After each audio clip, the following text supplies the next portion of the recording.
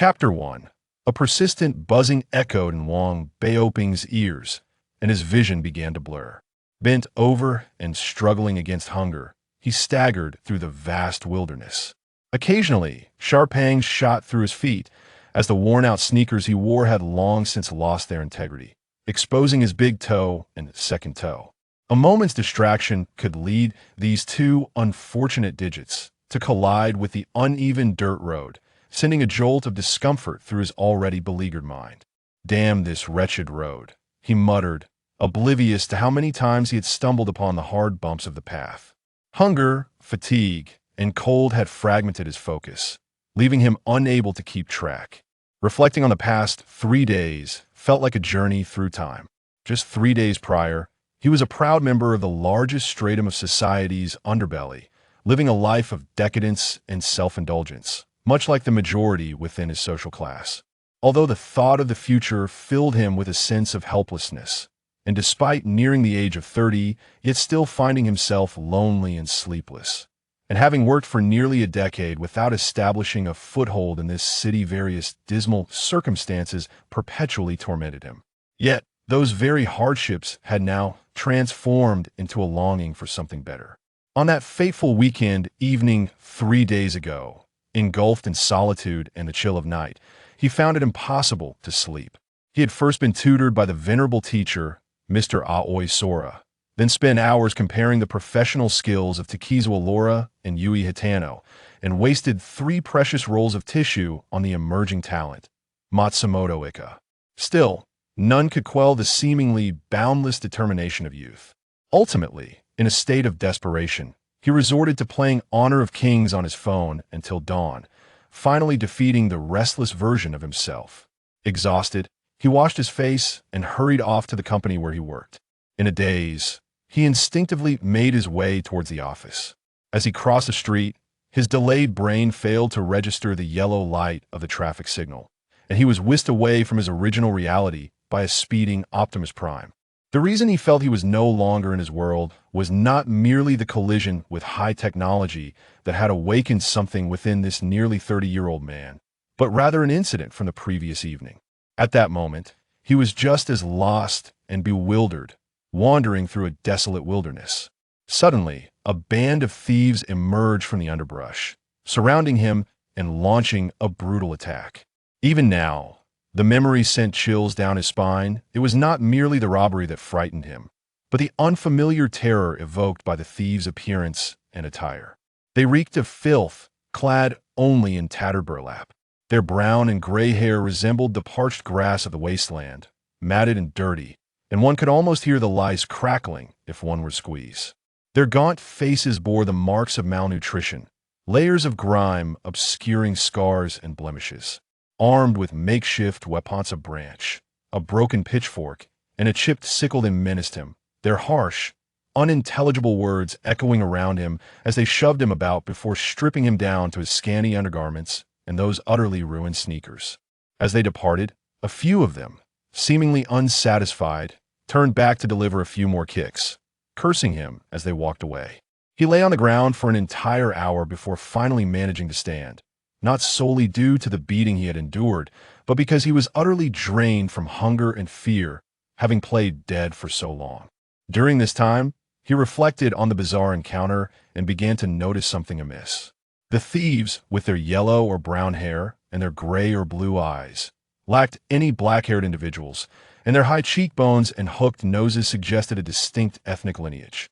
However, in today's world, even a white person from a remote village in Eastern Europe or a dilapidated slum in South Africa would not be impoverished to the extent of wearing nothing but ragged burlap. Moreover, these so-called Eurobarians were rather short, none exceeding 160 centimeters. Their mouths, displaying rotten black teeth, formed words that were neither the English he knew nor the French or Latin he was somewhat familiar with. What astonished him most was that, when he was knocked down, he noticed several of them wearing ancient Roman-style sandal attire that had virtually vanished in modern society, except for occasional appearances in films. The surrounding wilderness was certainly not a film set. Thinking back to the imposing truck that had barreled toward him, the only plausible explanation for his current predicament was the kitsch and trite notion of time travel, a fantasy often yearned for by the downtrodden. At this moment, unlike most time travelers, Wang Baoping found himself devoid of the exuberance or despair typically associated with such experiences. He had no energy left to contemplate these complex emotions. In his daze, his vision blurred further, his legs grew heavier, and darkness enveloped him as he stumbled and fell onto the uneven dirt road. Damn, that hurts, he cursed in a fleeting moment before losing consciousness. A series of jolting sounds, accompanied by clucks and squeaks, roused Wang Baoping from his stupor. Upon opening his eyes, he found himself lying atop a wooden cart piled high with goods. He attempted to sit up, but his weary body refused to obey, protesting with waves of pain that caused him to emit a weak moan. A sweet, delicate face leaned in from the front, tilting her head with curiosity as she gently uttered, "2A? 2A? What did that mean?" Observing her lightly freckled yet fair and exquisite face, along with her flowing golden hair, he recalled the circumstances surrounding his current situation. Wang Baoping's brain, having absorbed an array of cinematic narratives, quickly deciphered the gist of 2A, which likely equated to the Chinese phrase "you awake." He promptly echoed, "2A." Seeing that she seemed to understand his response, the girl chirped away, her voice reminiscent of a morning lark, gesturing animatedly as she spoke. Wang Baoping couldn't help but smile awkwardly aside from that initial phrase. He comprehended nothing else. Resolutely, he straightened his neck, intending to sit up. The girl, noticing his confusion, paused her chatter and reached out to assist him. Her soft hair brushed against his face, accompanied by a waft of lavender-scented youthfulness. Feeling her gentle, warm hands supporting him from behind, he found his heart warming unexpectedly. It felt as if all his strength had been sapped away, and he instinctively leaned back, causing the slight girl to press her entire body forward to maintain his balance, before she thoughtfully retrieved a softer burlap sack to prop him up. Embracing the typical mentality of time, travelers seizing any opportunity, Wang Baoping leaned against the sack, relishing the unusual softness he had just experienced with the girl. After a while, he regained his composure and began to observe his surroundings. He was now part of a small convoy consisting of 3 wooden carts. Apart from himself, there were a total of 9 individuals in the group. 3 were driving the carts, including the girl on his cart, who appeared somewhat clean and well-kept. The remaining 6, dressed in tattered clothing, trailed behind the carts, pushing when the road became rough, likely laborers or helpers. Among them was a particularly burly man wielding a short sword, exuding an air of intimidation, presumably serving as the convoy's protector. Wang Baoping's awakening quickly stirred a commotion within the convoy, with some individuals rushing over to gawk at him. The driver at the front, noticing he was awake, turned to assess his condition and called out, "Si Dong." This shout brought the entire convoy to a halt, and he jumped down from the front cart, approaching Wang Baoping with a beaming smile and similarly asking, "2A? 2A?" Wang Baoping managed to muster a faint smile as he responded, his voice trembling. The man appeared to be in his 40s or 50s, his smiling face radiating a unique confidence and warmth amidst the convoy, tinged with a hint of shrewdness. From his somewhat respectable linen attire and meticulously groomed facial hair, it was evident that he was the leader of this caravan. Noticing his lack of well-being, the caravan leader lifted his gaze to the sun and issued a few loud commands to the others, prompting the caravan to halt its progress. The golden-haired maiden retrieved several wooden sticks and a ceramic pot from the carriage, swiftly constructing a rudimentary cooking fire on the ground, while a few of the men fetched firewood from the nearby thicket with their machetes. After approximately half an hour, the food in the pot was ready. The golden-haired maiden approached him, cradling a steaming wooden bowl that contained a porridge of mush with a hint of minced meat. The bowl's rim bore several jagged cracks and was marred by unsightly blemishes, having endured the ravages of countless lips and teeth over time. The crevices were laden with visible filth, making it almost unbearable to behold. Yet, at that moment, Wang Baoping remained oblivious to these transgressions. His eyes were solely fixated upon the steaming bowl of mush. He failed to notice the wooden vessel that held it or the enchanting golden-haired maiden who offered it to him with a radiant smile. Driven by an inexplicable force and a surge of greed, He snatched the bowl from her hands and devoured its contents voraciously, emitting sounds akin to a ravenous dog guarding its food. He consumed 3 large bowls of the mush, choking and sputtering several times, his mouth blistering from the heat. Only when his belly felt painfully distended did he finally succumb to exhaustion, languidly reclining back down. Soon, a warm wave surged from his stomach throughout his body, ushering in a wave of drowsiness that enveloped him unnoticed. Under the gentle embrace of the midday sun, he drifted into a deep slumber once more.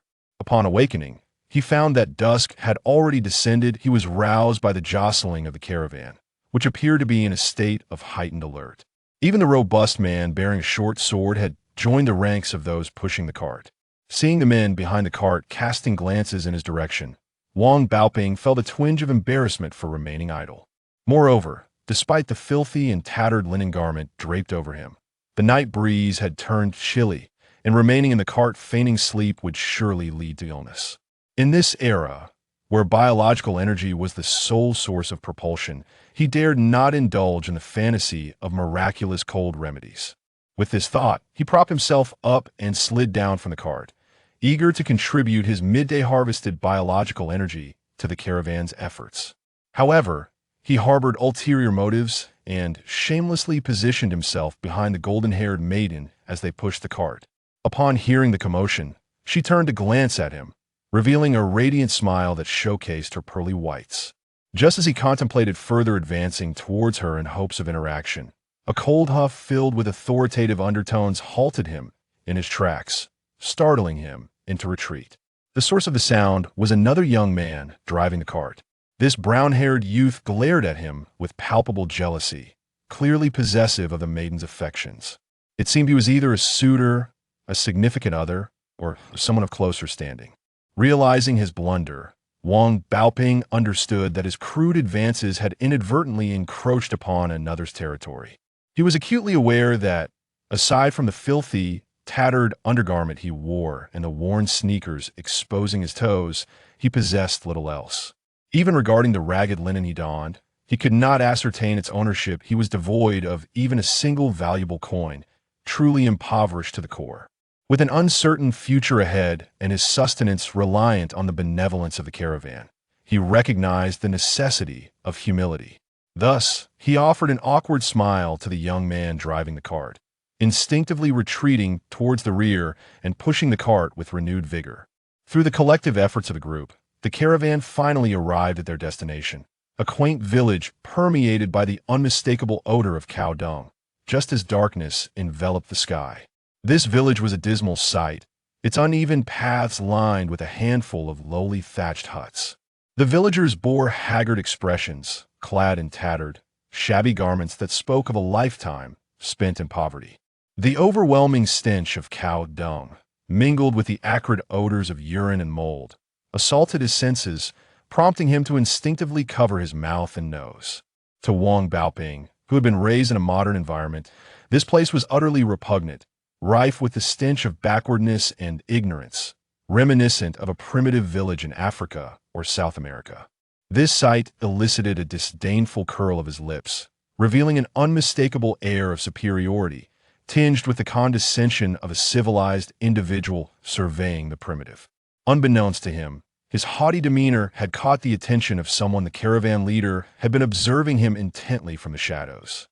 A multitude of villagers gathered before the most respectable house in the settlement, a quaint 2-story structure crafted from sturdy logs. Approaching them was the most elegantly attired individual in the village. Likely an elder or the village chief, he extended his hand to the leader of the caravan for a brief handshake and exchanged pleasantries, before guiding the group to push 3 wooden carts into the backyard, where they then followed him into the wooden abode. The center of the dwelling was a fire pit, above which hung a wooden rack supporting a ceramic pot, akin to the one from the caravan. Bubbling with thick porridge, Wang Baoping, imitating others, sought a nearby stump fashioned from a log and settled down around the fire pit with the others. Just as everyone took their seats, a plump woman wielding a wooden ladle entered, accompanied by a small girl carrying a stack of wooden bowls. Starting with the leader of the caravan, the woman ladled porridge into each bowl, and the weary villagers, exhausted from the day's toil, seemed devoid of the energy to converse, leaving only the sound of slurping as they consumed their meal. Although Wang Baoping's appetite had diminished since noon, and he began to find the dirty wooden bowl in his hands distasteful. He hesitated only briefly before succumbing to the primal hunger that coursed through him. Ignoring the unsightly bowl and the unappetizing porridge, he chided himself internally, it is merely for the sake of caloric intake. After finishing his bowl, though he was still hungry, he noticed that the woman with the ladle had no intention of serving another round, and thus felt too embarrassed to ask for more. Inside, only the leader and the village chief engaged in hushed conversation, while the rest either sat in silence or huddled closer to the fire for warmth. After a brief exchange, the leader rose to take his leave. Skillfully making his way to the room on the left, and the group followed him inside. It appeared this room would serve as their lodging for the night.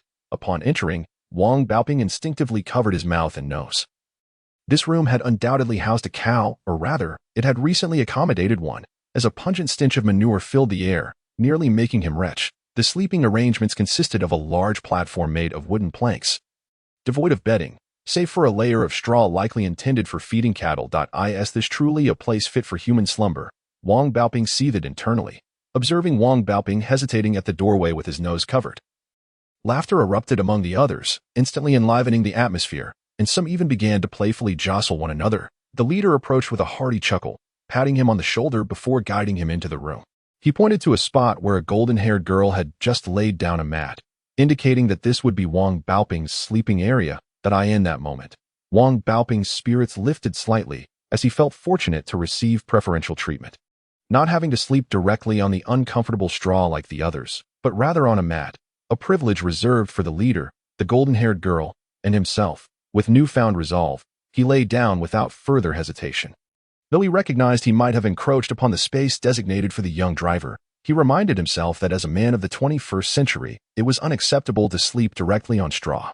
He shrugged off the disapproving grunt from the brown-haired youth behind him. Before long, the weary villagers succumbed to slumber, the room filled with the symphony of snores, making it difficult for Wang Baoping to find rest. It was not merely the cacophony of snoring that disturbed him. The overwhelming stench of ammonia and mold permeated the air, assaulting his senses and preventing him from sleeping soundly. A small hand gently nudged him from behind, followed by the offering of a warm handkerchief. Turning, he saw the golden-haired girl, her other hand covering her nose as she observed him, indicating that she, too, was struggling with the odor. The handkerchief, when pressed to his nose, emitted a delightful lavender fragrance, mingled with the unique scent of youthful innocence, filling his heart with a warm flutter. Gazing upon her exquisite visage and inhaling the rich aroma from the handkerchief, Wang Baoping momentarily forgot he was nestled in a wooden abode saturated with the smell of manure. He lost awareness of the painful blisters on his feet, the fatigue that enveloped his body, and the bewilderment of how he had found himself in such a strange world, along with the anxiety and despondence it evoked within him. In that fleeting moment, everything seemed wondrously beautiful. He envisioned a future filled with companionship and success, even entertaining fanciful thoughts of naming their future children. He began to question whether this entire experience, including his very transference, was merely a figment of his imagination, wondering how he, of all people, could earn the affections of such a remarkable girl. Was this what they referred to as the perks of being a time traveler? The euphoria of daydreaming did little to alleviate his physical exhaustion. Yet, aided by the calming effects of lavender, our dear Baoping unexpectedly drifted off to sleep within the pungent confines of the wooden dwelling. Despite the alluring presence of the exotic beauty lying merely feet away, even as his youthful heart surged with energy propelled by hormones, urging him to act, he succumbed to slumber, overwhelmed by fatigue. Beauty is often fleeting, and even many years later, in moments of solitude and despair, he would often reminisce about this unforgettable, enchanting time. The following day, Wang Baoping awoke amidst a din of commotion, opening his eyes to find the sleeping platform entirely vacant. Sounds of the villagers organizing the carts echoed from outside, the young men chattering and laughing, their spirits evidently rejuvenated by a night's rest, a stark contrast to the previous evening's silence. In contrast, our Baoping appeared far from rested. Dark circles shadowed his eyes, and his limbs felt heavy with fatigue, rendering him nearly incapable of speech. His physical weakness, compounded by the exertion of suppressing his inner turmoil the night before, left him in a state of disarray. After tidying the caravan, each person consumed a bowl of what was likely the remaining porridge from the previous night before hastily setting off on their journey. Seated in the cart, however, Wang Baoping was faced with a formidable challenge. Languaged as a time traveler, there are generally two types of transitions. One involves the soul, where a powerful spirit, under fortuitous circumstances. Arrives in an alternate timeline, a different planet, or even a distinct realm, often inhabiting the body of a local native, typically one who is deceased or near death, to avoid the mental disarray commonly associated with such transitions. These travelers possess the memories of their host bodies, making communication effortless. The other type is akin to Wang Baoping's situation, wherein the traveler retains their original body and memories, presenting a significant linguistic barrier. Initially, the golden-haired girl, perceiving his reticence as mere shyness, approached him to engage in conversation. However, it soon became evident that he was entirely unfamiliar with the local language. Fortunately, the villagers seemed unconcerned, perhaps indifferent to the plight of a man who had nothing but his undergarments left. Even if he stood apart from the rest, the golden-haired girl, akin to a discoverer unveiling new lands, ceased her driving duties and summoned one of the caravan workers to take her place. Leaping into the cart to gesticulate energetically, attempting to teach him the local tongue, the leader, hearing the commotion, glanced back with a knowing smile, shaking his head slightly before returning to his business. The girl eagerly settled beside him, a position that caught Wang Baoping off guard, rekindling memories of their intimate moments the previous night and stirring feelings within him once more. Yet, faced with the present circumstances, he dared not linger in such thoughts for too long. After all, if he could not communicate in this new world, he risked becoming an outcast, facing discrimination or worse, jeopardizing his very survival. Thus, mastering the language became a matter of utmost importance, compelling Wang Baoping to adopt a serious demeanor. Once he prioritized the task, he surprisingly reawakened his linguistic aptitude. Recalling his university days when he struggled to pass the 4th level of English, he remembered how he had developed feelings for a girl in the English department. He would often find her in a secluded corner of the campus, reciting vocabulary. Seizing the opportunity under the pretense of studying, he approached her multiple times until, eventually, he succeeded in striking up a conversation. In the days that followed, his determination to improve his English bore fruit, as the girl graciously agreed to help him. It was during this time that Wang Baoping's English skills flourished remarkably. In an effort to showcase his exceptional learning abilities before the young lady and to allow her to experience the joy of reaping the rewards of his efforts, thereby further garnering her affection, he diligently and earnestly devoted himself to studying English, ultimately passing the Level 4 examination with remarkable ease, although the young woman later discerned his ulterior motives and distanced herself from him. It was at this juncture that Wang Baoping awakened his linguistic talent. Not only did he effortlessly conquer the English Level 4 exam, but he also enrolled in the Level 6 course, even extending his knowledge to French and Latin to facilitate interactions with the charming foreign students of the language department. His performance in these languages was commendable. There is a saying, women are the driving force behind men, which aptly applies to Wang Baoping's situation. At this moment, although Wang Baoping found himself in an unfamiliar world, the combination of his innate talent, the stimulating influence of hormones, and the pressures of survival led to an astonishing revelation for the young woman. In just a single day, he nearly memorized all the names she pointed out, including the names of over a dozen products in their cart and the names of 8 others in their caravan. Aside from the lovely Yamala, as well as the names of various nearby landmarks, easily surpassing 100 vocabulary words, this left her utterly astonished, as she would occasionally point to an object or a person, prompting Wang Baoping to identify it with minimal hesitation and few errors, causing her to gape in amazement. Ultimately, unable to contain her excitement, she rushed to her father, Old John, the caravan leader, and animatedly recounted her observations about Wang Baoping. However, Old John, upon hearing her tale, appeared unperturbed, merely turning to smile at him with a calm demeanor. Thus, on this day, our protagonist, nicknamed X, a name he chose, signifying the unknown and unpredictable, which resonated with his current situation, while also being the code name of the hero from a Hollywood action blockbuster he admired, experienced a fulfilling day, learning over 100 new words and earning the gaze of Yamala, whose eyes sparkled with delight whenever she looked his way. Naturally, this also attracted the envious and hostile gaze of Harvey, a distant relative of Old John with brown hair, who frequently cast warning looks in Wang Baoping's direction. Consequently, our protagonist felt compelled to temper his inner satisfaction, refraining from gazing too long into those radiant eyes for fear of revealing his delight and attracting jealousy. One must maintain decorum. After all, that evening, they lodged in a village reminiscent of the previous one, yet with a distinct aroma, as the area was replete with vineyards, filling the air with the pungent scent of fermenting grapes. This village was known for its wine production. Old John exchanged several sacks of wheat and a bag of salt for numerous jars of wine with the locals. Before seeking shelter at the village chief's home, they arrived earlier than the previous day, and during a brief respite after their labors, Wang Baoping reflected on his observations, gradually deducing the identity of Old John and his band of traders. This was a traveling merchant caravan, where merchants roamed towns and villages, profiting from buying low and selling high without a fixed location. Such merchants often reaped greater rewards than their stationary counterparts. But their lives were fraught with hardship and significant risks, which explained the presence of weapons among them. That he noticed that each cart contained a spear or two in the corners, recalling the harrowing experience from 2 days prior when he nearly fell victim to a band of robbers and the tense atmosphere of their caravan the previous evening. Wang Baoping felt a wave of anxiety wash over him, realizing that this was not a peaceful world. What if I encounter danger again? I should acquire a weapon, he mused, counting the 4 spears on the cart. Knowing he would likely be unable to secure one in case of peril, he examined the wooden staff of a spear. Inspiration struck him, reminiscent of a scene from the movie Avatar, where the protagonist sharpened a stick in the wilderness. Thus, he could also craft a wooden spear for self-defense. He began searching for a suitable stick, enlisting Yamala, his adoring fan, to assist him in this endeavor.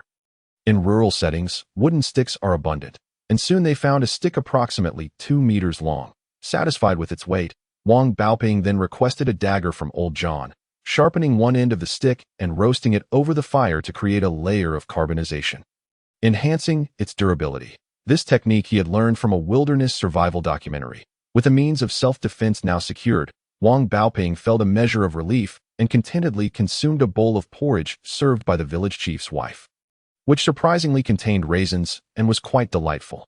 After dinner, he knew better than to overstay his welcome, promptly claiming a spot on the mat as soon as it was laid out, and quickly retiring for the night.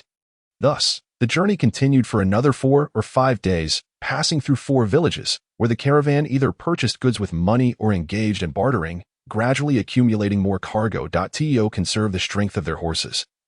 Even the young lady driving the cart dismounted to lead the horse. Wang Baoping could no longer afford the luxury of remaining idle, so he too dismounted and walked, assisting in pushing the cart over inclines and obstacles. Though the labor was arduous, his physical condition improved significantly compared to his initial state.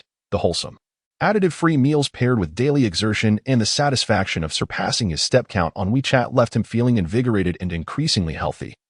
No longer plagued by the chronic malaise that once left him fatigued at the slightest effort, his progress in language acquisition was also remarkable. Under Yamala's patient guidance, he transitioned from simple words to short phrases and eventually to general expressions with ease. Now, he found himself capable of engaging in basic conversations with everyone he encountered. Some may argue that such proficiency in a foreign language is implausible. After all, many have struggled for years without success. However, it is essential to adopt a balanced perspective on this matter, considering 2 aspects. First, the similarities among regional languages. Many foreign elites boast of fluency in 7 or 8 languages, often rooted in the fact that European languages derived from Latin share grammatical structures, pronunciation, and writing systems.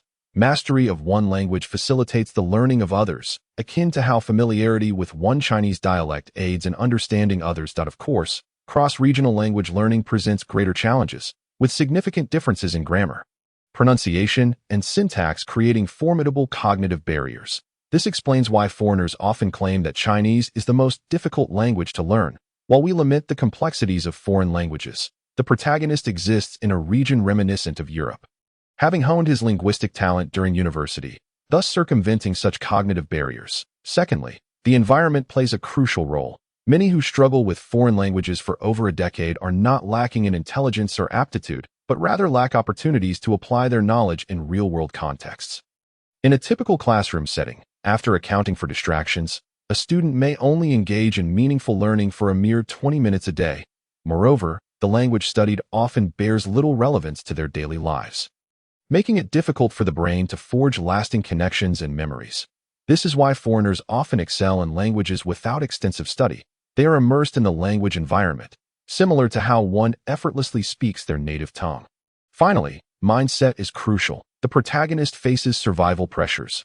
Mastering the local language is vital for his existence. Survival instincts can unlock one's full potential, and with a positive attitude and hands-on guidance from a captivating companion, He dedicates himself to immersive learning for hours each day. After just over a week, failing to grasp simple conversational skills would be a disservice to the education he received and the support of the state. From the past 2 days, Yamala has been teaching him to read and write using a small stick in the dirt during their midday and evening breaks. To her astonishment, while she initially struggled to remember a handful of words in a day, she now finds that he can easily memorize dozens. In the eyes of Yamala, it was nothing short of remarkable. She had completely succumbed to her infatuation with Wang Baoping, orbiting around him incessantly uttering yaks with a fervor that was palpable. The adoration gleaming in her eyes filled his heart with an unparalleled sense of satisfaction, electrifying him with excitement. He found himself yearning for a secluded spot amidst the sorghum fields or thickets, where he could engage the young lady in discussions about life and dreams. Yet, an occasional disdainful snort, sharp as a bell's toll, pierced the air. Harvey was asserting his claim, compelling him to halt his fanciful musings. He took a deep breath, reminding himself to remain composed. Although his prowess no longer allowed him the luxury of modesty, circumstances dictated otherwise. Through days of interaction, he came to understand the predicament of old John, the patriarch, that a widower in midlife with no sons. He had but one daughter, Yamala. That distant rural relative, Harvey, had come ostensibly to apprentice, but in truth, he seemed intent on vying for Yamala's affection, likely hoping to inherit old John's legacy as well. It was evident to discerning eyes that he harbored ambitions toward Yamala, perhaps even envisioning himself as the future master of the estate. Here was Wang Baoping, a mere shadow of a man, with Yamala's gaze upon him, radiant and bright, drawing closer as if magnetically attracted. Instinct whispered to him that Yamala indeed held an interest in him. However, he, as a man of scant means, understood the necessity of restraint. The lessons of life cautioned him against harboring inappropriate desires, lest calamity befall him. Yaks, are you not a nobleman? Come lend a hand. Harvey's condescending tone cut through the air. Reluctantly, he muttered an expletive under his breath and ambled towards the cart. Laden with bags of wheat weighing dozens of pounds, since childhood, he had never engaged in such laborious tasks. The nation had long since concluded its poverty alleviation efforts, now striving towards modernization. Did Harvey not realize this? Harvey, do not assign tasks to Mr. Yaks, old John admonished, his tone tinged with reproach, then cast a sheepish smile towards Yaks, gesturing subtly in Yamala's direction. Yaks instantly grasped the implication, nodding in gratitude, seemingly unfazed as he turned to join Yamala in preparing their sleeping arrangements for the night. His heart blossoming with joy. How does the saying go? Fortunate individuals have celestial guardians. This is indeed the manifestation of such fortune that in times of hardship, a noble benefactor emerges. Could this be the so-called halo of the protagonist in a tale of transmigration? As Yaks reveled in what he perceived as his serendipitous encounter with a benefactor, he remained blissfully unaware that in the eyes of others, he had transformed into the noble benefactor. Old John regarded his retreating figure with a gaze laden with significance. Often, old John observed him with such eyes, skillfully concealing his true intentions. Those around them, including Yaks himself, remained oblivious, believing he merely caught sight of Yaks by chance. Yet unbeknownst to them, beneath old John's placid exterior, a tempest brewed within, for he had already begun to formulate his plans. Thus, over the past few days, he had meticulously scrutinized the plight of their humble protagonist. From the moment he first encountered the famished Yaks collapsed by the roadside, this enigmatic youth had made a profound impression on him. This individual is of noble lineage, no, a grand noble, he firmly asserted to himself. His youthful, fair complexion evoked images of a life of luxury, unmarred by labor or the elements. His elongated frame and arms, seemingly more delicate than those of a young woman, indicated he was not of the middle or lower gentry, those who were accustomed to combat and strife. His soft, uncalloused hands further corroborated this. They had likely never grasped a sword. After all, why would they? He was of high nobility, and only the lesser gentry engaged in the toils of battle. Moreover, upon first discovering Yaks, old John had briefly entertained the notion of selling this foundling to a slave trader. Thus, he instinctively pried open Yak's mouth to inspect his teeth. They were clean and well-maintained, a stark contrast to the teeth of the impoverished, who often bore the marks of malnutrition. In this era, it was rare to find someone with such dental care, which required devoted attention. He had witnessed the young maids tending to the noble's teeth, an exclusive privilege reserved for the upper class. Hence, the condition of one's teeth served as a reliable indicator of social standing. Yet, These observations were merely superficial. What astonished old John even more was Yak's remarkable capacity for learning and knowledge. His ability to memorize vocabulary at a rate several times that of Yamala was merely the beginning. The fact that he could swiftly master the rudiments of the Swadian language within such a short span indicated he was no ordinary individual. Clearly, he had not previously encountered the Swadian tongue, suggesting a background of extensive, systematic education, indicative of a well-educated individual with a profound wealth of knowledge. In this day and age, it was uncommon for individuals to be literate. Many of the lower gentry could scarcely recognize a handful of characters. Only the high nobility and the upper echelons of the clergy had the opportunity and resources for a comprehensive education.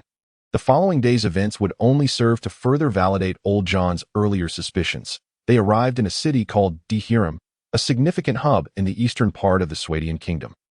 Built upon a vast plateau surrounded by expansive plains, renowned for its wheat, bread, beer, and jerky, the primary objective of old John and his entourage was to exchange their goods for wheat at a lower price in the surrounding villages, then transport it to the city's breweries, selling it for profit. Before purchasing beer at a lower cost to sell in other cities, as was customary, they delivered their wheat to the brewery with which they often collaborated. However, during the transaction, a conflict erupted when a new employee at the brewery, responsible for receiving the goods, deliberately played tricks, counting the 210 bags of wheat as merely 205, thereby pilfering 5 bags. Such petty deceit had been commonplace among previous employees. A minor rule of the brewery. Typically, they would underreport by 1 or 2 bags, and everyone would turn a blind eye, treating it as a tip for the workers' efforts. This was largely due to the era's lack of mathematical knowledge, where counting to 100 was a considerable feat, and mistakes of 1 or 2 bags were not uncommon. Old John had no confidence in being absolutely correct, and recounting would prove unwise, as the loading and unloading had already been monopolized by the local guild, necessitating additional payment for labor. Thus, under ordinary circumstances, if the discrepancy was not egregious, everyone would choose to overlook it. However, this time, the 5-bag shortfall represented a significant loss of profit, causing both old John and Harvey to bristle with indignation as they engaged in a heated argument with the receiving clerk. After all, the fruits of their labor over many days weighed heavily on their hearts. Yaks, having recently entered this world, found himself in a city for the first time, filled with curiosity, not accompanying them to the warehouse. He wandered outside, taking in the new sights. Upon hearing the commotion among the caravan, he hurried over to ascertain the situation. After grasping the circumstances, he inspected the pile of wheat, then circled it before asking old John, "How many bags did you count earlier?" Old John, lacking even a rudimentary grasp of mathematics, stammered, "It should be, roughly, around 200 plus 10 bags, I suppose." His lack of certainty was glaringly apparent. Were all the bags stacked neatly? Were there any that were irregularly placed or hollow? Yaks pressed on, turning to the other workers present, clearly unsettled by old John's uncertainty. They were all stacked neatly, one beside the other. I was watching closely, Harvey boasted, thumping his chest. "Very well," Yaks replied. "I can now assure you that we have a total of 213 bags of wheat. You Haven T just miscounted 5 bags. You've actually miscounted 8. Yaks declared vehemently to the receiving clerk. "Are you certain? Is it truly 213 bags?" Old John stated there were only 210. The clerk threatened, "What if there are not 213 bags? Recounting will incur double the unloading fee." Detecting the clerk's nervousness only fueled Yak's indignation that he could hardly believe the audacity of a mere receiving clerk. "It is certainly 213 bags. Here's what we'll do. If the recount reveals your figure of 205 bags, or even 210, we shall cover the unloading costs and additionally compensate you with 100 copper coins as an apology. However, should it amount to 213 bags, the excess loading and unloading costs would have to be borne by you. What do you think?" Yak spoke with a tone of provocation, clearly disdainful of the conduct of that fellow. "What reasoning is this? I believe that as long as it exceeds 210 bags, the loading and unloading expenses should be covered by our associate, and we shall compensate you with 200 copper coins as an apology. What do you think of this arrangement?" The speaker was the workshop owner who had emerged from within the warehouse. Fully aware of his associate's character, he felt compelled to step in to salvage the reputation of the workshop.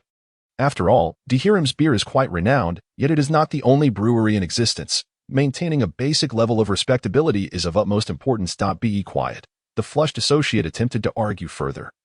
only to be silenced by the owner's furious rebuke, whimpering like a dog as he retreated, no longer daring to utter a word. "Does this arrangement suit you, sir?" The workshop owner turned to appraise Yax for a moment before speaking with a courteous smile. In his eyes, although this man appeared shabby, his demeanor and appearance revealed a certain distinction that was unmistakable to someone as worldly as he did. It seemed as though he had intentionally donned such tattered attire. Yet his noble bearing and aura could not be concealed. He might indeed be a person of considerable significance. The thought of inadvertently provoking a powerful figure was not something a small fry like him could afford. Unbeknownst to him, Yax, our classmate Wang Baoping, was in fact of no great consequence. His inherent pride stemmed from the compulsory education of the 21st century and 4 years of university life. His fair and symmetrical features, along with his tall and upright stature, were merely the fortunate products of a life in an environment where basic needs were easily met. Who would have thought? The ordinary you today would be regarded as a person of great importance in ancient times. Even a noble or a high-ranking aristocrat. Heh, you said it yourself. We did not make such demands. Yax, blissfully unaware of being regarded highly, replied in his usual conciliatory tone. Yes, if you prefer not to recount the inventory. I trust you completely. How does a direct compensation of 200 copper coins sound? The workshop owner, unaware of Yax's true thoughts, interpreted this as a display of a significant person's modesty, becoming increasingly respectful. That simply won't do. We should recount everything, he insisted. Otherwise, others might think we have taken advantage of your workshop. Yax mused. Why don't you trust me? If I were to compensate you without checking, wouldn't others perceive it as me taking advantage of you? Am I being treated like a rogue, or are you speaking in reverse? Yet the workshop owner interpreted this as, alas, this important figure insists on laying the awkwardness bare. I hope there are no unpleasant surprises awaiting me. Mr. Yax, perhaps we should heed the owner's advice. Old John, fearing Yax might jeopardize their relationship, hurried over to mediate, for after all, business thrives on amiability. Would that be acceptable? Very well. Considering Old John's concerns, Yax reluctantly nodded in agreement.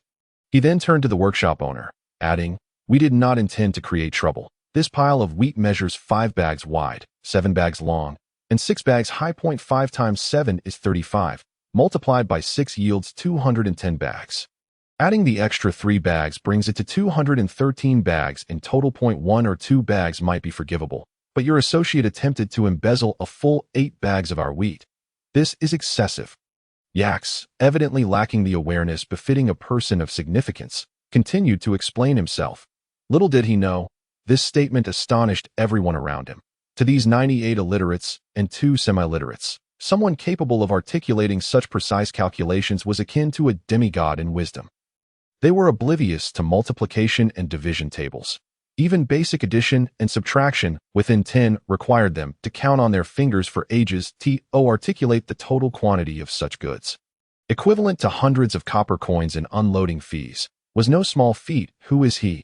Each person present wondered, observing his confident demeanor that belied any pretense. Could he be a nobleman incognito from the local territory?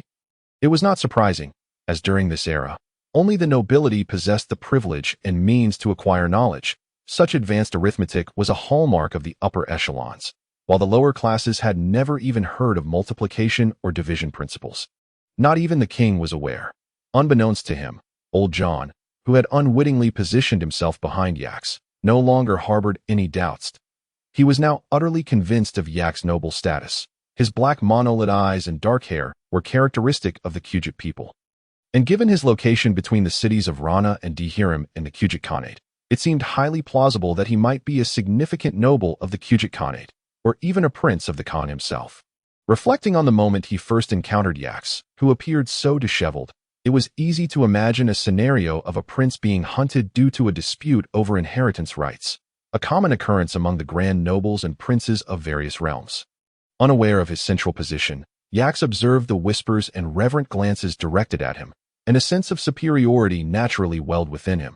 Though he smiled outwardly, internally he scoffed. What is so extraordinary about this? It's merely elementary school math, a bunch of medieval illiterates.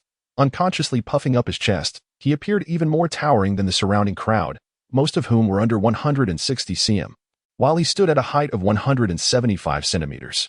Thus, amidst the awe of the onlookers, Yaks graciously accepted the pouch of 200 copper coins presented by the bowing workshop owner. Tio resolved the misunderstanding. The workshop owner decided to sell the beer to the merchant caravan at a price 5 copper coins below market value. Much to Old John's delight, who promptly rented a cart to purchase a full load of beer, returning triumphantly. After seeing the caravan depart satisfactorily, the workshop owner immediately dispatched someone to recount the pile of wheat. Discovering it to be exactly 213 bags, neither more nor less, he promptly decided to dismiss the receiving associate and docked him 200 copper coins from his wages. A side note regarding the mathematical descriptions in this chapter. Do not find them exaggerated. During the time before Arabic numerals became widespread, Europe's mathematical capabilities were quite rudimentary. The skills of the lower classes likely fell short of what is described, with few being able to perform even basic addition or subtraction, let alone multiplication or division, concepts that were virtually unheard of. Interested readers may wish to consult the scant available materials, as historical records are often fragmented and their authenticity remains debatable, but as the saying goes, money in hand brings peace of mind. Though 200 copper coins hold little value, after traveling with the caravan for several days, Yaks had gained an understanding of their worth for someone who was previously penniless. It constituted a significant sum. After confirming that this pouch of coins belonged entirely to him, his thoughts began to race, considering the chaos of the times and to avoid the embarrassment of being stripped bare again. His personal safety became paramount. He needed to find a way to arm himself, for increasing his combat prowess required proper equipment. Thus, he turned to Old John and said, "Old John, I require some weapons for self-defense. Could you assist me?" Old John first regarded him with a knowing look, then nodded as if understanding everything. He beckoned the bulliest man among the group, Bandak, and said, "Old Ban, please accompany Mr. Yaks to the weapon shop and help him select a suitable weapon." Bandak was a seasoned mercenary, much like Old John. Having seen his fair share of the world, it was said that he had once served as a guard for a nobleman, but after a battle in which he failed to protect his lord, he became a mercenary. Fortunately, he had met Old John, which led to his current position with the caravan. Though he was only in his 30s, he appeared as though he were nearing 40 due to the aging nature of people in this era. Old John, for instance, was merely 40 but seemed closer to 50. Bandak was not one to speak much, his stern face marked by a vertical scar from a broken brow, making him appear unapproachable. Yet he treated Yaks with great courtesy, always addressing him as Sir. Upon arriving at the weapon shop and observing the various pieces of armor with considerable defensive capabilities, Yaks felt a surge of excitement and yearned to purchase a suit of armor. However, after trying on every armor in the shop, none fit him properly. Most were designed for those around 1.60 meters tall, while Yak's height of 1.75 meters rendered him a giant by the standards of this era. The shopkeeper mentioned that custom fitting was possible if needed. However, it would require a span of 10 days, and the cost would be exorbitantly doubled. Speaking of price, Yaks was taken aback when he inquired with the shopkeeper. A seemingly considerable sum of 200 copper coins was, in fact, a trifling amount in the context of weaponry in this era. That a rather ordinary sword would set one back between 5 to 10 silver coins, where 100 copper coins equate to a single silver coin. With his meager funds, he could scarcely afford a sword, let alone custom armor that commenced at a price of 20 silver coins. Old Ban, being a seasoned expert, engaged in a bit of haggling with the weapons shop owner, ultimately settling on a rusted sword for the price of 180 copper coins. Just as he was about to make the payment, Yak's keen eyes spotted a heap of dusty, muddy weaponry haphazardly piled in a corner near the forge, appearing decidedly neglected. TCH, the refuse of Nord pirates. If you fancy any, they're yours for a mere 100 copper coins each, the shopkeeper disdainfully remarked, noticing Yak's interest in the forlorn collection, Nord's pirates. Yaks inquired, casting a puzzled glance at Bandak. "They are merely a band of marauders from the northern seas," Bandak replied with a look of contempt. "These items must be the spoils from when the local lord wiped out the pirates." "Sir, are you truly interested in such detritus? We locals harbor a strong disdain for these wretched scraps, and typically refrain from using weaponry or armor of their design. They're filthy, particularly the armor, which carries an odor that is simply revolting. They are best recycled and repurposed." Observing Yak's fervor, Bandak benevolently cautioned him. Yet Yaks, disregarding the local hierarchy of disdain, was in dire need of survival gear and, with limited funds, saw no reason to maintain any pretenses of superiority. Thus, he approached the pile and began rummaging through it. As he drew near, he was nearly overwhelmed by a foul stench mingled with the scent of fish. But he held his breath and persevered, determined to sift through the debris. Seeing Yak's determination, Bandak could only join in the search. Ultimately, with Bandak's assistance, Yaks unearthed a half-length chainmail with leather lining and a bent Nord sword. This chainmail was light, yet offered commendable protection, with an additional layer of coarse leather enhancing its defensive capabilities. Particularly effective against crossbow bolts, it also provided a degree of insulation. Given that the Nord people were generally taller than the locals, Yaks pinched his nose and gauged that it fit him reasonably well. The Nord sword, aside from its curvature, was in relatively good condition, lacking any significant nicks except for a slight rolling of the edge. Thud. Bandak tossed the two items before the shopkeeper, as if discarding refuse, and inquired, "How much?" 200 copper coins, the shopkeeper replied without even lifting his eyelids. 100 coins. These two items would hardly fetch a pittance if melted down. Bandak stated impassively. 150 coins. The shopkeeper countered. 120 coins. It cannot be more, Bandak insisted, feigning to depart. Very well, 120 coins it is. The shopkeeper relented with a shrug. This sword requires some repairs. Old Ben kicked the bent Nord sword. 30 copper coins. That I've been a mercenary for over a decade, and I know the worth. Shopkeeper, this sword is merely bent a tad, not something that requires forging anew. I'll give you at most 10 copper coins. Bandak protested loudly. As Yaks observed the shop's forging tools, an idea struck him, and he addressed the shopkeeper. I could offer you 20 copper coins, but you must repair it according to my specifications. Agreed, but if it proves too troublesome, there will be an additional charge, the shopkeeper replied bluntly. Such a statement sounds remarkably like a lady's. Yaks mused inwardly.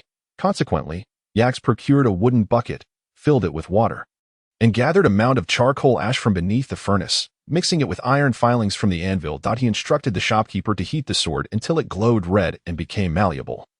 Then swiftly immerse it in the bucket to cool. This process would be repeated several times, after which the sword would be briefly reheated before being placed in the mixture of charcoal ash and iron filings to cool gradually. This seemingly straightforward method did not require much effort from the shopkeeper, prompting Bandak to exclaim how unworthy it was. Unbeknownst to him, this was the renowned technique of quenching and tempering. Although Yak's method was somewhat rudimentary and did not achieve the ideal results of quenching and tempering, the sword's hardness and toughness had been significantly enhanced, making it far less susceptible to bending. Yaks had gleaned this knowledge from a documentary, conjecturing that such techniques had yet to be widespread in this era. After a bit of polishing, the Nord sword was restored. As they departed, Bandak felt he had been taken advantage of, recalling how Yaks insisted on acquiring an iron spearhead from that heap of discarded Nord pirate weaponry. Leaving Yaks in a bemused state. On their way back to the merchant caravan's end, Bandak wrinkled his nose and pointed to the chainmail. Sir, are you certain you wish to don that armor of the Nord pirates? The odor is notoriously difficult to eradicate. It is said that those who wear Nord pirate attire may fall ill. This could tarnish your reputation. None of that matters, Yaks replied with unwavering confidence. For he had already devised a plan for addressing the chainmail's odor. Upon returning to the inn, Yaks borrowed a large pot from the innkeeper through Old John, adding some plant ash to water. After cleansing the chainmail, he placed it in the pot, bringing it to a boil for approximately half an hour before rinsing it clean. The mildly alkaline plant ash, combined with the boiling water, not only eradicated the filth but also eliminated bacteria, while the loose leather lining became more structured and comfortable to wear. To ensure a more thorough cleansing, Yaks entrusted Yamino with 10 copper coins to procure some lavender, which he added to the pot with fresh water, allowing the chainmail to simmer gently for an hour before hanging it by the fire to dry. Thus, after a night of meticulous care, the next morning, Yaks beheld a pristine half-length chainmail, free from both stains and odors. The metallic links gleamed brilliantly, imbued with a delicate fragrance of lavender. When he donned the refreshed armor, it accentuated his otherwise slight frame with an air of martial prowess. Observing his self-satisfied demeanor, onlookers expressed their envy, particularly Bandak, who knew the true origins of that once odorous rag. Had time permitted, he would have replicated Yak's efforts. At that moment, Yamina approached with a set of fine linen garments and a pair of leather boots. Old John explained to Yaks, our caravan has been trading in remote villages and has struggled to procure decent clothing. Upon our arrival in Dehiram City yesterday, I instructed the tailor to work through the night to prepare this outfit. Unfortunately, due to the caravan's limited resources, we could not afford higher quality fabric. I hope you won't mind.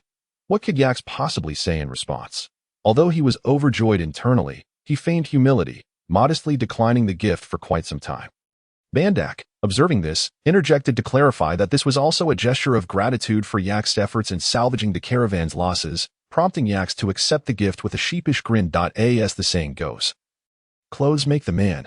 Shedding the tattered, damp linen, Yax donned the brand new attire and boots, slipped on the half-length chainmail, and strapped on the Nord sword that Bandak had polished. At first glance, he resembled a wandering swordsman straight out of a cinematic epic, save for a wide-brimmed hat and a flowing cloak. When Yax emerged clad in his new garb, he drew considerable attention, prompting murmurs of admiration from the crowd. Particularly captivated was Yamina, whose gaze was filled with dreamy adoration, as if she were beholding a long-lost husband, eagerly assisting him in adjusting his attire. Thus, surrounded by a throng of admirers, Yax departed the inn, leaving Dehiram city behind. In that moment, Yax found himself at the center of attention, maintaining an outward composure of serenity, while inwardly, he was engulfed in a frenzy of anxiety. He even began to wonder if he possessed some sort of star quality. After all, it was merely a change of clothes. Could it be that the chainmail had an allure attribute? Though he held himself with the superiority of a 21st-century individual, he was, after all, still a nobody, suddenly elevated to prominence within the caravan. How could he not feel a twinge of panic? He feared that over time, he might lose his composure. Fortunately, this state of disarray did not last long. A brief incident brought him a moment of clarity, as if he had discerned the cause, only to be plunged once more into a realm of troubling contemplation. It was just as the caravan had exited the gates of Dehiram city when a troop of cavalry emerged from within. Causing quite a stir, passers-by instinctively stepped aside to make way for the approaching horsemen. Among them, one figure stood out prominently, a striking individual clad in a burgundy velvet coat, adorned with a white mink-lined bow and arrows. Riding a magnificent black horse, unmistakably a wealthy nobleman. How imposing the lord of the city is. He must be heading out for a hunt. Someone murmured nearby. That's a Naibua, just like you. Ymira whispered to Ix, gesturing towards the retreating lord's entourage.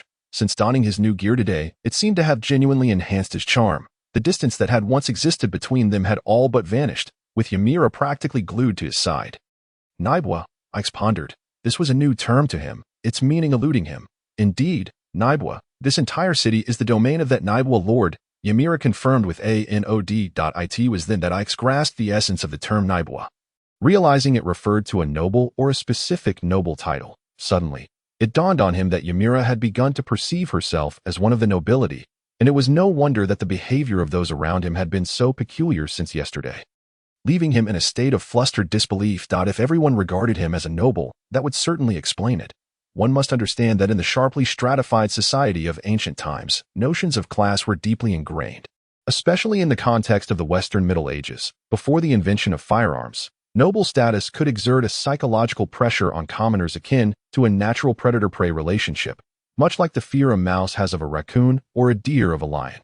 Yet, he remained uncertain and slyly leaned toward Ymira, inquiring, "How do you know this? Who else is aware?"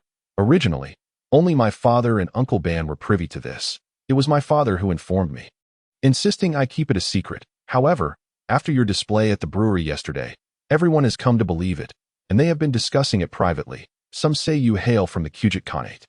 Others claim you are from the Saran chieftaincy. Ymira replied, her tone reminiscent of a gossipmonger, brimming with pride. Is that so?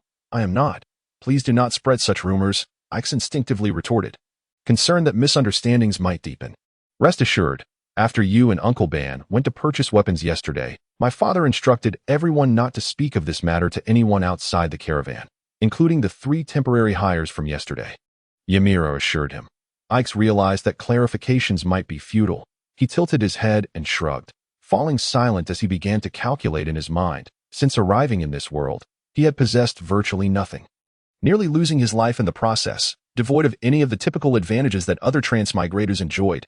No golden fingers, no systems for leveling up, no consciousness spaces, no exchange platforms, nothing at all. Now, being mistaken for a noble could very well be the greatest advantage he had gained since his arrival. If it was indeed an advantage, he must learn to wield it effectively, turning it into a beneficial factor. However, given that it was a misunderstanding, the truth would likely come to light one day. How could he avoid being unmasked? He pondered for quite some time, unable to devise a viable plan. ultimately deciding to maintain a stance of neither denying nor affirming the claim and to observe how the situation would unfold.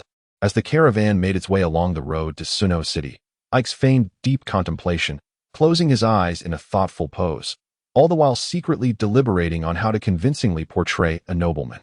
Yet, he found himself increasingly unsettled, the weight of the half-armor he wore growing heavier by the moment. The adage "a long journey is no light burden" echoed in his mind, while 10 pounds might not be burdensome in itself. His delicate noble physique could only endure so much. Initially, he could manage the excitement of wearing it, but as time passed, he found it increasingly unbearable. After merely half a day, he was already struggling with discomfort. To remove it would jeopardize the noble image he had crafted, yet to keep it on was proving to be a painful ordeal. As Ike wrestled with his internal turmoil, a sinister danger began to loom ever closer. Hidden among the wild grasses along the roadside, a pair of malicious eyes fixated upon him, brimming with resentment and malice. The owner of those eyes was Uni, the very same individual dismissed from the brewery the previous day. Once a scoundrel of Dahiram City, he was a lazy ne'er-do-well, having squandered the meager inheritance left by his deceased parents, living in abject poverty. It could be said that he was a man who achieved nothing and left nothing behind, leading a life barely sustainable, compounded by a gambling addiction. Were it not for the occasional assistance from his brother, who held a prominent position in the local guild, he might have perished on the streets of Dahiram City long ago. Speaking of the guild, in this era, it resembled a local gang or organized crime syndicate that Uni's brother, Marcus, was a notable member, having established a solid reputation within the organization. He was a robust and formidable figure, known for his ruthlessness, having risen to a position of prominence within the guild. Were it not for their blood relation, Marcus would scarcely concern himself with the fate of his hapless brother. However, since Uni's poor fortune reflected poorly on Marcus's reputation as a guild leader, he sought to secure his brother a position at a brewery, where, despite having some local connections, the owner could only offer Uni a menial job due to familial ties. Initially, Uni performed adequately, leveraging his brother's influence to secure a decent standing at the brewery, where he could profit from the receiving of goods. However, his inherent laziness prevented him from maintaining diligence. Once he grasped the nuances of the receiving process, he grew increasingly brazen, pilfering far more than was reasonable. Other employees might have stolen a bag or two, but Uni took several, leading to a chorus of complaints from the delivering merchants, prompting the owner to consider dismissing him. The incident involving Ike and the others provided the perfect justification to do so, and Marcus could not contest the decision without inviting trouble from the owner's connections. Nonetheless, Marcus was more than willing to seize the opportunity to exact revenge on a passing merchant. Having heard that the caravan carried 4 carts of beer and various other goods, a veritable feast for a predator, with Uni embellishing his tale of grievances, Marcus was hardly inclined to let the merchant caravan pass unscathed. He gathered a band of over 20 local ruffians, trailing the caravan as they left the city, preparing to strike in a secluded spot. As Ike grew increasingly uncomfortable, he sensed a shift in the atmosphere of the caravan. Fear was palpable among the members, who frequently glanced over their shoulders. At that moment, Bandak approached him, whispering urgently, "Sir, we are being watched." No sooner had he spoken than the entire caravan erupted into chaos. Traveling in the wilderness was perilous, and Ike had first-hand experience of being stripped bare. Consequently, everyone was on high alert. In the distance, a group of individuals was hastening towards them, their intentions unmistakably hostile. In an instant, panic swept through the caravan. The 3 newly hired workers from Dahiram City abandoned their posts, sprinting towards the nearby forest several hundred meters away, clearly aware that remaining would yield dire consequences. The remaining 9 members trembled, their hearts racing. However, they were not the same as the others. As residents of Suno City, they had a significant stake in this venture, having invested over a month of labor. To flee now meant forfeiting their earnings, which represented their families' livelihoods. Yet the atmosphere of panic continued to spiral out of control. Without decisive action, a complete breakdown and mass flight were inevitable. Ike turned his gaze towards Old John, the caravan's leader, only to find him looking back with a pleading expression. He then surveyed the surrounding faces, all of whom regarded him with a glimmer of hope. Unbeknownst to him, they had come to see this pretender to nobility as their anchor in the storm. A wave of incredulity washed over him as he found himself frozen in place, at a loss for how to respond.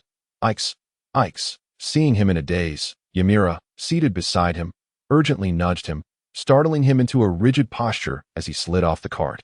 His legs wobbled, nearly causing him to collapse, but he instinctively grasped the cart for support, preventing an embarrassing fall. It was then that a sudden inspiration struck him, glancing at the 4 carts laden with beer. They resembled sturdy wooden walls, and the oak barrels were indeed quite resilient. Enclosing these 4 carriages would create a rudimentary defensive structure, and being a frequent participant in historical discussions, he was well aware that defense is far simpler than engaging in direct confrontation. Although the adversary boasted over 20 individuals, our side, including Yaks, numbered merely 10. The disparity between our forces was more than double. However, should we retreat behind the carriages for defense, the enemy would have to either leap over the junctions of the carriages or scale the beer barrels, which stood at a height just above AMAN. In such a scenario, the enemy would only be able to attack from one direction at a time, allowing our group to face at most 1 or 2 assailants simultaneously, thereby granting us a localized numerical advantage. How could Yaks, a nobleman with a keen mathematical mind, fail to perceive this? The only concern was the 8 draft horses. It would suffice for just one person to ride and drive them away. With this thought in mind, and feeling the piercing gazes of the crowd upon him, Yaks sensed this was a golden opportunity, an exceptional moment to solidify his noble identity, one not to be squandered. Instantly, he transformed into a theatrical figure, mimicking scenes from films, throwing back his head and bursting into hearty laughter. Ha! Fear not, everyone. This poses no challenge. Who among us cannot ride and drive horses? Seizing the moment while the laughter subdued the crowd, Yaks called out loudly, Old Ban, Harvey, and Yamala can all manage. We care for our 6 horses ourselves. Old John was the first to respond. Very well, Yamala, lead the 8 horses to the front. Do not let the bandits seize them. Faced with imminent danger, Yaks decided to send away his beloved. Yamala, take the horses directly to the village of Big Lynn and have Old Evan gather some assistance. Noticing Yamala's hesitation, Old John added, the rest of us will encircle the 4 carriages. Then we need not fear their numbers. Time was of the essence, and seeing the lingering doubts in the hearts of the onlookers, Yaks pressed on, do not be afraid. I have previously used this very method to defeat foes 5 or 6 times our number. Now, they number at most 20, merely double our own. There is nothing to worry about. Let us act. Do you not trust Sir Yaks? Only by heeding his counsel can we preserve our lives. Bandak, typically taciturn, suddenly bellowed. Old Ban's fearsome reputation loomed large. He had seen the battlefield and taken lives. His fierce shout made everyone tense, and they sprang into action. Some untied the ropes, while others began to push the carriages into position, swiftly erecting their makeshift wall. Aside from Bandak's personal short sword, 3 additional short swords and 4 spears were found on the carriages, along with a Nord iron spear that Bandak had forcefully acquired from a weapon shop, unbeknownst to him having attached it to Yak's handmade wooden spear. Thus, everyone was armed, and Old Ban retrieved a crossbow from the carriage, skillfully preparing it. Watching Yamala drive the herd of horses away, raising clouds of dust, the hearts of the others sank. The surrounding carriages undoubtedly trapped those within, but everyone was acutely aware of their predicament. Should this cargo be plundered, the elderly, weak, and women left behind would face starvation in the coming months, possibly even death. Gradually, a resolve to fight emerged within each heart, and their spirits began to rise. Marcus and Uni, a ragtag group, had never encountered such a formation of carriages, though they found it somewhat peculiar. They hesitated only briefly before, emboldened by their numbers, they approached with shouts and jeers. Marcus, my friend, we bear no ill will towards each other, do we? Each time we arrive at Dehirim, we employ brothers from the guild to unload our cargo. What is happening today? Old John, recognizing the leader as Marcus from the guild, inquired. What is the matter? Do you not recognize my brother? Marcus pushed Uni forward, continuing, because of you. My brother lost his job and was docked 10 silver coins. What do you propose we do about that? Marcus, we genuinely had no idea he was your brother. This is a misunderstanding. Old John explained. Very well, if you claim it is a misunderstanding, then leave the cargo behind and compensate us with 100 silver coins as restitution. Otherwise, none of you will leave here unscathed. Seeing Old John's attempt at negotiation, Marcus only grew more menacing, threatening. Was it not 10 silver coins? How did it become 100? Old John retorted, agitated, for he earned no such amount in a year. Madness. Do you not think I deserve compensation for the humiliation you have caused me? Noticing Old John's faltering resolve, Marcus became increasingly arrogant. Marcus, then there is nothing to discuss. Do not assume we fear you. We have already called for assistance. Bandak shouted in support. Called for assistance. "Those country bumpkins from Big Len?" laughed the ruffians, clearly having anticipated an easy victory. "Brother, do not listen to their nonsense. Let us charge. We are all thirsty and have been longing for a hearty drink," Uni shouted, and the other ruffians echoed his sentiment. Eager to feast after a long morning's travel, some even having skipped breakfast. Initially, Marcus found the caravan's formation suspicious, but as he observed his men clamoring to charge forward, he sensed the tide shifting in their favor and bellowed, "Brothers, let us slay these country folk and share the spoils." With that, he led the charge. These men, emboldened by their numbers, typically found that as long as they faced fewer opponents, a single charge would send the enemy scattering. They could not comprehend that the encircling carriages not only negated their numerical advantage but also trapped those within, who had resolved to fight to the death. "Stay calm," Yak shouted, noticing the chaos among the defenders. Some wielding spears like clubs, even before the enemy had arrived. Remembering the combination of spears and swords, he commanded, "Pair one with a spear and one with a sword to guard each gap." Old Band coordinated from the center. "Aye, sir, the spear is meant for thrusting, not swinging like a club, you fools. You, stay close to protect the spear wielders." Bandak, understanding Yak's strategy, shouted orders. A foolish ruffian, pushed forward by the throng behind him, stumbled over the carriage's edge and was immediately skewered by a spear, howling in pain.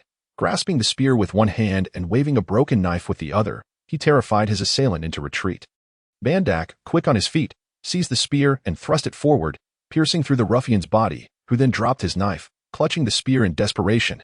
Bandak kicked him in the chest, leveraging the motion to extract the spear, sending the ruffian staggering back until he collapsed against the carriage, lifeless. Another lean ruffian, relying on his agility, had just clambered atop a beer barrel when he was simultaneously struck down by two spears. The defenders surged forward, stabbing and hacking, dismembering him, which horrified the other ruffians attempting to scale the carriages, causing them to flee in terror. Having tasted blood and witnessed death, these ruffians, unaccustomed to such a display of violence, panicked and retreated. In the past, Marcus had often bullied, extorted, and even robbed passing caravans, whereupon they would kneel and plead for mercy at the sight of his crew. Yet today's events were utterly unexpected.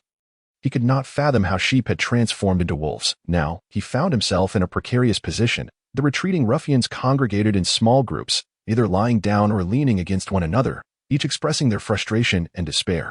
Were it not for the two brothers brandishing their knives in a threatening manner, it is likely that those individuals would have been making their way back to the city of Dehirim. To rally their courage for one more charge seems rather unrealistic. However, to retreat outright would not only cause Marcus to lose face, but the other losses he would incur are equally unacceptable to him. As the saying goes, a person's reputation is akin to the shadow of a tree. The notoriety and status he has built over the years through countless fights and struggles would be jeopardized by a single retreat. He has toiled for years to reach this point, and a withdrawal now could lead to a significant decline in his standing, making life in Dehirim considerably more difficult, especially with other factions eyeing his position for quite some time. Moreover, 2 lives have already been lost in this encounter, and it is plausible that those remaining might take advantage of the situation to retaliate. Digging into his pouch, it appears that he must part with some of his wealth to avert disaster. Casting a furtive glance at his disappointing brother, a surge of anger ignited within him, and he shot a fierce glare in his direction, subtly gesturing toward the nearby ruffians. Uni, squatting in frustration over the current predicament, noticed Marcus's furious signal and sprang to his feet, adopting a menacing demeanor as he shouted at the group on the ground. "Get up, you lot. What's the matter? Have you lost your nerve? Stand up, all of you." With that, he proceeded to kick and beat 2 of the weaker ruffians still sprawled on the ground. As the ruffians began to rise, Marcus puffed out his chest and proclaimed with all the arrogance he could muster, "I, Marcus, have been in this territory for over 20 years, and I have never suffered such a humiliation. What merchant dares to disrespect me? Today, they not only dishonored me but have struck our brothers and taken lives.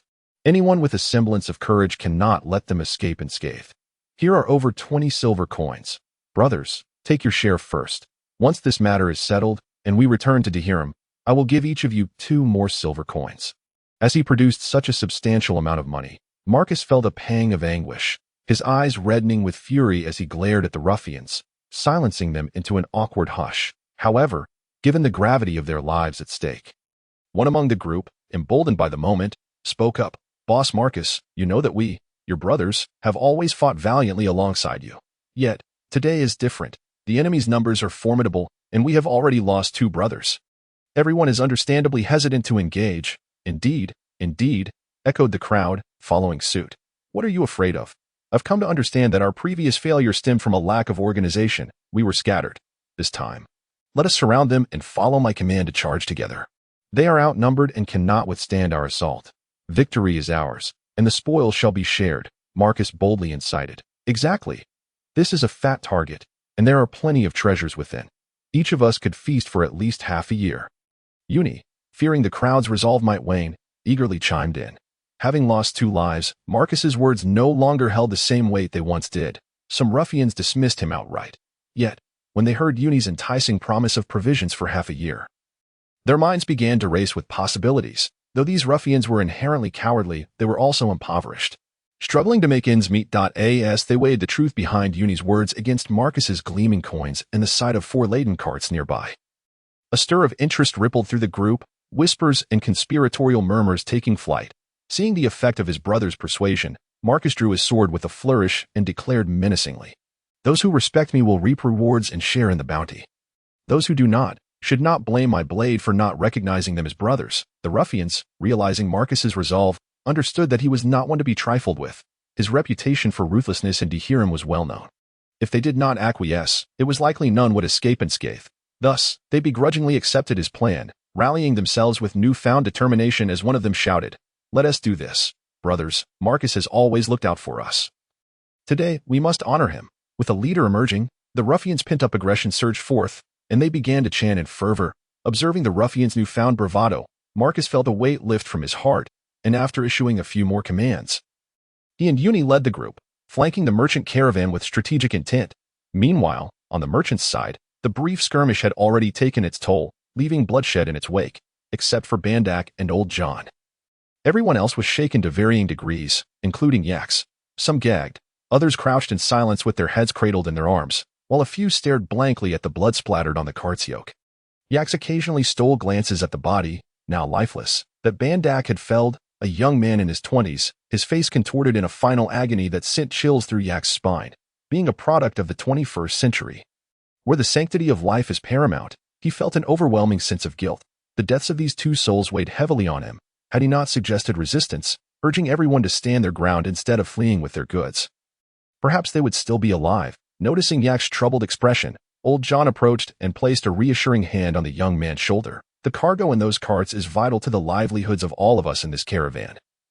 It represents at least 3 months' worth of income. If it falls into the wrong hands, families may starve. We must fight with all we've got." Hearing Old John's words provided Yaks with some solace. Indeed, they were in a dark medieval world where human life was cheap, and survival demanded fierce tenacity. After comforting Yaks, Old John glanced at the son before retrieving some bread purchased in Dehiram, distributing it among the group. "It's nearly noon. Let us eat something to tide us over. Once we've settled this matter, we can rest in Big Glen village and let old Evan prepare a proper meal for us." This bread, produced in Dehiram, resembled the large loaves from Harbin, yet it was dry and hard, lacking any sweetness. It required considerable effort to tear apart, and only through diligent chewing could one manage to swallow it.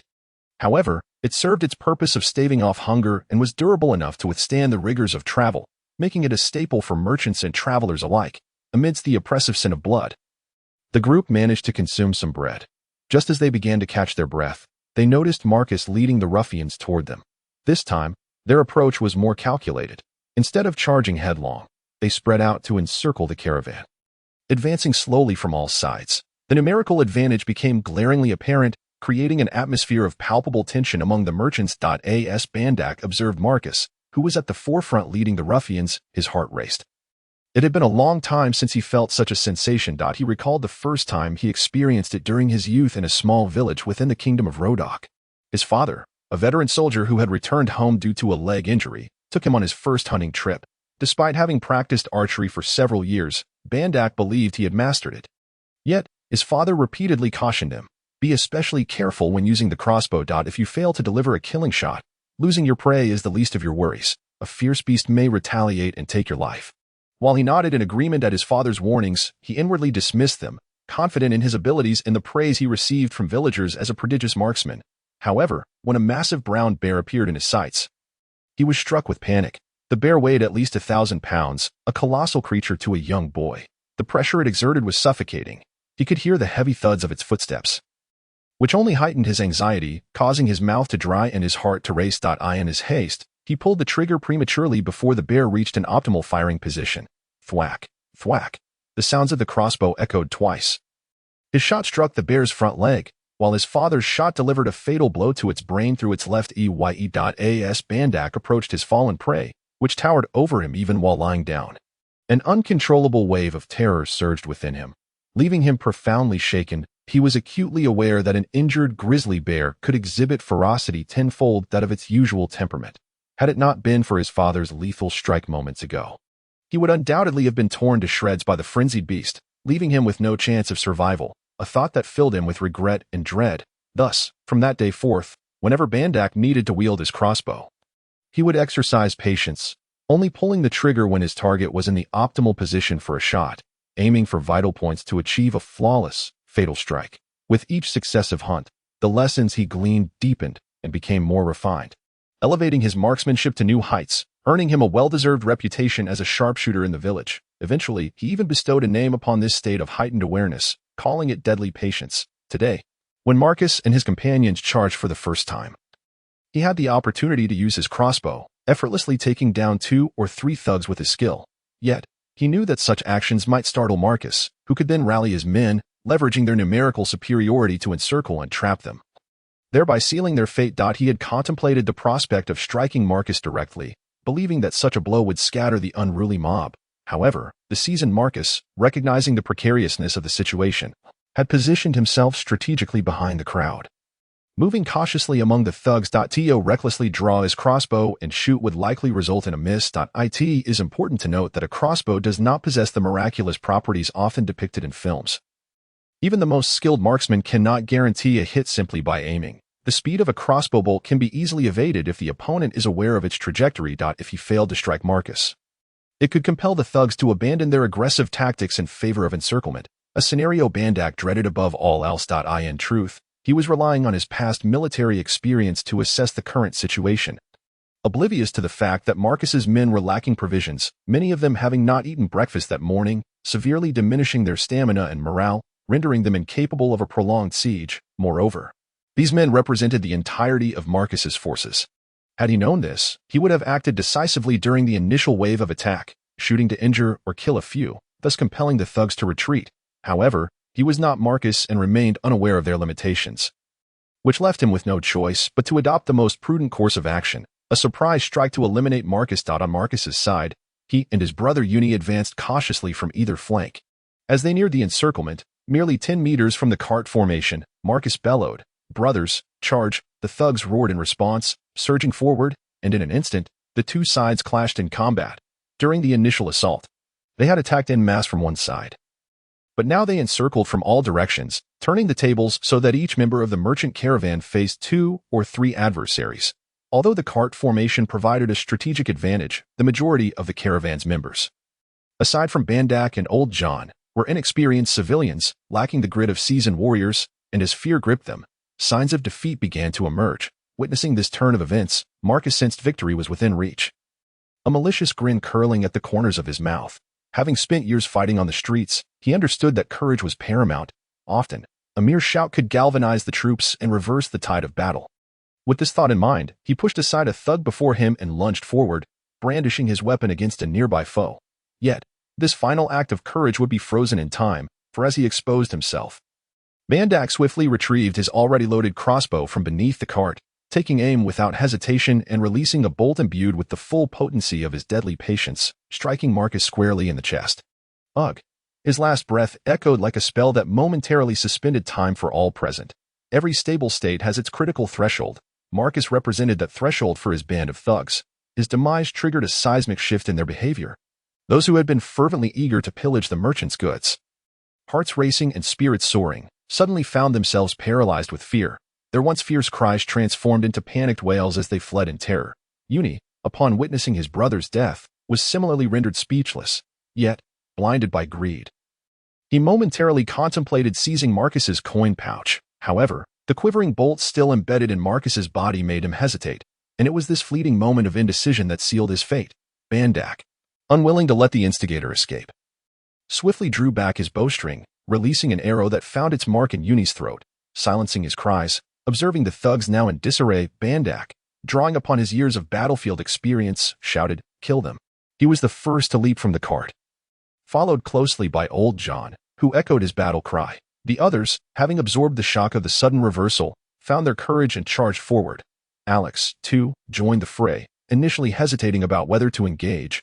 After all, taking a life was a monumental challenge for a young man of the 21st century. Yet, as his comrades surged past him, an invisible force seemed to propel him forward. Their rallying cries infused him with newfound strength. Igniting a primal instinct buried deep within his genes, honed through 5 millennia of struggle and strife, he felt his blood surge to a boil, veins bulging, eyes ablaze with fury, instinctively joining the charge against the nearest enemy. Though the thugs' morale had plummeted, the street brawlers among them were not without experience, and the merchant caravan, primarily composed of civilians, still included some formidable fighters. The first thug to respond to Marcus had been one such individual. Even with Marcus and Uni dead, nearly 20 thugs remained, far outnumbering the merchants, who had now broken formation. This presented a golden opportunity for him, a chance to solidify his reputation and claim a higher status. Seizing the moment, he intercepted a few fleeing individuals and rallied his allies, forming a counterattack. Although many of the thugs were blusterous, their habitual wickedness fueled a defiant spirit, especially since some of the fallen were their kin. This ignited a fierce resolve among them, and the tide of battle began to shift. Alex wiped the blood from his eyes, a fresh stain from a thug he had slain, and, despite his inexperience, he found a thrill mingled with a sense of accomplishment coursing through him as he extracted his spear from the corpse. This was his first kill, and as he stood over his fallen opponent, an invisible force coursed from the spearhead to his heart, filling him with exhilaration and anticipation, urging him to charge toward his next target. In that moment, he felt as though he had lost himself. Yet paradoxically, he had also found himself. His focus narrowed solely on the prey before him, transforming him into an embodiment of death itself. Facing him was a thug attempting to retaliate. "How dare you?" The word surged from Alex, now possessed by a newfound ferocity, echoing like thunder as if shaking the very earth, instilling fear in the thug before him, who faltered at the sound. Could it be? Has my latent potential awakened? My moment has finally arrived. Alex could not help but feel a twinge of unease. No, that's not right. The ruffians across from him were not staring at him. Their fearful gazes were clearly directed behind him.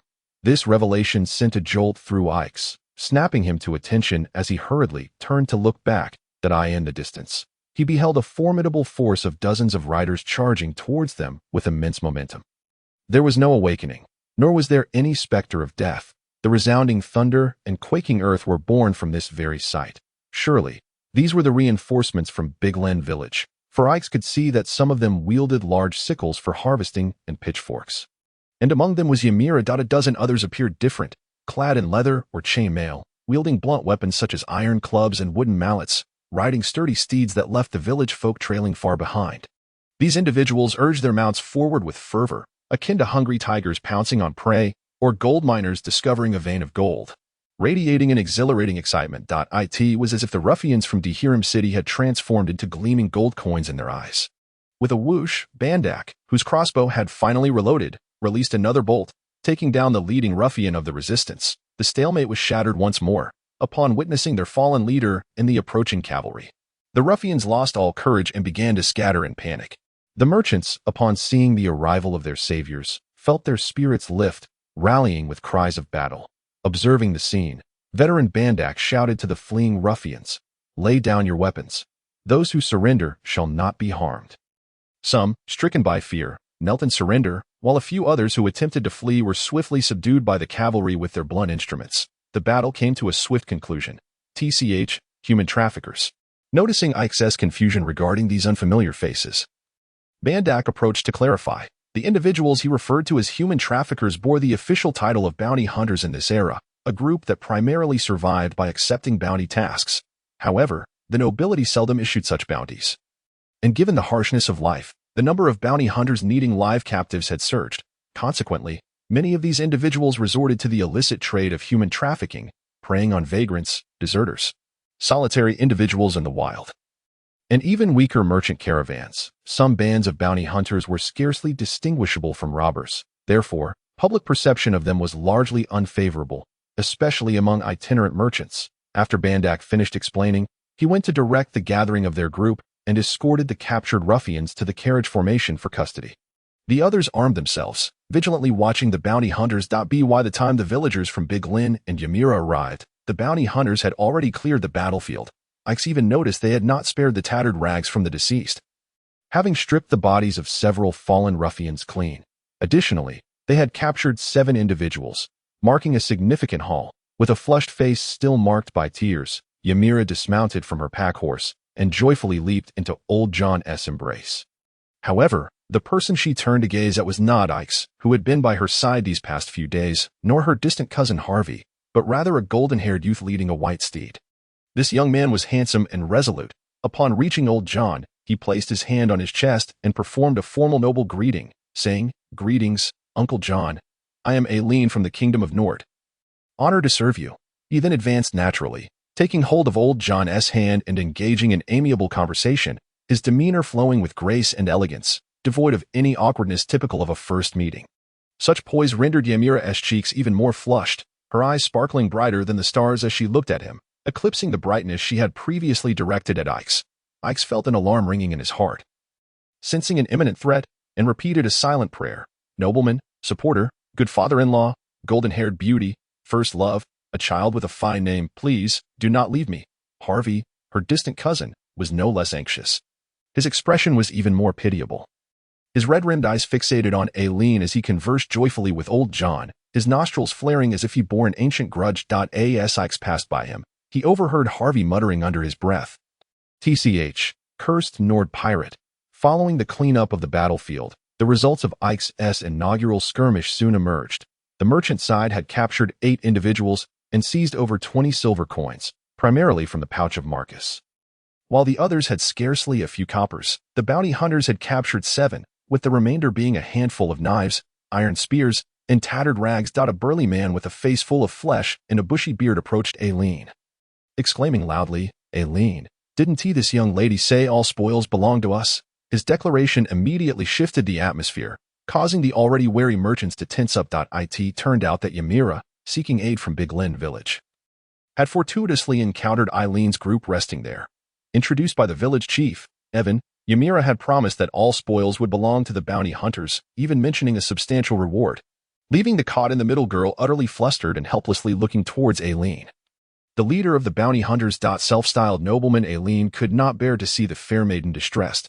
Observing his subordinate's lack of decorum, he furrowed his brow yet maintained his composure, saying, "Address me as sir, you fool. Do you not see that Mr. John's men are drenched in blood?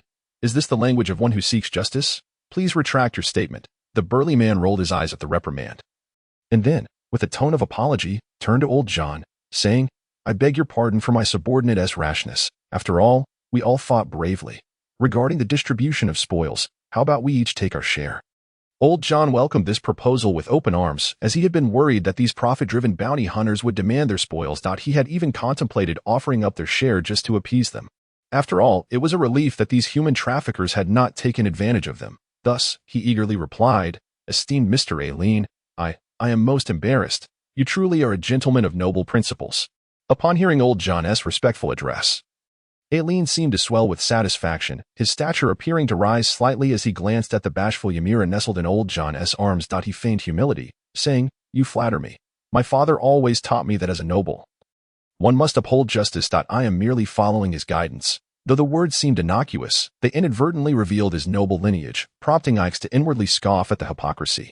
Upon learning that the leader of the bounty hunters was of noble birth, the previously tense atmosphere among the merchants eased considerably. After all, the lofty nobles looked down upon squabbling over trifles with the common folk. Upon recognizing Eileen's status, old John felt a twinge of insecurity and suddenly recalled that Ix held a status akin to Aileen's. He hastily introduced, "Please forgive my oversight, Mr. Aileen. This is Mr. Ix. Mr. Ix, this is Mr. Aileen." Hearing old John's respectful address towards Ix, Aileen scrutinized Ix closely.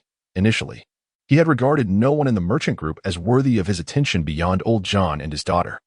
Yet, as a would-be noble, he understood that in this era, social hierarchy permeated every aspect, including forms of address. Upon noticing Ix's distinctive appearance and his slightly taller stature compared to himself, Aileen, self-assured of his own noble bloodline, immediately made a subjective judgment, concluding that Ix was of equal standing to him in the social hierarchy, even when faced with nobles of higher rank, for he was merely a second son with noble blood but no fief, and thus not a true aristocrat. With this thought in mind, the well-traveled alien, having mingled across various nations for several years, politely performed a standard noble's hand-over-heart gesture towards Ix. Observing the courtesy, Ix, feeling somewhat guilty, awkwardly returned the gesture. Thus, the two nobles perceived by the onlookers encountered each other for the first time, one a mere figurehead, the other a hollow pretender, a truly ironic situation, that evening. In gratitude for the bounty hunter and the selfless assistance from the village of Big Lynn, a bonfire party was held in the village. The caravan, spending 3 silver coins, procured 2 sheep from the village, and the miserly old John generously provided beer free of charge. Soon, the 2 plump sheep, cleaned and prepared, were placed on the spit, their appetizing golden brown skin roasted by the eager flames, seasoned with salt, honey, and spices, releasing an even more tantalizing aroma from the already delectable lamb. The members of the caravan and the villagers of Big Lynn were all wide-eyed with desire. They typically feasted on little more than gruel with bits of dried meat, and the roasted lamb was akin to a sumptuous delicacy for these impoverished souls, who devoured it hungrily, fearful that they might consume less than their neighbors. The bounty hunters, while not as desperate, were equally gluttonous, their mouths slick with grease, keeping pace with the villagers in their ravenous consumption.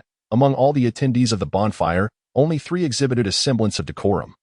Standing out starkly against the fervor of the crowd, our male protagonist, Ix, who fancied himself a noble, alien, the bounty hunter leader, a younger son of a noble without inheritance or land, and the only daughter of the caravan leader, the clever and beautiful Miss Ymira. Each of these 3 harbored their own thoughts while feigning restraint. Despite the delectable roasted lamb and the refreshing beer from Dahiri, they remained steadfast in their poise. Ix's heart, among the trio, was perhaps the most burdened. He had originally hoped that the aura of his faux nobility would bring him closer to Ymira, thereby forging a deep bond with old John and securing a reliable long-term sustenance. A means to navigate the dark, unfamiliar medieval world.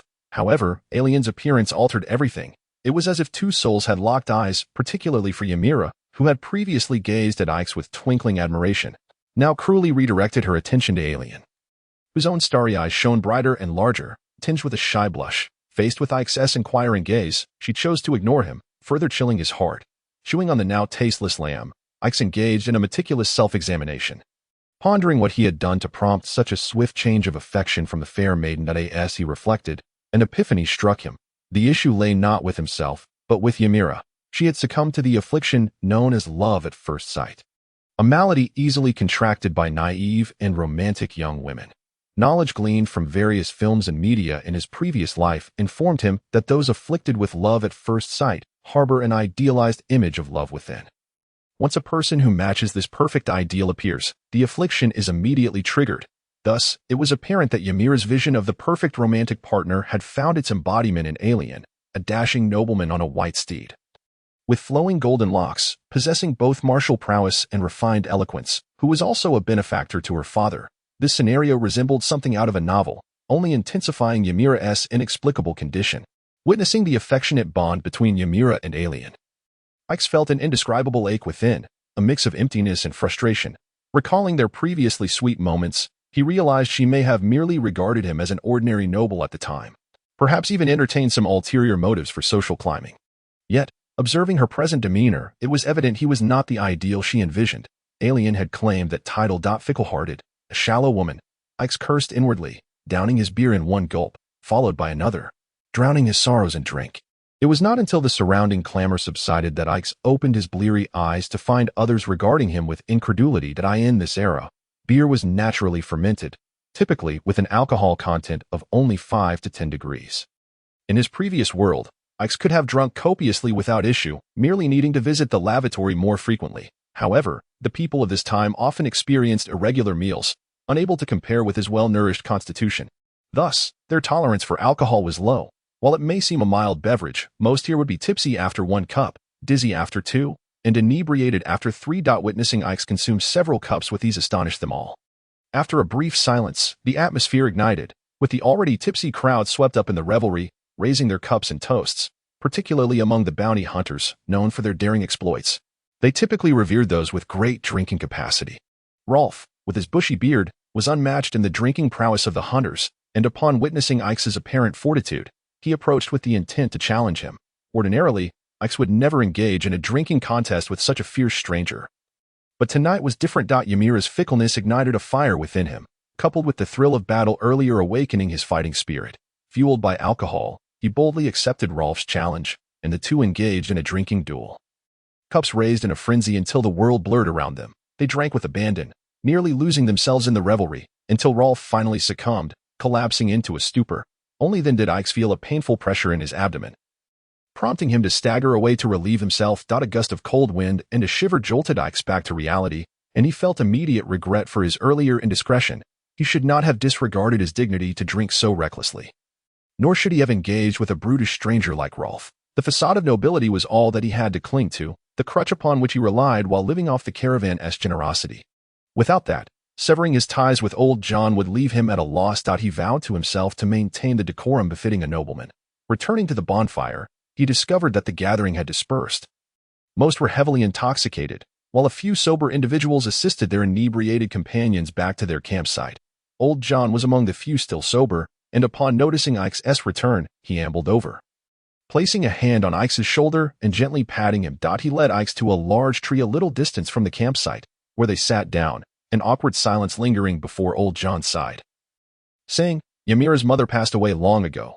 She is my only child, my sole hope. Do you understand, Mr. Ike?" Upon hearing old John's solemn words, Ike felt a jolt of alertness, straightening his posture as he contemplated the implications of his statement.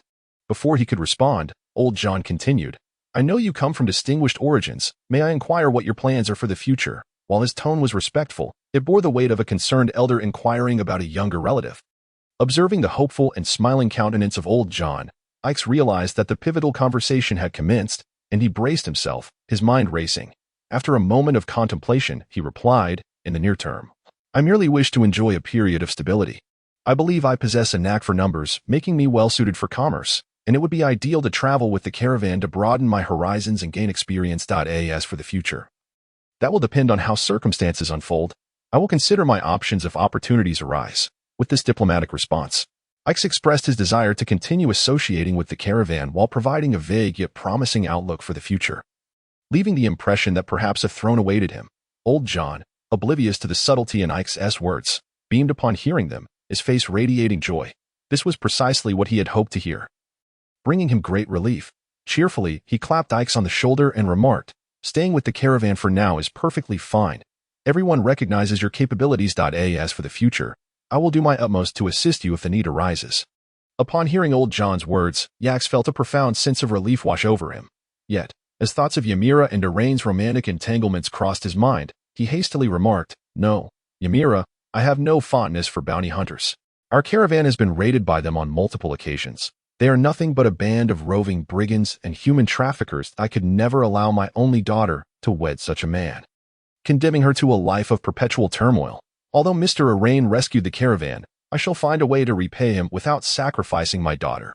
Ymira is still young and naive." Old John, with a reassuring tone, dispelled Ike's doubts, leaving him feeling as if the weight of the world had been lifted from his shoulders, akin to inheriting a fortune of 500,000. He was filled with a sense of tranquility. Were it not for his pretentious noble demeanor, he might have fallen to his knees in tears, calling old John father-in-law. That fellow was a notorious libertine. During my mercenary days in Palaven, I encountered many such young lords. They lacked estates, spending their days seeking to charm noble maidens and widows of fallen aristocrats, excelling in the art of seduction. It is impossible for Ymira to find happiness with him. At some point, Bandak emerged from behind a tree, clapping Ike on the shoulder before settling beside him. "That Rolf appears to be a rogue. There is one by that name lurking in the forest outside to hear him. I wonder if it could be him. We ought to exercise caution," Bandak advised old John. "Indeed, I have noted that. Fortunately, we are not far from Suno City. I shall instruct everyone to remain vigilant and keep their weapons within easy reach." Old John commanded Bandak before turning to Ike and saying, "Do not dwell on it too much. Tomorrow, we must reach Suno City before sunset. You should return to rest, Mr. Ike. My old friend and I have matters to discuss." With that, he helped the somewhat dazed Ike to his feet and gestured toward the area designated for rest. Hearing old John's words, Ike reluctantly rose and made his way to the campsite. At that moment, he felt light as a feather, buoyed by an inexplicable force, as if a gentle hand were lifting him upward. His state of mild inebriation caused his steps to falter, yet he remained upright. As if a celestial being were guiding him through the clouds, his heart brimmed with joy, and he found himself humming a cheerful tune unconsciously. Observing the cheerful yaks walk away, old John sighed and returned to sit beside his old companion Bandak. "Have you decided to give up on Harvey?" Bandak inquired. "Yes, that boy is simply too dull. After 2 years, he still cannot master arithmetic within 100. Some individuals are just not cut out for this. It cannot be forced," old John lamented. "Yet he is Ymira's distant cousin. Perhaps you should exhibit a bit more patience. With proper guidance, he may yet learn, for he does put in a solid effort." Bandak consoled him. "It is of no use. Both Ymira and I have tried. Ymira could perform arithmetic within 100 with great proficiency at the age of 5. He simply lacks the aptitude. More critically, his narrow-mindedness and poor relations with the other fellows will surely lead to discord among the caravan in the future," old John replied. "Indeed, Harvey is not leader material, but Mr. Yak's past is shrouded in mystery." "What are your thoughts on him?" Bandak asked. After a moment of contemplation, old John continued, "Judging by his appearance, I suspect he hails from the Kujit Khanate, possibly the son of a disgraced nobleman, or even the offspring of the Sagak Khan. Fortunately, our trade routes do not traverse Kujit, so we should be safe. Moreover, the old lord's time is running short. I have been informed that he may not survive the coming winter. Your old flame, that buxom cook, mentioned it," Bandak teased. Giving Bandak a playful punch, old John raised an eyebrow, smugly responding, "Indeed, that woman possesses quite the adventurous spirit." With that, the two old companions shared a hearty laugh. After a moment, old John turned serious. "Nevertheless, she has proven quite helpful. According to her, it is likely that in the future, Lady Anna will wield significant power. Although young Lord Burland is of age, he recently quarreled with the Marquis and, in a fit of rage, retreated to his own estate, unwilling to return. Currently, the city lord's office is under Lady Anna's influence. She is the daughter of the Lord of Uxhall and has her own affiliated trade caravan. They have long sought to usurp our business. If that comes to pass, our days will become exceedingly challenging. It is uncertain whether we can continue to thrive in Suno City. Indeed, we should make plans in advance." Bandak nodded in agreement. The atmosphere grew somber, and the two fell into a long silence. In these times of fragmented fiefdoms, despite the existence of a unified nation, rivalries abound, each governing their own realms. The societal landscape is dark and chaotic. Survival is no easy feat. Those yearning for a stable life must align themselves with powerful figures, and merchants are no exception. Perceiving the impending downfall of his protector and the livelihood of over a dozen members of the caravan, along with their dependents, old John found himself compelled to place his bets, including on our male protagonist. At that moment, he cast a wicked glance at Ymira's curvaceous silhouette, lost in thought, oblivious to the unspoken expectations that had been placed upon him. A heavy burden now resting on his shoulders. The following morning, the caravan departed from Allen Village. In gratitude, they not only sold the captured ruffians to Arrane's bounty hunters for a measly silver coin each, but also gifted 2 barrels of beer to Arrane and the village elder. After a round of pleasantries, they parted ways without further ado. The group pressed on without pause for rest, arriving at Suno City just before dusk. When the city gates were on the verge of closing, the gatekeepers, indifferent to old John's familiar face, resolutely denied entry to the caravan until old John reluctantly slipped them a few copper coins. Appeasing them, even before entering the city, Yak sensed the unwelcoming atmosphere of Suno City. According to Bandak, such hostility was unprecedented. It appeared that despite being old John's old haunt, he was not faring well in the city. Upon entry, a foul stench of urine and decay assailed their senses. History books had informed Yaks that in medieval towns, townsfolk would pour their excrement from upper floors into the streets, necessitating umbrellas for the well-to-do to avoid the embarrassment of being rained upon by filth. As he inhaled the repugnant air, Yaks lamented inwardly, "It seems the accounts of medieval towns being rife with filth are indeed true. The ancients do not deceive me. The town was not large." And before long, they pushed their carts to a modest 2-story inn. Though small by Yak's modern standards, for Suno City, it was among the better establishments. Although darkness had fallen, the joy of returning home alleviated their fatigue. They worked through the night unloading and organizing their goods before dispersing, leaving only old John and his daughter, Bandak, Harvey, Yaks, and a woman named Catherine, who was tasked with overseeing the inn while the caravan was away. It appeared that she was Bandak's romantic interest, as he had been sidling up to her since their return, occasionally giving her a playful swat on the backside, eliciting squeals and laughter from the others. Had it not been for the presence of onlookers, the pent-up desire he harbored would likely have transformed him into a ravenous beast. After enjoying a porridge-like dinner prepared by Catherine, Yax was assigned to a relatively clean small room for rest. Although he lacked the previous luxury of sharing a large sleeping area with a beauty, he found little inclination for romantic musings. Exhaustion overtook him, and he collapsed into slumber. Upon awakening, he found it was already noon. Yax felt mentally alert yet physically drained, akin to someone recovering from a long illness. Were it not for the rumbling of his stomach, he could have easily lingered in bed until evening. Rising and making his way downstairs, he followed the enticing aroma to the kitchen, discovering Ymir and Catherine busily preparing lunch. Old John and Bandak were seated at the long table in the hall. Indulging in beer, their animated conversation punctuated by laughter of a rather risky nature. Evidently, the two were exchanging tales of last night's escapades. Upon noticing Yax, they waved him over to join them. As Yax took a seat, the two old friends instantly adopted a more serious demeanor and shifted the topic to their plans for the afternoon.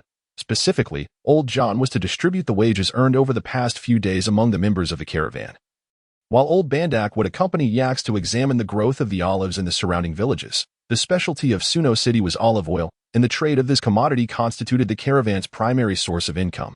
In just over a month, the olives would ripen, and prior to that, the caravan needed to assess the olive growth to prepare the necessary funds and oil containers for selling in the Nord Kingdom's Sagoth and Dahar, among other locales. Before long, lunch was served, an unremarkable porridge made from some tuber resembling a potato, mixed with minced jerky, accompanied by rather dense black bread.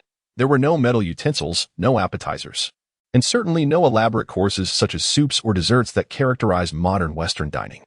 Seeing this fare, Yax couldn't help but frown. Food was his greatest grievance since arriving in this world.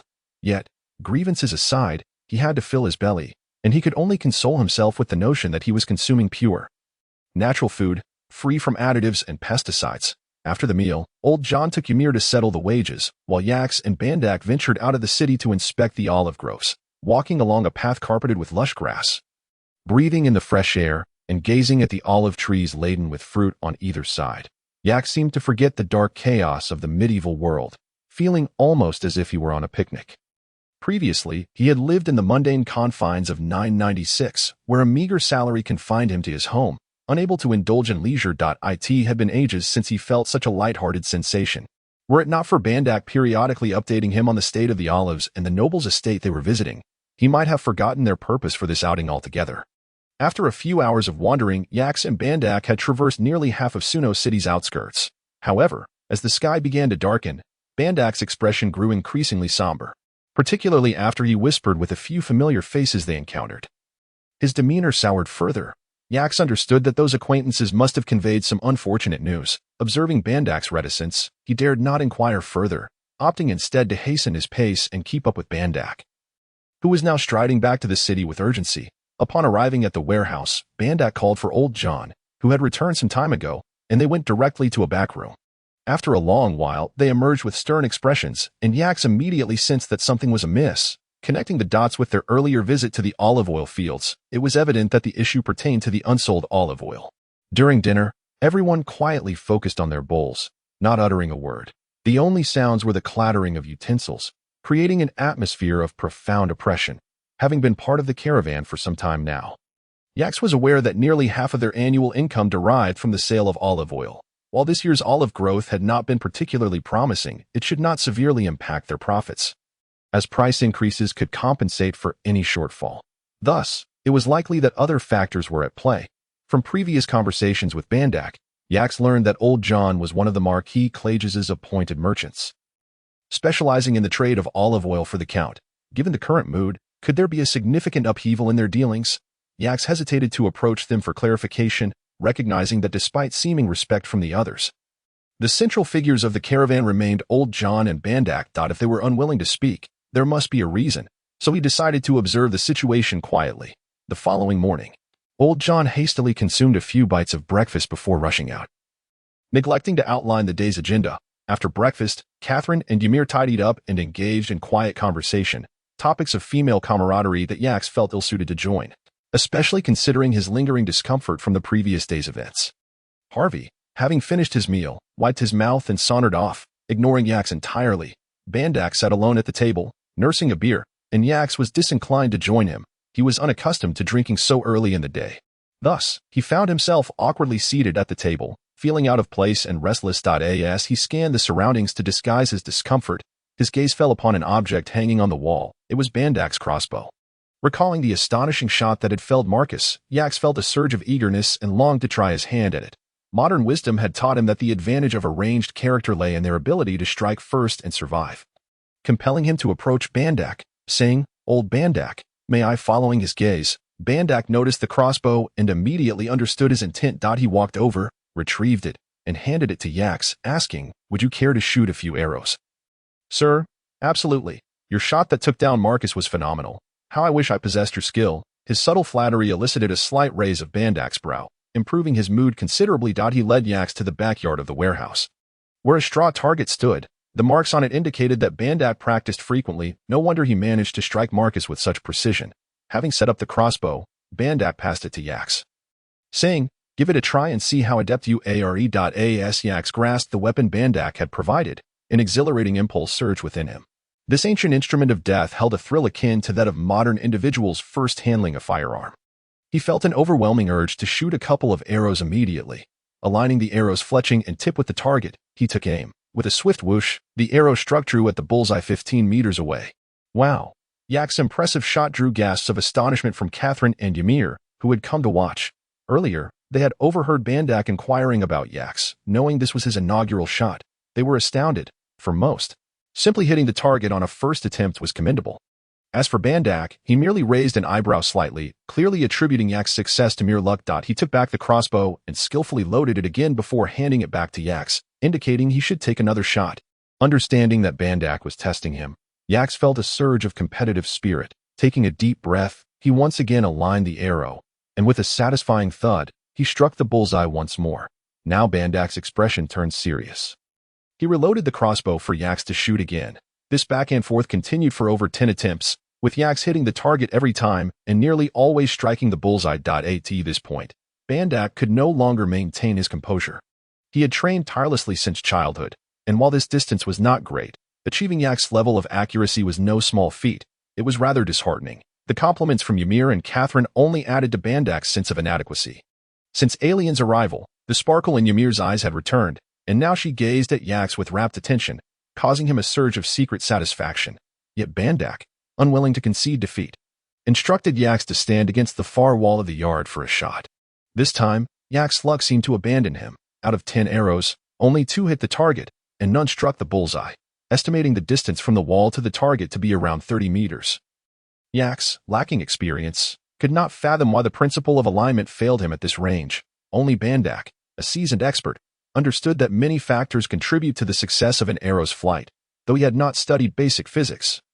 He had inherited skills and honed them through diligent practice, granting him considerable insight into archery. Confidently, he took the crossbow from Yax, expertly loaded it, aimed, and shot in one fluid motion, hitting the bullseye with ease. Then, with an air of assurance, he turned to Yax and said, "Hitting the target with a crossbow involves many factors. It's not just about aiming correctly.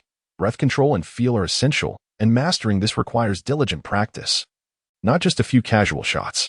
However, you've done exceptionally well, Mr. Yax. If you wish to learn, I can teach you." Observing Bandak's self-satisfied smirk and reflecting on his words, Yax suddenly had a revelation. Since joining the caravan, he had sought to win over this formidable figure. But Bandak had always maintained a polite distance, leaving Yax unsure of how to connect. Now he realized that Bandak's pride lay in his exceptional skills with the crossbow. With a look of excitement and disbelief, Yax replied, "Really, Master Archer? Might I address you as Bandak? Your recent shot was nothing short of miraculous. Are you truly willing to impart such extraordinary skills to me?" Upon hearing the somewhat exaggerated flattery from Yax, Bandak, realizing that his ancestral techniques had garnered the admiration of a nobleman, felt a surge of delight that caused his eyebrows to twitch slightly. He then feigned modesty and replied, "It is my honor, sir." If Yax had a system at this moment, it would undoubtedly announce, "Ding, your bond with Bandak has increased by 20, current value at 80, achieving a very intimate level, total value 100. Despite their clumsy performances, the camaraderie between the two remained unaffected, leading them to sit shoulder to shoulder against the stone wall, engrossed in discussions about the nuances of crossbow shooting, wholly disregarding the 2 women beside them, who exchanged eye rolls and inwardly muttered, "Men, young men." After a heartfelt exchange, Yax seemed to have gained some insights. Bandak advised him to practice diligently and cultivate a sense of feel.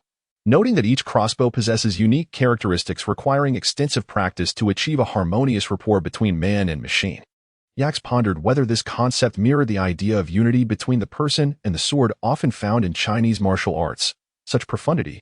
Was it not said that the crossbow was one of the easiest ranged weapons to master in ancient times? Though he harbored doubts, he recognized the effectiveness of long-range attacks, a valuable skill to possess in the dark medieval world. Thus, he humbly listened attentively to Bandak's teachings, occasionally displaying expressions of enlightenment at easily grasped principles, which thrilled Bandak even further. The notion that a nobleman like Yax showed interest in his specialized skills motivated him to teach with fervor. In just one morning, the earnest Bandak had imparted all he knew, and even some unknown aspects of crossbow techniques, yielding Yax a profound understanding of crossbow usage. Unbeknownst to them, noon arrived, and only when Katrina and Ymira called them for lunch did the two young men realize their hunger. However, Yax's shooting accuracy from 30 meters had not significantly improved, leaving him somewhat disheartened. Observing Yax's expression, Bandak earnestly advised, "Do you know, sir? Your initial shooting prowess is already exceptional, a rarity among men. What you lack is diligent practice. Trust me. You will undoubtedly become a master marksman." Seeing Bandak's earnest demeanor, Yax felt a sense of relief, realizing that after only a morning of practice, his achievements were indeed commendable and his spirits lifted. After lunch, without resting, Yax enthusiastically returned to the backyard to practice shooting. With each repetition and Bandak's hands-on instruction, coupled with the knowledge and insights from his previous world, Yax gradually began to comprehend that his loss of accuracy beyond 30 meters stemmed from three primary factors. Firstly, his core strength was insufficient. He recalled having read a historical document online stating that an exceptional marksman, even without the strength of a giant, possessed remarkable physical prowess, although he was practicing with the more user-friendly crossbow rather than a traditional bow. The nearly 10-pound weight of the crossbow and the powerful recoil at the moment of trigger pull caused him to tremble slightly. The adage, a slight deviation can lead to a great failure, held true. Distances of 10 or 20 meters didn't reveal the issue, but beyond 30 meters, accuracy faltered. This issue was easily resolvable through prolonged physical training to enhance his core strength, an endeavor that required time. He resolved to devise a long-term exercise plan, particularly focusing on his torso and arm strength, to stabilize his shooting posture and improve precision. Secondly, Bandak's frequent mention of feel likely referred to the insights gained through experience. Shooting may seem simple, yet numerous factors influence its accuracy: wind speed, the shooter's breathing rhythm, the trajectory of each crossbow bolt, weight variations, the inconsistencies of handmade arrows, and even the shooter's psychological state. He recalled a video on sniper selection that emphasized not only the necessity for exceptional shooting skills but also the importance of possessing a calm and resilient mindset. Clearly, many factors could affect shooting precision. As Bandak would say, there is no rush, practice more, think deeper, and take your time. This feel could only be cultivated over time through gradual accumulation. Thirdly, the influence of gravity was a consideration. He remembered watching a military program that explained that even bullets and artillery projectiles, despite their speed, could not travel in a perfectly straight line under Earth's gravitational pull, instead following a parabolic trajectory after a certain distance. Reflecting on the morning's shooting practice, it became apparent that Bandak's crossbow had an effective straight-range shooting distance of only about 20 meters. Beyond that, gravity had to be factored in.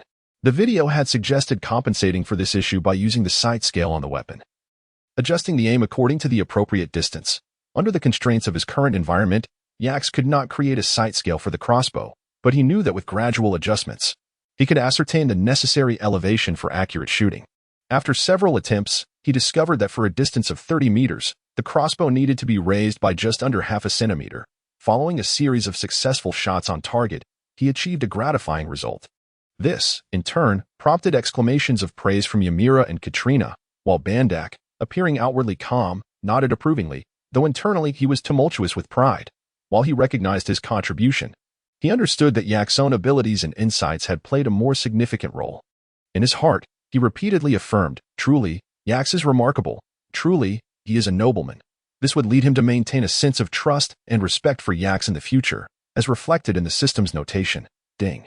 Bandak's admiration for you has increased by 20, current value at 100, achieving a level of profound respect, total value 100. Meanwhile, Yax remained oblivious to the changes brewing within Bandak's heart, his focus instead drawn to Ymira's sparkling eyes. Her once dimmed gaze now seemingly fueling his boundless motivation. urging him to disregard his aching muscles and the weariness of his hands as he strung the BOW.BY dusk.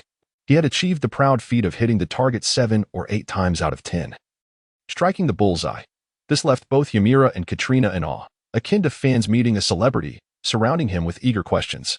Bandak, internally impressed, mused, "Indeed, Yax is remarkable. Indeed. He is a nobleman." As Yax basked in the warmth of their admiration. He felt a surge of excitement. Once a mere commoner in this world, he had only experienced such acclaim when he had topped his class in elementary school. Back then, he had been surrounded by family. Receiving hugs and affection in turns, a memory so sweet it lingered in his heart. Were it not for the need to uphold his noble demeanor, he would have laughed joyously, his palms sweating with exhilaration. His eyes sparkling brightly. When dinner was ready, old John returned to the tavern, and Ymira, like a child presenting a treasure, rushed forward to chatter excitedly about Yak's remarkable performance. Upon hearing his daughter's account, John's hopeful gaze fell upon Yax, as if he yearned to engage him in conversation. Yet, his expression soon darkened, and he lowered his gaze to take his seat in silence, the atmosphere growing tense as only the sounds of eating filled the room.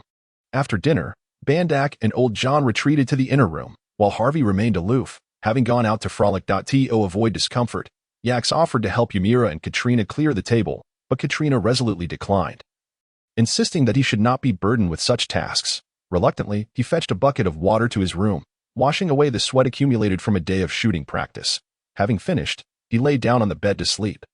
In this era devoid of smartphones or televisions, young people often sought amusement in taverns or gambling, yet he felt out of place, and Harvey, the only other young man in the household, did not include him in such activities. Moreover, he had limited funds. Although old John had given him a few hundred coppers, he was reluctant to spend money on frivolities, preferring to save it for potential future needs. Yet, reality was reality. While traveling for trade was manageable, evenings exhausted him, leaving him to collapse into sleep. Now, with idle time on his hands, his habitual insomnia returned. Despite having practiced archery throughout the day and feeling utterly fatigued, particularly in his arms, he found himself unable to sleep. Contemplating the recent behavior of old John, the leader, along with various snippets of information gleaned from Old Ban, Yamala, and others, he realized that the caravan was currently facing a significant and challenging crisis. Undoubtedly related to olive oil, however, he was not a central figure within the caravan, and thus, the reasons behind this predicament eluded him. He understood that while everyone appeared to hold him in high regard, their respect had not yet reached a level of deep trust. He remained an outsider, and he reassured himself to go with the flow, reflecting on his experiences since arriving in this world. He constantly felt an overwhelming sense of oppression, as if he were experiencing some form of spatial exclusion. The pressing question of how to thrive in this unfamiliar environment became a puzzle he could not ignore. The fade of nobility he wore could only serve him temporarily. Over time, people would inevitably become accustomed to his presence, viewing him as an equal rather than with reverence. This was an unavoidable truth. All illusions have their expiration date. For now, he could only maintain an air of mystery and distance to prolong the effect of his noble pretense. To alter his current predicament, he realized he must cultivate his own strength. Stretching his sore shoulders, he recalled the day's archery practice, recognizing it as a viable method for overcoming his challenges. The adage to secure one's livelihood echoed in his mind. Mastering the art of archery could at least provide him with a means of survival in this dark medieval world. Enhancing his self-defense capabilities. In the worst-case scenario, he could resort to hunting in the wild, which might even help him make ends meet. Viewed in this light, becoming proficient in archery was indeed a skill essential for survival, and he resolved to dedicate himself to it wholeheartedly. Yet, he pondered, what of ranged combat when faced with close-quarters combat? What if an enemy were to close in? With that thought, he rolled out of bed. Grasping the Norman sword on his desk, running his fingers along its blade, he envisioned the valiant heroes from various films and stories, feeling a surge of confidence as he mimicked a flourish with the sword, nearly losing grip and striking his foot in the process, which brought a smile to his face. At the same time, he remained acutely aware that any martial prowess he might possess was far from the exaggerated feats depicted on screen. Genuine skill required mentorship and rigorous practice, not mere improvisation. Without the resolve to dedicate a decade to mastering his craft, he knew achieving any significant proficiency would be impossible.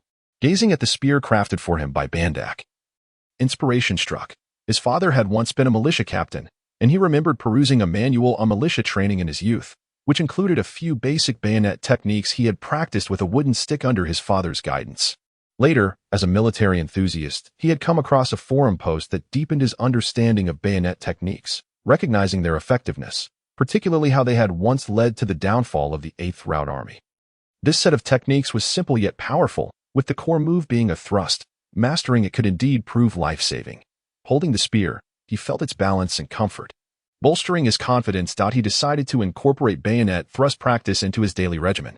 Returning to bed after setting down the spear, he continued to reflect on other skills he could enhance.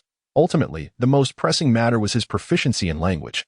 Although he could communicate effectively with Bandak and the others, they often used terms he did not fully comprehend, relying on context and experience to infer their meanings, uncertain if his interpretations were accurate or if he might inadvertently create misunderstandings. Without a firm grasp of the local vernacular, particularly the prevalent idioms and colloquialisms, he would forever be perceived as an outsider, hindering his ability to integrate. Furthermore, he struggled with writing in the local script. If he could not master this skill, all his years of education would seem wasted. Moreover, he understood that literacy was a mark of social status, accessible only to the higher echelons of nobility and select clergy, making it an essential skill for his aspirations of ascending the social ladder. Even if he ultimately failed to secure a place in society, becoming a scribe for a noble family would still be preferable to a precarious existence at the bottom. Additionally, his desire to learn the local script was driven by a more personal motive: to foster closer interactions with Yamala for his own less-than-noble intentions. Since their encounter with Aileen a few days prior, Yamala had begun to distance herself, no longer approaching him with the same eagerness as before, had it not been for old John's deliberate attempt to maintain distance from Aileen. Leading to their separation from the group of bounty hunters the next day, Yamala might have become even more attached. The growing chasm between them was palpable. Their gazes met with a hint of awkwardness, and even polite smiles carried an air of discomfort. In his previous life, Yax had experienced a few unfulfilled romantic endeavors, although his lack of financial means had ultimately led to their demise. He had gained some insight and even studied numerous guides, believing himself well-versed. While women in his former world were often discerning and difficult to win over, he had confidence that the more straightforward maidens of this medieval realm would be easier to court. Armed with this psychological advantage, Yax resolved to take action, setting aside time each evening after dinner to learn the local script from Yamala. Thus, from the following day onward, Yax adhered to his carefully devised plan, practicing archery in the morning, followed by spear thrusting in the afternoon, interspersed with physical exercises such as push-ups, squats, and sit-ups during breaks. The month leading up to the olive harvest was a period of relative leisure for the caravan. Aside from old John's hurried morning departures, the others found themselves with ample free time, and seeing Yax so energetically engaged in practice, they refrained from interrupting him. After a couple of days of Yax's ostentatious training, Bandak transitioned from an observer to a participant, joining him in practice. With Bandak's involvement, Yax not only improved his archery skills but also made rapid strides in spear handling. Bandak, a seasoned mercenary, possessed a rich lineage of expertise in archery, swordplay, and spear techniques. Upon observing Yax thrusting practice, he discerned the subtleties and nuances involved. He procured 2 wooden sticks, engaging Yax in a sparring session that provided invaluable insights beyond mere practice, deepening Yax's understanding of spear use in combat. As evening fell, he experienced the greatest joy of his day. Under the guise of earnestness, yet with a touch of boldness, old John agreed to formally appoint Yamala as his dedicated language tutor. Due to the frequent comings and goings of various individuals in the warehouse's common area, the two were compelled to conduct their lessons in Yamala's modest chamber, which Yax found fortuitous, within the confines of her room. Physical contact was inevitable, and he exerted considerable effort to charm her, often sharing humorous anecdotes from his previous life, which elicited playful eye rolls and laughter from the innocent girl. Moreover, his comparatively superior capacity for learning in this world led Yamala from mere admiration to a state of genuine enchantment, transforming their teacher-student dynamic into something more intimate. Their relationship quickly blossomed, creating an atmosphere of joyful camaraderie in the room, suffused with palpable chemistry. As days passed, old John became aware of Yax and Bandak's training sessions in the backyard. One morning, he refrained from leaving, observing their practice for some time before contemplating the situation. He then conferred with Bandak and summoned the other caravan members, along with their adolescent children over the age of 15. Totaling 17 individuals, to train under the guidance of Old Ban and Yax. However, the caravan was not a military unit. Even in the military, there was little organizational discipline. Once the initial enthusiasm waned after a few days, attendance began to dwindle, as each household had their own tasks requiring manpower. Even with old John's repeated entreaties and the promise of a complimentary porridge meal at noon, no more than 5 to 10 individuals would arrive for training each day. This was not something that could be forced, as the times were indeed challenging. People in this era were compelled to devote the majority of their time to mere survival. Those who attended did so either out of respect for old John or in hopes of that free meal. Yax was acutely aware of the necessity of practice, especially after the harrowing encounter with the bandits. Had everyone been adequately trained, they could have defended themselves without relying on the bounty hunters led by Erin. Thanks to their formation, thus, he placed great importance on the training sessions, even personally investing 50 copper coins for Ymira to procure some jerky, aiming to make the noon porridge more enticing to attract participants. He even devised a training regimen, drawing from his rudimentary knowledge of ancient military tactics, utilizing 2 evenings to create a method of practice, yet the results were still lackluster. Another challenge lay in the training equipment. While spears were manageable since the caravan had several, others could substitute with long wooden sticks. However, obtaining crossbows proved to be more troublesome. Inquiring at the weapon shop revealed that the least expensive crossbows began at 5 silver coins each. Meaning acquiring 10 would require 50 silver coins, a staggering sum of 5,000 copper coins, which Yax could ill afford, and he knew old John would not cover that expense either. Fortunately, Bandak, the craftsman, offered to construct the crossbows, as his family had a long tradition of hunting skills. However, he too had to train daily, leaving him little time to craft, and the intricate carving of the arrow tracks would be a time-consuming endeavor. It was optimistic to expect even 10 crossbows to be ready before the next trading expedition. The raw cow tendons needed for the bowstrings were relatively inexpensive, obtainable from the butcher for 20 copper coins. Yet, they required oiling and drying for half a month before use, and the metal components needed to be forged by a blacksmith, which would also incur considerable costs. Additionally, each crossbow required its own set of arrows, which were labor-intensive to produce. Thankfully, once old John became aware of these requirements, he readily agreed to fund the purchase of the cow tendons and the mechanisms, instructing the blacksmith to forge the necessary components. The arrows were to be bought directly from the weapon shop, with a quota of 10 per crossbow, resulting in the acquisition of 100 arrows. All that remained was for the tendons to dry, after which Bandak could assemble the crossbows. Before the crossbows were ready, Yax felt it essential to continue training. He selflessly explained the principles of the 3-point alignment to everyone.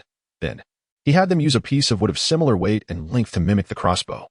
Practicing their aim at a red target on the wall 30 meters away, they would hold the wood in position for half an hour, a technique he had learned from an old red film, reputed to enhance shooting accuracy, especially for novices lacking experience. After 2 days, Bandak, witnessing Yax's method, took it a step further by suspending a stone beneath each piece of wood, claiming it was a family secret that would improve accuracy. This led to considerable complaints from the participants, and the following day, attendance halved. Fortunately, the members from the last trading caravan continued to attend training diligently, having witnessed Bandak's prowess with the crossbow and understanding the value of the skill. After half a month, the bowstrings were dried, and the crossbows assembled. The fruits of their earlier training began to manifest, and after a few days of trial shooting, they discovered that they could hit the bullseye 7 or 8 times out of 10 from a distance of about 20 meters. Elation swept through the group, and the practice of shooting arrows quickly became a favored activity, drawing even those who had previously been infrequent attendees, eager to experience the joy of hitting the target. This unexpected turn of events surprised Yax, but upon reflection, it made sense. In a time of scarce entertainment, they had come to regard this as a medieval shooting club. He welcomed the increase in midday diners. Yet the single piece of jerky was quickly consumed, prompting him to reluctantly part with another 50 copper coins for Ymira to purchase more. Thus, over the course of a month, the training bore fruit. Especially with the crossbows, under a blend of education and enjoyment, enthusiasm soared, with some participants even matching Yak's skill. Take Harvey, for instance. Ever since returning from the last trading venture, he had been idling away his time at the warehouse, returning each night inebriated and ignoring Yax altogether. However, after a reprimand from old John, he was compelled to join the training. During one session, he noticed Ymira wiping Yak's brow and began to challenge Yax, frequently proposing contests of crossbow skill. Eventually, Yax relented and engaged him in several matches, resulting in remarkably close scores, which thrilled Bandak, who designated Harvey as a key candidate for further development. As for spear training, while participants found it rather mundane and lacked enthusiasm, Yax believed that after repeated practice of the basic thrusting, parrying, and blocking techniques, they would surely not treat their spears as mere clubs in future encounters. Thoughts of formations and coordination were beyond their consideration, Achieving even basic proficiency was a commendable feat. As the olive harvest season approached, Bandak had been accompanying Old John each day, returning late, primarily negotiating the olive oil purchasing prices with village leaders. One day, while Yax was leading a training session on spear techniques with a small group, a commotion erupted outside. Upon rushing to the warehouse's entrance, they beheld a bloody Bandak carrying the injured Old John inside. Both men were battered and bruised, with Bandak's forehead bleeding profusely, while Old John appeared far worse, unconscious and covered in injuries, with a grotesquely twisted left calf, clearly broken. Ymira, upon seeing this, was at a loss. Bursting into tears, while Catherine remained composed, instructing everyone to place Old John on the long dining table. After checking his pulse and examining him thoroughly, she sighed and remarked, "His leg is broken. The pain has caused him to faint." Noticing Bandak's continued bleeding, she kicked Ymira, instructing her to tend to Bandak's wound. Then, she directed the others to hold Old John's limbs, stating that she needed to realign his fractured calf bone. This unassuming individual, usually quiet, displayed remarkable decisiveness in a critical moment. With a sharp crack, Old John awakened with a pained scream as his bone was set back into place, causing him to thrash violently, nearly overturning those holding him down.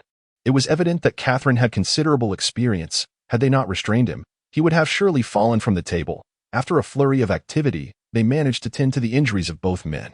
Yax then learned from Bandak the details of the incident. It turned out that the two had gone to a village named Lulans outside the city to negotiate the olive oil prices with the village chief, only to encounter Madame Anna's steward, Grants. The steward immediately berated Old John, informing him that henceforth he would have no connection to the olive oil trade in Suno City, and that all olive oil produced under the lordship of Marquis Kragas and his affiliated nobles would no longer be sold to him.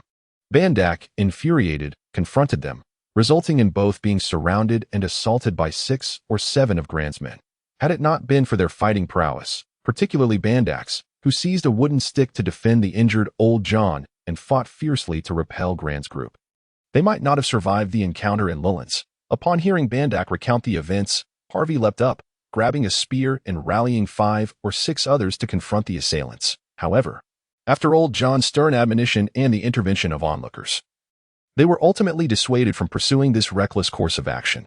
Sensing the potential for further trouble, Old John summoned Bandak and Yax to the forefront, addressing the crowd and informing them that the caravan would now be overseen by the two of them, imparting additional instructions, particularly cautioning Harvey to refrain from causing any disturbances. He then succumbed to unconsciousness once more.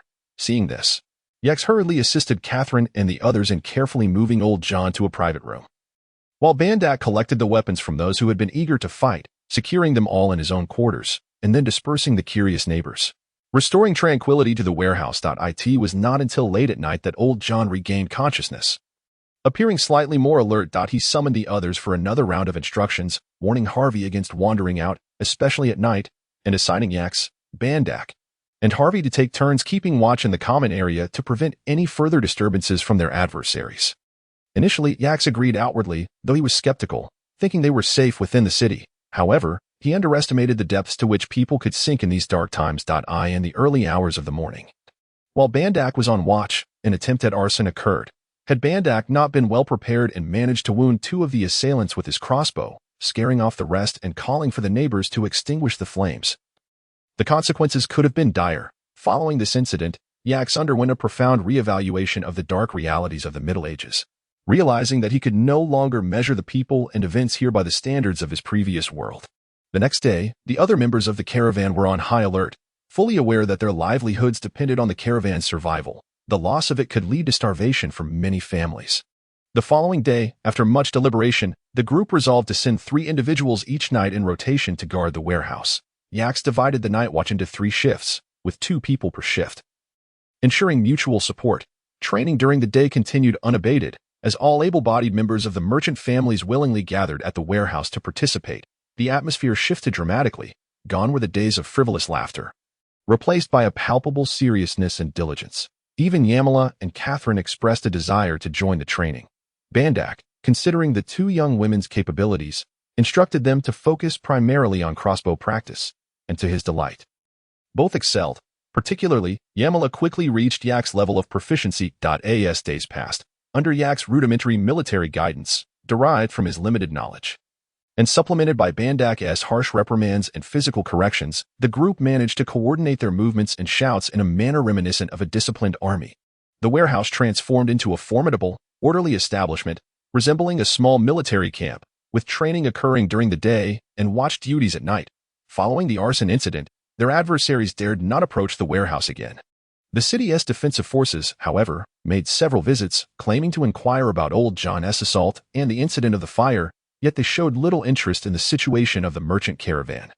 Instead, casting numerous glances toward the training grounds, Yak sensed that their inquiries were merely a fade for surveillance. Bandak approached the city officer to recount the events truthfully, but received only a perfunctory nod in response, assuring that they would strive to investigate and ensure that no wrongdoer would escape justice. Ultimately, the matter faded into obscurity, leaving no further developments. From that point onward, city guards patrolled the vicinity of the warehouse, seemingly apprehensive of any potential unrest from the merchant caravan. Over a week later, as the time to procure olive oil drew near, Bandak had ventured out in place of Old John several times, but had yet to secure a single deal. The members of the caravan observed this with growing unease. One evening, after dinner, Old John could no longer contain himself. He summoned Yaks and Bandak to discuss matters. His other injuries had healed remarkably, but his spirit appeared to have deteriorated further, with pronounced bags under his eyes and a pallid complexion. "What is the situation outside?" he inquired of Bandak. "Alas, I have questioned the village leaders surrounding us. They have all received warnings stating that Glans has declared that not a drop of oil shall be sold to us.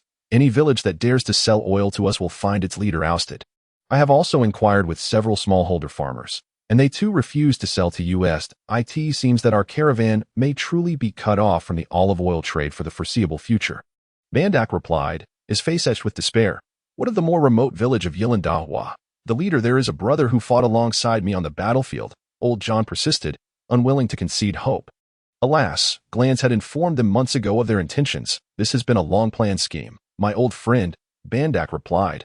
Upon hearing this news, Old John seemed to deflate like a punctured balloon, his entire demeanor slumping as despair overtook him, rendering him speechless and filled with lamentation.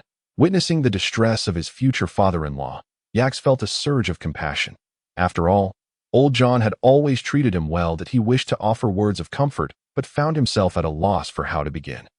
At that moment, Old John suddenly lifted his gaze toward Yaks, his eyes brimming with hope, reminiscent of their previous encounter with the bandits, as if he sought a solution from him. Yet, what could Yaks possibly offer at this juncture? Except for a blank stare of bewilderment. "Mr. Yaks, do you have any solutions?" Old John asked, still clinging to a thread of hope. Well, is there truly no other business we can pursue aside from the olive oil trade?" Yaks, employing a modern pragmatism, unconsciously deflected the problem back to Old John. "There are alternatives, such as the recent dealings in Dehiram involving wheat and beer, or during summer in Parawan where we procured flax. The beer there is quite popular in Sino. Additionally, in previous years when trading olive oil in the Nord Kingdom, we also brought back various local specialties like salt, salted fish, and cheese for sale in Swadia. However, these goods are of little value and yield minimal profit. The olive oil trade constitutes roughly half of our caravan's annual income. Without it, we all face hunger." Old John lamented, sighing deeply, clearly at a complete loss. Seeing his distress, Yaks reassured him, "Do not fret. I will first gather more information and contemplate the situation carefully. A solution will surely present itself. Yes, I believe you will find a way, for your insights are exceptional. And I am confident you can devise a plan," Old John replied, his gaze shifting toward Bandak, hoping for mutual affirmation of Yak's uncertain promise. The injured Old John had become increasingly insecure, lacking confidence. "Indeed, Mr. Yaks will undoubtedly find a solution," Bandak chimed in with timely reassurance. Upon hearing this, Yaks inwardly lamented his predicament but could not bring himself to refuse, recognizing that this was a matter of responsibility. He forced a brave fade and said, "Rest easy, Old John. Allow me to ponder. A resolution will come to light." Emerging from Old John's room, Yaks found that night had fallen. Typically, he would have been asleep by this hour. Yet tonight's slumber eluded him. As a modern man, he had previously enjoyed a life of comfort, shouldering little responsibility beyond the meager salary he had to manage carefully to avoid financial embarrassment when seeking assistance from his parents. At nearly 30, he had amassed little savings, and the prospect of marriage and children seemed a distant dream, although he had initially felt immense pressure from his parents' persistent urgings to marry. He had eventually grown numb to it, adopting an indifferent attitude. This apathy extended to all facets of his life. Raises, promotions, home ownership, marriage, none of it stirred any concern within him. Aside from his parents, nothing else held significance. For they were secure in their employment and would receive pensions, allowing Yaks to lead a life devoid of pressure. He had grown so accustomed to this lack of responsibility that he had forgotten what it meant to bear burdens. However, the current circumstances starkly contrasted with his previous existence. As a figure of faux nobility, he was expected, and indeed required, to exhibit a sense of duty. The thought that his decisions could impact the livelihoods of dozens within the caravan left him restless. Tossing and turning in bed, unable to find sleep, he wrestled with his thoughts throughout the night, ultimately succumbing to exhaustion only in the early hours. The following morning, it was not until Yamala came to awaken him for breakfast that he stirred from his slumber. Groggy, he splashed cold water on his face, regaining a modicum of alertness. After breakfast, while he found himself at a loss, Yamala approached him, saying that Old John wished to speak with him. Upon entering the room, he found Old John lying on the bed, his face betraying the fatigue of another sleepless night. Old John, today you should lead the others in training. Let the rest attend to their own tasks. I wish to speak privately with Mr. Yaks, he instructed as he noted Bandak and the others who had accompanied him. Once everyone had exited, Yaks remarked, "You appear to be in better spirits today. You need not offer empty platitudes. I am well aware of my condition that I hardly slept last night, as I mulled over some matters and wished to hear your thoughts." Old John replied, "You must prioritize rest. The well-being of dozens within the caravan hinges upon your strength," Yaks said with genuine concern. "Alas," Old John sighed, "it is indeed true. Dozens rely on me for sustenance. The most critical time of year approaches. Yet here I am, in such a state. What should I do?"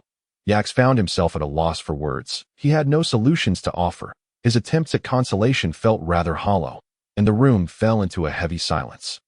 After a prolonged pause, Old John spoke as if steeling himself. "I had intended to work for another 2 years before stepping down and passing the reins to that fool Harvey. I intended for Yamala to marry him. But as you have seen, he is utterly inept, unable to count beyond 100, let alone manage accounts or calculations. He spends his days gambling and drinking, and his character is particularly small-minded. The other veterans cannot abide him.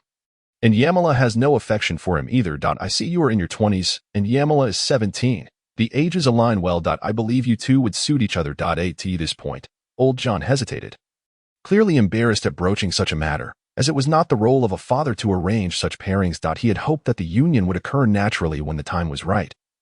But now the urgency of the situation left little room for such considerations. Yaks, however, paid little heed to the awkwardness of the proposal. Instead, he felt a flush of warmth at the mention of his age, which was actually nearing 30. A harsh truth emerged. On a day when both he and Old John might share a drink, he could easily be called brother. Hearing Old John's subsequent words, his heart soared, and without hesitation, he declared, "I have no objections. I hold a deep affection for Yamala. As for Yamala, at merely 17 years of age, she bears little burden. It was customary in medieval times for individuals to wed at a young age, with many tying the knot around 13 or 14. In fact, there are those of Yamala's age who already have 2 children. Well, that's quite good," Old John replied, his previously somber demeanor noticeably brightened by Yak's words. As he eagerly assented, initially he harbored concerns that Yaks, due to his elevated status, might refuse to comply, but he was pleasantly surprised by how smoothly the matter unfolded. With this verbal agreement in place, the conversation between the prospective father-in-law and son-in-law quickly lost much of its prior awkwardness and hesitance. After exchanging some light banter, they instinctively sidestepped the slightly uncomfortable topic and shifted their focus to the pressing situation at hand. Having recently secured a stable source of income, Yaks found his thoughts remarkably invigorated and clear. The elevation of his relationship with Old John to that of a prospective son-in-law alleviated any lingering reservations in his mind. Thus, he posed a question that had been troubling him for several days to the venerable figure. "I have some uncertainties.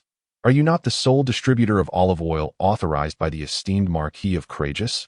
If he wishes to revoke our license, could he not simply notify us directly? Why must we endure the incessant troubles imposed by the steward, Granz?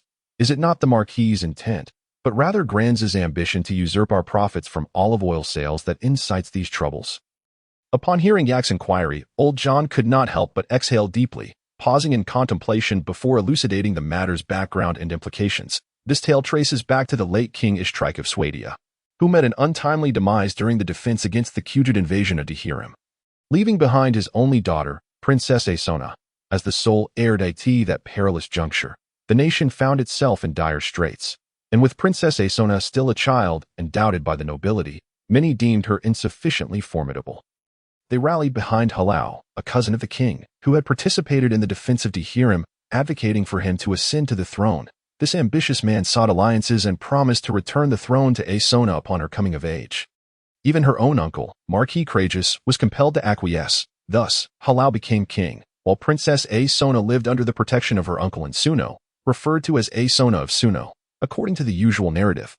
One might expect Princess Aesona to meet an untimely end before reaching maturity, perhaps through a riding accident, an incurable illness, or even a tragic fall from the castle. However, such misfortunes did not befall her, for she was sheltered by a devoted uncle, the formidable Marquis Courageous. The Courageous family is no ordinary lineage. They are a branch of the Isht royal family, each member renowned for their valor and prowess in battle. Among them are not only lords who inherit their fiefs, but also those who have earned their titles through merit. They include Count Grainward, Courageous's second brother, whose domain is Kyrodin Castle. Tostel and Elbier, his son, Count Dippings, holds the territory of Winked Castle. Count Rice, Courageous's third brother, governs St. Lisgoda Castle and Tisboting, while his son, Count Montyville, oversees Nemega and Baranley. Additionally, Courageous's own son, Count Burland, rules over Tulin Castle. This formidable clan commands a city, 4 castles, and numerous villages, collectively controlling nearly half of the Swadian kingdom, rendering them nearly unassailable. It appears that the Marquis has grand ambitions, for he has kept Princess Aesona close by under the guise of guardianship, permitting her little freedom to leave the Marquisate in Suno. King Halao, on several occasions, has summoned the princess to the capital, Palaven, only to be met with refusals from Marquis Courageous, citing the princess's ill health. As Aesona matured, Halao increasingly perceived her as a significant threat, while other noble families within the kingdom began to regard the ever-growing Courageous clan as a formidable adversary. Consequently, the two factions conspired together, plotting multiple assassination attempts against the princess and her uncle. Though these underhanded schemes ultimately failed, they inflicted severe repercussions, establishing two opposing forces within the already precarious realm of Swadia. One faction, led by Halao, represented the royalists, while the other, headed by Marquis Courageous, embodied the factionalists. The resulting friction between the two nearly led to a second schism within the kingdom, prompting neighboring realms such as Nord, Vagia, and the Qujit Khanate to eagerly await an opportunity to seize a share of Swadia's territory. Faced with such a dire situation, both sides reluctantly set aside their grievances and convened at the negotiating table, initiated by the Lord of Uxhall, Marquis Dylingard. After extensive haggling, a temporary truce was established, contingent upon the Courageous family exiling Princess Ivina to the kingdom of Rodoke. In return, the king and the noble families pledged to cease any further assassination plots against the Marquis and the princess. As a guarantee, Marquis Dylingard promised to marry his young and beautiful daughter, Anna, to the widowed Courageous, thereby restoring a semblance of peace to the kingdom of Swadia. However, this precarious peace lasted less than 2 years before the kingdom once again became embroiled in turmoil.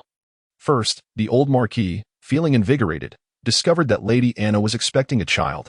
Almost simultaneously, a rift inexplicably formed between Courageous and his son Burland, leading the latter to retreat to Tulin Castle, vowing never to set foot in Suno again. Subsequently, during a celebratory feast, the old Marquis, overcome by drink, suffered a stroke while in the company of Anna's maid, leaving him bedridden and unable to speak. Consequently, the reins of power naturally fell into Lady Anna's hands. Thus, the Lord of Uxhall, Marquis Dylingard, akin to a cunning strategist employing the charms of a beauty, emerged as the greatest victor. At that time, Lady Anna was nearing her confinement, and the governance of Suno effectively slipped into the control of Grans, the steward appointed by Marquis Dylingard. Upon hearing this, Yax began to comprehend the intricate web of events that had unfolded. It was no wonder that Grans had been suppressing the merchant caravan. This was a matter rooted in deeper intrigues. As for Old John's background, it too was remarkable. In principle, such political machinations and secrets would only circulate among the upper echelons of the kingdom. As a mere merchant, Old John would not typically be privy to such information. However, his former role as the personal guard to the old Marquis granted him unique insights as a first-hand witness to the kingdom's recent upheavals.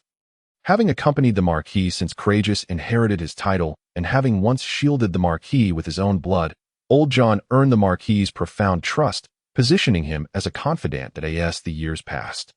The old Marquis, recognizing Old John's contributions, sought to reward him.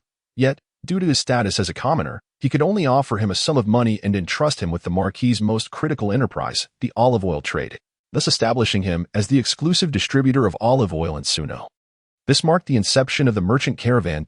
In those times of scarcity, with productivity at an all-time low, where a yield of 200 or 300 pounds of wheat per acre was considered exceptional. Suno, though appearing large, in reality, it was a mere town with a population of over 10,000, produced little. The Marquis's territory primarily yielded olive oil, which accounted for nearly half of the annual expenses and military funding, making it the lifeblood of Suno's economy. Thus, it could be said that control over the olive oil trade equated to control over the Marquis itself, which lies at the heart of the caravan's current predicament.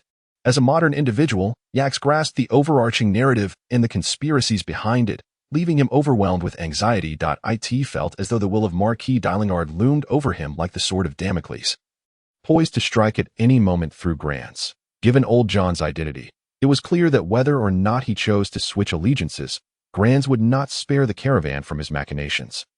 Thus, any form of compromise would be futile. However, passively waiting would only lead to worse outcomes. In that moment, Yax racked his brain for a solution, but seeing Old John's fatigue from recounting the events, he offered a comforting remark.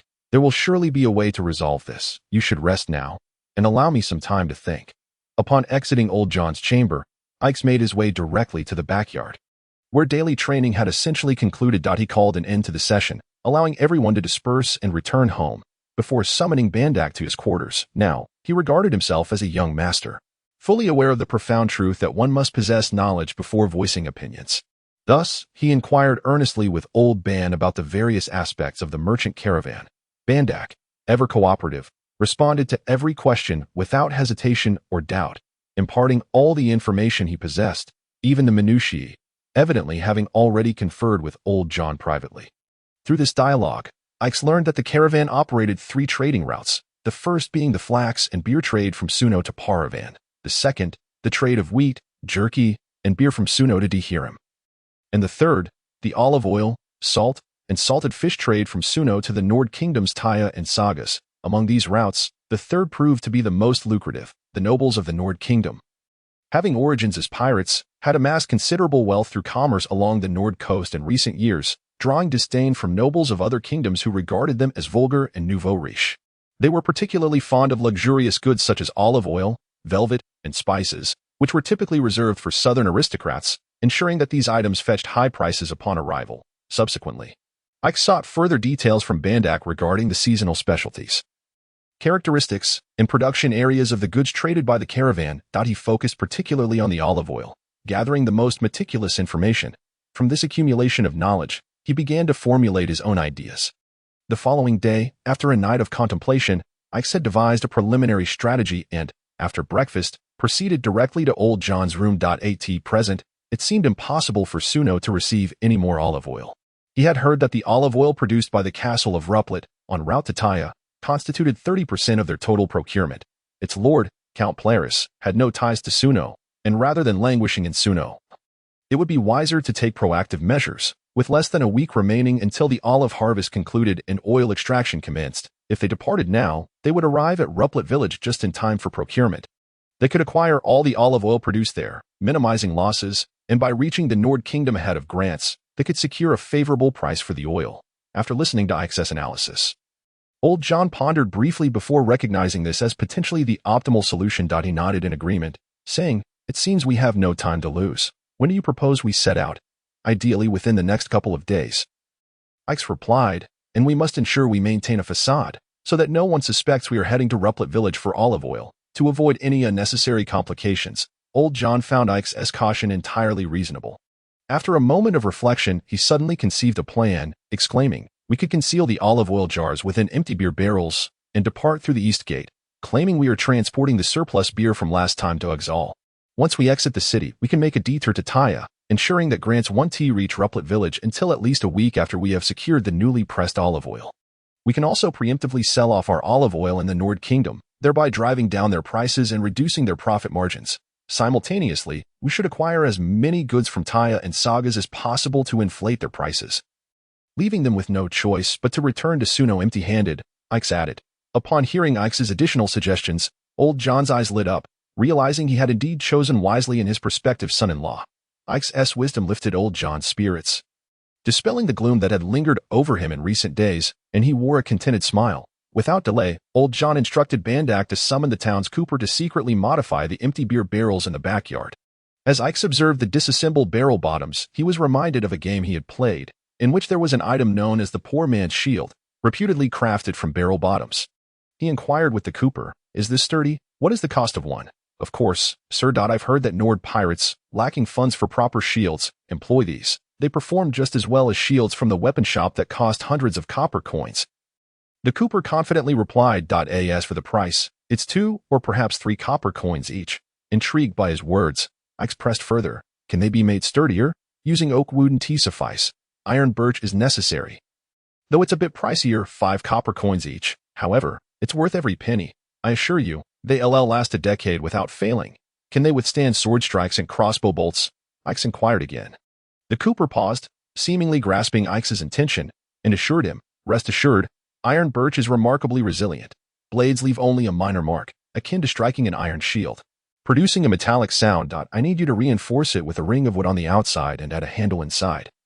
Ix instructed, "That will take some time. For 5 copper coins, I fear, I can offer you 10 copper coins each, but they must be larger and 1.5 times thicker." The cooper's eyes brightened at this. "No problem. How many do you require?" "Let us start with 15. If they prove useful, I will place further orders, but I need them by tomorrow." The cooper, thrilled at the prospect of earning a week's wages in one go, eagerly accepted the commission. Early the next morning, the cooper delivered the 15 shields made from iron birch. Ix tested their weight and hardness. Finding them satisfactory, he placed the shields atop the beer barrels, making them appear as mere oversized lids, concealing their true purpose. He was quite pleased and paid without hesitation.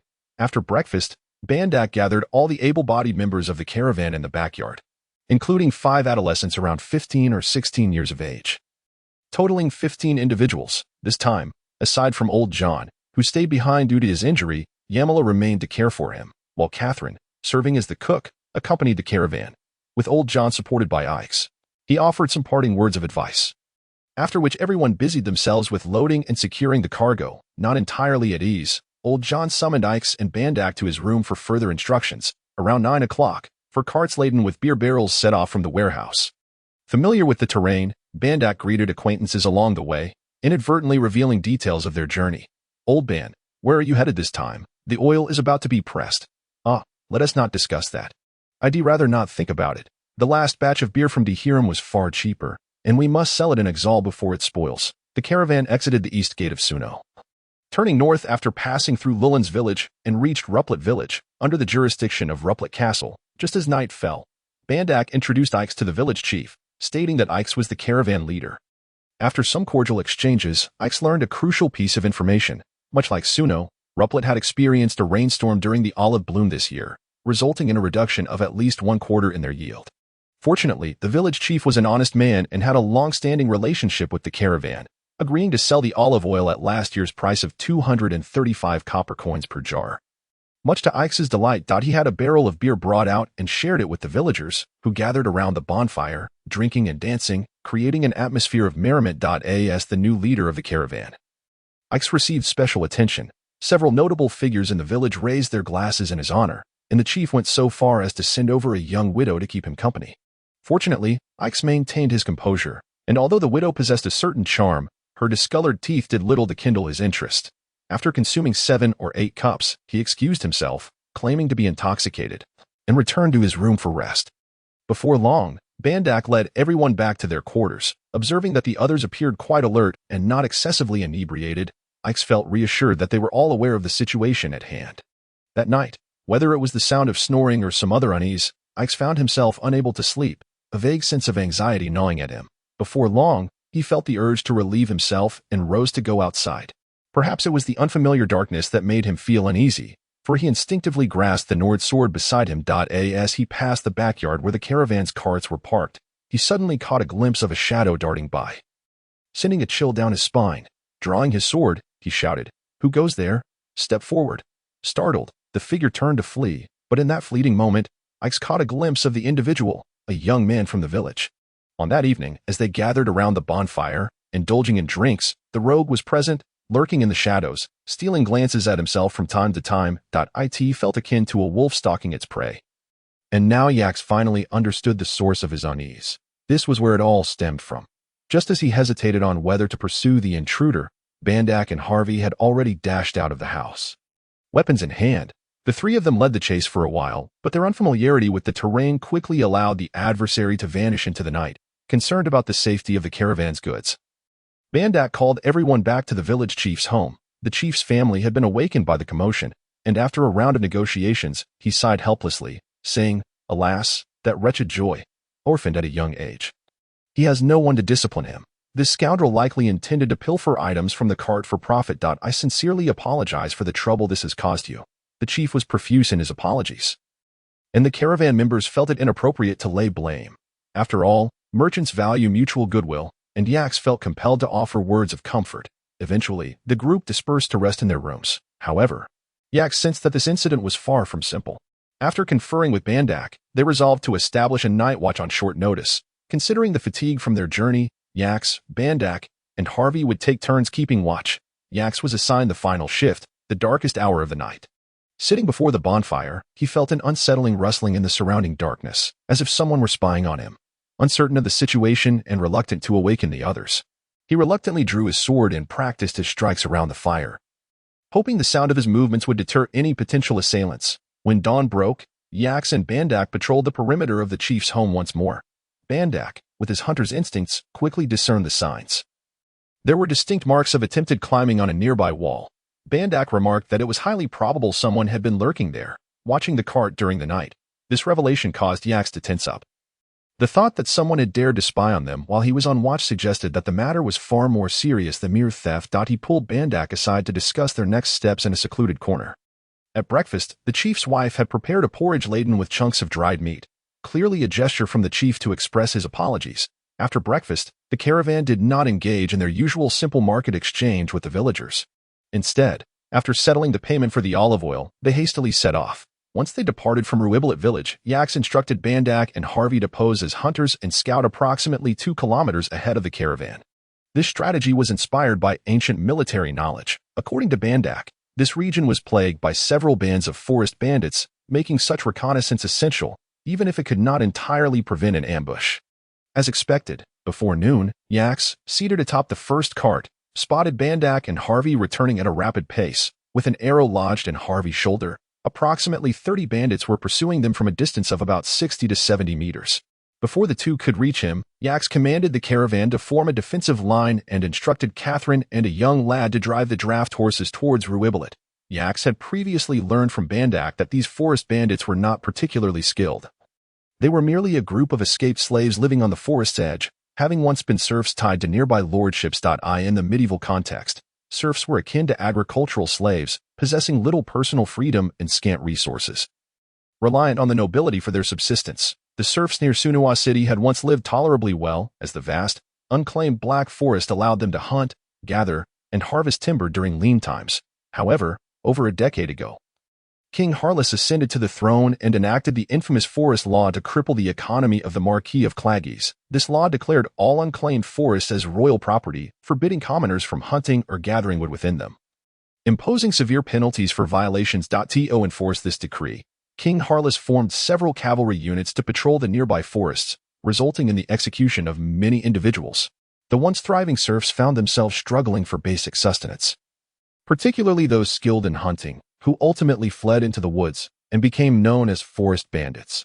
Clad in leather armor fashioned from beast hides, they wielded bows and carried axes, both tools and weapons. Relying primarily on hunting, gathering, and illicit timber harvesting for survival, and occasionally ambushing passing caravans, their organization and discipline were notably poor, typically operating in small family units. The unusual sight of over 30 bandits mobilizing raised alarms in Yak's mind as he pondered. Could this be premeditated? As Bandak and Harvey re-entered the defensive formation, the caravan was just getting into position. The crossbows had yet to be loaded when Yax examined Harvey's shoulder wound, relieved to find it superficial despite the pain causing him to sweat profusely. He then glanced outside at the approaching forest bandits and shouted in alarm. They were already within 50 meters, drawing their bows and releasing a volley of arrows. The sudden onslaught left Yax momentarily stunned, unsure of how to respond. Fortunately, the experienced Bandak shouted, "Raise shields! Raise shields!" As the command was issued, arrows began to rain down, their ominous thuds echoing.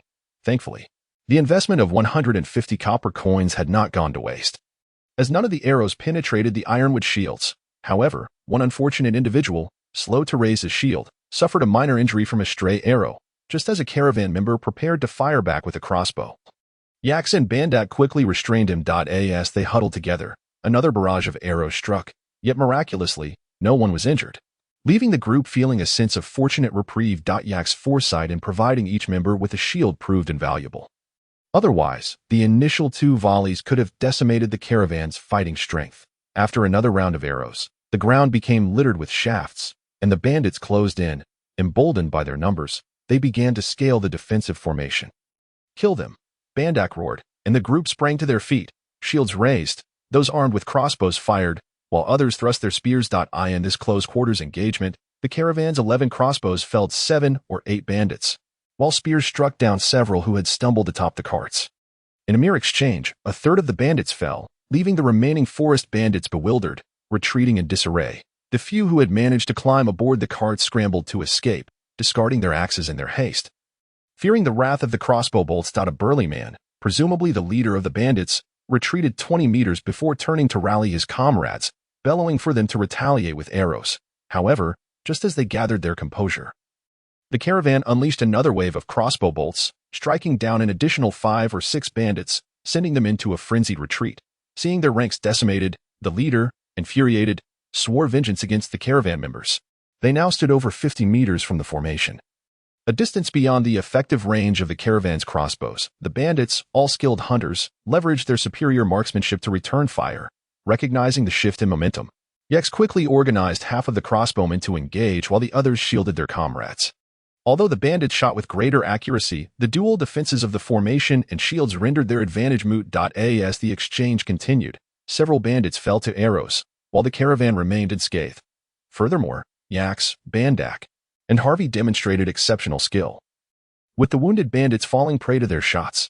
Particularly, Harvey, despite being injured in the left shoulder, remained resolute, focusing on avenging his wound. As the bandit leader drew back an arrow, Harvey seized the moment, firing his crossbow with precision, but the leader reacted swiftly, discarding his bow to evade the impending threat. However, it was already too late. A well-aimed shot from Harvey struck the burly man squarely in the right shoulder. A fitting act of retribution, the fallen giant, disregarding his pain, lifted his head to see that only 7 or 8 of his comrades remained able to fight. In haste, he rose and called for the remaining brigands to retreat into the thicket. Observing this, the merchant caravan, without needing further encouragement, swiftly maneuvered through their cart barriers to pursue. The merchants, with their superior stamina and steady output, quickly claimed the lives of 4 or 5 more brigands, either by arrows or by close pursuit, until they reached the very edge of the forest. A sudden thought struck Yax. Do not enter the forest. He halted abruptly, while Bandak, a seasoned hunter, understood the perilous nature of their surroundings and urgently called for the pursuing men to stop. Yet, a few, blinded by bloodlust, recklessly charged forward. Notably, Harvey, wielding a crossbow newly fitted with an arrow, led the charge, intent on avenging himself against the man who had shot him, heedless of Bandak's admonitions. Then, with a sudden whoosh, a dark arrow whizzed from the jungle, striking Harvey squarely in the chest, causing him to fall backward in shock, prompting the merchants to immediately crouch down to evade any further danger. After a tense silence, when the rustling footsteps in the forest ceased, the merchants cautiously lifted Harvey to a safer location, only to find his gaze had grown distant. The arrow had presumably pierced his lung, as each exhalation expelled copious amounts of blood from his mouth, accompanied by gurgling sounds. It was as if he sensed his imminent demise. Suddenly, he focused his eyes on Yax, grasped his hand with great effort, and said, "Help me take revenge, look after Yamala." His words unfinished, he breathed his last. This tragic turn transformed what should have been a victorious moment for the caravan into one of profound sorrow. 2 young men, familiar with Harvey, insisted on avenging him, but Bandak, wielding his authority, restrained them, insisting they first tend to the battlefield and bandage the wounded before contemplating revenge. Soon, the battlefield was cleared, apart from a handful of axes worth a few coins. The rest such as the crude bows and the brigands' discarded leather armor, were of little value. Fortunately, although the armor was dirty and possibly infested with lice, it offered better warmth than the ragged linen many of the men wore. The outer layer was crafted from sturdy rawhide, providing decent protection. In this era, it seemed that nearly every commoner bore lice. Perhaps only Yaks and Yamala remained uninfested. Unexpectedly, they discovered 3 injured captives, one of whom was recognized as Joey, the man they had shared drinks with the previous night. An arrow had struck his thigh, fortunately missing the artery, yet he was now terrified, trembling under the threat of several angry spears poised to strike, seeing Joey in such a state of fear. Yaks devised a plan. Holding his nose, he approached and said, "Well, Joey, we are merchants, and we bear no grievances against the good men of the nearby villages. Why did you act this way? Don't blame me. It was 2 weeks ago that Robin, the leader of the forest bandits, found me. He told me to inform him whenever John S. caravan from Suno City came to our village for olive oil, claiming it would be a lucrative deal." Upon hearing this, Yaks exchanged knowing glances with Bandak. Piecing together the situation, Yaks then smirked and asked, "So, did you think we were transporting something valuable and wished to inspect it first?" Joey's face flushed with embarrassment as he stammered, "I just wanted to see if you had anything of worth before Robin took it." His gaze dropped lower, unable to meet Yak's eyes. Yak snorted dismissively, a smirk dancing on his lips. "You see, Joey, as I said, we are merchants. We value long-term relationships and prosperity through goodwill. Your village of Ruibilit is an important ally to us, and we intend to continue purchasing olive oil from you in the future. If you answer my questions satisfactorily today, I will personally ensure your safety." Upon realizing his life might be spared, Joey eagerly nodded. Yes, I will tell you everything I know. Just spare my life." Through Joey, Yaks gleaned the information he sought. It turned out that Robin was a formidable bandit leader who had emerged in recent years, commanding over 30 men who had formed a settlement in a nearby valley, which also housed the elderly, women, and children. It was rumored that Robin was quite powerful, daring to ambush even the king's patrols, and he often boasted of his connections with local nobility. Yak suspected that Robin was likely acting as a puppet for the nobles, engaging in unsavory dealings on their behalf, while Joey served as their eyes and ears in Ruibilit. It seemed Robin was no ordinary bandit. Today's victory had been a stroke of sheer luck. Had Robin not been overly confident, treating the merchant caravan as merely a group of a dozen men, he would not have underestimated their capabilities, nor would he have ignored the potential of their barrels to serve as shields.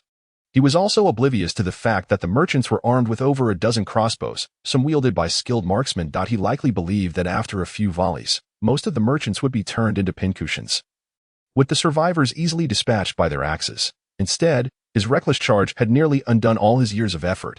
After considering Joey's confession, Yaks reflected for a long time. The trade route to the Kingdom of Nord was the most lucrative for the caravan, and this area was essential for passage.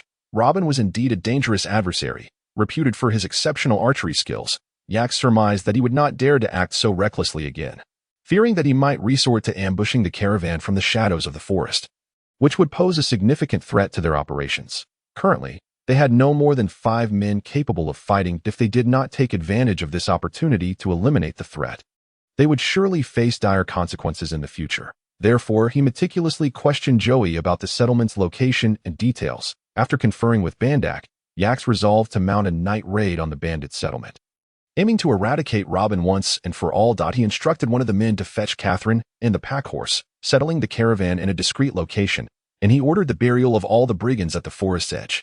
While burying Harvey, Yaks realized that this unnecessary death could serve as a valuable lesson. He knew that failing to enforce discipline among the caravan members might jeopardize the success of tonight's operation. Thus, he gathered everyone before Harvey's grave to deliver a speech. Today, Harvey need not have died. Initially, everyone coordinated well and followed orders, and we were on the verge of victory.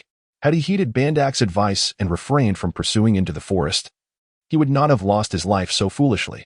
Our caravan is a unified entity. I have always emphasized this during training. Let me reiterate, every action you take must be in accordance with the command. Only through obedience can we harness our formidable strength and achieve victory. Should we face battles like today in the future, if you follow commands, even if you fall in battle, the caravan will take care of your family and provide compensation. However, if you perish due to disobedience, no compensation will be granted.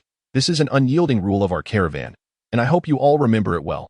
Having delivered this solemn address, Yaks feared the members might not respond favorably. He glanced nervously at Bandak, who understood the cue and added, "Mr. Yaks is now the leader of our caravan, His words are as binding as those of old John, and my words are as binding as his. Those who do not heed his command may find my weapon unyielding." Bandak's stern tone effectively reinforced Yak's position. Yak felt a surge of warmth and gratitude, realizing that, but for his foresight, they might have all met with disaster today. The other members silently vowed to remember Yak's ironclad rule. Subsequently, Yaks and Bandak discussed the details of the impending night raid, instructing everyone to take turns resting in the afternoon, eat well, and conserve their strength in preparation for the evening's confrontation. That night, after nearly 2 hours of travel, the caravan finally arrived at the bandit settlement, looking disheveled and weary, having encountered numerous traps along the way. Fortunately, with Joey as their guide, they avoided many of the pre-existing traps. And with Bandak's expertise as a hunter, they navigated several newly set ones. Otherwise, they might not have reached the settlement by dawn, suffering significant losses in the process. The settlement lay nestled within a modest valley. With 5 wooden cabins scattered across the back, a cave housed a flickering campfire, with figures occasionally entering and exiting. Joey informed them that Robin resided in the innermost cave. 2 of the cabins remained dark, presumably uninhabited or having lost their occupants in the day's skirmish. Meanwhile, muffled cries of women wafted from the other 3 cabins. Some wails of women pleading for mercy mixed with curses from shattered bottles echoed through the chaos, creating a cacophony of sounds. The air was thick with the pungent aroma of alcohol. It appeared that the surviving brigands were venting their impotent rage, directing their frustrations towards the vulnerable women, children, and the elderly in the settlement. Bandak glanced at Ikes, signaling whether they should charge in at that moment. After a moment's contemplation, Ikes gestured for patience, suggesting they take a brief respite to observe the situation. As the night wore on and the hour approached midnight, the clamor within the settlement diminished somewhat, leaving only the subdued sobs of women, interspersed with the sound of muffled moans and occasional pleas for mercy. The younger members of the merchant caravan were flushed with embarrassment, while the more rugged men huffed heavily through their nostrils. After another half-hour had passed, the valley fell into a profound silence. It seemed the brigands had exhausted their energies. It was time to act. Before proceeding, Ikes and Bandak conferred and decided on a strategy of individual assaults, resolving to clear the inhabited wooden houses and caves one by one. Ikes made a preliminary allocation of tasks, assigning 3 of the younger members to guard the valley's entrance with crossbows, while others were stationed at the doors of unexamined rooms, each pair armed with a crossbow and a firearm, while the remaining members would systematically clear each room. The operation unfolded with remarkable ease. The brigands were deep in slumber, akin to dead pigs, and were swiftly dispatched. The awakening elderly, women, and children fell silent at the sight of the gleaming blades, and any who dared to cry out were immediately silenced with a swift thrust. Soon, the wooden houses were cleared, and more than a dozen elderly and vulnerable individuals were confined in a single room, with 2 guards posted, while the remaining members launched a full-scale assault on the innermost cave. To their dismay, they encountered no resistance. The cave housed only the unconscious Robin, lying on a bed, alongside his panicked wife and daughter. It was no wonder that these brigands had merely set traps along their route. Robin must have succumbed to unconsciousness due to excessive blood loss coupled with the dual blow of significant losses. Had Robin been awake, Ike surmised he would have likely rallied the remaining members of the settlement for a swift escape. Leaving them in a precarious situation, Ike could not help but feel a surge of fortunate relief. The cave where Robin resided was a Y-shaped structure. The main chamber was lofty and spacious, with stone stools and wooden benches arranged around a campfire, suggesting it was a gathering spot for the brigands. The 2 branches within were distinct. One was relatively tidy, serving as Robin's living quarters, while the other functioned as a storeroom filled with provisions, mountain goods, and hides. Beneath Robin's bed, they discovered a large chest, its leather exterior shrouded in dust, indicating its age. Yet it was unmistakably a valuable artifact of the era, likely affordable only to the nobility. Noticing this, Bandak promptly ordered the confinement of the still unconscious Robin along with his wife and daughter, while the rest of the group hastily exited. Ikes, brimming with excitement, rubbed his hands together and murmured, open the chest, relishing the prospect of experiencing the thrill of a boss battle's treasure chest, akin to his adventures in a video game. Just as his fingers were about to graze the chest, he instinctively recoiled, a subconscious realization dawning upon him. In his former world, he was known for his poor luck in games, particularly in World of Warcraft, where he was infamous for opening chests that yielded nothing but worthless trash. The thought of retrieving a trove of worthless odds and ends was disheartening, especially in a realm where he was not merely impoverished. Suppressing his urge, he gestured for Bandak to proceed with opening the chest. Upon seeing Ike's signal, Bandak eagerly approached the chest, and to their delight, It burst forth with an array of fine equipment: 2 chainmail tunics, a striped armor, a finely crafted curved dagger, a heavy half-sword, 3 pairs of chainmail gloves, a collection of gold and silver jewelry, and a pouch containing approximately 300 silver coins. Ix, unfamiliar with the value of weapons and armor, listened as Bandak estimated that the chest's contents were worth at least 40,000 copper coins, translating to a minimum of 700 silver coins when including the pouch. The 2 red chainmail tunics were lined with fine linen, typically worn by cavalry and lower nobility of the Swadian kingdom. A style Ix had previously observed on the city guard in Sunno.it seemed that Joy's claims were indeed accurate. Robin had ambushed the king's forest cavalry. Ix found the tunics slightly small, as the Swadians generally ranged between 155 to 170 centimeters in height, while Ix stood at 175 centimeters. Bandak, however, found one of them a perfect fit. The striped armor, made of soft leather with hard leather studs, appeared dull and unremarkable compared to the 2 red tunics, yet Bandak insisted it was extraordinary, a specialized armor worn exclusively by the elite Nord Royal Guards, renowned for their superior craftsmanship and formidable defense without excessive weight. When Ix tried it on, he was pleasantly surprised to find it even lighter than his previous Nord chainmail, fitting snugly and allowing for greater agility, a stark contrast to the constricting sensation of the earlier armor. The heavy half-sword was a bit cumbersome for Ix, but Bandak's strength made it suitable for him, while Ix selected the finely crafted curved dagger, which felt just right in his hands. This weapon, forged from a steel, boasted a beautifully curved blade adorned with feather-like patterns, indicating its exceptional quality. Bandak noted that the powerful Mamorik cavalry could cleave through armor with a single strike using this very blade. Ix and Bandak divided the chainmail gloves between themselves, and after some discussion, decided to distribute 10 silver coins to each team member, a considerable sum, given that a merchant associate might only earn 2 silver coins in a month. This unexpected windfall equated to half a year's wages, while the remainder would be sold in the city to bolster the caravan as funds. Once they had divided their spoils, they emerged from the cave, resplendent in their new attire. Ix gathered the others and distributed 10 silver coins to each, eliciting cheers of joy and a surge in morale.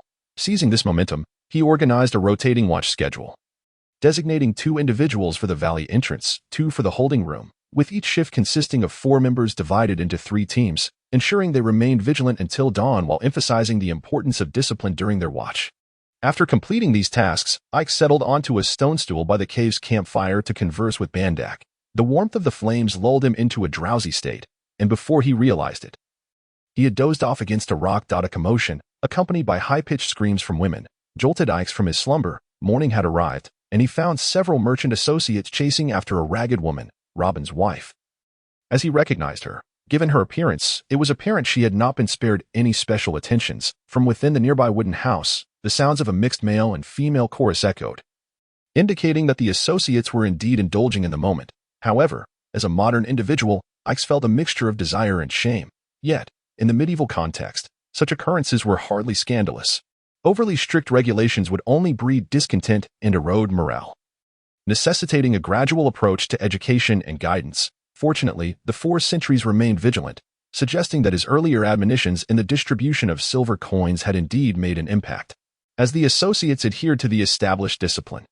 After surveying the valley, Ix found no sign of Bandak. One associate informed him that Bandak had left early with someone to fetch Catherine, who was watching the cargo at the forest's edge. After conducting a thorough check for any safety threats, Ix returned to the cave. There, he discovered a familiar and delightful object, a large iron pot, nearly identical to one from his previous world, reminiscent of the kind used on his family's stove.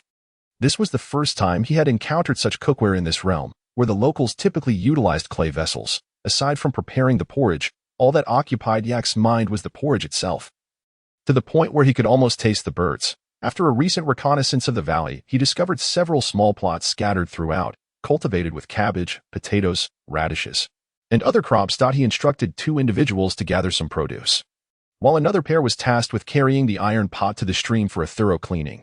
Once the preparations were complete, our esteemed chef Yak made his grand entrance, ready to unveil his long-anticipated dish, Northeast-style stew. With deftness, Chef Yak heated the pot and rendered the diced fatty meat to extract its oil. Once sizzling, he added the chopped cabbage, potatoes, and radishes, stirring them until partially cooked before adding water. Gradually, he incorporated salt, beer, wild scallions, mountain mushrooms, jerky, and free-range chickens native to the valley. As the stew reached a boil, He adorned the pot with a ring of dumplings crafted from whole wheat. When the dumplings were finally done, an aroma wafted through the valley, a scent that Yaks deeply cherished and one that was utterly foreign to the other inhabitants. The locals were left in awe, realizing that food could possess such exquisite fragrance. Just then, the fortunate Bandak and Catherine arrived, drawn in by the enticing aroma. They joined the eager crowd, their pack animals still laden with cargo. Lifting the pot's lid, Yak sampled a spoonful of broth. Finding it to be quite satisfactory, perfectly seasoned and rich in flavor, the taste nearly brought tears to his eyes, for he had finally savored a decent meal in this world, though he lamented the absence of vermicelli, which would have rendered the stew even more perfect. Yak served each person a bowl of stew, along with a dumpling, and the cave was soon filled with the sounds of enthusiastic chewing. By the time he had prepared his own meal, the first 4 or 5 diners had already finished and were eyeing him expectantly, prompting him to inwardly curse a bunch of country bumpkins who have never tasted a proper meal.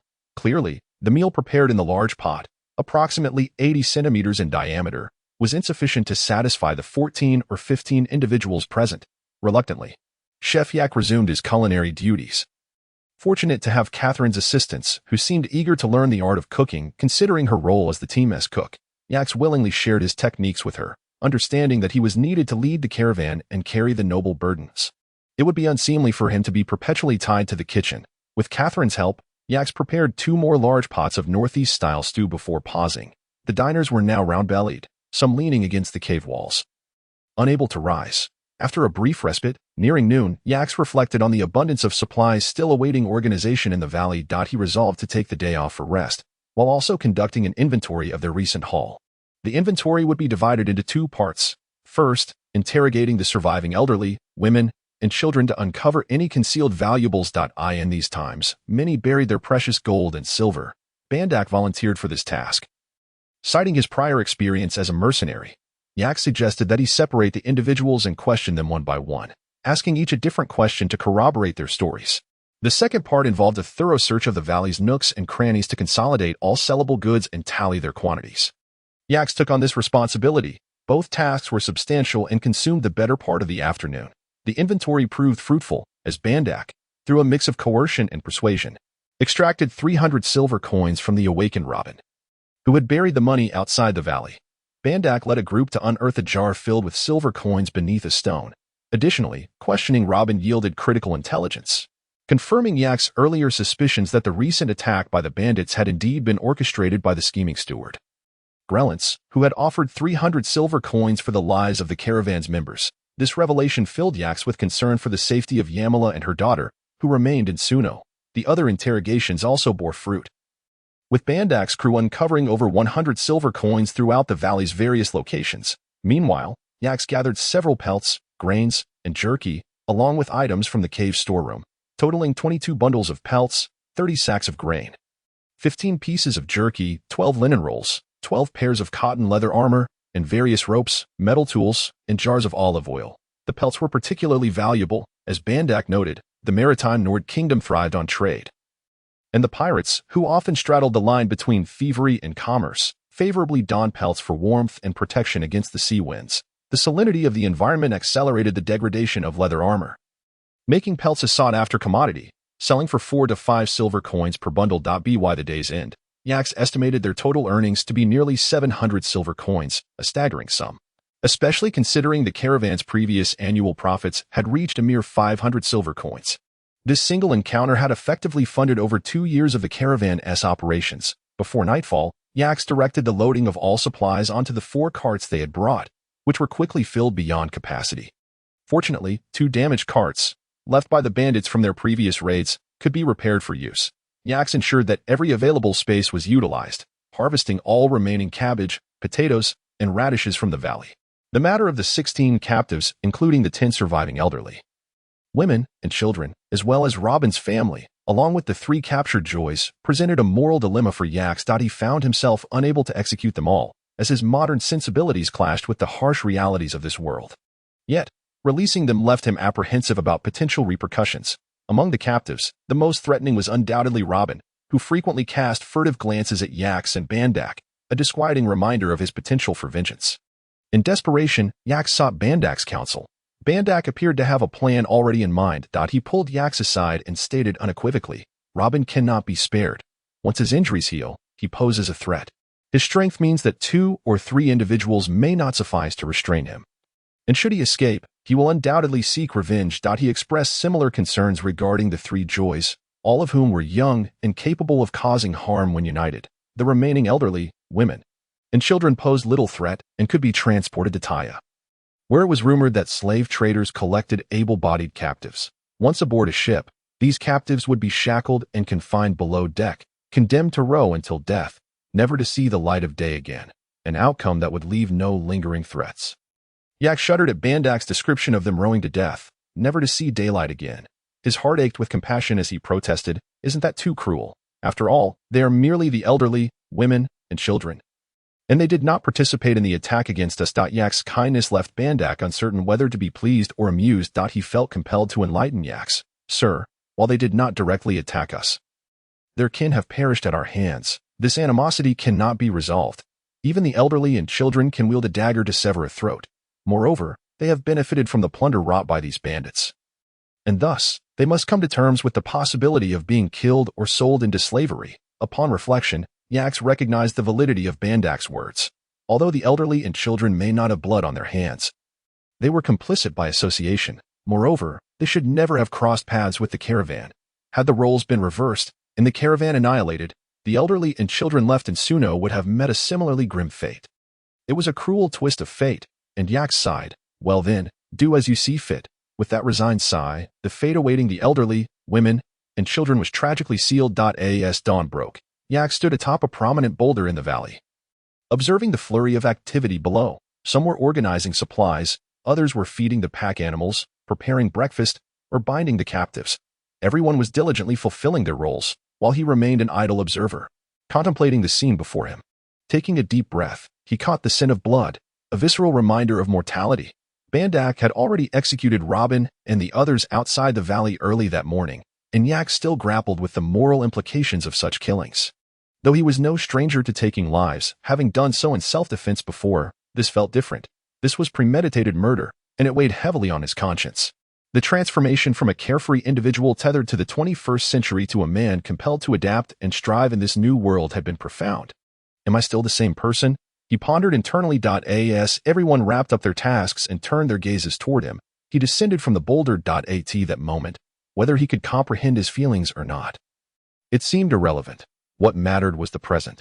Due to the presence of an entire caravan awaiting him, as well as dozens of elderly, weak, women, and children depending on him, Sunua suddenly comprehended why many prominent leaders exude such a profound aura. It is not merely because these individuals possess remarkable prowess, composure, experience, or wisdom, nor is it solely a product of their inherent disposition. Rather, it is because they bear the weight of a concept known as responsibility. After finishing breakfast, the caravan hurriedly set out, striving to reach the next village before dusk. This area, known as the Black Forest, was notorious for the rampant activities of forest bandits, not just Robin's faction. Fortunately, these bandits typically refrained from assaulting passing caravans unless they had a specific motive. For the next 2 days, the caravan encountered no further attacks. Nonetheless, Ikes continued to arrange reconnaissance at the front and rear, as well as night watch duties, which, following the recent bandit raid, met with no opposition from the crew. This solidified his resolve to establish these protocols as standard practice for the caravan. On the 3rd day after leaving the valley, the caravan arrived in the city of Taya, within the Kingdom of Nord. Taya bore little resemblance to Ikes' preconceived notions of a medieval city. Instead, it struck him as rudimentary and chaotic, constructed primarily from timber.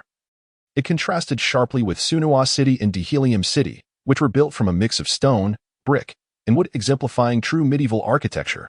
Taya resembled a large primitive village, with sharpened wooden palisades serving as walls. Watchtowers constructed from bundled timber and exposed rammed earth revealing the city's crude and simplistic nature. Rather than a city, it felt more akin to a sprawling military encampment.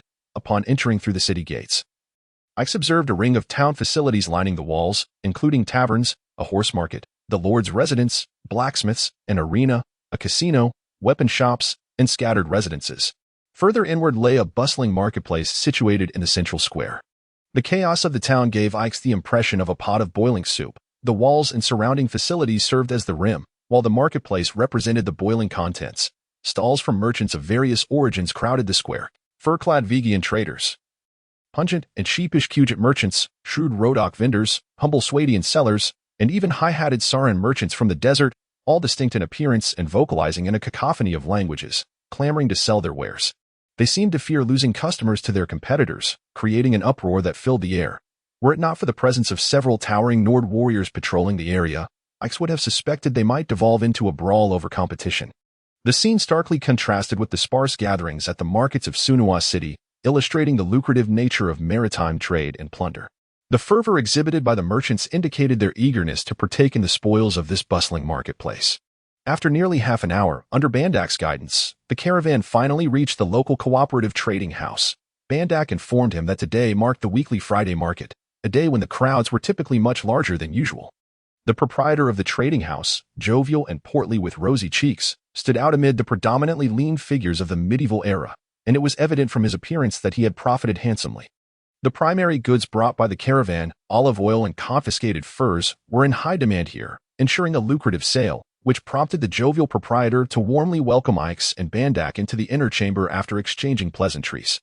Having previously conspired with Bandak, Ix watched as Bandak exerted himself in negotiating the price of the furs. After much back and forth and clever maneuvering, they settled on a final price of 430 copper coins per bundle.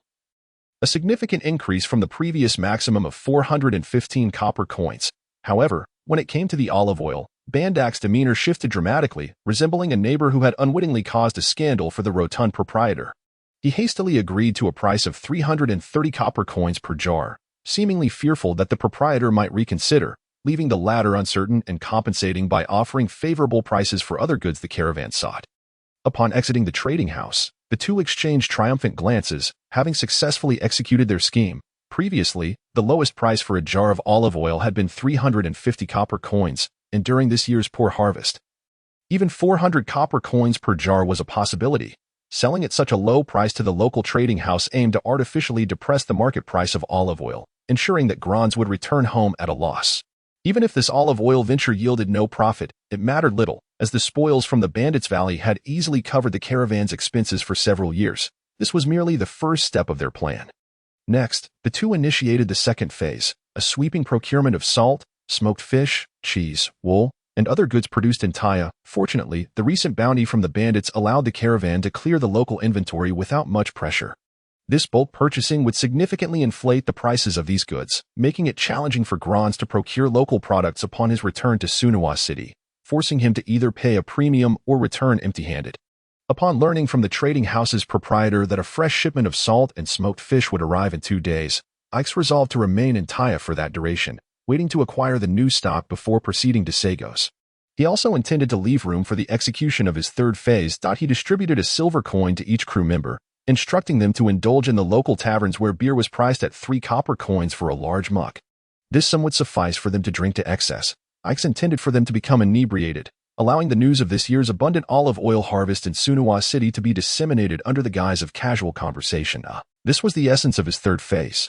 With the matters of goods settled, Ix and Bandak proceeded to the slave market, where they sold 10 elderly, weak, women, and children at the low price of 100 copper coins each to a notorious local slave trader named Ramon. Ramon was a man with a hawkish nose and bulging eyes, his deep-set gaze imparting a sinister aura that made Ix instinctively wary of prolonged interaction.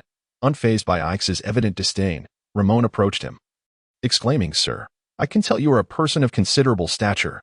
You may not yet be aware, but I am not your ordinary slave trader. Many nobles from Nord and neighboring kingdoms are my clients. I buy any slave that comes my way at a premium, unlike other traders who refuse the elderly, women, and children. Here, anyone can be converted into coin.o. Aren't you concerned about slaves escaping and causing you trouble?" Ix retorted, "Of course not, sir. Those with connections are well treated here. They simply pay the appropriate ransom. As for those without connections, we merely put them on a ship. Once aboard, there is no chance of escape. Furthermore, the maritime trade in Nord has flourished over the years, so slaves shipped out are never in short supply. Is it truly impossible for slaves on board to escape? We often hear of runaways in our region." Ix remarked, "Absolutely not, sir. You see, life aboard a ship is vastly different from that on land. Nord's vessels typically have a 2-deck structure, with slaves confined to the lower hold, solely responsible for rowing. They are not permitted on deck and must eat, drink, and relieve themselves in the lower hold. Each slave is also shackled by a unique system that links them all together, Thus, once they board the ship, escape is an impossibility, and we leave no trace behind. Should one die, they are simply tossed overboard without a second thought.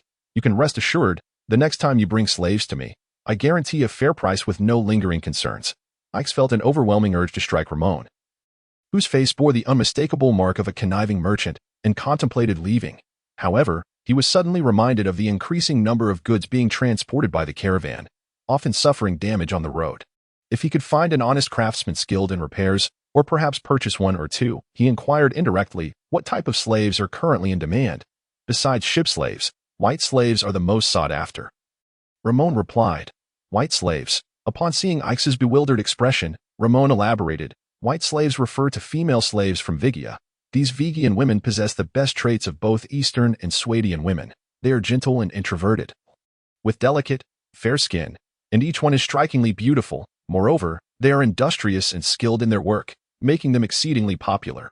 Additionally, Vigian women possess a natural advantage." "What advantage?" Bandak, suddenly intrigued, transformed into a lecherous character.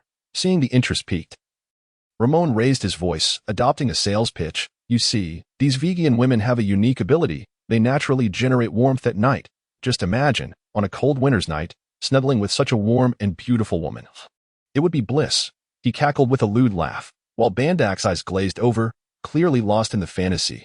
Ahem. Upon witnessing Bandak's lackluster demeanor, Yax cleared his throat and remarked, "I have no need for women. Are there any skilled slaves available, perhaps a blacksmith, stonemason, or carpenter? Their price should not be exorbitant, and they must be honest." Indeed. However, I currently do not have a blacksmith, as such craftsmen are in short supply everywhere. I do have a stonemason, 2 carpenters, and a leatherworker available for your consideration," came the eager response. The mention of this mutually profitable venture instantly brightened Ramon's eyes, and he eagerly agreed, displaying exceptional enthusiasm. Before long, the 4 craftsmen were brought forth. Initially, Yax intended to purchase only 1 or 2 carpenters, but he called them all over to confuse the situation and facilitate negotiation. However, after inquiring about the backgrounds and skills of each, Yax resolved to acquire them all. The stonemason, Yadiman, left the strongest impression. He was a principled man with leadership qualities. He had once constructed a castle for a lord of Swadia, delivering exceptional quality and craftsmanship. Unfortunately, the lord, accustomed to acquiring services without payment, accused him of embezzlement and sold him and his family into slavery. The 2 carpenters had been captured and sold by marauding soldiers during wartime. One skilled in house construction and the other in making carts, both precisely the talent Yax sought. The leatherworker was also an honest man, who had been abducted by bandits while collecting hides and sold into servitude. He had started as an apprentice, skilled in tanning leather and crafting garments. All 4 were young and robust, and with the increasing demand for goods from the merchant caravan, even if they were not immediately needed, they could serve as valuable aids. After a round of haggling, Yax purchased the 4 for 5 silver coins each, although he would have agreed to 10 coins per person without hesitation. However, he could not abide Ramon's nefarious demeanor and signaled Bandak to assist in lowering the price. Bandak, already convinced it was too high, exclaimed that selling for 1 silver coin only to buy back at 5 times the price was sheer exploitation, and attempted to lead Yax away. Seeing the lucrative deal slipping away, Ramon begrudgingly acquiesced to the 5 silver coin price, convinced he was still making a profit. To further win over stonemason Yadiman, Yax additionally spent 4 silver coins to buy his wife and child, thus restoring his family unit. Yadiman was deeply moved, vowing to serve Yax devotedly until death. Observing his fervent promises, Yax found himself somewhat embarrassed by the modest sum he had spent. Upon exiting the slave market, Yax gathered the 4 individuals and instructed them to work diligently for the caravan. He assured them that if they performed well, not only could their slave status be revoked, but they would also receive wages like the other aides. Furthermore, arrangements would be made for their families to join them if they wished. The 4, overwhelmed with gratitude, bowed deeply, calling him their benefactor and proclaiming it a stroke of divine providence to encounter such a noble soul. Unbeknownst to them, many years hence, they would sincerely express their gratitude for the man who had liberated them. In the following days, news of a bountiful olive oil harvest in Suno spread throughout Tahara, reaching even the farthest corners of the Nord Kingdom via the merchant caravan. At that very moment, the architect of this affair was reveling in a tavern with Bandak and others. Yax seldom frequented such establishments, primarily due to his lack of wealth and influence, a situation that had persisted from his previous world to this one. This night marked their last in Tahara. as they intended to depart for Sagos the following day upon the arrival of their shipment of salt and smoked fish. His companions insisted on celebrating the generous distribution of funds he had provided, urging him to partake in a drink. They merely wish for me to treat them, Yax mused inwardly, reluctantly. He spent a silver coin on half a roasted lamb and ordered rounds of beer for everyone, ensuring his comrades enjoyed themselves and upheld the spirit of generosity. As the revelry continued, an unexpected commotion in the tavern drew everyone's attention. A group of ruffians surrounded a girl seated at the bar, who, viewed from the side, possessed an exquisite figure and an air of untouchable pride. Ignoring the ruffians entirely, she sipped her beer with nonchalance. Perhaps it was her indifference that incited the drunken thugs.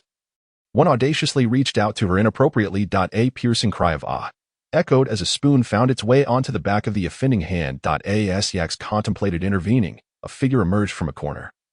Bellowing, "Let go of that girl." The individual, reeking of alcohol, brandished a sword wrapped in cloth, launching a wild assault on the ruffians.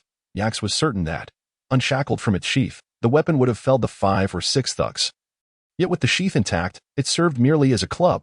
The ruffians, recovering from their surprise, seized nearby furniture to defend themselves, encircling the girl and her defender, seeing the pair on the verge of peril.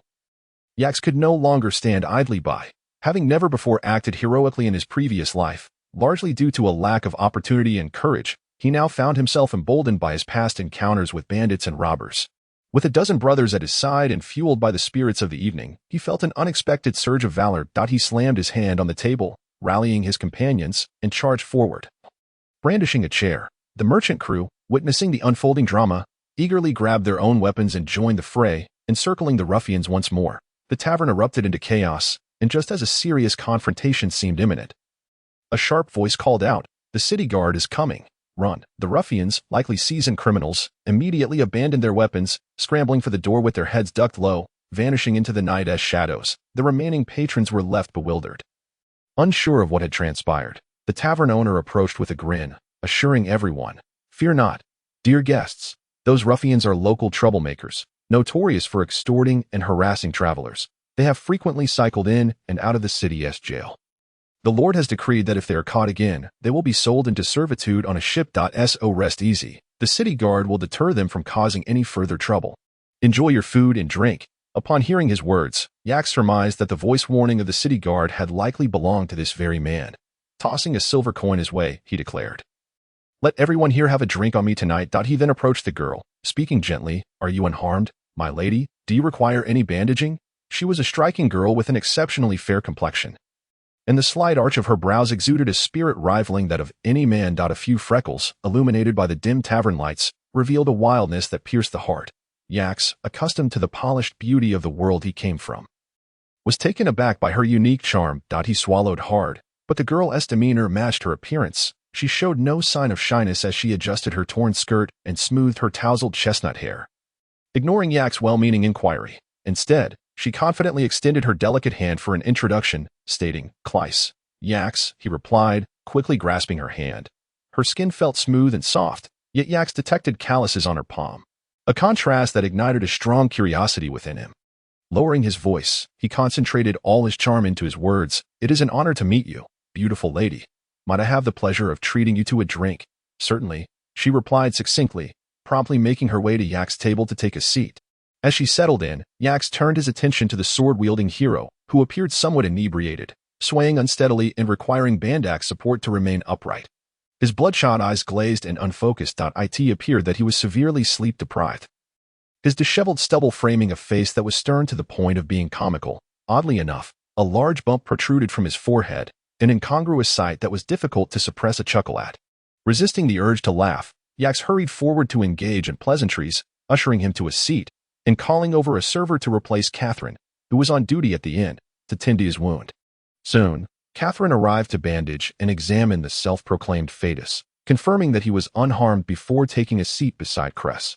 With Yax generously hosting, Bandak assisted in ordering an array of dishes, bringing forth nearly everything the tavern could offer, including 2 large roasted fish, a pot of stewed chicken, a platter of ham, half a roasted lamb, and an abundance of cheese, white bread, beer, and the honey wine favored by women. The tavern owner even graciously provided fruits and vegetables. resulting in a table laden with delicacies. It was a feast more lavish than what one might find at a wedding banquet in these times. As the cups were raised and exchanged, the atmosphere gradually became lively. Even the serious and stoic Thetis seemed to perk up, and after a few pints of beer, he and Bandak began to call each other brothers. Meanwhile, Cress and Catherine, sitting together, appeared to be in perfect harmony, chatting away as if they had been friends for years. It was evident that Cress, initially thought to be taciturn, simply preferred not to converse with strangers. Once familiar, she proved to be quite talkative. The reason for such an extravagant spread was not merely due to the mealtime courtesy typical of Yax, a Chinese man. After all, the camaraderie forged during the recent skirmish was a significant factor. More importantly, Yax intended to befriend these two, particularly the bearded Thetis. This man wielded an impressive sword, and had he drawn it from its sheath, he could have eliminated those ruffians with ease, a sentiment echoed by Bandak, who had seen battle. Yax placed great value on Thetis' character. In these times, it was rare to encounter someone who would stand up for an unfamiliar individual. Such people were as rare as phoenix feathers, more precious than endangered species. To say he possessed the chivalrous spirit typical of Chinese individuals would not be an exaggeration. As for whether his willingness to risk his life for Cress stemmed from any ulterior motives, Yax was confident it did not. He had observed that aside from the fleeting moment during which Cress raised a toast in gratitude, Thetis had not so much as glanced at her during the entire meal. His only interest seemed to lie in reminiscing about past battles with Bandak. Moreover, Yax noticed that Thetis was no ordinary man. While individuals with formidable skills often displayed arrogance and rudeness, Thetis was the opposite, humble and courteous in his speech. Akin to a priest, this combination of capability and modesty further fueled Yax's desire to befriend him. It was a sentiment likely shared by anyone. As for Cress, a girl who could drink alone in a tavern far from her hometown was certainly not an ordinary girl. Her remarkable feat of piercing a ruffian's palm with a spoon, coupled with her ability to emerge nearly unscathed from an assault by multiple thugs, warranted Yax's admiration. Additionally, her easy rapport with the newly acquainted Catherine suggested she was not of ill intent. As the meal progressed, having spent over 6 silver coins, equivalent to half a year's income for an average family, Yax felt no regret.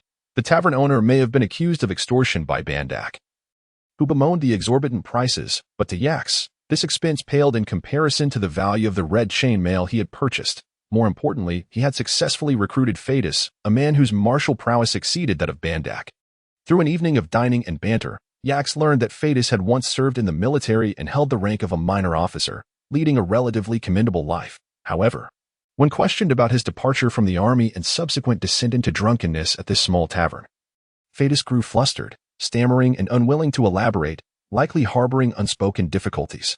Yax attempted to engage him further, inquiring about his current situation, but Thetis' expression darkened, revealing a clear sense of distress. With a sigh, he lowered his head and remarked, "Alas, there are no good opportunities at present. I plan to travel across the various kingdoms to broaden my horizons." Observing his tattered exterior and the despondency etched on his face, Yax found it hard to believe his words. With resources now at his disposal, Yax contemplated expanding his caravan and recognized that the chivalrous and humble Thetis would be an excellent addition. Thus, he proposed, "I have witnessed your remarkable skills. Why not join our caravan? We traverse various lands for trade, which would not hinder your travels, and you could earn a respectable wage, should a better opportunity arise in the future. You may depart without concern. What do you think?" Bandak, having established a rapport with Thetis, seemed to understand him better and patted him on the shoulder, adding, "In our caravan, we all get along splendidly, and the food is quite good. I wager you will enjoy culinary delights here that you have never tasted before." Bandak's words seemed to resonate with Thetis, who pondered for a moment before nodding and addressing Yax. "Your chivalrous deed towards Miss Cress is commendable. I believe it would be a wise choice to follow someone as noble as you." With Thetis' heartfelt compliment, Yax felt a surge of joy. Having achieved his objective, he clapped Thetis on the shoulder, and they shared a toast before summoning a nearby worker to fetch the cherished red chain mail he had been reluctant to sell. Once donned, Thetis' demeanor transformed, exuding a military bearing and authority characteristic of a trained soldier. They exchanged smiles and resumed their meal. As for Cress, Yax recognized her skills as well, though she was a woman. The times dictated that women and men were treated with equal regard. Women could work alongside men and even assume lordship. Upon entering the Nord Kingdom, Yax had observed female warriors within the city's defense forces. Yet, he remained wary of Cress, sensing something amiss. Particularly troubling was her tendency to engage in extensive conversation with Catherine while revealing little about herself, merely stating she hailed from a small mountain village in Virginia. Despite Catherine's best efforts to draw her out using every conversational trick in the book, she failed to uncover Cress's true purpose for traveling to Tyhack. This prompted Yax to refrain from recruiting her into the caravan until Catherine could ascertain her reliability. Indeed, unreliable individuals had no place in such an endeavor. Although Cress possessed a wild beauty and an enviable figure that Yax found hard to overlook, the harsh realities of medieval survival necessitated prioritizing trustworthiness above all else. The meal concluded, costing over 6 silver coins, equivalent to half a year's earnings for an ordinary family. Bandak continued to grumble about the tavern owner's greed, yet Yax felt no regret. The sum paled in comparison to the value of the chainmail. Most importantly, he had secured a formidable warrior in Phaedus, whose martial skills surpassed even Bandak's, after a night of feasting and frivolity.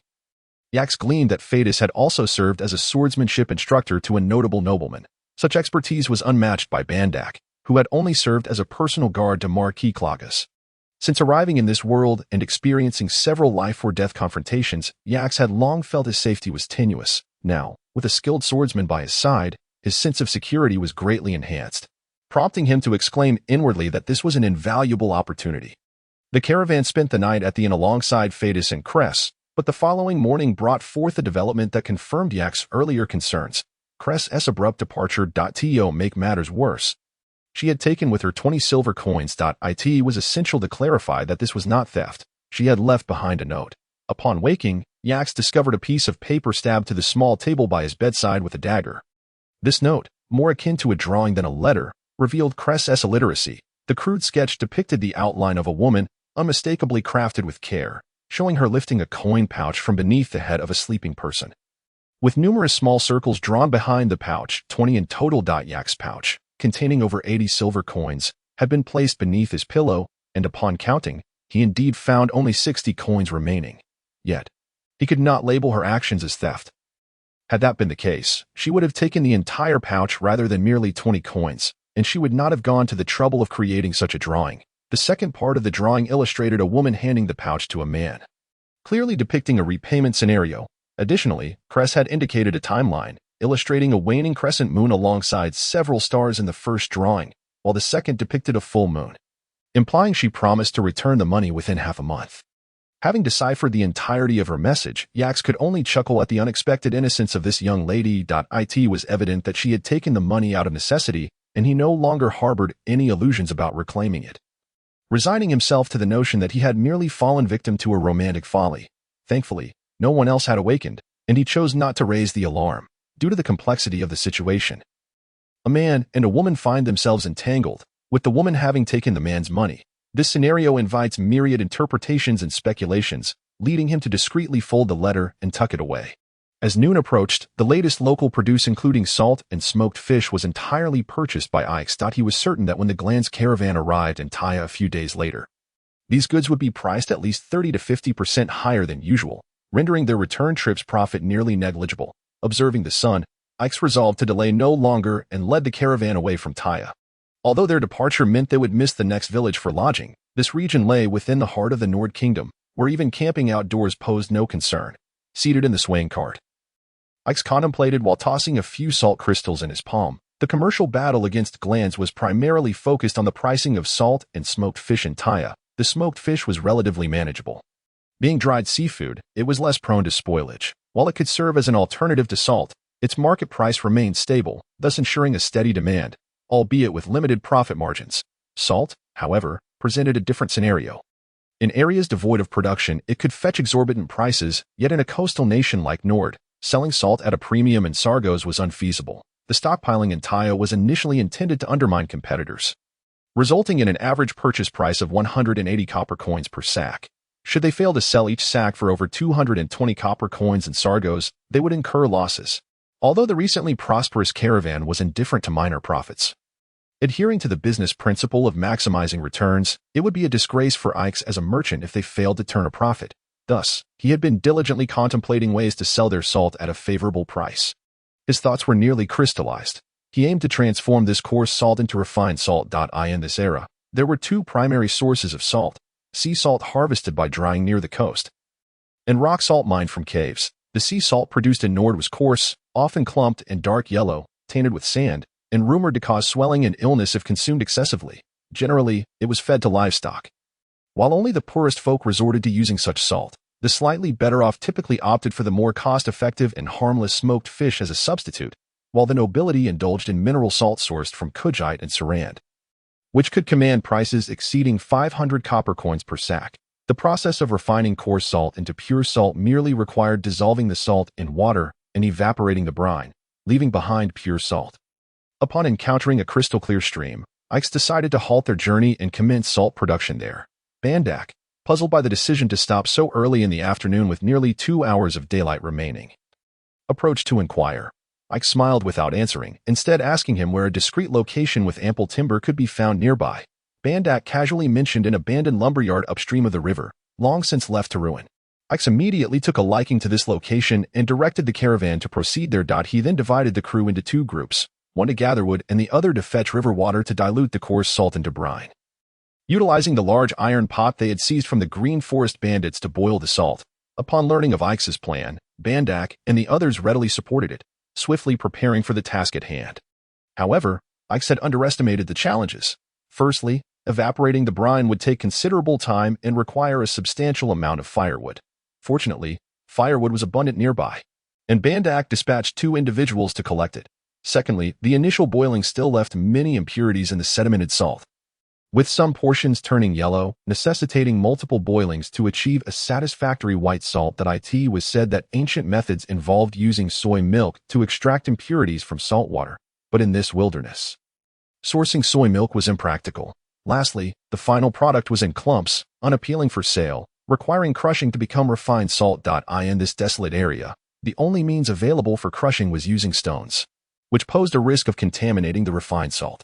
After a lengthy search, the only suitable and non-contaminating object found was the weighted end of a sword hilt. Thus, a comical scene unfolded where 7 or 8 crew members sat on a hide, wielding the sword hilt up and down to crush the salt blocks, which might have led an observer to assume they were engaged in some ritual. The inefficiency of using such a rudimentary tool was evident. And after a night of tireless shifts, coupled with an additional day, they managed to produce just 1 sack of refined salt that met Ikes' standards. To process the remaining coarse salt into refined salt would likely take an eternity. It became clear that undertaking any endeavor was no small feat. The notion that a time traveler could simply snap their fingers to produce refined salt or glass was naive. Mass production of refined salt would necessitate more specialized tools and suitable facilities. Observing the redness in his crew's eyes and their weary arms, Ikes had no choice but to call a halt to their efforts. Continuing would likely squander the goodwill he had built up thus far. Moreover, he could not publicly declare their salt production a failure. He needed a dignified exit.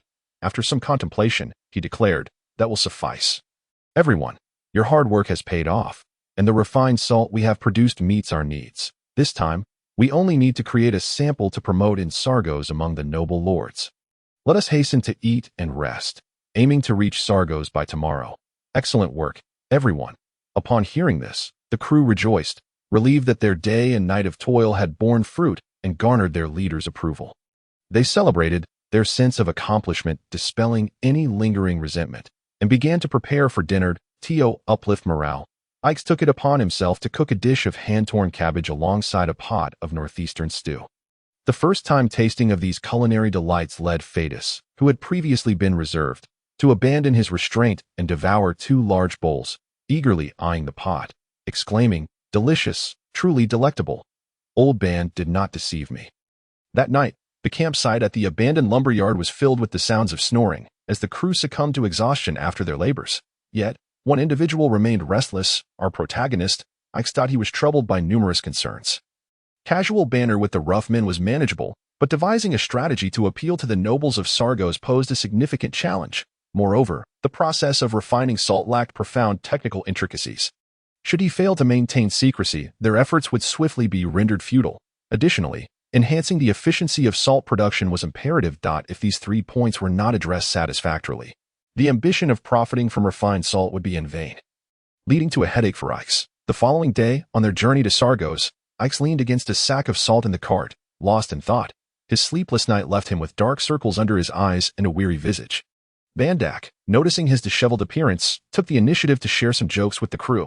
Initially oblivious, Ix was preoccupied with how to market the refined salt to the nobles of Sargos, replaying various classic marketing scenarios from his former world in his mind. Diamonds are forever. Selling shoes to barefoot Africans, and contemplating the allure of tea-eggs. He pondered how Cuban cigars enhanced their flavor and charm through the tanning process on a maiden's thigh. Bandak was regaling the group with tales of a beautiful girl from a village called Nemega. Noting her fair complexion and particularly radiant posterior, caught up in the conversation, the hopeless romantic Ike suddenly conceived an ingenious marketing strategy. Straightening up, he addressed Bandak. Old man, enough of the frivolities. Come here. I need to discuss something serious with you. Upon hearing Ike's words, Bandak immediately covered his mouth and withdrew, shedding his usual hardened demeanor to approach Ike with a grin.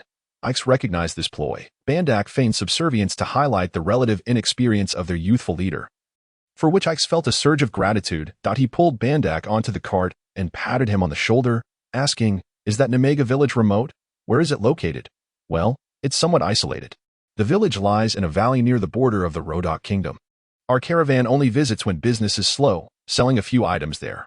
Aside from us, few other caravans frequent that place." Bandak replied candidly. "Oh, are the women there truly beautiful?" Ike inquired further. "Of course." Bandak, with a mischievous grin, sensed the gravity of Ike's inquiry and ceased his joviality, responding seriously, "While I can't say they're extraordinarily beautiful, their skin is indeed remarkable. The girls are all quite lovely, and the villagers boast impressively white teeth.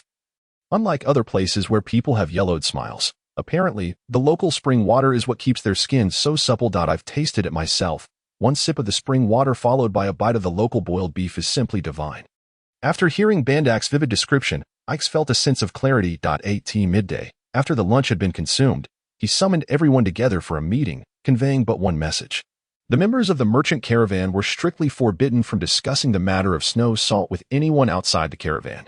Particularly when outsiders were present, especially in towns, any discourse regarding snow salt was strictly prohibited. Violators would be expelled from the caravan and have their wages forfeited. This declaration instantly instilled a sense of tension among the caravan members, leaving those who were not privy to the reasons momentarily speechless. Instead, they hastened their pace, reaching the capital of the Nord Kingdom, Sargos, before nightfall. Upon entering the city, the caravan secured accommodations at an inn, where Yax instructed Bandak, Fadis, and Catherine to ensure everyone remained in line, forbidding any outings for drinking or wandering, mandating that all meals be taken communally within the confines of their lodgings. Before he departed with Bandak on business, having spent some time in this world, Yax had come to understand that the medieval nations could be described as small and sparsely populated. The entire kingdom boasted merely a few 100,000 inhabitants, and operated under a feudal system, with each territory having its own lord. The king and the nobles were bound by mutual obligations, and the king seldom intervened in the affairs of the nobles' domains, resulting in a rather laissez-faire governance. The rulers typically had little bureaucratic work to occupy their time, leading to a plethora of curious anecdotes stemming from the nobles' idle whims that are in stark contrast to the complexities of our own centralized governance, where one might find it nearly impossible to secure an audience with a magistrate as anticipated. Upon arriving at the royal palace, they discreetly handed 5 silver coins to the captain of the guard, requesting that he deliver a letter of audience, stating their intention to meet the illustrious King Ragnar the following morning, along with a valuable gift.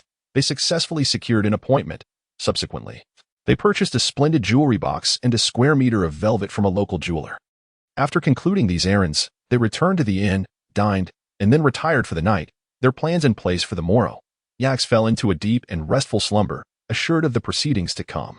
The following day, after cleansing himself, Yax donned a neatly arranged striped armor, bearing a box wrapped in velvet, flanked by Bandak and Fadis, who were clad in red surcoats and chain mail, as they proceeded to the royal palace of Sargos for their audience. Although termed a palace, it was scarcely larger than an estate belonging to a local lord, the architecture remaining true to the Nord Kingdom's traditional style, predominantly timber-built. After presenting another 5 silver coins to the captain of the guard, Yax and his companions were granted an audience with the renowned King Ragnar. Before them stood a robust man with sandy brown hair and a thick beard, towering at 6 feet tall, exuding an overwhelming presence. Rising from his throne, he approached Yax, inquiring, "Are you the merchant from Suno who seeks to present a tribute?" "Indeed, your majesty," Yax replied respectfully, "please accept this token of esteem from me." a licensed merchant of Marquis Klagas of Suno. The gifts I bring will continuously bestow wealth upon you. Yak slightly bowed, offering a courteous gesture. Oh, the king's interest was piqued at the mention of potential wealth. He unsheathed his sword with a swift motion, delicately lifting the velvet covering from the box, and deftly opened the jewelry box beneath, his movement smooth and precise, indicative of a master swordsman. What is this? Ragnar queried, gazing at the box filled with crystalline white substance, perplexed, for he had never encountered such a snow-like substance. Your Highness, this is snow salt. Salt? No. Your Majesty, salt is salt, and snow salt is snow salt.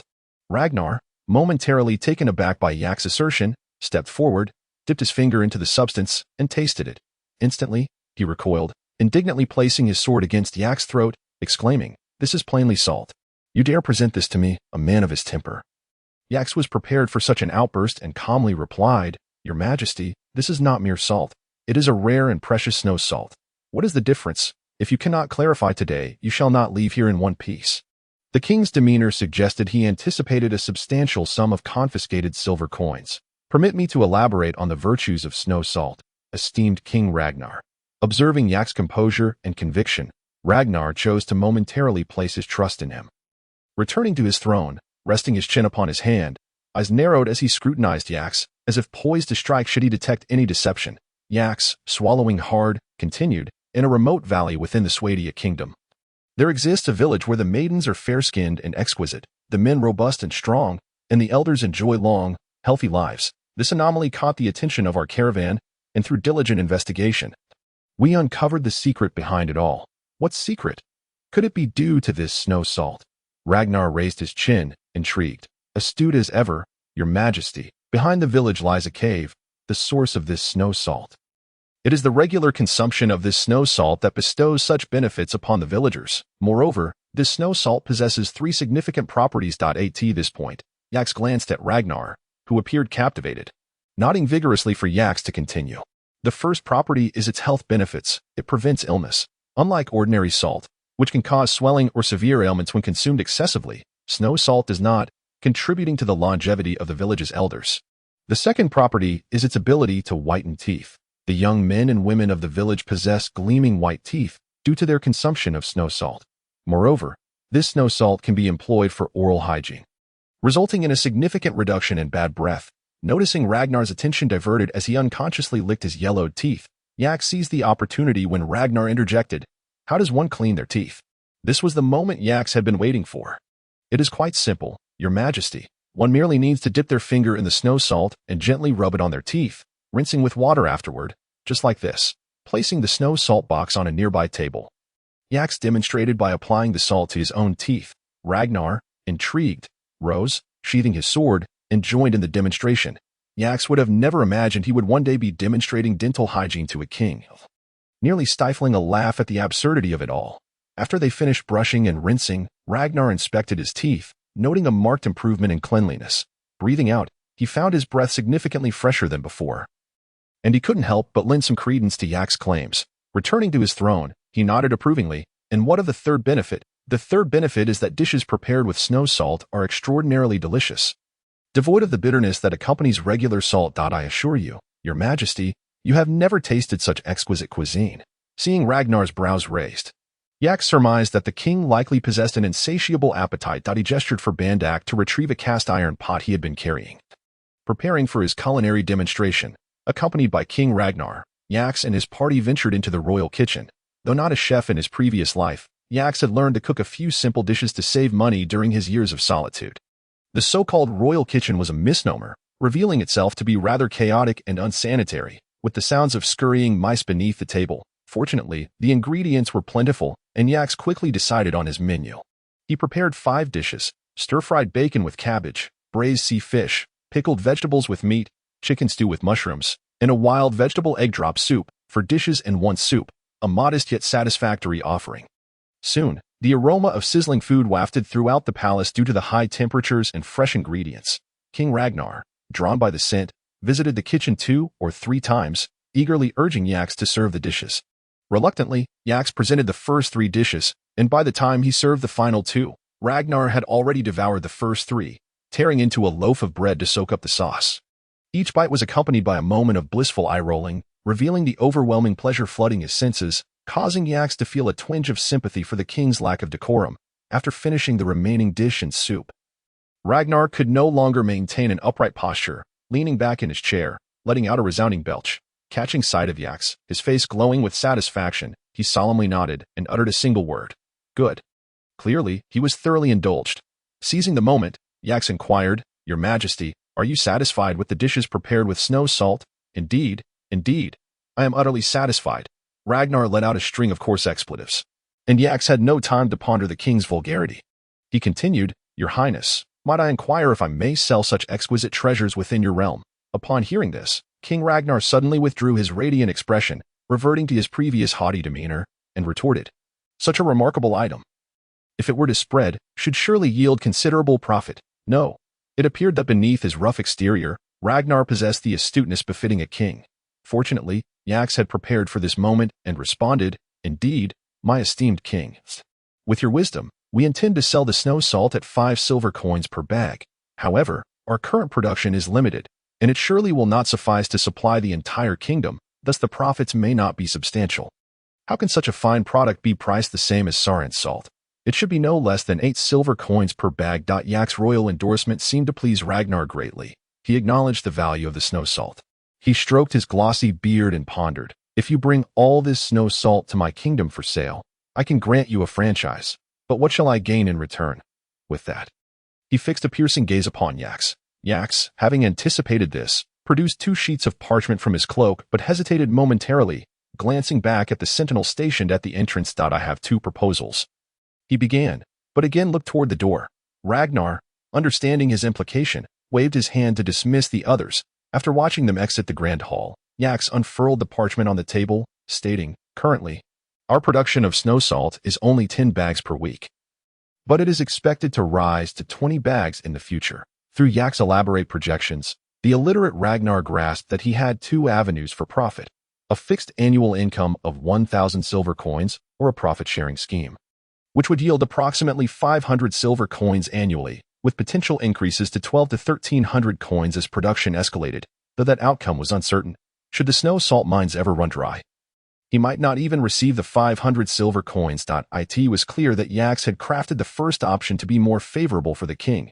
Had Ragnar possessed a modicum of mathematical understanding, he would have discerned Yax's scheme, as Yax not only inflated the cost ratio from 40 to 60%, but also secured Ragnar's agreement to designate plots in 3 cities of the Nord Kingdom for the sale of fine salt. The Nord Kingdom had only been established for a few decades, had the Kujik Khanate not vanquished the Swadia Kingdom, allowing Ragnar's ancestors to lead Nord pirates to seize the opportunity and establish the kingdom along the coast. He might merely be a chieftain of some barbaric tribe in the northern continent. With his limited literacy, he had little concept of commercial real estate. Considering that 1,000 silver coins could sustain an additional 100 elite Nord warriors, Ragnar found the first proposal quite enticing, especially since his army numbered fewer than 300, with only a little over 100 being elite. Thus, he readily agreed to Yax's first proposal, seeing his objectives met. Yax feigned concern and addressed King Ragnar. However, there remains a potential risk, my esteemed king. With the 200 silver coin deposit securely pocketed, Ragnar confidently replied, Speak freely. Within my kingdom, no issue is insurmountable. Yax continued, The village is under my control, and no rumor shall escape. Yet, I fear that should the fame of the snow salt spread, it may lead the Swadia kingdom to discover its source.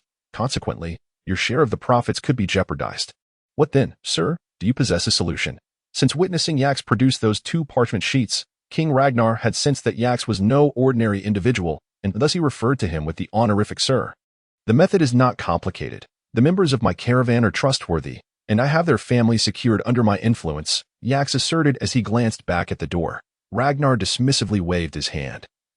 Rest assured, my guards are my kin. They would never betray a word. Upon hearing Ragnar's assurances, Yax continued, Furthermore, we must collectively disseminate a misleading rumor. Let us declare that the snow salt was discovered by your fleet from a mysterious island in the North Sea. What do you think? Splendid. Thus, even if the Swadians learn of your snow salt dealings, they will merely presume you sourced it from me and will not trace it back to its origin. Excited by this resolution, Ragnar clapped his hands in delight. With your wisdom, I trust our prosperous endeavor shall remain intact. Fear not, sir. There is no need for concern about the 2 sentinels stationed earlier. They primarily converse in Nordish and scarcely speak Swadian. They would not comprehend our discussion. Realizing this, Yax felt reassured. The Nord kingdom had only been founded decades prior, and Ragnar's guards were undoubtedly Nord. In this feudal and fragmented medieval era, many lived their entire lives within their homeland. It was likely that only a handful of Nord individuals in the kingdom could fluently speak Swadian. Probably limited to the nobility and merchants, King Ragnar was meticulous in his dealings. After finalizing the arrangements with Yax, he summoned his scribe and instructed him to draft a franchise agreement for the snow salt in both Swadian and Nordish. He sealed it with beeswax and his unique raven sigil ring, and arranged for the scribe to accompany him the next day to select a location for a warehouse in the city. While also preparing formal documents for the other two cities, once these matters were settled and Yax exited Ragnar's palace, he retrieved his sword from the captain of the guard and spotted Bandak waiting eagerly outside the palace.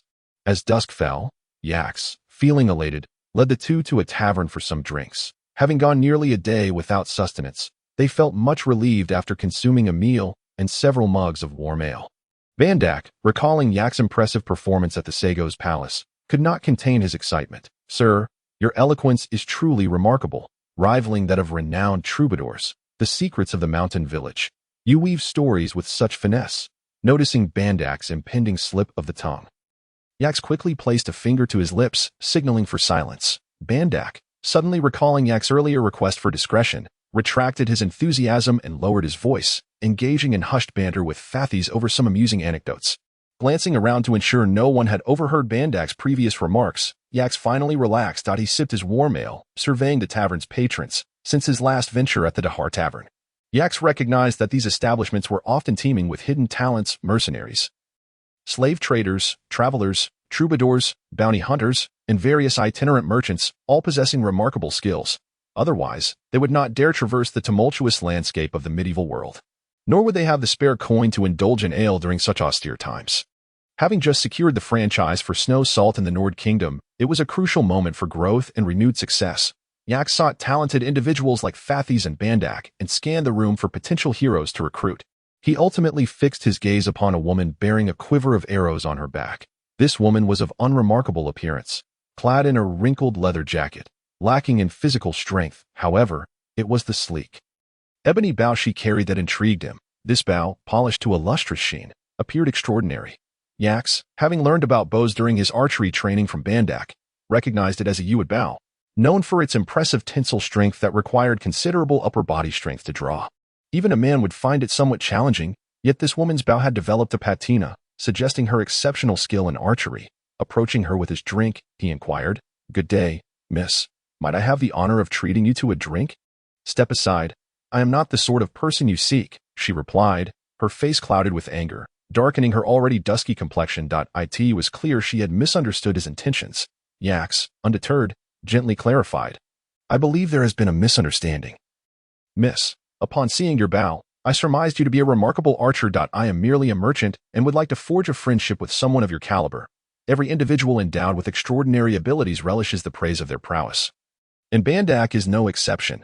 Upon hearing the commendations from Yax, he proudly pursed his lips, reminiscent of a luscious black maiden, and raised his head in evident delight, noticing the easing of the atmosphere. Yax continued, "I am Yax from Suno. Might I have the honor of inviting you for a glass of hot beer as a token of my respect?" As he signaled the bartender to bring forth a mug of warm beer. Desaiwe, hailing from the quaint locale of Kurum, replied, "What shall we converse about, merchant?" As she accepted the steaming mug from the bartender, she scrutinized Yax leisurely. "Let us speak of yourself. I can tell from your countenance that you have endured much hardship and faced numerous trials. Yet, such tribulations have not subdued you, for I sense you possess a resilient spirit," Yax remarked, employing his rudimentary skills of observation to engage in a light-hearted banter with the young woman named Desaiwe. With a few cups of hot beer consumed, their conversation grew increasingly amicable. Yax initiated a discussion on archery, intertwining Professor Bandak's shooting techniques with knowledge from the future, feigning an exchange of insights on archery. As the conversation intensified, Desaiwe gracefully removed her bow and, aiming at the oil lamp hanging on the tavern wall, swiftly shot 3 arrows, each striking the same spot above the lamp, eliciting gasps of admiration from the tavern patrons. Yax, seizing the moment, offered his enthusiastic praise. As the revelry deepened, their discussion veered towards Desaiwe's tumultuous life experiences. Yax's intuition proved accurate. She had indeed traversed a path filled with obstacles. Born in a remote village named Kurum, her father was a weak and ineffectual man, a plight that rarely bodes well for anyone, especially in the brutal Middle Ages. Consequently, Desaiwei faced adversity from a young age, eventually being married off to a drunken brute who would resort to violence when intoxicated. Witnessing a bleak future, Desaiwei bravely fled her husband in her quest for survival. She was compelled to join a band of robbers, during which she encountered her lifelong love, a man named George, who taught her the art of hunting and archery. They shared a blissful, albeit fleeting, period together, as their happiness incited jealousy among their fellow bandits.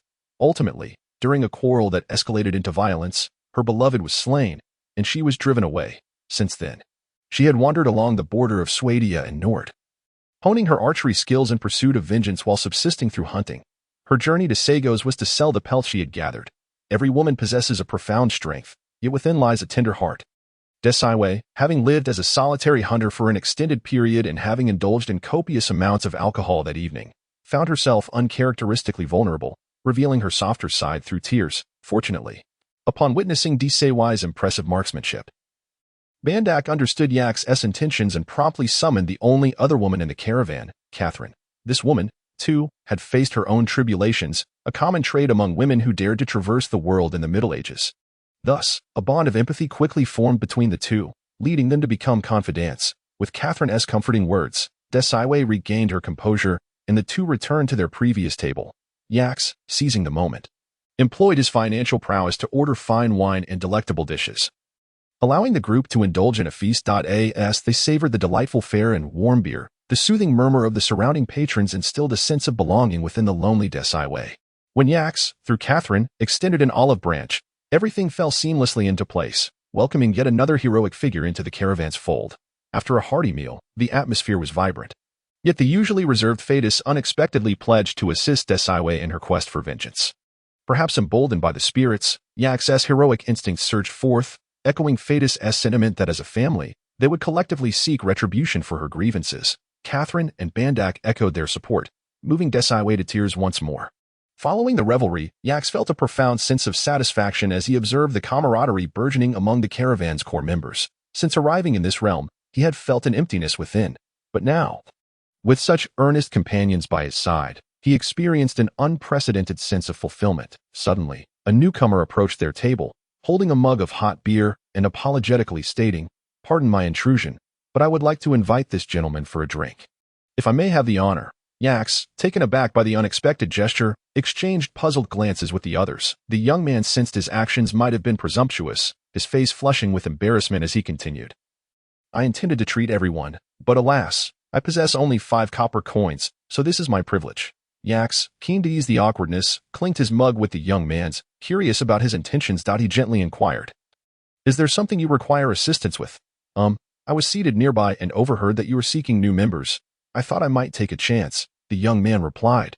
Realization dawned upon the group, and Yak scrutinized the youth before him. He was of modest height and slender build, likely in his early 20s, with a youthful visage, clad in a simple linen tunic. His fair complexion bore a hint of stubble, and his bright, expressive eyes suggested a decent upbringing, though dark circles underlined the struggles he had faced recently. Yax resolved to ascertain the situation further before proceeding, thus asked, "We are indeed looking to recruit. However, we seek individuals with unique skills. What talents do you possess?" The young man appeared taken aback by the inquiry, momentarily at a loss for words, realizing he lacked any particularly remarkable abilities, seeing his struggle to articulate a response. Yax interjected, "Perhaps you could share a bit about yourself. My name is Man-Eyed, and I am a merchant from Granaye. To be precise, I hail from a lineage of merchants. My father, my grandfather, and generations before them were all merchants. I am well versed in the market trends of various goods produced in Gronia, particularly spices, including those sourced from Kujit and Saran," he elaborated, observing Yak's expression closely, noting Yak's lack of disinterest or disdain. He understood he had struck the right chord. When he mentioned his familiarity with spices, he could see Yak's interest piqued. Understanding the market and quality of spices is crucial in trade. If managed adeptly, one could earn several times the initial investment. For instance, spices from Kujit and Saran can yield profits of 1 to 2 times the cost without issue, he continued. Yax, sensing some exaggeration, interjected, if the spice trade is so lucrative? What brings you here? Man-Eyed's countenance reddened at the question, quickly shifting to indignation as he blurted, "Those damned Khajiit bastards are to blame." This remark provoked an immediate reaction from Bandak, who shot up in protest. But Yak swiftly intervened. Having spent countless evenings conversing with Yamala and Suno, Yak recognized that his appearance largely conformed to that of the Khajiit people. Coupled with the probing inquiries from Old John and Bandak regarding his noble lineage and knowledge of the Khajiit Khanate, he had surmised that they might perceive him as an escaped nobleman from Khajiit. Fortunately, the caravan's trade route did not extend eastward to the Khajiit Khanate, leaving them largely unaware of its intricacies, allowing him to navigate the situation with ambiguity. Thus, understanding Bandak's reaction, he quickly halted him, grateful for Bandak's loyalty, while also feeling a sense of satisfaction. Nodding with a smile, Yak patted Bandak's shoulder, indicating that he was unfazed and encouraging Man-Eyed to continue. Realizing he had misspoken, Man-Eyed quickly silenced himself, refraining from further disparagement of the Khajiit people. Following Yak's urging, he laid out the full context of his situation. It turned out that Man-Eyed, the merchant from Gronia, had recently invested all his resources into a shipment of goods, determined to carve out a new path for himself, only to find himself ill-suited to the local environment. While traversing the kingdom of Kajiki, he fell victim to a band of local Kajiki highwaymen, who looted a substantial portion of his wealth. Even more tragically, the merchant caravan guards he had hired turned against him, seizing the remnants of his fortune under the cover of darkness 2 days later. Consequently, he found himself utterly destitute, wandering to this place, upon overhearing that the merchant caravan at the neighboring table, led by Ikes, was seeking new members. He approached with a warm gesture, purchasing a mug of hot beer with his last 5 copper coins. He harbored hopes of joining the caravan, seeking a temporary refuge for sustenance. After listening to Man-Eyed's account, Ikes feigned a bashful scratch of his nose and proceeded to inquire about his personal background and experiences in trade. It soon became apparent that this individual was indeed a talent. Although he possessed no remarkable martial skills, indeed, he seemed to be even less capable than the average person. His extensive trading experience was a valuable inheritance from his ancestors, and most importantly, he was adept at bookkeeping. Do not underestimate the skill of bookkeeping. One of the reasons feudalism emerged in the Middle Ages was that feudal lords discovered that as their territories expanded beyond a certain point, chaos and even loss of control would ensue. Some regions became exceedingly costly to maintain or even resulted in financial losses, leading lords to partition their lands and extract a portion of the tax revenue instead. This approach proved to be more economical and manageable, primarily because the vast majority of feudal lords lacked bookkeeping skills and could not find qualified bookkeepers. They were unaware of their territory's output or expenses. And with the potential for unscrupulous underlings to meddle, chaos would ensue, rendering effective control over their lands impossible. If this was true for nations, it was even more so for the common folk. Before Ikes joined the caravan, the merchant group under Old John had some bookkeeping, but it was utterly informal, merely tossing receipts into a wooden box without distinguishing between incoming and outgoing goods, let alone inventory and sales. It was a tangled mess. Upon discovering this situation, Ikes, with the assistance of Ymira, spent several nights untangling the accounts, and after another 2 days inventorying the stock, they finally produced the first complete ledger for the caravan. Now, aside from Ikes, who could keep accounts, the only other person was Ymira, who was merely an apprentice in this regard. Having such an accountant was indeed a rarity. After reviewing the ledger that Man-Eyed carried, Ikes promptly decided to hire him. After all, this era was not like the future, where everyone could write and calculate. Having witnessed the skills of King Ragnar's scribe, Ikes believed Man-Eyed's abilities were certainly superior. With the addition of both a civilian and a martial talent to the caravan, Ikes felt a surge of joy. Dismissing the notion of needing to flatter anyone further, he ordered the tavern keeper to bring forth 2 dishes. And for a time, everyone indulged in feasting and merriment, their spirits high.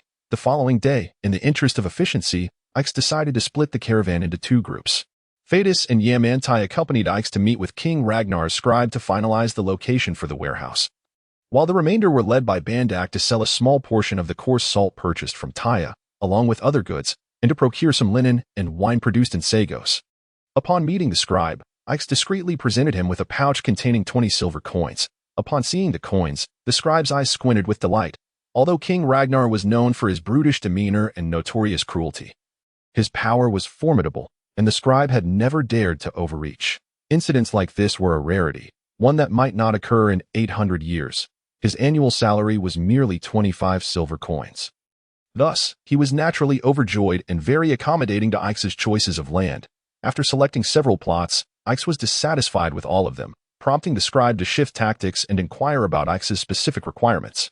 Upon learning of Ix's preferences, he slapped his forehead in realization and led Ix and his companions to a suitable site. This parcel of land was adjacent to the street, not far from the central market. Featuring an abandoned warehouse with 2 storefronts that it was said to have been used for storing materials when the city was first constructed. There were also 2 vacant plots of land beside it, which the scribe generously allocated to the caravan. Behind the warehouse lay a substantial expanse of land, making the entire area approximately equivalent to 2 large warehouses in Suno City. After completing the necessary paperwork, Ix invited the scribe for a drink, but he declined, likely wary of implications. Ix did not insist and politely saw him off. It took the group a considerable amount of time to open the warehouse door, only to discover an unexpected treasure. 1/3 of the space was filled with timber, presumably leftover from the city's construction. In a corner, there lay a collection of rusted carpentry tools, iron nails, and other building materials. Yamantai estimated that these items alone were worth over 300 silver coins, prompting Ix to internally exclaim that the 20 silver coins spent were truly a bargain. After conferring with Yamantai, they finalized the overall plan for the entire parcel. Ix decided to first renovate the warehouse for immediate use, while planning to construct a 2-story building along the street on the adjacent vacant lot. The backyard would be fenced off for the parking of vehicles and temporary storage. Following Yamantai's rough calculations, the timber in the warehouse would suffice for about 70% of the planned materials. Ix allocated 200 silver coins for the remaining supplies, leaving Yamantai in charge of recruiting local laborers for construction, alongside Bandak and a carpenter to assist him. In the afternoon, Ix, along with Yamantai and Fadis, made another round in Sago City, procuring some building materials and tools, working tirelessly until dusk. Meanwhile, Bandak had completed all transactions after a day of hard work, with 6 carts nearly filled. Reviewing the pricing of the goods and the accounts, Ix felt quite satisfied, suspecting that Manide played a significant role in the successful dealings. That evening, Ix treated everyone to a simple meal at the tavern.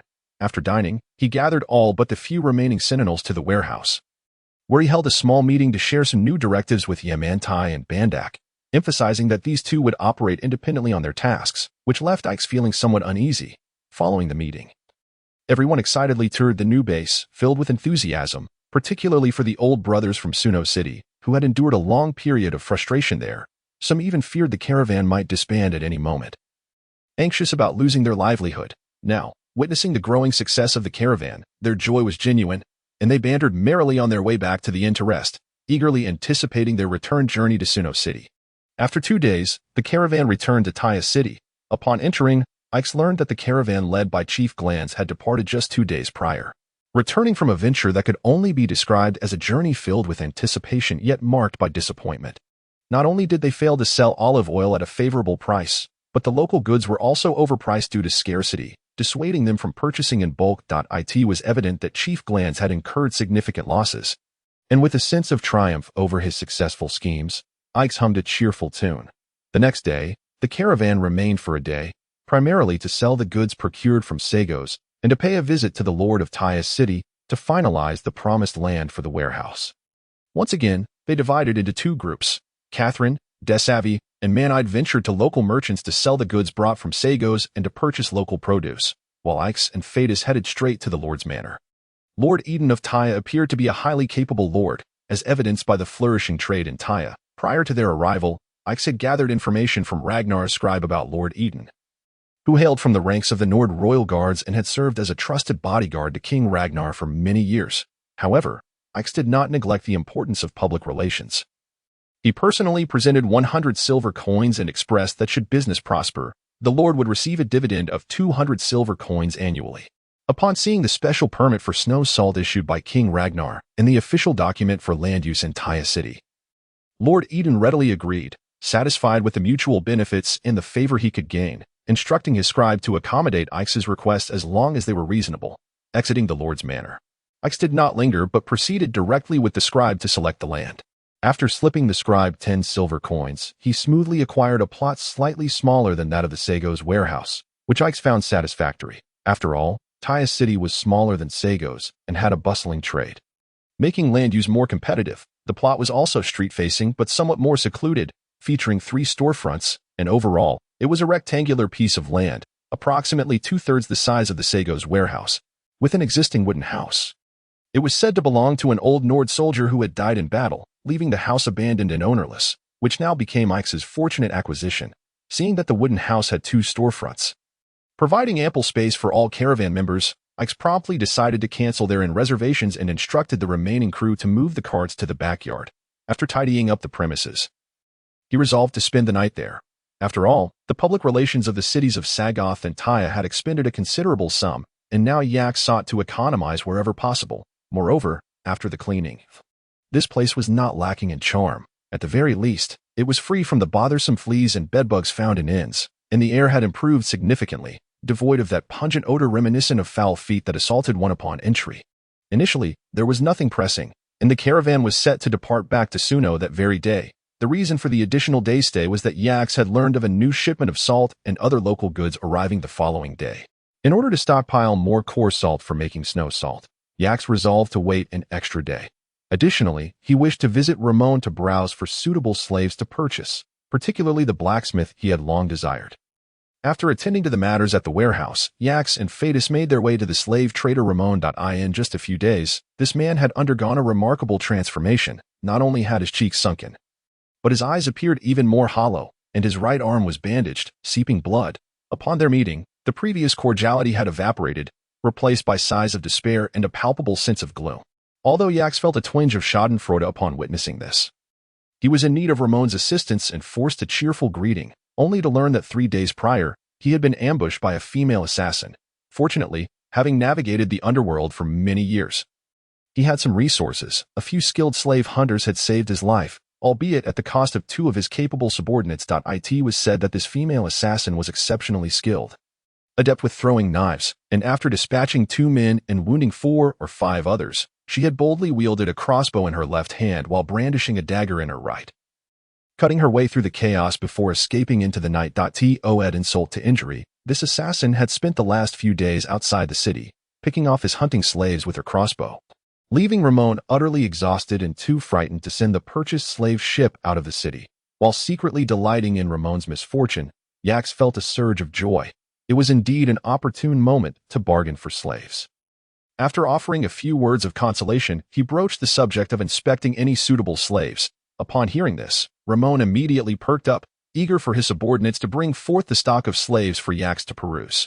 Although these slaves had been acquired at a low price, the cost of their daily sustenance were mounting. If they remained unsold for too long, illness and death could ensue, resulting in substantial losses.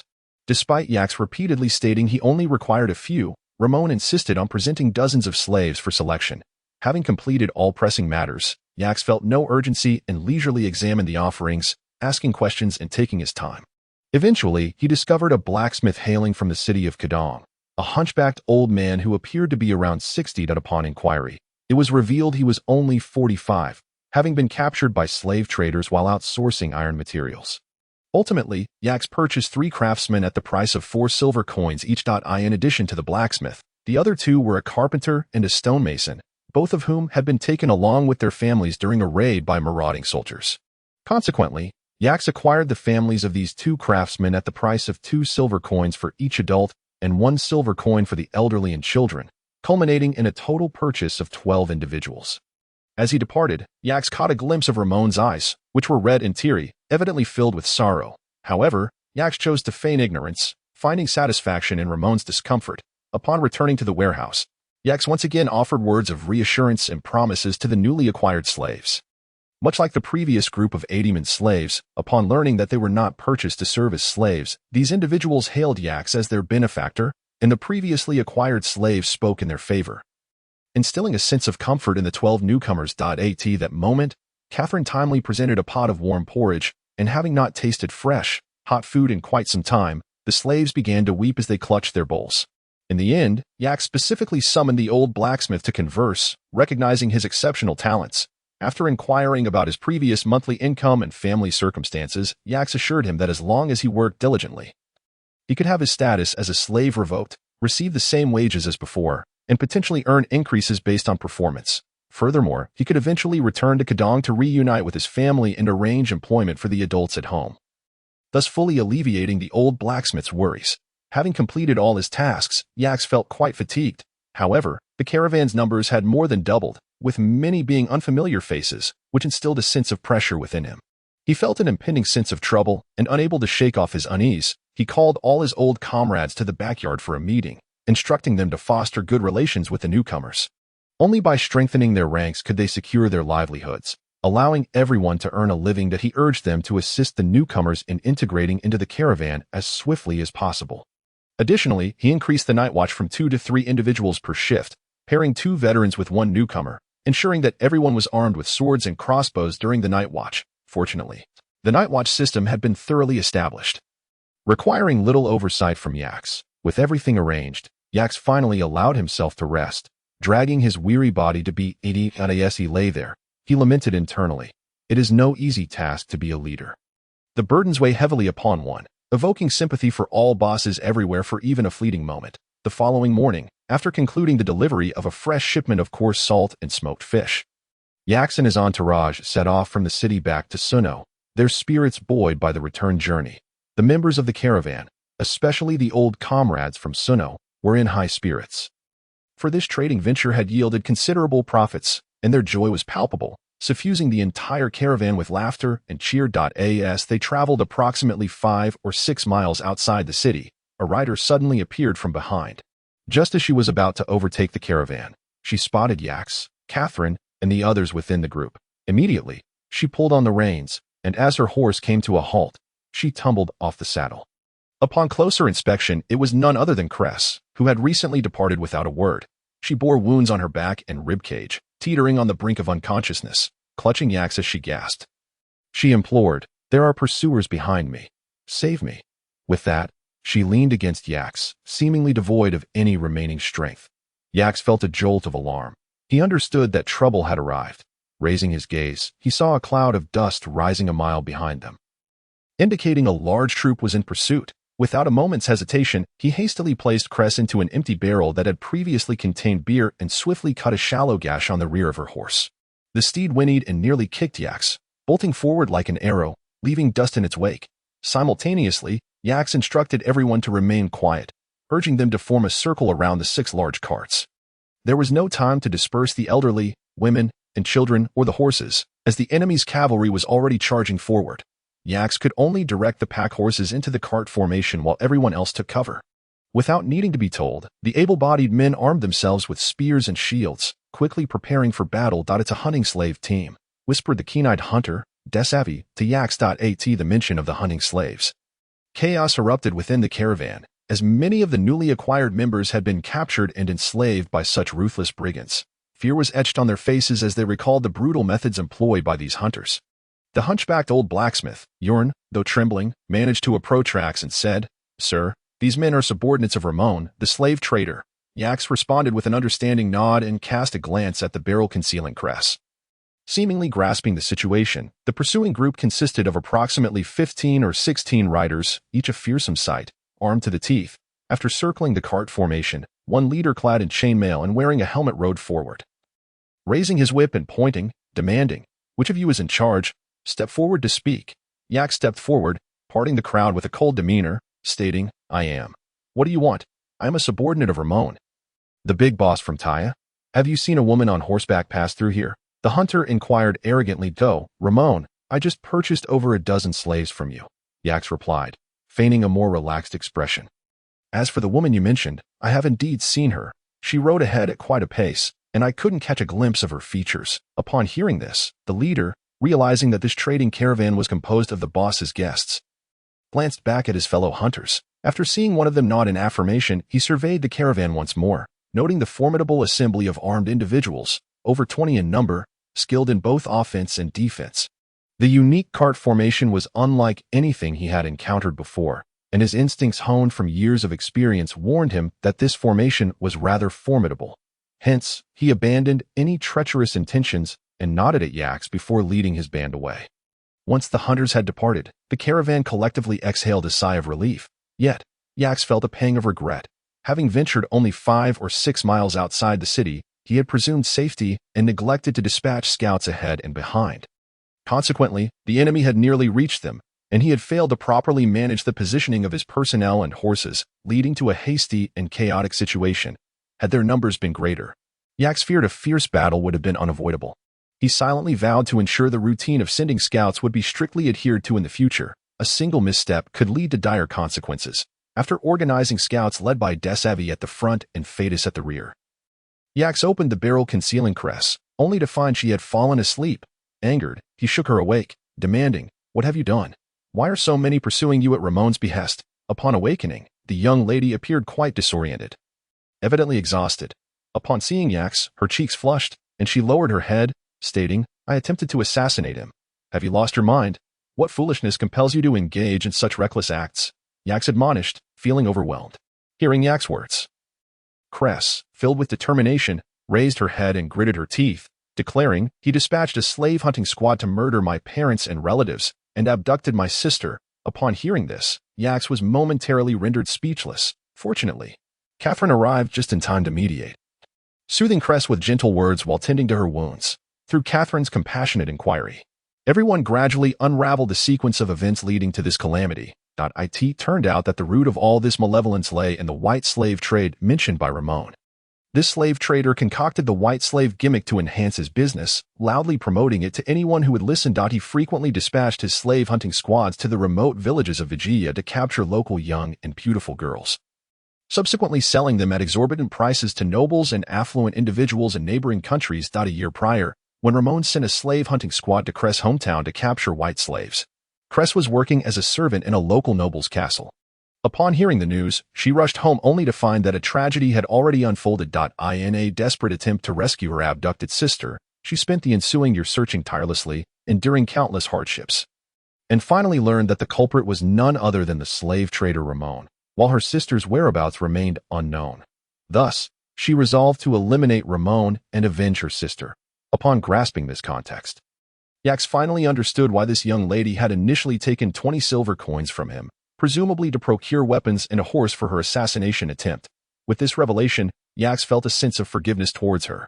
Observing the girl, now bereft of her earlier bravado, and weeping inconsolably under Catherine's comforting presence, Yax vowed to himself that he would seek an opportunity to deal with that vile Ramon. Once Cress was bandaged and had arranged scouts for their journey, the merchant caravan continued its trek back to Suno. Around 2 in the afternoon, the forward scout, Desaiwe, returned with news that the slave-hunting squad was approaching. Yax promptly instructed everyone to form a defensive caravan, urging the women, children, and the elderly to guide the pack horses into the nearby woods to take cover, while sending word to the trailing Fadus to return to the caravan. After approximately 15 minutes, the figures of the slave-hunting squad emerged ahead. They formed a long and loose line, their morale evidently low as they trudged along, likely anticipating a severe reprimand from Ramon upon returning to Taya City. The lead slave hunter rode forward, disdain etched across his face, and leaned down to glare at Yax, demanding, "That girl went ahead, correct? You haven't hidden her away." Yax felt an urge to shoot him with a crossbow. Yet he was acutely aware of the consequences of such an action, realizing the adversary was armored. Even if he could take down a few, the repercussions of retaliation would be troublesome, especially as he aimed to profit from this trade route.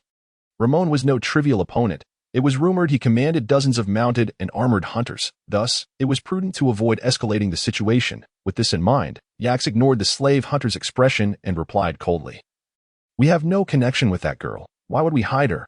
I have business dealings with Boss Ramon, and it would be unwise to offend him." The slave hunter, interpreting Yax's explanation as a sign of fear, pressed further, "If that's the case, do you dare let me search?" Yax's anger flared at this provocation. He gestured for the caravan members to raise their crossbows, all aiming squarely at the slave-hunting squad. The display startled the leader of the hunters, compelling him to straighten up and attempt to calm his restless mount. Yax regarded him with a cold stare, and once the hunter had steadied his horse, he leisurely responded, "The cargo in these carts pertains to the sustenance of over 100 people. Outsiders cannot interfere, so there's no need for your concern." With that, he returned to the safety of his group, ignoring the hunter entirely. Humiliated, the hunter leader seethed with rage as he paced back and forth on his snorting steed, his face a stormy shade of fury as he scanned the caravan, resembling a ravenous wolf poised to pounce. It was evident he understood that a direct assault would yield no favorable outcome. Without further ado, he huffed and led his men away. Once the slave hunters had distanced themselves, Yax remained uneasy. Given their mounted advantage, they could return swiftly, so he ordered Desaiwe to ride a faster horse to ensure they had truly departed. Wary of a potential ambush, after Desaiwe confirmed the absence of any threats, the caravan resumed its journey. That evening, the caravan made camp in a village named Geelbog, situated at the border between the Nord Kingdom and the Swadia Kingdom. Nestled beside a mountain pass, this geographical location rendered the village windy for two-thirds of the year, fostering a unique local economy reliant on wind-driven mills. In the distance, several towering windmills could be seen, with villagers bustling to and fro with carts laden with grain. Though the day was still young, the caravan chose to stay for the night primarily to observe the structure of the windmills. After touring several mills with the carpenter he had purchased, Yax was reassured when the carpenter confidently declared that constructing one would not pose much difficulty. Yax then inquired how to harness wind energy to power a watermill, to which the carpenter replied that it was feasible, as he had prior experience with water wheels. With this affirmation, Yax felt a sense of relief. That night, he spent 10 silver coins through the village chief to procure a stone millstone, ensuring ample space on the cart for transport the following day. This endeavor was all part of his grand scheme for the snow salt business. Over the past few days, he had meticulously devised a secret location for processing snow salt, specifically in the nearby Green Forest Bandit hideout, where a stream could be dammed to implement a water wheel, utilizing its power to grind and refine salt blocks. Yax had envisioned the site perfectly. The secluded valley was an ideal choice, as it could be easily defended against intruders. With the valley situated deep within the Black Forest, outsiders would find it exceedingly difficult to discover, even if nearby hunters or bandits were to encroach. Yax believed they could be driven off by the caravan's armed presence. Moreover, by planting traps and disseminating tales of the Green Forest Bandit's predatory nature, Yax was confident they could maintain secrecy for at least a few years. The following afternoon, upon reaching the intersection leading to the Green Forest Bandit hideout and confirming the absence of onlookers, Yax led the caravan towards the valley. He had previously dispatched Catherine and her team to scout the area, ensuring it had not been recently occupied. Upon entering the path, Desaiwei grasped Yax's intention and proactively cleared the tracks left by the caravan with branches. Yax could not help but give her a thumbs up. Such initiative was precisely what the team required. As a leader, it was vital to encourage such behavior, and the others soon followed suit, diligently erasing any trace of their entry into the valley. Upon reaching the valley, Yax organized everyone to conduct a thorough cleaning. Given that they intended to establish this location as a base, it was imperative to avoid the disarray characteristic of the previous Green Forest Bandits.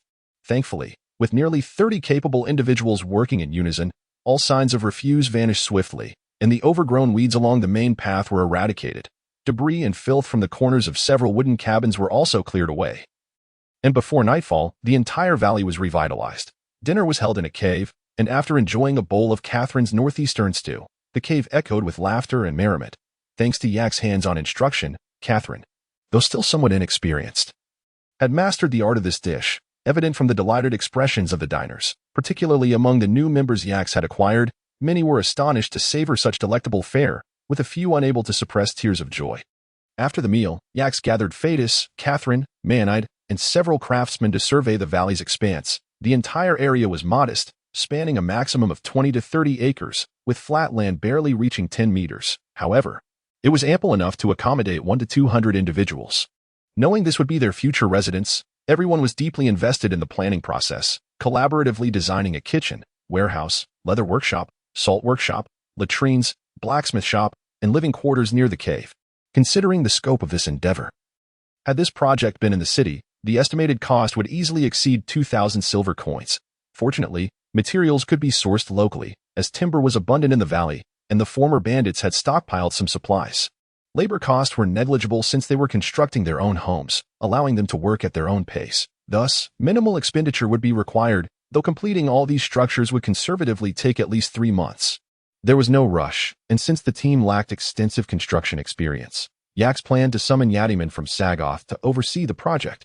After all, Yatiman was an experienced contractor. In the meantime, the group could continue residing in the original cabins, while a rudimentary salt workshop could be established immediately. If water power was unfeasible, they could resort to using pack horses to pull the mill, prioritizing the swift production of salt, which remained the crux of their sustenance. The only remaining essential facilities are the timber processing workshop and the latrine. One is necessary for subsequent construction, while the other is required due to pressing demands and must be built in advance. Once these matters were settled, the group proceeded to the valley entrance. The valley, over 20 meters wide, was where Ix intended to construct a fortress-like wall reminiscent of the city of Tyre, aiming to completely seal off the gorge. However, The scale of such an endeavor was evidently monumental and not feasible at the moment. Ultimately, they adopted a method proposed by Phaedus, who possessed military experience, to first dig a deep trench, filling its base with sharpened wooden stakes, and then placing some leftover branches and tree limbs behind. A wide path would be left in the middle for several caltrops, thereby effectively serving to isolate the interior from the exterior. A notion that resonated deeply with all present. For 2 consecutive days, Ix remained in the valley, delaying his return to Sunua primarily to restore order and manage the internal dynamics. The key personnel in the valley were mainly old comrades from Sunua, though a larger portion comprised newly acquired members, each speaking with varying accents and customs. Ix feared that unforeseen complications might arise, but fortunately, everyone understood that this would be their future home, united by a common goal and devoid of immediate conflicts of interest. They coexisted harmoniously, observing the orderly progress of work, and with 5 bags of snow salt successfully produced, Ix finally decided on the 3rd day to return to Sunua with Phaedus, Manide, and 15 other young men. Driving 4 freight carts, the remaining individuals were led by the 2 female captains, Catherine and Desaiwe, with the elderly, women, and children primarily tasked with gathering firewood and processing salt, while the young men were responsible for logging and security. Although the journey to Sunua typically required a day and a half, the group was eager to return, especially the old comrades from Sunua, who anticipated a share worth double their usual earnings from this venture. Their urgency to convey the good news to their anxious families was palpable. They scarcely paused for lunch, nibbling on dark bread as they walked. The caravan reached Sunua that very evening, upon entering the city.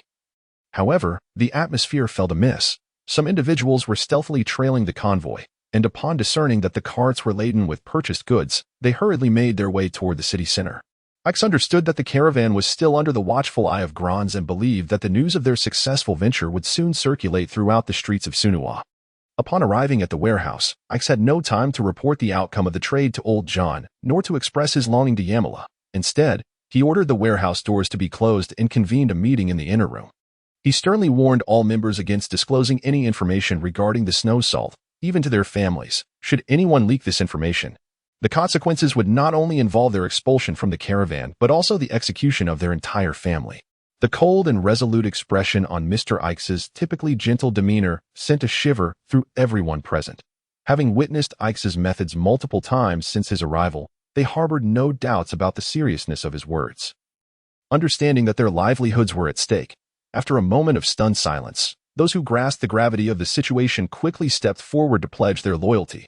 Ix then distributed an extra silver coin to each individual, instructing them to gather at the caravan promptly the following morning before allowing them to leave, retaining only Phaedus, Manide, and 2 new members. After enjoying a dinner prepared by Yamala, Ix assigned Phaedus and Manide, each accompanied by a new member, to take turns on guard duty, before retreating to the inner room to update Old John on the trading situation, from the ambush by the Greenwood bandits to Harvey's demise.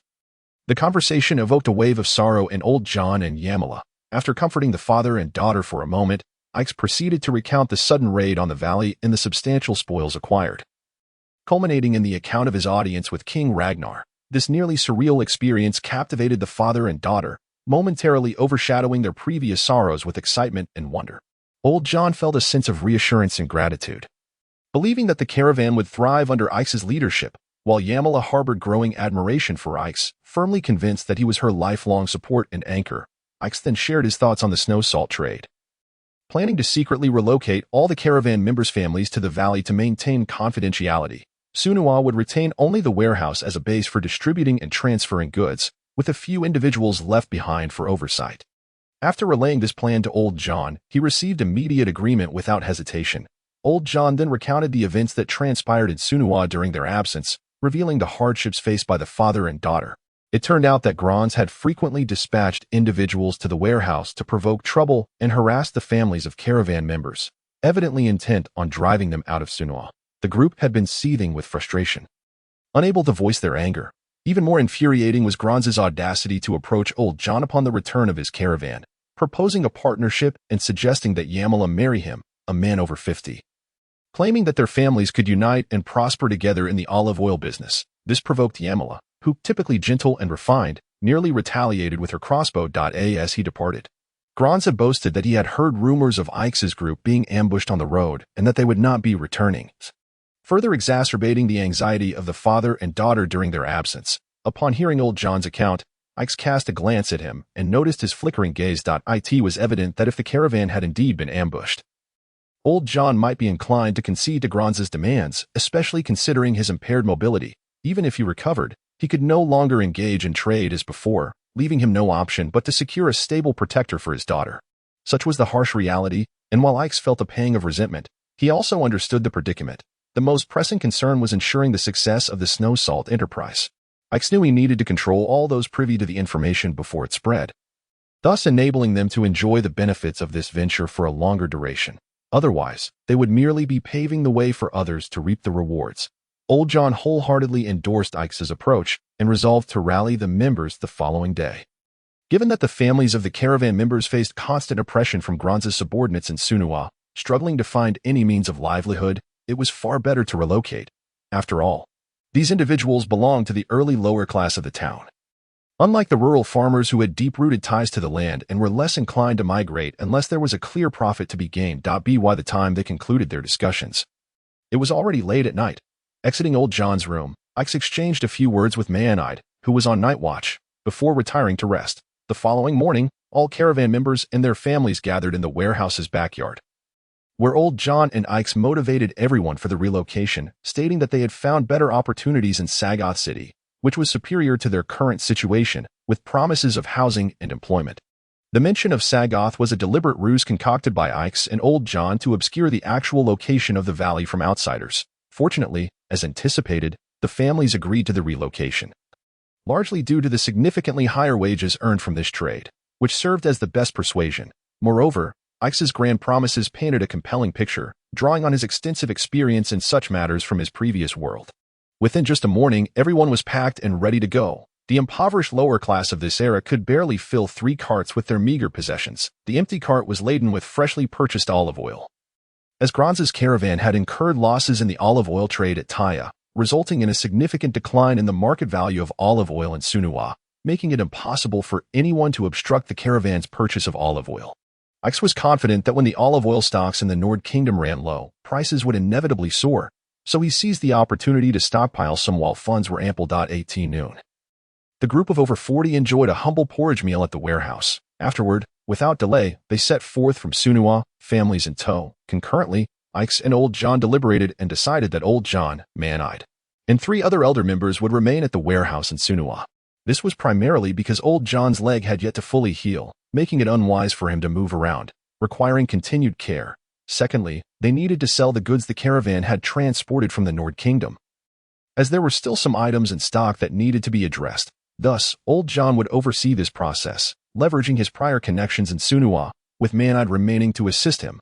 Before departing, Ix instructed Maenide to discreetly purchase some olive oil while prices were still low. Taking advantage of the situation, just as they were about to exit the city, suspicious individuals, taking advantage of familiar connections, approached the caravan members. However, they were well prepared, and after acquiring the information they sought, these individuals quietly slipped into the crowd to relay the news. Without any obstruction occurring, the group exited the city with remarkable ease. These free townsfolk were akin to the destitute, living in near poverty, without roots or ties, rendering them invisible to the lords who would struggle to collect even a few copper coins and taxes from them. Due to the lack of resources, they regarded the newcomers as a burden on their territory, squandering the food produced by the land, and would rather have them migrate elsewhere. However, Ix was acutely aware of the olive oil business at play and dared not let his guard down. Feeling an unsettling intuition gnawing at him, he urged everyone to hasten their journey along the road, and when night fell, the 4 cargo vehicles could not form a complete encampment for all. Ix ordered sharpened wooden stakes to be driven into the ground to seal the gaps in their formation, allowing everyone to rest within the safety of their vehicles. The night watch was doubled, with each member equipped with well-strung crossbows, ready for any eventuality. Fortunately, no incidents occurred, and by the following afternoon, they arrived at the valley's entrance beside the main road, after clearing away any traces of their passage. Ix remained uneasy and instructed Desaiwei, who had come to assist, to lead 2 individuals to lie in wait by the road for any warnings. It was not until they had traveled for another hour into the valley that Ix finally felt a sense of relief settle within him. That evening, over 50 people of all ages gathered before a cave to hold a grand bonfire feast. A large iron pot, recently purchased, simmered with a hearty northeastern stew, while a whole wild boar, freshly hunted by Desaiwe that morning, roasted over the flames. The table overflowed with an array of seasonal fruits and vegetables, and the valley was filled with the tantalizing aroma of food. They drank beer freely, sharing laughter and joy, while young men and women danced and sang around the fire, and children dashed about, playing in the laps of their elders. That moment, it felt as if they had all found a carefree utopia. Yax, sharing a drink of beer with Yamala, was suddenly interrupted by a hurried figure cutting through the joyful atmosphere before the bonfire. The valley fell into silence as it was Desaiwe, who brought alarming news. A squad of fully armed cavalry had passed by their lookout, heading towards Taihacheng. Numbering around 20 riders, it became clear to everyone the depth of Yak's foresight. Had it not been for his relentless urging to quicken their pace, they might have met a grim fate under the stars that very night. Yax understood that the reason they had not encountered the cavalry sooner was that the assailants preferred to strike away from Sunhua City, under the cover of darkness, to eliminate any witnesses.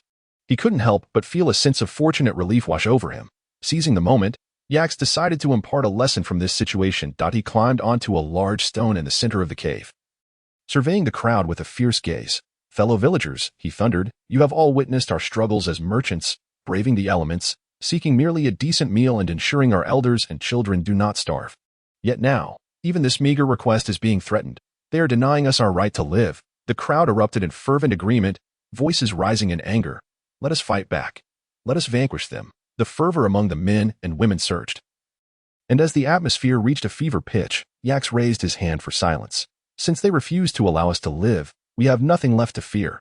Although we may not be as strong as they are now, we shall not cower. Once we earn our fortune through trade, we will procure superior weapons and armor to confront them." He emphasized the importance of keeping the valley secret, accumulating wealth quietly, and ensuring that the youth trained diligently every day. If you are unprepared when the time comes to wield a weapon, you will not be able to defend yourselves. Additionally, the Night Watch must remain vigilant, day and night. Do you understand? The crowd responded in unison. Affirming their understanding, Yax delved into further details before dismissing them, urging everyone to return to their rest. What should have been a jubilant celebration concluded abruptly, overshadowed by the gravity of the situation. Yax then summoned Fadis, Catherine, and other core members for a meeting to discuss their specific roles. It was decided that Fadis would be responsible for training the combatants, Desaiwe for sentry duties, and Catherine and Yamala for logistical support and salt processing, while Yax would coordinate their efforts. Observing the distribution of responsibilities, Kreese, who had been listening, felt left out and sulkily asked Yax, "What about me?" Yax, noticing her bandaged arm, replied with a smirk, "You are in charge of protecting me." Laughter erupted among the group, and they dispersed to find places to rest. However, Kreese took his words seriously. Seeing him head to Robin's room, she followed and laid out a blanket on a long stone at the cave entrance to sleep. In the dead of night, Desaiwe returned with news that Grant's cavalry had returned to Sunhua, allowing Yax to finally relax and sleep soundly. The next morning, Yax was awakened by a scream. Yamala, who had come to rouse him for breakfast, was incensed to find Yax asleep beside Carries. It turned out that Kreese had been unable to sleep on the cold stone and, seeing Yax's warm bed, had climbed in without a second thought. Yax, exhausted, had not noticed. Yamala, covering her face in tears, refused to listen to Yax's explanations, and their commotion drew the attention of everyone in the makeshift dining area outside the cave. It became apparent to all that Yax had inadvertently found himself in a compromising situation. As he emerged, men greeted him with knowing smiles, while women frowned and hurried away, leaving him awkwardly holding a bowl of porridge, unsure whether to eat or not.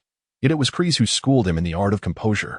Dressed and carefree, she strolled out, filled a bowl with porridge, and nonchalantly settled beside him to eat, resembling a naive pup blissfully enjoying its meal. Yax felt a wave of embarrassment wash over him. Wishing he could hide his face in the small wooden bowl, after finishing his own breakfast, Yax offered a bowl of porridge to Yamala, who remained sobbing on the bed. However, no mere bowl of porridge could mend her heart. In that moment, his usual wit and charm eluded him, and he stood there foolishly, repeating, "Please eat, it's getting cold," devoid of any genuine comfort. Fortunately, the urgency of their situation soon drew him away. As the valley buzzed with activity, the community's enthusiasm was palpable. They had already achieved 2 of the 3 basic conditions for happiness: good food and clothing. Upon their arrival in the valley, the caravan had distributed old leather jackets to those in need. Though worn, the residents, accustomed to living on the edge of subsistence, cared little for aesthetics. Warmth was all that mattered. With that, their focus turned to building homes, and everyone worked diligently. contributing without the slightest hint of idleness. Before long, their labor bore fruit. Within a few days, the clearing was piled high with freshly cut timber, and the initial plans for a lumber processing facility and a salt workshop had taken shape. Yet Yax felt an unsettling sense that something was amiss. The site for a dam to store water remained undecided, and the construction materials were disorganized, with many items only being prepared at the last minute. Yax felt overwhelmed, recalling Almonte, who had overseen the construction of the warehouse in Sagos. Understanding the importance of prioritization, Yax resolved to set Sagos' project aside and entrust the valley's construction to professionals. He sent word to Sagos to summon Almonte and Bandak, leaving only one person to oversee things. 4 days later, Almonte and Bandak arrived at the valley, surveying the chaotic scene resembling a bustling construction site with furrowed brows. Almonte suggested halting work for half a day to allow everyone to regroup and clarify their thoughts. Yax, overwhelmed, readily agreed and announced an extended lunch break, followed by an afternoon of rest. After a thorough investigation and deliberation that evening, Almonte presented Yax with a rectification plan. Firstly, they had made a significant mistake by using freshly cut timber for construction. Although a carpenter had previously advised against it, Yax had dismissed the concern in his haste to expedite the process, believing that fresh wood was suitable for constructing the processing facility and temporary shelters. However, for mills and other workshops, it was essential to use properly seasoned wood. Otherwise, not only would it be prone to damage, but it would also significantly reduce the lifespan of the equipment. To avoid further delays, Almonte recommended dismantling several old buildings in the valley. Those structures were destined for demolition anyway, and the residents could temporarily reside in the nearby caves or set up tents. As the weather was still mild with the Mid-Autumn Festival approaching, utilizing salvaged timber and some naturally dried wood from the valley for construction can sustain usage for a month. By the time this wood is exhausted, the previously felled timber will have sufficiently dried and can be employed directly. Furthermore, Yamantai emphasized that building materials should ideally be sourced locally. The valley offers not only timber but also abundant gravel that can be collected leisurely by the children, which may serve as a sturdy foundation for construction. This approach would result in a more robust foundation than one made purely of wood, reducing susceptibility to decay, ultimately conserving about 1/3 of the wood supply, with any surplus available for paving pathways. Moreover, while the initial construction had a plan, it lacked specificity. Particularly, there were no construction blueprints, and everything was improvised on-site, which could easily lead to issues and waste considerable time. Yax thought to himself that he could draw plans quite effortlessly, but he was uncertain about the content to illustrate. Fortunately, Yamantai understood his dilemma and took charge of the matter. Besides these concerns, he also made arrangements for personnel allocation, the quantity of building materials, and the specific construction plans for the dam, among other details. In summary, after Yamani's comprehensive organization, the construction efforts became coherent and methodical, instilling a sense of clarity among the workers. The entire operation transformed into a well-ordered endeavor, earning Yax's admiration as a modern individual from the 21st century. After more than a month of work, the valley began to take shape, particularly at the valley's mouth, where, following Yamani's suggestion, a framework was erected using timber, and leftover branches from logging were bundled to form a skeletal structure. Wet mud was then used to fill in the walls, resulting in a surprisingly effective defensive wall.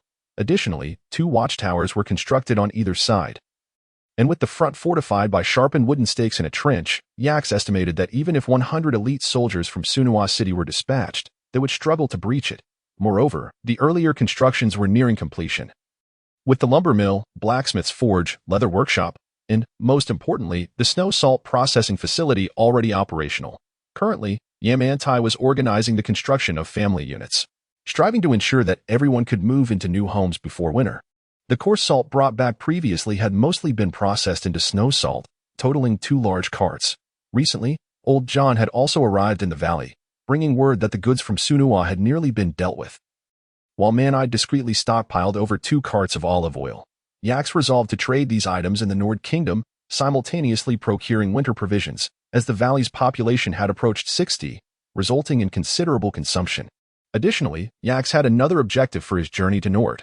During this period, Desaiwe, responsible for vigilance, reported that Granza's cavalry frequently roamed the main road. It seemed they were determined to eliminate the trade convoy. Through Desaiwe's reconnaissance of the nearby surroundings and the preparations made over the past month, a plan began to crystallize in Yax's mind. Throughout this month, the majority of the time was dedicated to the valley's development. Despite this, Yak still allocated one-third of his day for Bandak and Fadis to organize training in crossbow shooting and spear thrusting. Although the days were arduous yet fulfilling, the frequent appearances of the cavalry left no room for complaints.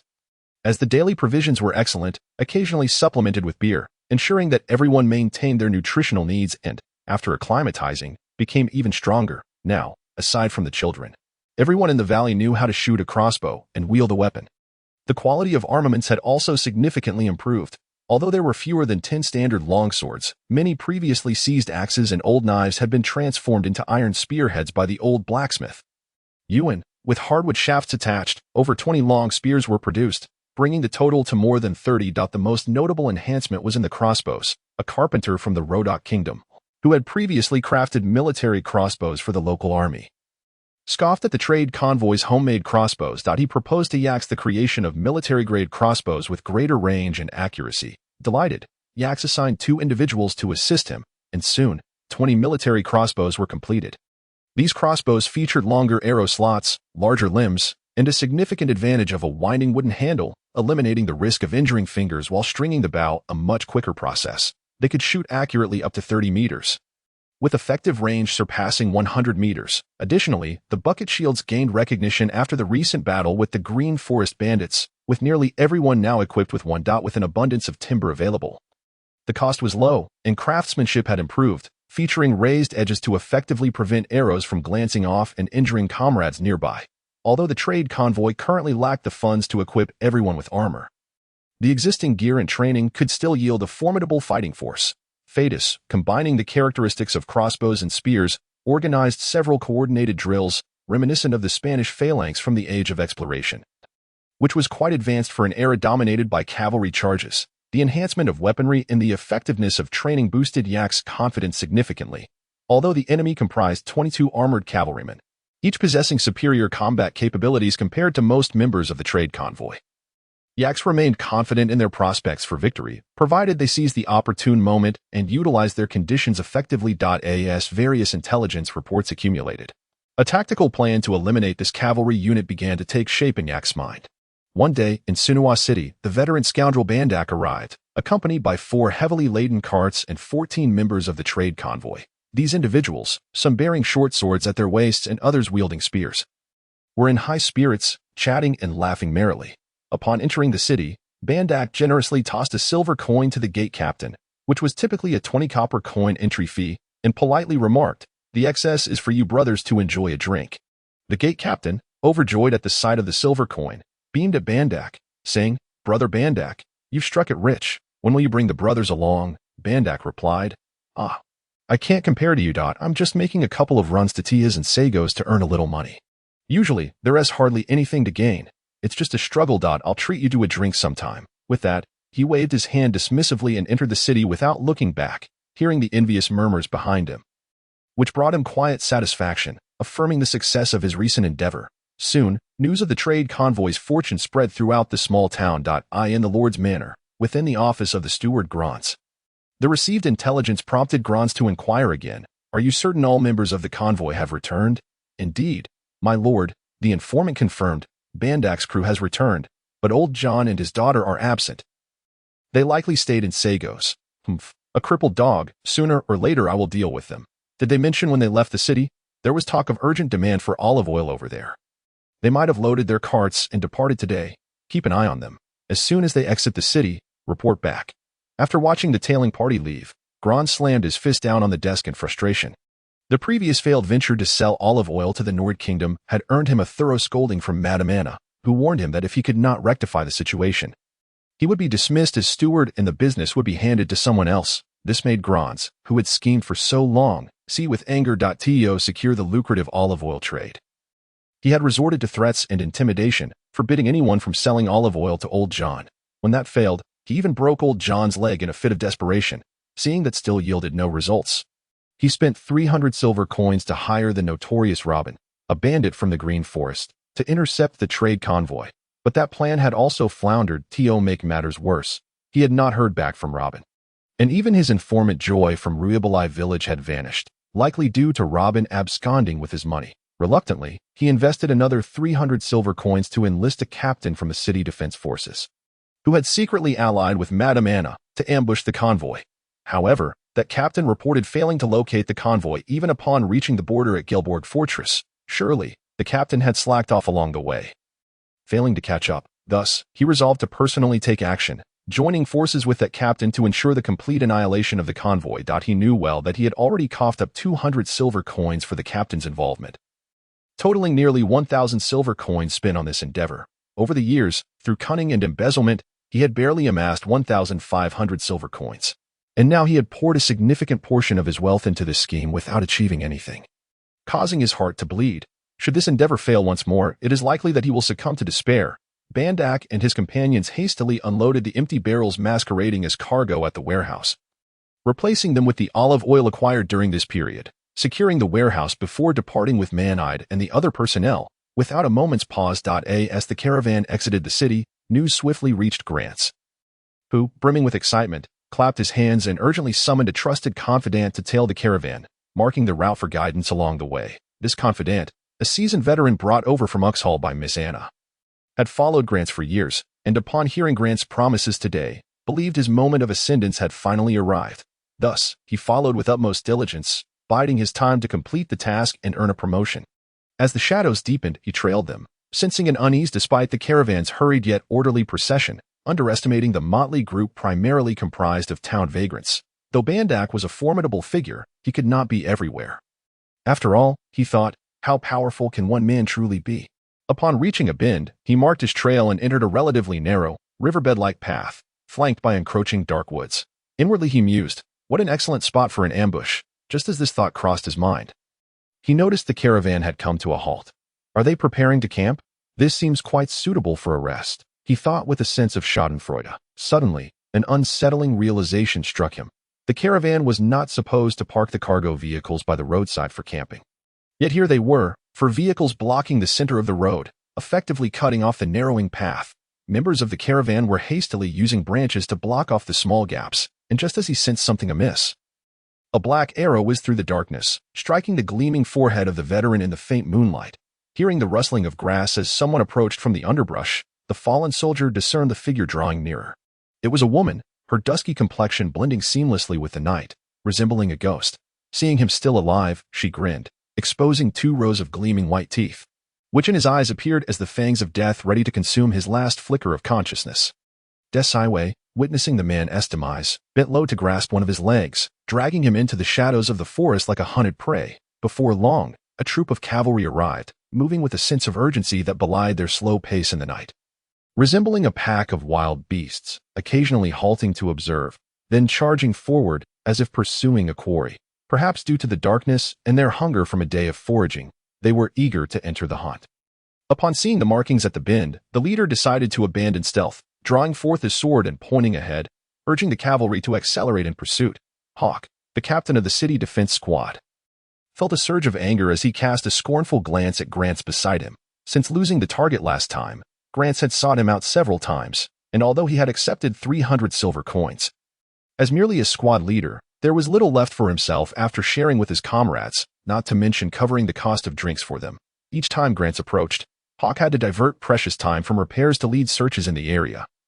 And after several repetitions, his men were growing weary, uncertain if they could be rallied again. Thankfully, today Grants had shown some foresight, providing 200 silver coins and dispatching someone to scout ahead. Now that darkness had enveloped the land, Hawk resolved not to wait any longer. The mere presence of the caravan members ahead signified a swift charge was imminent, and he wished to resolve this swiftly to return to Sinnoh City for a celebratory feast. Suddenly, Hawk noticed a gray obstruction on the narrowing path, higher than a dirt mound, yet lower than a wall. Before he could comprehend, the cavalry had drawn near, and Hawk recognized it as 4 cargo vehicles he could not leap over. Bad news, turn back. Battle-hardened, he instantly realized he had walked into a trap. Yet, like many who find themselves ensnared, it was too late to retreat. With a cacophony of crashing sounds, 2 stout trees fell behind the troop, sealing their escape routes completely. A throng of men and women surged from the woods, positioning crossbows and unleashing a volley of bolts. Amidst the chaos of neighing horses and cries, the unmistakable sounds of bodies hitting the ground echoed, as some were struck and fell from their mounts. The clever ones dismounted, seeking refuge beneath their horses, while a few brave souls attempted to charge into the adjacent forest. However, as they grasped the reins and neared the slope. They were either felled by arrows or repelled by spears thrust from the shadows. Torches ignited, hurled from behind the wagons, turned the remaining riders into targets against the night, with no hope of escape. Hawk, struck by an arrow in his shoulder, resolved to surrender, shouting, "We yield, we yield. I am a nobleman, I can pay a ransom." Just as the words escaped his lips, Desawai's hidden arrow pierced his neck. As a commoner, she despised such noble brutes who inherently believed their lives were more valuable than others, as if they could rise from the dead. Hawk, the noble son worth 200 silver coins in ransom, clutched his neck in disbelief before toppling from his horse, quickly followed by the sound of crossbows being ready. In no time, the road stood devoid of both man and horse. The survivors either rolled on the ground, clutching their wounds in agony, or lay motionless beside the fallen steeds. After a brief silence, the cries ceased, leaving only the sounds of quiet weeping and intermittent groans. Ix, holding a torch aloft, signaled as over 20 armed men and women emerged from the trees and the cargo formation. After firing several rounds, the women covered their faces and crouched down, unable to bear the sight of the carnage. Only 3 women remained, Desawai, Cress, and Catherine. As the encirclement tightened, 3 figures suddenly sprang from the pile of corpses. Swords raised, yet before they could strike, they were pierced by the surrounding spears. Observing this, Ix halted the advance, addressing those still moving. Those wishing to live, drop your weapons and stand.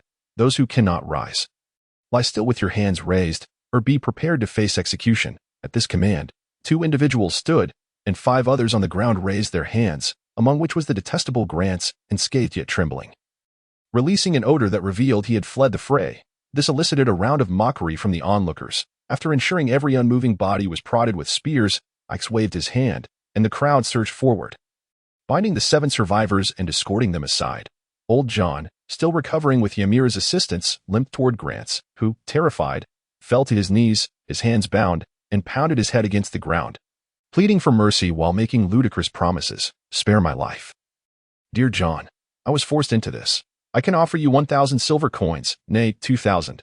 I will never touch the olive oil business again. Just spare my life." Old John regarded Grants, loathsome as a maggot, his heart a tumult of emotions. Once, he had knelt before Grants, begging him not to be so ruthless and to leave him a mere 2/10 of the profit, for his caravan had many mouths to feed. Yet, that had only resulted in his leg being broken by this vile creature. He had thought he would endure this humiliation for life, with no hope for revenge, and in despair had even considered suicide for the sake of his daughter. Once, he had felt the world collapse when he believed Ix had been ambushed. Now this wretch had the audacity to plead for mercy, even if he promised the entire city of Suno. It could not quell the hatred festering within him. With this thought, he pushed Ymira away, raising his wooden crutch to strike Grant's loathsome visage. 1 blow struck his abhorrent face, the second shattered his leg. The third crushed his distended belly, and the fourth obliterated his vile manhood. Everyone was aware of old John's deep-seated hatred for Grants, and none intervened as they watched him strike with precision. Until Grants fell silent, until he was reduced to a pulpy mass. Before entering this world, Ix had always considered himself a carefree person, but having faced life and death, he now recognized his true nature, meticulous and cautious. After interrogating the survivors, he comprehended the entire sequence of events, realizing that while all had been conducted with the tacit approval of Lady Anna, there was also the guiding hand of Marquis Dillinard behind it all. However, it was indeed the scheming steward, Glance, who orchestrated the mischief from the shadows, while the other nobles of Suno did not regard the merchant convoy as a public enemy. Yet, the current situation told a different tale. Nearly half of the 20-odd riders were offspring of nobility, and the remainder were elite warriors of considerable prowess. With only about 200 cavalry in total in Suno, the loss of even 1/10 could certainly provoke a stir, possibly even igniting a war. The only remedy at present was to suppress the news and meticulously erase all traces, leaving no pretext for the high-ranking officials of Suno. Whether they would believe it was a matter for another day. With this thought, he immediately mobilized everyone to clear the battlefield. Particular attention was given to bloodstains and corpses. Any blood that could be covered with soil was, while the rest was removed and replaced with fresh earth. Human and horse carcasses were loaded separately onto carts, along with the felled trees and the marks left by trampling hooves. Over 40 individuals worked tirelessly throughout the night. That it was only at dawn, after Ix had patrolled the area twice, that he felt assured enough to gather his team and return to the valley. However, during the skirmish, 3 horses had bolted, tossing off their riders and fleeing into the forest. Desawai was currently responsible for the search, and whether they would be found was left to fate. Upon returning to the valley, Ix conducted a rough tally of the spoils. There were 320 silver coins, 15 sets of chainmail shirts, 6 sets of patterned chainmail shirts, 1 set of sleeveless plate armor, 12 standard longswords, 7 half-length swords, 3 heavy half-length swords, 8 kettle helmets, 10 flat helmets for spiked helmets, 7 pairs of chainmail arm guards, several pairs of leather gloves, and 4 injured horses that had survived. Except for the armor and helmets, the weapons and equipment were nearly unscathed, making them ready for immediate use. The damage to the helmets and armor was not severe, and old blacksmith Jörn claimed they could be easily repaired. The outer chainmail shirts bore the crests of their respective nobles, and Ix instructed the leatherworker to replace the linen shirts with leather ones for continued use. Thus, the most significant gain from this venture was not the silver coins, but rather these weapons and equipment. Bandak estimated their value to exceed 3,000 silver coins, marking a bountiful harvest. With these arms, the merchant convoy had become a formidable armed force, potentially surpassing even the more impoverished lords. Henceforth, the safety of their travels should see a marked improvement. Gazing at the array of weapons and equipment before him, Ix felt a surge of ambition. He was eager to arrange for Fadis and Bandak to organize training sessions to foster combat readiness as swiftly as possible. As for the originally planned trade journey, Ix decided to postpone it for now, opting to lay low and allow Desaiwei to keep an eye on the traffic along the main roads to avoid encounters with Sinnoh's patrols, which could spell trouble. That evening, Desaiwei managed to locate the 3 runaway horses. 2 had succumbed to their injuries in the forest, while 1 had only sustained minor wounds and should be usable once it recovered. Ix breathed a sigh of relief, having eliminated one cause for concern. All that remained was to await Sinnoh's response. 10 days later, in the square before the cave, Ix, clad only in his upper body, wielded a finely crafted curved blade. With a powerful downward stroke, he executed a graceful flourish before sheathing the weapon. After receiving a towel from Kreese, he wiped the sweat from his brow and stretched lazily, feeling invigorated and entirely free of the fatigue typically associated with training. Curiously, in his previous life, he had aspired to be an athletic individual, believing that a fit and vibrant young man would captivate the attention of the ladies. However, after each workout, he had found himself plagued by soreness that took ages to dissipate, a classic case of suffering for a week after a single session. Yet here, the experience was markedly different.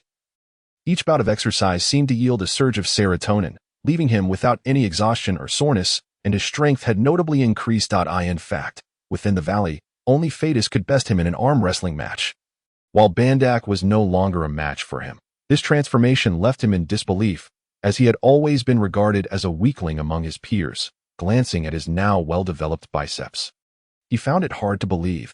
Was it due to the untainted food here, free from microplastics, additives, preservatives, and antibiotics? Or was it something more fantastical, as if this realm was suffused with a so-called spiritual energy? He could not quite pinpoint the source of this newfound vigor. Wiping his brow again with the towel, he tossed it high towards Kreese, who, stretching on her toes, caught it deftly. However, as she landed, her burgeoning form rippled elegantly, and upon noticing Ix's playful grin, her cheeks flushed, prompting her to scamper away in embarrassment. Initially, Kreese had been indifferent towards him upon their arrival in the valley, but after Ix had suggested she act as his bodyguard, she had taken to following him closely, even waiting outside when he needed to relieve himself, disregarding the opinions of others, including Yamala. Eventually, when she realized that Ix had chosen not to reveal her earlier theft of 20 silver coins, she began to warm to him, even assisting him with tasks for Catherine and Yamala. In the evenings, she took the initiative to help him make his bed, though she often sneaked into his blankets at night for warmth. Aware that she was cold, Ix could not bear to send her away, especially after that one instance when Yamala had caught them. Since then, she had been discreet, slipping out of bed before dawn to avoid detection. Ix had planned to arrange a proper bed for her once the external housing was completed, but the close proximity was becoming increasingly difficult to endure. Thus, he had given her 5 silver coins, sending her to Sinnoh to gather intelligence. Just yesterday, she returned with exhilarating news. Despite the relatively small size of the Kingdom of Swadia, with a population of only around 40,000 to 50,000, it still had a semblance of order. The actions of someone like Glance, who sent men to ambush merchant convoys, could not be publicly tolerated. Most merchant convoys had noble backing, and any indiscriminate attacks on them would provoke a backlash from the nobility and render the perpetrator an enemy among the high-ranking officials, violating established laws and principles, except in the case of enemy nations in a state of war. although Glantz had the support of Marquis Dillingard and the tacit approval of Lady Anna to take over the olive oil trade. Neither the Marquis nor Lady Anna would have explicitly ordered him to ambush merchant convoys. Therefore, Glantz did not dare to make his actions known. Everything was conducted in secret, unbeknownst to the higher-ranking nobles. As for the 22 missing cavalrymen, their disappearance had not stirred much of a ripple. As previously mentioned, resources were scarce in this era. Otherwise, Old John's yearly olive oil trade would not have become a primary income source for Marquis Klages. Inciting envy from many, consequently, many nobles were also financially strained, offering meager wages to their soldiers. It was not uncommon for soldiers to resort to banditry, robbing enemy villages and merchant convoys. And after a spate of successful raids, they would evade consequences by fleeing to distant lands until the heat died down. This information was relayed by Kreese after her return yesterday, leading Ix to convene a meeting with core members Old John, Fadis, Bandak, and Yamantai to discuss their findings. Kreese had not observed any wanted posters for merchant convoys in Suno nor heard any news regarding the missing cavalry. Previously, Ix had assumed that Lady Anna was aware of the situation and even suspected that she had orchestrated the plan to eliminate the merchant convoy. Now, with no wanted posters in sight and no military investigations reported by Desaiway on the main roads, it was evident that his earlier concerns had been unfounded. The matter had likely passed from public scrutiny. Even if suspicions arose in the future, any action against the merchant convoy without evidence would not be taken lightly. Speaking of evidence, the 2 surviving cavalrymen had succumbed to their injuries the next day.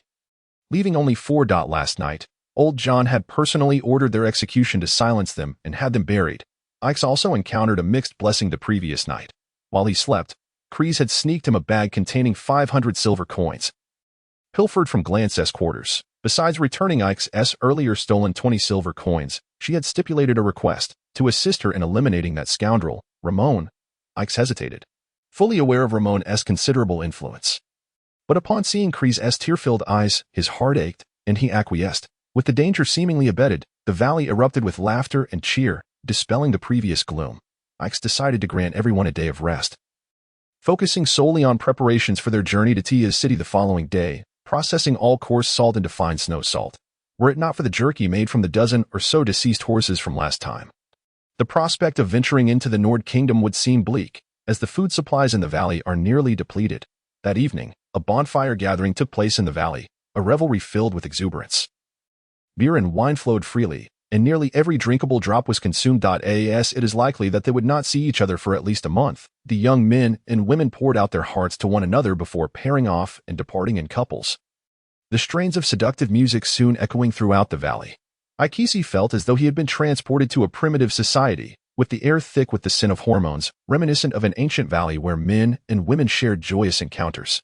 The atmosphere stirred a restlessness in every individual present, prompting him to feign drunkenness as he rose and staggered back to his quarters. Lying in bed, he found sleep elusive, eagerly anticipating the arrival of midnight, when the cool, soft body might alleviate the heat that now consumed him. Before long, a sweet fragrance of wine enveloped him, followed by the warm, supple form of a girl who slipped beneath the covers and nestled into his embrace. The longing that surged within him was akin to a parched wanderer finding rain, as the primal instinct etched in his very DNA swiftly commandeered his body, compelling him to savor and inhale the essence of this exquisite being. Her form imbued with a delicate hint of lavender, the girl, transformed into a treasure more precious than any jewel, yielded entirely to the voraciousness of the thief who sought to possess her. Even as tears of pain mingled with joy streamed down her cheeks, she offered no resistance, for in that moment, her heart had ripened, and she had become magnificent, ready to embrace all that this man would bring into her life. Within the sheltered cave, the two became a world unto themselves, their intertwined bodies representing their singular existence, where time lost all significance. No, at this moment, time was the very essence of meaning. They willingly surrendered to an eternal communion. Journeying together towards the end of time. In the deep of night, a petite figure, trembling from the cold, burrowed into the warmth of the life-filled bedding, the chill against his back jolting Ikisi awake. And he instantly recognized the error he had committed, a misstep trivial in comparison to the beauty before him. On that expansive bed, a man, well acquainted with pleasure, found his defenses swiftly breached by a long-anticipated visitor. Perhaps there had never been any defenses to begin with. This was always the battlefield that had been set. The fleeting turmoil was as inconsequential as sandbanks in a raging river, unable to halt even a single wave. Embracing the fragile coldness, the man's thoughts spiraled, Recalling the transitions between ice and fire, the glimmering tears in her doe-like eyes, her pitiable past, and the scars etched upon her delicate form, a surge of determination coursed through him. Igniting a vow to melt the frost that encased her heart, to provide her with unwavering support, to avenge her grievances, and to protect her entirely. Between them existed not only the pure beauty of unrefined jade but also the blossoming of humanity's finest attributes. From fervent romance to poignant sorrow, from tranquil sweetness to grand defiance, the emotional vacuum outweighed the fatigue of the body. Aikisi, weary yet blissfully slumbering, remained unaware that this silent, rain-soaked night would serve as a crucible for his growth. A night that would usher him into maturity. In his previous life, he had always perceived himself as a giant infant, not due to innate frailty or immaturity, nor from being self-indulgent or selfish, but because he had long evaded the call to grow, haunted by the deficiencies in his heart. The allure of prosperity had ensnared all those around him, clouding his vision and obscuring the beauty that surrounded him. Leaving him adrift without a purpose to protect his aman. In his retreat, he forfeited the responsibilities and ambitions that should have defined him, choosing instead to remain childlike and unwilling to grow up. Yet on this night, a boy would perish in the embrace of rain, while a man would be reborn in the warmth of sunlight. Not only did he grow, but so too did the girl who had cast aside jealousy. Their small hands entwined in silent comfort, sharing unspoken joy. The following morning, Aikisi was roused from sleep by Yamala's hair tickling his nostrils. As was customary, Kreese had already slipped away from the cave at dawn.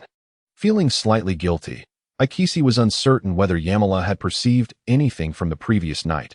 With daylight breaking, he dared not engage in further playful antics with her. Instead, he pulled her into his embrace. Planting a deep kiss upon her lips before rolling out of Bed. In the valley, 8 modified carts were loaded with goods. After several practical trials, the caravan's tactical formations had matured. Aikisi, alongside Yamantai and a few carpenters, made further improvements by designing detachable handles for the carts. This innovation allowed for a seamless alignment of vehicles, leaving no gaps for enemies to infiltrate. Should they attempt to breach, even a child wielding a spear could easily dispatch them. Aikisi and Yamantai also devised a new type of cargo vehicle based on current models, which was lighter and capable of carrying more cargo. The axles were fitted with precision iron bearings, lubricated with olive oil, potentially increasing speed by 20-30. However, due to the weight of ongoing construction tasks, the new vehicles would have to be produced gradually at a later time. Only the core members of the valley, Old John, Yamantai, and Catherine, remained for this journey, while the other key members accompanied the expedition, totaling 22 individuals, including Yamala and the recently recuperated Kreese. This substantial assembly was orchestrated by Aikisi after discussions with Manide, aimed at exploring trade routes through the Tahasa Gaskulating to Hiram Valley. Such routes would minimize redundancy, allowing for more efficient procurement of goods at lower prices. Additionally, they planned to pick up the blacksmith S family in Kula, and to acquire extra grain from the largest agricultural region, Dahiram, to sustain them through the winter. 2 days later, the caravan reached Tahasa City. As they entered, Aikisi harbored concerns that Kreese might be recognized by Ramon's men, prompting him to have her and Yamala don the valley's standard cotton leather jackets and wide-brimmed helmets for concealment. It turned out that Kreese was indeed wanted, albeit only as a female with an unspecified name. The accompanying portrait, laughably grotesque, depicting a woman with a bloated face and pockmarked skin, akin to a female version of a notorious outlaw. The bounty was particularly ironic. 5 silver coins for information and 20 for capturing her alive. Kreese felt as though Ramon was mocking her. Nevertheless, Aikisi remained cautious, instructing her to stay in the storeroom and avoid unnecessary wandering once inside the city. It had been quite some time since Aikisi last visited Tahasa City. The price of coarse salt had dropped to 120 copper coins per sack, while olive oil had surged to 480 copper coins per due to supply shortages. Aikisi sold some snow salt and olive oil, pricing the former at 430 copper coins per sack, which was of better quality than that from Salanda and Kujit, yet significantly cheaper by over 100 copper coins, effectively rendering the local coarse salt nearly obsolete. Seizing the opportunity, he acquired 2 carts of coarse salt at a low price. Additionally, Aikisi learned of Ramon's annual springtime practice of dispatching his slave-hunting brigade to the kingdom of Vigia to procure white slaves. This timing coincided with the early spring when many impoverished households faced starvation, allowing for a cheaper acquisition of people. Moreover, the Vigia populace, weakened after a harsh winter, became easy targets for his brigade, which spared no expense in their ruthless pursuits. Ramon's private slave hunting force resembled that of a noble private army, The notion that he acted without powerful backing was implausible, with the Lord of Tahassa, Eden, likely being his ally. Thus, Aikisi concluded that direct confrontation in the city would be impractical. Instead, he resolved to gradually dismantle Ramon's influence by eliminating his hunting brigade, ultimately biding his time to confront him. After discussing this plan with Kreese, she expressed her agreement. The caravan spent 2 days in Tahassa City before departing for Sagos City. Upon entering Sagos, Aikisi and his companions arrived at the burgeoning warehouse. But before they could begin unloading, the secretary of King Ragna personally approached them, causing Aikisi to feel a sense of trepidation. Upon entering the grand hall of the palace, they were greeted by a burst of hearty laughter. The host, King Ragna, boomed, "Ah, is it Mr. Aikisi who has come? My, how I have missed you." Descending from his throne, he approached Aikisi, warmly clapping him on the shoulder and engaging him in friendly banter. It turned out that since their last encounter, where Aikisi had prepared a sumptuous feast with his snow salt, King Ragna had been reminded of the delightful flavors he had savored. Initially, he had not thought much of it, as he had indulged excessively, leaving him with little appetite for 2 days. However, as time wore on, he found himself yearning for Aikisi's culinary creations, which paled in comparison to the coarse, flavorless fare prepared by his own cooks. Should Yax delay any longer in his arrival, he might resort to dispatching someone to Sunawa City in search of him. Upon grasping the situation, Yax could hardly suppress a chuckle. It was only natural. In this era, where scarcity abounds and life is exceedingly monotonous, individuals of significant resources, capability, and authority, such as King Ragnar, would relentlessly pursue any matter that piqued their interest and had the potential to enrich their existence. Aware that he was destined to toil within the royal kitchen for the entirety of the day, Yax informed his companion Phaedus to relay to the merchant caravan that Manad would oversee the trading of goods. He also requested that Yamala and Cress come to assist, while Ragnar commanded all the kitchen staff to heed his directives. Furthermore, he proclaimed a feast to celebrate the bountiful harvest festival, leaving the entire palace in utter bewilderment. As hadn't a harvest festival banquet been held recently, to add to the confusion, he dispatched heralds to summon nearby nobles to join the feast. Upon hearing that approximately 30 attendees were expected, Yax felt overwhelmed.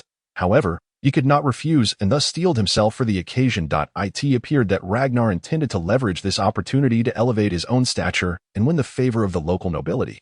Under the feudal system of the medieval era, one effective method for kings and high-ranking nobles to solidify their positions and attract other nobles and subordinates was to host banquets for them and their families. Moreover, such gatherings served to enhance camaraderie among the nobility, fostering internal unity and harmony, as well as facilitating discussions on matters of state. To ensure that Ragnar was not only satisfied in body but also in spirit, Yax exerted considerable effort. In addition to the previous 4 dishes and a soup, he added braised pork knuckle, for happiness meatballs, steamed riverfish, and sauteed seasonal vegetables, along with a lamb-based 3-flavor soup. To add a touch of elegance, he enlisted the skilled hands of Yamala and Cress to artistically arrange vibrant berries and vegetables, striving to meet the royal banquet standards of color, fragrance, and flavor. These dishes were relatively simple to prepare with locally sourced ingredients. However, in order to serve 30 guests, he had to prepare each dish at least 3 times, leaving him utterly exhausted by the time the banquet concluded. Nevertheless, one must acknowledge that greater efforts yield greater rewards. During the feast, King Ragnar personally introduced Yax to the attending nobles, allowing him to forge connections with many influential figures, which would likely prove advantageous for his future trading endeavors. With Ragnar's endorsement, he need not fear that nearby nobles would covet his wealth and secretly conspire to rob him. Additionally, taking advantage of the delectable dishes, King Ragnar fervently promoted the benefits of snow salt, transforming the banquet into an impromptu recommendation event. Yax ended up securing an order for snow salt worth approximately 1,000 silver coins, thereby fulfilling the quarter's KPIs for the merchant caravan in one fell swoop. And he believed that this would greatly assist in the future promotion of snow salt. The banquet, a triumphant affair for all parties involved, continued late into the night, by the time Yax returned to the inn. It was nearly the early hours, leaving him too fatigued to do anything but collapse into bed. The following day, he was summoned to Ragnar's palace by the secretary, who informed him that several trusted nobles wished to convene that evening to discuss matters of state and required his culinary services once more. If one is unsatisfied, they are simply unsatisfied. What is there to excuse? Yax mused internally, yet he could not decline and thus reluctantly began another day of enforced labor. Fortunately, tonight's gathering would only involve a little over 10 individuals, significantly reducing his workload. Upon completion, Yax even earned the privilege of dining alongside the attendees. During the meal, Yax found himself enlightened, finally comprehending the unreliability of this era's discussions on state affairs. The table, populated by roughly a dozen nobles, engaged in animated discussions about the current political landscape while chewing their food, utterly disregarding him as an outsider. Let alone any notion of confidentiality. As he listened to these magnates' grandiloquent discourse, Yax gradually discerned the crux of their conversation. It appeared that the neighboring kingdoms of Vigia and Swadia were on the brink of conflict, and the nobles of Nord Kingdom were seizing this opportunity to gather and explore potential gains. The origins of the conflict with Vigia Kingdom were attributed to the impending retribution against the city of Kuden by the Kujet Khanate. The ruler of Kuden, Voldrapo, had committed heinous acts, ruthlessly slaughtering and persistently raiding the borders of the Kujet Khanate while attempting to incite war between the two nations to claim the Sajish castle on the Kujet Khanate's border. This provocation had angered the Khan of Kujet, who, taking advantage of the recent Autumn Nadama gathering, convened a noble resolution to discuss punitive measures against Voldrapo, while likely scheming to seize Kuden for himself. The conflict with Swadia Kingdom was instigated by the Lord of Uxkhal, Marquis Dillinard, with whom Yax had some connections, as his daughter was Lady Anna of Sunawa City.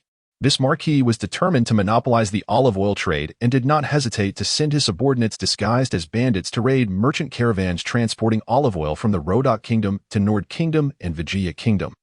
It became clear to Yax why Glanz was so intent on annihilating the merchant caravans. There was likely more than just Lady Anna's tacit approval at play, perhaps even the Marquis's directive.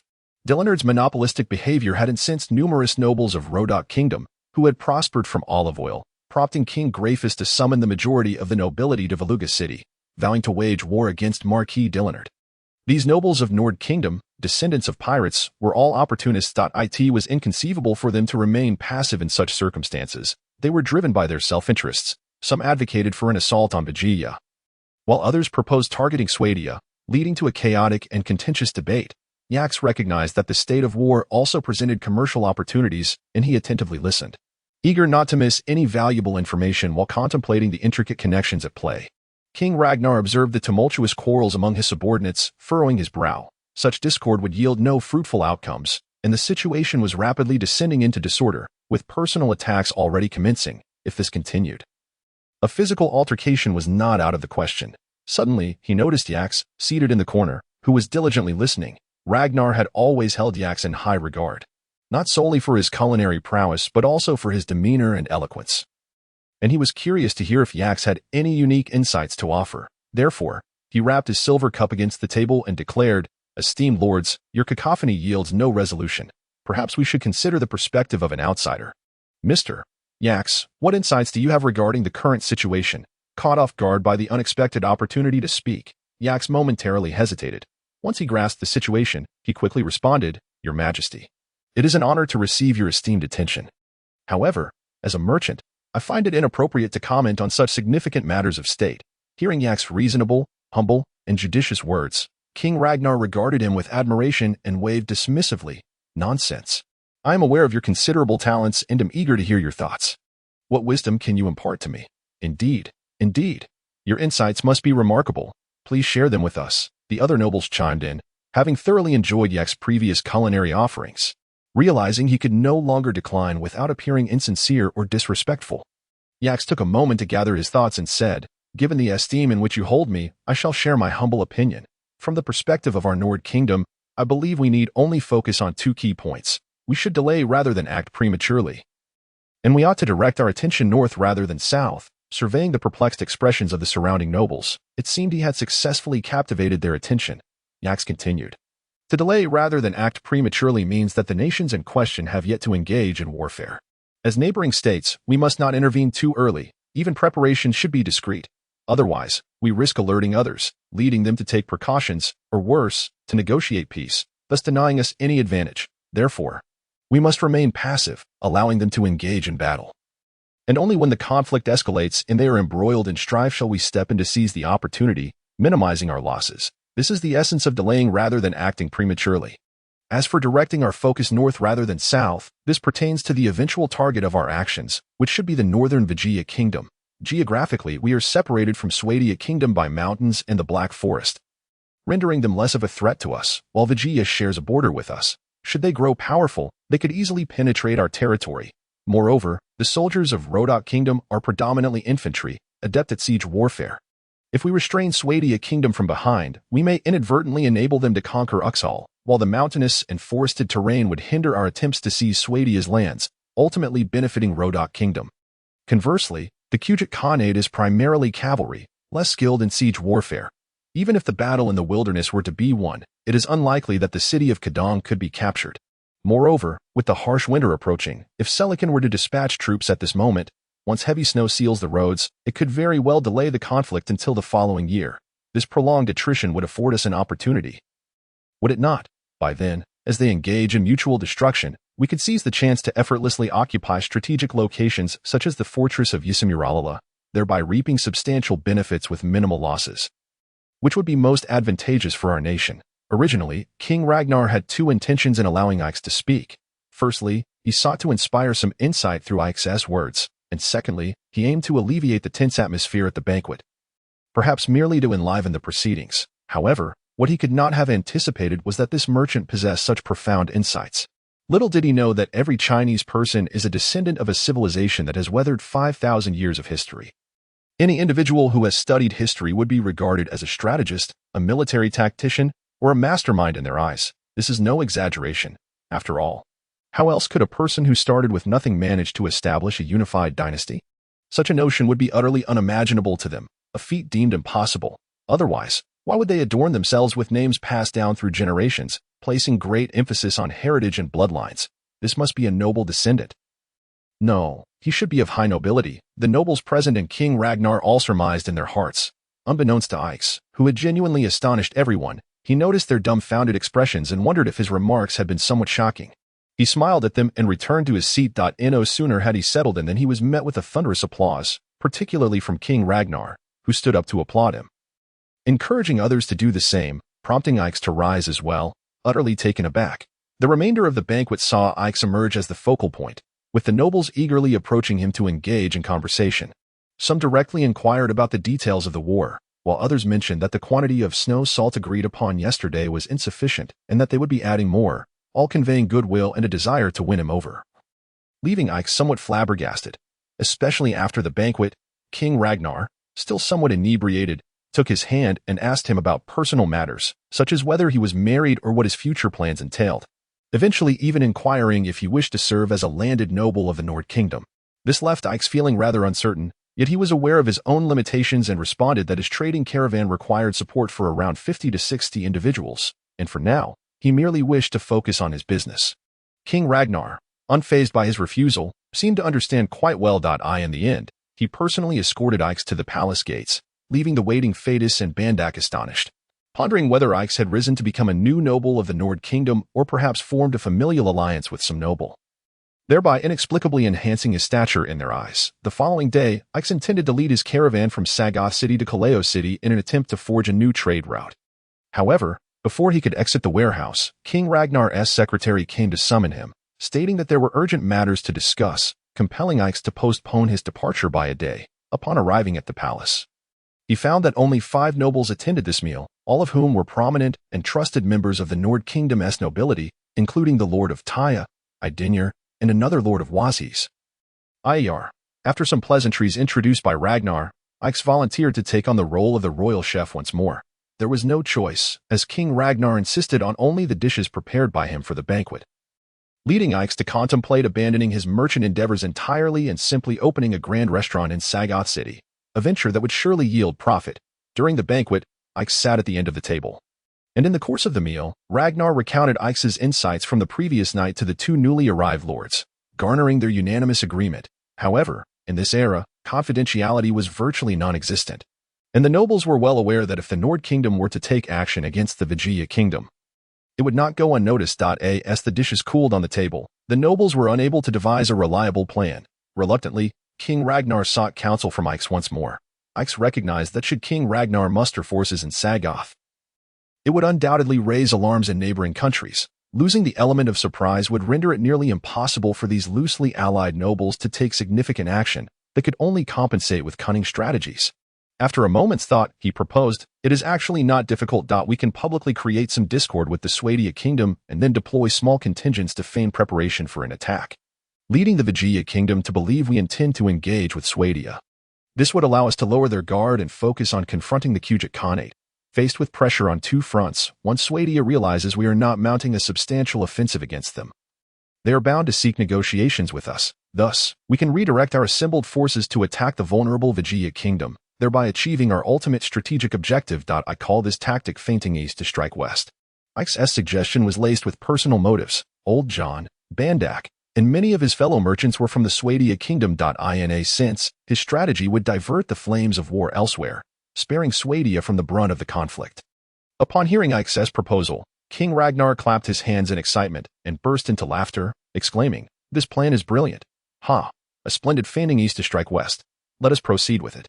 The other nobles also held Ike's plan in high regard, particularly the two recently arrived lords, who approached Ike's to engage in discussion, and Ike's was keen to cultivate a good rapport with them, as he would have business dealings in their cities in the future.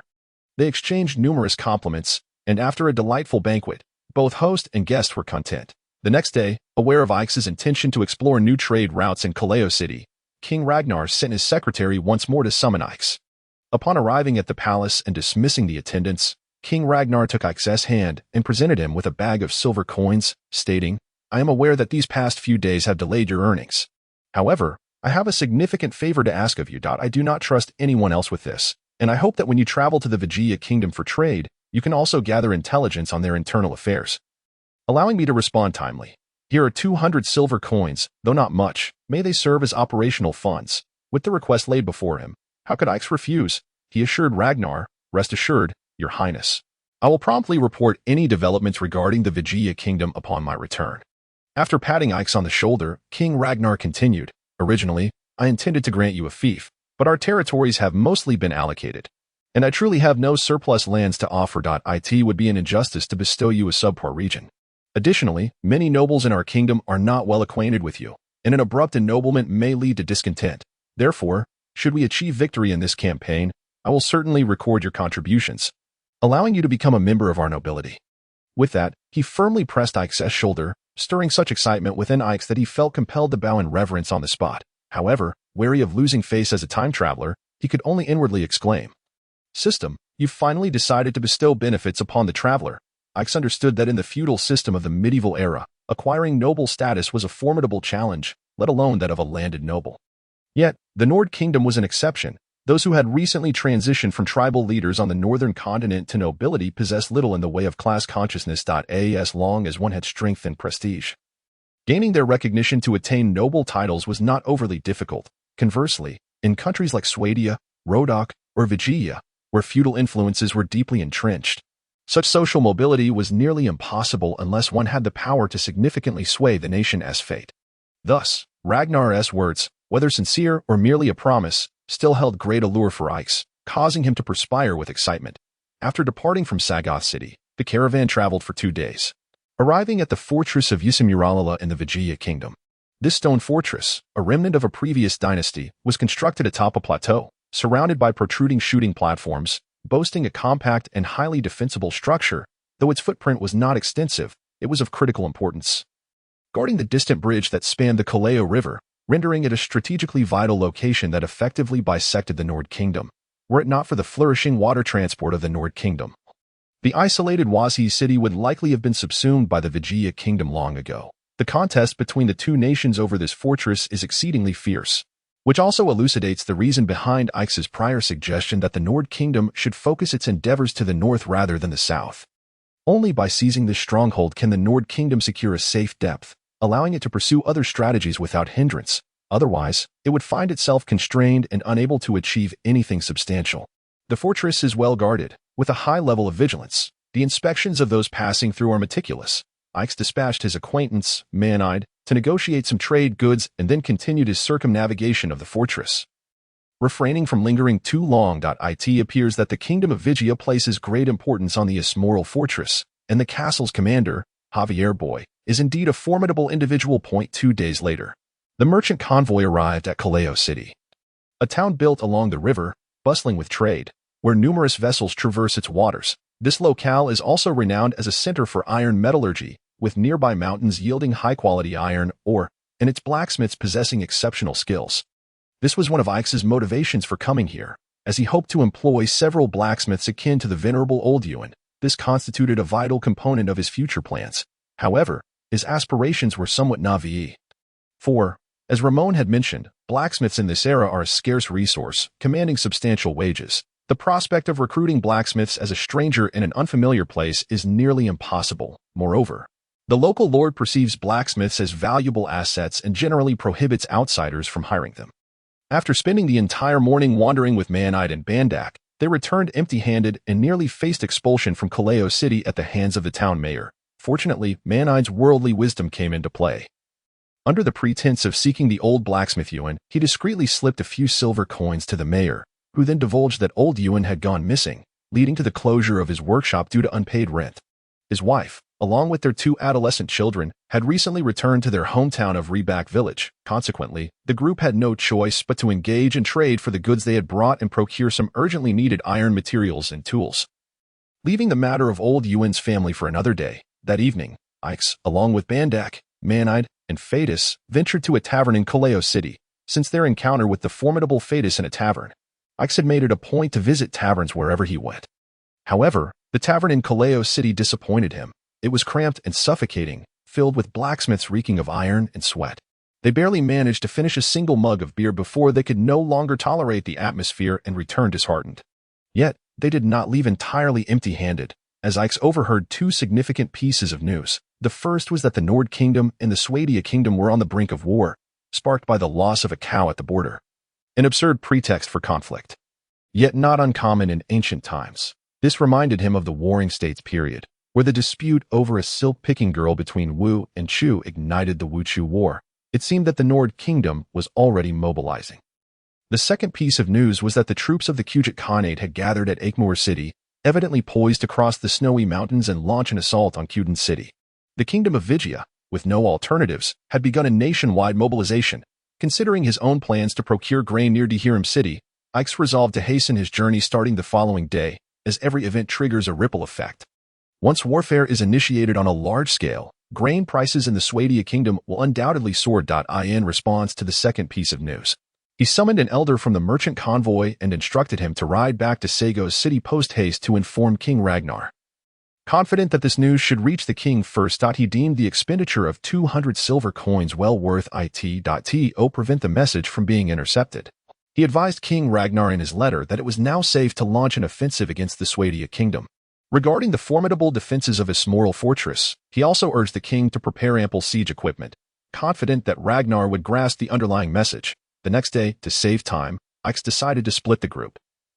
Bandak would lead the majority of the merchant convoy to the capital of Vijaya, Jividan, while he would ride with Fadus and Crest to Reback Village. Reback Village was small, and the trio easily located Ewan's family through the village chief. However, Ike's underestimated the era's issues of trust among individuals. Even when he produced old Ewan's amulet, the mother and her children were hesitant to accompany them, especially with the village chief embellishing the situation to prevent their departure. A standoff ensued, and the prospect of success seemed bleak. Fortunately, with Cress's assistance, a Vijaya girl who communicated in the local dialect, and after Ike's employed his cash ability to slip the chief 10 silver coins, they finally secured permission to leave. Later, Ike's learned that the reason the mother and children felt secure in leaving was not due to Cress's communication or the bribe to the chief, but rather because Ewan's wife understood that her alcoholic husband would not fetch even 10 silver coins in the slave market. The chief's obstruction stemmed from the fact that, in this era, villagers were effectively serfs belonging to the local lord, possessing limited freedom of movement, and he had the right to intervene. The chief ultimately allowed them to depart after accepting the bribe, knowing he could report that this destitute family would starve without income. And the lord would not inquire too deeply, as the 10 silver coins represented earnings he would not see in a year. 2 days later, the merchant convoy reached the capital of Vijaya, Jividan City, where the atmosphere of impending war was palpable. Small factions of troops bearing various noble banners were frequently spotted both inside and outside the city, and the prices of various goods had begun to skyrocket, especially strategic materials such as grain, salt, and iron. The goods that Ike's had brought were in high demand and sold at a premium, yielding substantial profits. Jividan City resembled Kaleo City but was comparatively cleaner, lacking the numerous soot-laden blacksmith shops and boasting much fresher air, as befitting a capital city.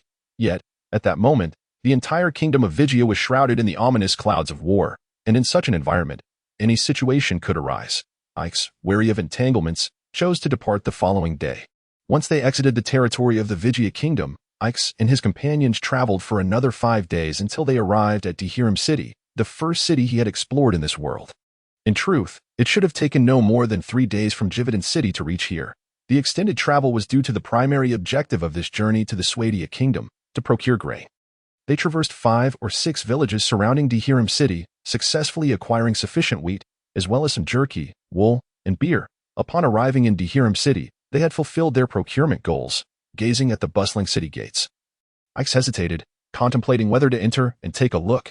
After all, near Eberlin village, they had collaborated with bounty hunters from Aileen to eliminate several thugs from this city, selling the survivors to slave traders. The most notorious of whom was the thug leader, Marcus. Bandak seemed to sense Ix's hesitation and approached him. "Sir, why don't we find a place to pause outside the city and let Man-Eyed enter to scout for any news of bounties on us before we proceed? How does that sound? What if their friends and family recognize us?" Ix still harbored doubts, for in his previous world, law and order were exceptionally good, with a principle of resolving major cases. Now, he found himself stained with blood, which made him feel uneasy. "Fear not. As long as there are no official wanted posters, it indicates that the authorities have not convicted us. Even if recognized, they would not dare to trouble us in the city." Dehirim City is a commercial town, bustling with merchants, and basic legal order must be upheld.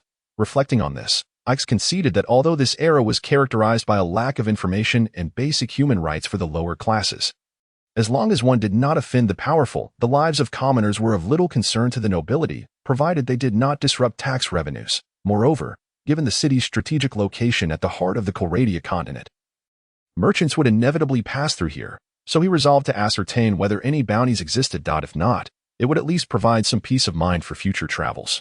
Allowing Man-Eyed to lead the way with the 2 empty carts into the city for reconnaissance.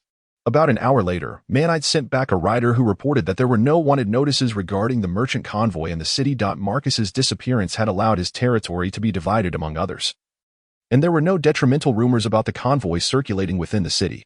Only then did Ix feel assured enough to let the entire convoy enter. After more than 2 months, Ix returned to Dehirim City once more. Although rumors had recently circulated about a potential war between the Swadia kingdom and the Rodok kingdom, the atmosphere here remained calm. Unlike the war clouds looming over Jividan City, numerous merchants traveled south and north. And with the recent autumn harvest, locally produced wheat and newly brewed beer were in high demand, drawing in merchants from afar. Ix and his companions made their way to the same brewery as last time, where the owner hurried out to greet them after hearing the report from his staff. After all, the last encounter with Yax had left a profound impact on him, compelling him to take the matter seriously. And he had specifically instructed his attentive subordinates to be on guard. Upon encountering Yax once again, the workshop owner could not help but inhale sharply, clad in striped armor and wielding a Sarandian curved blade. Yax appeared not only more robust and imposing than before, but his demeanor also exuded a greater sense of maturity and steadiness, marked by a hint of weathered experience and resoluteness.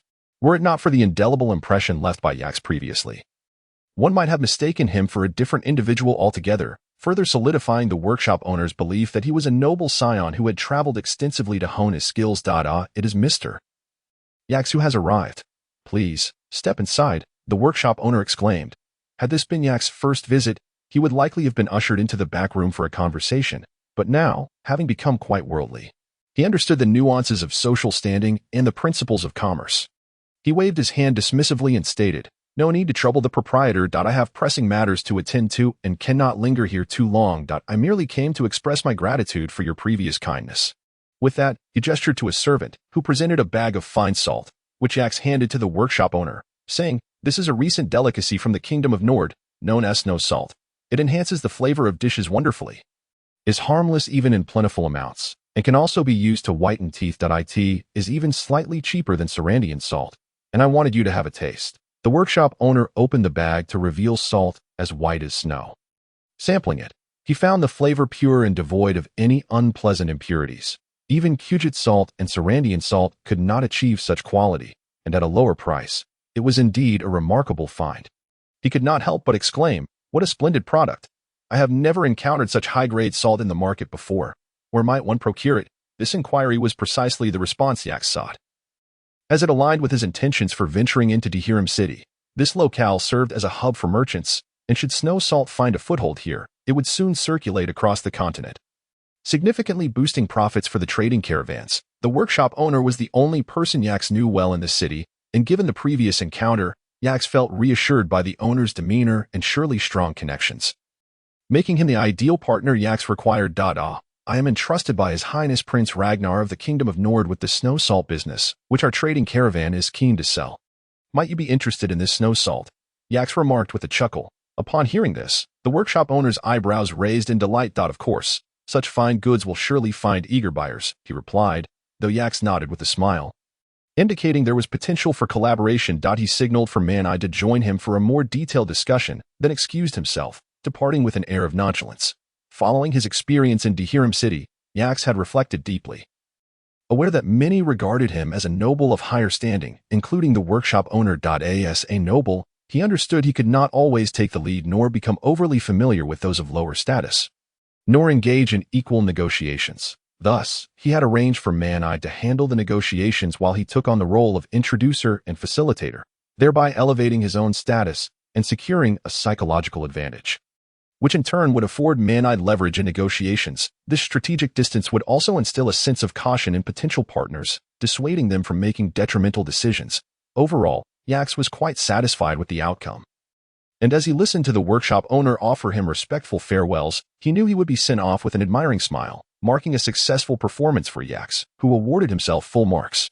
That evening, in a tavern in Dehiram City, Yax attentively listened as Man-Eye reported on the results of their daytime negotiations, which he found to be satisfactory. The workshop owner named Pruis had shown genuine interest in their collaboration, requesting only a 20% profit from the total sales of snow salt and agreeing to a 10% discount on beer purchases for their caravan in the future, marking a mutually beneficial partnership. The following morning, the caravan set forth towards Suno City. Having made the most of their time in Dehiram City, they not only completed the acquisition of grain but also supplied the remaining snow salt to the beer workshop owner Pruis. Furthermore, the beer purchased at a low price would yield substantial income upon arrival in Suno City, marking a successful return. Typically, caravans would linger in towns for 2 to 3 days. But this return journey was expedited due to the impending conflict between the Kingdom of Vigia and the Kingdom of Swadia, as well as a piece of intelligence gleaned by Man-Eye during negotiations with Pruis. The workshop owner had heard no news of Dehiram City preparing to send troops to assist Ukshar City. There were no rumors circulating, nor any whispers among the noble circles or merchant factions from Kujet Khan and the Kingdom of Vigia. He reported that both the nobility of Dehiram City and merchants from Kujet Khan and the Kingdom of Vigia were dissatisfied with the soaring prices of olive oil, with some nobles even proclaiming that should Ukshar City come under attack, they would not dispatch troops in response. It seemed that the actions of Marquis Dillinard had indeed sparked widespread ire. Not only was the Kingdom of Rodok poised to address him, but domestic nobles were also in opposition. In a state of isolation, Ukshar City stood a significant chance of being overrun, which would undoubtedly escalate the conflict. The Kingdom of Swadia would not relent until they reclaimed the city, leaving one to ponder how long the fighting might last. Moreover, Ukshar City was situated in the central region of the Kingdom of Swadia, adjacent to primary grain-producing areas of the continent. Should Ukshar City fall, marauding soldiers would undoubtedly pillage and ravage nearby grain-producing villages, and even those in the central region of the kingdom would not be spared. The convergence of these two conditions could only yield one disastrous outcome, a famine driven by skyrocketing grain prices, one that would lead to death on a grand scale among the impoverished unable to afford food. Faced with such a dire situation, Yax felt compelled to take action, at least to mitigate the adverse effects to the best of his ability. This was not solely due to the chaos wrought by war and famine, which would disrupt commerce, but also stemmed from the innate sense of duty within him as a modern civilized individual. After much contemplation, he resolved to seize the moment, utilizing his available funds to stockpile grain. Currently, grain prices in the vicinity ranged from 10 to 15 copper coins per bag, with some villages even offering prices below 10 copper coins per bag. Such low prices presented an opportune moment for acquisition, allowing him to accumulate a larger supply of grain with his limited resources. Although this course of action might appear akin to hoarding or the behavior of unscrupulous merchants, it differed fundamentally in intent and outcome. Should Yax choose not to purchase the surplus grain, others would inevitably do so, stockpiling it for themselves, while the remaining supplies would be swept away by marauding soldiers during the forthcoming conflict. Ultimately, when grain prices soared beyond the reach of the impoverished, many would perish from starvation. However, if Yaks procured the grain now, he could sell it at a higher price when it became scarce, while simultaneously stabilizing market prices by offering it at a lower cost to ensure more individuals could afford it, thereby saving more lives. With this resolve in mind, he acted swiftly. Upon passing through Big Lin village once more, Yaks, grateful for their previous assistance, purchased all of the village's remaining grain at the high price of 15 copper coins per bag. The elderly village chief, Evan, grasped Yaks' hand, repeatedly expressing his hope that Yaks would return to visit often. As he departed, the caravan borrowed 2 wooden carts from the village, then split into 2 groups, one led by Bandak and Manide, comprising 10 individuals and 4 carts, primarily transporting grain and beer procured from Dehirim City to Sinnoh City, while also planning to purchase surplus grain at low prices from nearby villages to store in the city's warehouses. The other group, led by Yaks with the remaining individuals in 6 carts, carried coarse salt, grain, jerky, and other goods acquired during their journey, making a direct return to the valley. 3 days later, Yaks and his party returned to the valley, which had undergone significant transformation since his departure. The previously disordered piles of wood and branches had been cleared away, and the essential housing had been largely completed. Yamantai was leading the remaining individuals in finalizing the construction and laying down roads within the valley. The entire valley appeared neat, organized, and vibrant, with smiles adorning the faces of everyone, all bursting with enthusiasm. The return of Yaks and his companions shifted the valley from a state of tranquility into one of celebration. Women beamed with joy as they gathered to prepare a sumptuous feast for the weary men who had toiled for days. Children scampered about the valley, brandishing wooden dragonflies, rattles, and other toys purchased by their fathers, eager to showcase their treasures. Meanwhile, the elders encircled a few spirited youths, listening intently as they exaggerated their tales of the journey. That evening, Yaks sought out Old John to share his thoughts, and Old John expressed his support for Yaks' grain stocking initiative. Moreover, as a local, he expressed his profound gratitude towards Yaks for his actions, even offering his savings of 300 silver coins to fund the purchase of grain. Yaks was acutely aware that Old John, now physically impaired, relied on these funds for his retirement, and could not help but reflect on the notion that one is never truly alone. Even amidst chaos, there exist individuals with warm hearts. After merely a day of rest, Yaks led the caravan back onto the road, for the ever-changing circumstances dictated that tomorrow held uncertainties. Having resolved to prioritize the welfare of the people, there could be no delay. This time, they brought along 8 carts, 2 of which were newly crafted by Yamantai, a modern design that Yaks tested. Indeed, compared to the antiquated carts, their performance had markedly improved. Before departing, Yaks specifically instructed Yamantai to temporarily set aside other tasks and focus on constructing several warehouses for storing the purchased grains. Before long, under a dual-pronged strategy, Yaks successfully procured a substantial amount of grain within half a month, causing local grain prices to skyrocket from 10 copper coins per sack of wheat to 25. His funds were dwindling rapidly, and the 2 newly built warehouses by Yamantai were nearly filled to capacity. Concurrently, other trading caravans entered the fray, although lacking strategic insight. Their connections afforded them early intelligence on the outbreak of war, prompting a swift buying spree for grain. At this juncture, Yaks found himself unable to compete and was compelled to return home with the grain carts, notifying Manid to suspend the grain collection mission. Inevitably, war erupted. The Nord Kingdom, using the pretext of a lost cow at the border, had recently engaged in skirmishes with the Swadia Kingdom, escalating tensions to the brink of full-scale conflict. Surprisingly, the traditionally fierce and unruly Nord people exhibited remarkable restraint this time, gathering their forces primarily in Sagos City without daring to launch a large-scale invasion into Swadia's heartland. Shortly thereafter, the Kujit Khanate Selican deployed troops at the border with the Vijaya Kingdom, launching raids on villages and caravans near Kuduin City. Upon learning of the war between the Nord and Swadia kingdoms, King Yaradjurk of Vijaya felt secure enough to send his army to support Kuduin City. However, this force was ambushed by the adept Kujit army in the fields between Loma Fort and Kuduin City, suffering a devastating defeat, which greatly weakened Vijaya's position. The Lord, Voldratpoi, was left with no choice but to retreat with the remnants of his forces to Kuduin City. Although Selican's army encircled Kuduin City, the onset of early winter brought a heavy snowfall to the already frigid Vijaya kingdom, making the siege exceedingly arduous, resulting in a stalemate. The final participant in this conflict was the cunning King Griffos of the Rodok Kingdom, who, leveraging intelligence gathered from his extensive trading networks across the continent, realized that Swadia's main forces were preoccupied at the Nord border and that a significant portion of the nobility was dissatisfied with Marquis Dillenard's monopolistic practices. Many nobles from Dehirim and Suno publicly declared their refusal to support Marquis Dillenard, prompting King Griffos to swiftly mobilize his troops to besiege Uxkhol city. Fortunately, Marquis Dillenard, aware of the growing resentment against him, had fortified his defenses well, resulting in a fierce and protracted standoff. For Ix and King Ragnar, the situation resembled a chess match, meticulously adhering to strategic moves as dictated by the game. They frequently exchanged letters to discuss their analyses of the ongoing war. Soon, Swadia found itself unable to maintain its position. They realized that the Nord Kingdom did not seem intent on a large-scale invasion, and the initial conflicts had not inflicted significant losses. The mutual animosity was low, and neither side wished to escalate the conflict further. Coupled with the relentless pleas for aid from Uxkhol city, Marquis Dillenard even offered his last reserves of olive oil as a bargaining chip. Consequently, King Halaz of Swadia tentatively sent envoys to propose a ceasefire, offering 10 plow oxen as compensation. Remarkably, King Ragnar agreed without hesitation, leaving King Halaz in disbelief after securing the ceasefire agreement. Upon confirming the withdrawal of enemy forces, he quickly redirected his troops to support Uxkhol city, only to receive news of its fall while en route. Uxkhol city, a vital stronghold for the Swadia kingdom, could not afford to lose, prompting King Halaz to muster his forces around the city. This led to a protracted and bloody struggle for control, with both sides suffering grievously. The conflict between the four kingdoms continued unabated into the year's end, resulting in heavy losses on all fronts.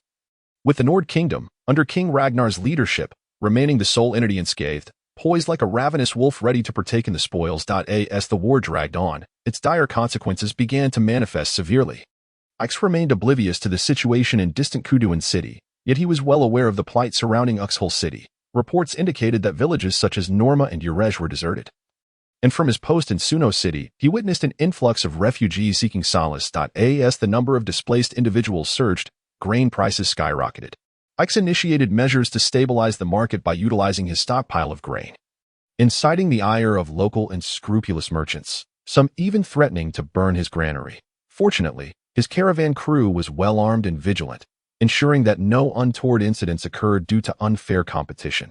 Initially, the refugees possessed some funds to purchase grain and even brought a limited supply with them. However, as the war dragged on, their meager finances dwindled, leaving them to scavenge for roots and tree bark. During winter, with vegetation withered and tree bark dried, their foraging yielded little sustenance, leading to tragic instances of starvation. Ix, compelled to provide assistance, found that his meager provisions were but a drop in the ocean against the overwhelming number of needy. He refrained from excessive charity, aware that the war's duration remained uncertain. He merely set up a makeshift porridge stall outside the granary, offering a bowl of thin gruel daily to sustain the refugees. Even so, Ix's act shone like a beacon in the night. The affluent nobles, indifferent to the plight of the destitute, offered no assistance. His porridge stall became the sole source of aid in the city, with lines of refugees stretching from the granary to the city gates. Grateful for his kindness, they affectionately referred to him as Mr. Kindhearted. Initially, his generosity was shared among the refugees, then spread to the townsfolk, ultimately reaching the entire kingdom, where people extolled his virtue and decried the injustice and shamelessness of the nobles and merchants. Bards and taverns began to compose verses in praise of him. Kindhearted. In contrast to the pressure he faced, the nobles begrudgingly followed suit, establishing a few porridge stalls of their own, merely for appearances. They anticipated that once Ix's supplies were exhausted, they could justify halting their minimal contributions. Unfazed by their motives, Ix, with dwindling reserves, dispatched Manit and Bandak to transport processed snow salt from the valley to the Nord Kingdom for sale, using the profits to acquire more grain, which he then brought back to Suno city for distribution to the needy. Little did anyone anticipate that this seemingly insignificant modern individual, Ix, wielding what appeared to be an unremarkable compassion, would alter the course of history for the surrounding kingdoms. The Rodok kingdom, initially in a position of considerable advantage, had prepared thoroughly and occupied the city, thereby securing a strategically favorable position. The kingdom of Swadia has suffered the significant loss of the capital city. Uxkhol, the military, caught off guard, is beset by wavering morale, while the surrounding villages have been pillaged, leaving a trail of destitute refugees scattered throughout the land. As these refugees teeter on the brink of becoming bandits, plunging the entire nation into a dire state of turmoil, news swiftly spreads that Suno city is providing aid to the disaster-stricken. Like a torrent, The desperate populace rushes to Suno City for sustenance, gradually restoring a semblance of calm to the chaotic situation, allowing King Halos of Swadia to stabilize his command and focus on confronting the Kingdom of Rodoke. In stark contrast, the Kingdom of Rodok, as time passes, finds its earlier advantages dwindling. King Griphos, who had hoped to sustain his forces through plunder, finds his gains disappointingly meager. Reluctantly, he dispatches envoys back to his homeland to requisition supplies. However, he underestimates the avaricious nature of his noble vassals. And this miscalculation cost him the hard-won fruits of victory. As the saying goes, desperate times breed desperate measures, and the mountainous terrain of Rodok has always fostered a fiercely independent spirit among its people. The nobility had already imposed a war tax before the conflict began, and now they sought to levy another, inciting widespread discontent among the populace. The greed of the nobles knows no bounds. Seizing upon the situation, some demand double or even triple the customary dues from the impoverished citizens. This quickly ignites a wave of resentment across the kingdom. Within days, numerous bands of tax resistors emerge from the remote hills, armed with crossbows and hunting spears, abandoning their fields and flocks to transform into outlaws. They initially assault tax collectors, then turn to robbing military supplies destined for the front lines, and eventually escalate to attacking the rural estates of the nobility. Plunging the nation into chaos, the situation only intensifies, with factions merging and growing in strength. Upon receiving urgent reports of the unrest, King Griphos' twisted visage reflects his fury. It is no wonder, for anyone would feel ire at the loss of what they have claimed as their own. Renowned for his greed and stinginess, this calculating king, having risen from a mercantile background, understands that if news of the domestic turmoil spreads, he will lose all the gains from this war. Thus, he summons his secretary and instructs, "Inform King Halos outside the city that I am amenable to peace talks." Meanwhile, in the Swadian encampment outside Suno, King Halos, previously anxious, finds a measure of solace today upon receiving good news that a merchant named Yax has voluntarily stepped forward to assist with relief efforts, inspiring the nobles of Suno City to join in the charitable endeavor. His actions quell the impending chaos within the kingdom, allowing King Halos to focus wholeheartedly on the siege of Uxkhal. Having ascended to power under questionable circumstances and long enduring the dominance of the Marquis of Klargas, he had hoped for a respite as the aging Marquis approached his end.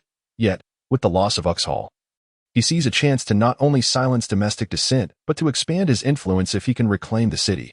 However, failing to do so would severely damage his kingdom's strength, forcing him to retreat and admit defeat. This battle is one he cannot afford to lose. Thus, he instructs his secretary to draft a proclamation praising Yax for his commendable actions, bestowing upon him the title of honorary lord as a reward.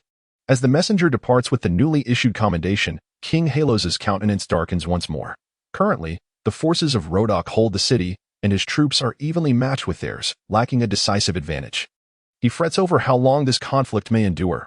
Uncertain of how long Yax can continue the relief efforts. If they falter, the kingdom may once again descend into chaos. Moreover, with the spring planting season approaching, if Uxkhal remains unconquered, he will have to disband the majority of his civilian troops to return to their fields, thereby conceding defeat. Alas, what a predicament! What am I to do? He murmurs to himself. At that moment, a soldier enters to report the arrival of an envoy from the kingdom of Rodok. On the final day of winter, after nearly 3 months of conflict between Rodok and Swadia, the war concludes without a clear victor. In a bid to end hostilities, both sides agree to a truce. Rodok relinquishes its hold on Uxkhal and withdraws its forces, while Swadia cedes the border fortress of Winkit to Rodok. This fortress had previously been occupied by Rodok, and the agreement serves merely as a formal acknowledgement. Furthermore, Swadia commits to no longer obstructing Rodok's merchant caravans or attempting to manipulate the olive oil trade. The treaty is signed smoothly. Although Rodok gains only Winkit and a small adjacent territory, it constitutes a victory of sorts, and King Griphos can now justify his actions to his subjects and return home to restore order.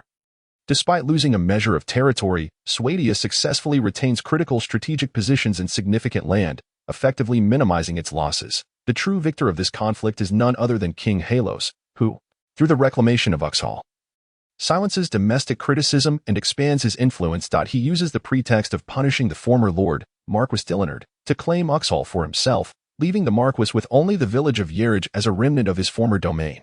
Meanwhile, the kingdom of Nord has finally intervened. King Ragnar, having long plotted this move, swiftly surrounds the strategic stronghold of Ismarilara. However, He is taken aback by the unexpectedly strong defensive capabilities of the Vigian forces, who, despite their usual inferiority in open battle, leveraged their advantageous position on the walls to dominate the Nord warriors. The noble defender, Javier Poir, demonstrates remarkable prowess, repelling assaults from forces 10 times his own with a tenacity that defies the odds. Ultimately, after suffering substantial losses, Nord barely captures Ismarilara. Under pressure from his nobles, King Ragnar is compelled to halt further advances, while Vigia, preoccupied with the conflict in Cuden, finds itself unable to respond effectively to Nord's occupation. Both kingdoms become ensnared in a prolonged strategic stalemate. In Suno City, at the Merchant Guild's granary, Yax meticulously scrapes the last remnants of porridge from a large pot with a ladle. He then serves a bowl of this meager gruel, visibly mixed with small stones and chaff, to a pair of eager grandparents. The elderly duo gazes hungrily at the life-saving bowl of porridge, showing no signs of disdain. The grandfather, with gnarled fingers resembling dry branches, gathers a few stray grains back into the bowl, then smiles warmly at Yax before deeply bowing in gratitude. Yax, flustered, rushes to assist the elder, offering a small sack of grain, which prompts more bows of appreciation from the pair. Yax recognizes this grandparent duo. They are often last in line for porridge, unable to compete with the more robust refugees. The merchants, moved by their plight, consistently reserve extra portions for them. In turn, the pair expresses their gratitude by helping to clean up after the distribution. Over time, familiarity breeds understanding. It emerges that they are not blood relatives but the last survivors of 2 families. Their kin perished either in the chaos of the raiders or during their flight to safety. In the end, the grandfather, moved by the sight of a solitary child by the roadside, took the boy under his wing, and together they found refuge in Suno City, managing to endure against all odds. Watching them depart, Yax feels his eyes welling with tears, pondering, War, what do you bring but death, hunger, separation, pestilence, malevolence, and fear, things that no decent person desires. The sole gift you bestow is a reflection, like a mirror, illuminating the scant remnants of genuine human compassion that remain in this world. It is this flicker of kindness that enables people to persist, no matter the adversities they face or the wounds they suffer. Today marks the final day of the relief efforts, although the battle for Uxkhal concluded over half a month ago. Yax has not ceased his generous distribution. Unlike the nobles who halted aid on the day of the armistice, he understands that the scars of war do not heal easily, should he cease his efforts. The desolate, frigid wilderness would become the final resting place for these afflicted souls. As the weather warms, the fields are adorned with lush grass and the melodious songs of birds, while the tender new shoots and the wild creatures that have lain dormant through the winter provide sustenance for the disaster-stricken, ensuring they do not perish from hunger on their journey home. Yax, having judiciously divided the remaining meager rations into small bags, distributes them to each refugee seeking porridge today, thereby bringing a close to this 2-month-long act of charity. Initially, Yax had merely anticipated the impending disaster and acted within his means, never expecting any repercussions or rewards for his actions. His mindset echoed the adage, do good deeds without asking for a future.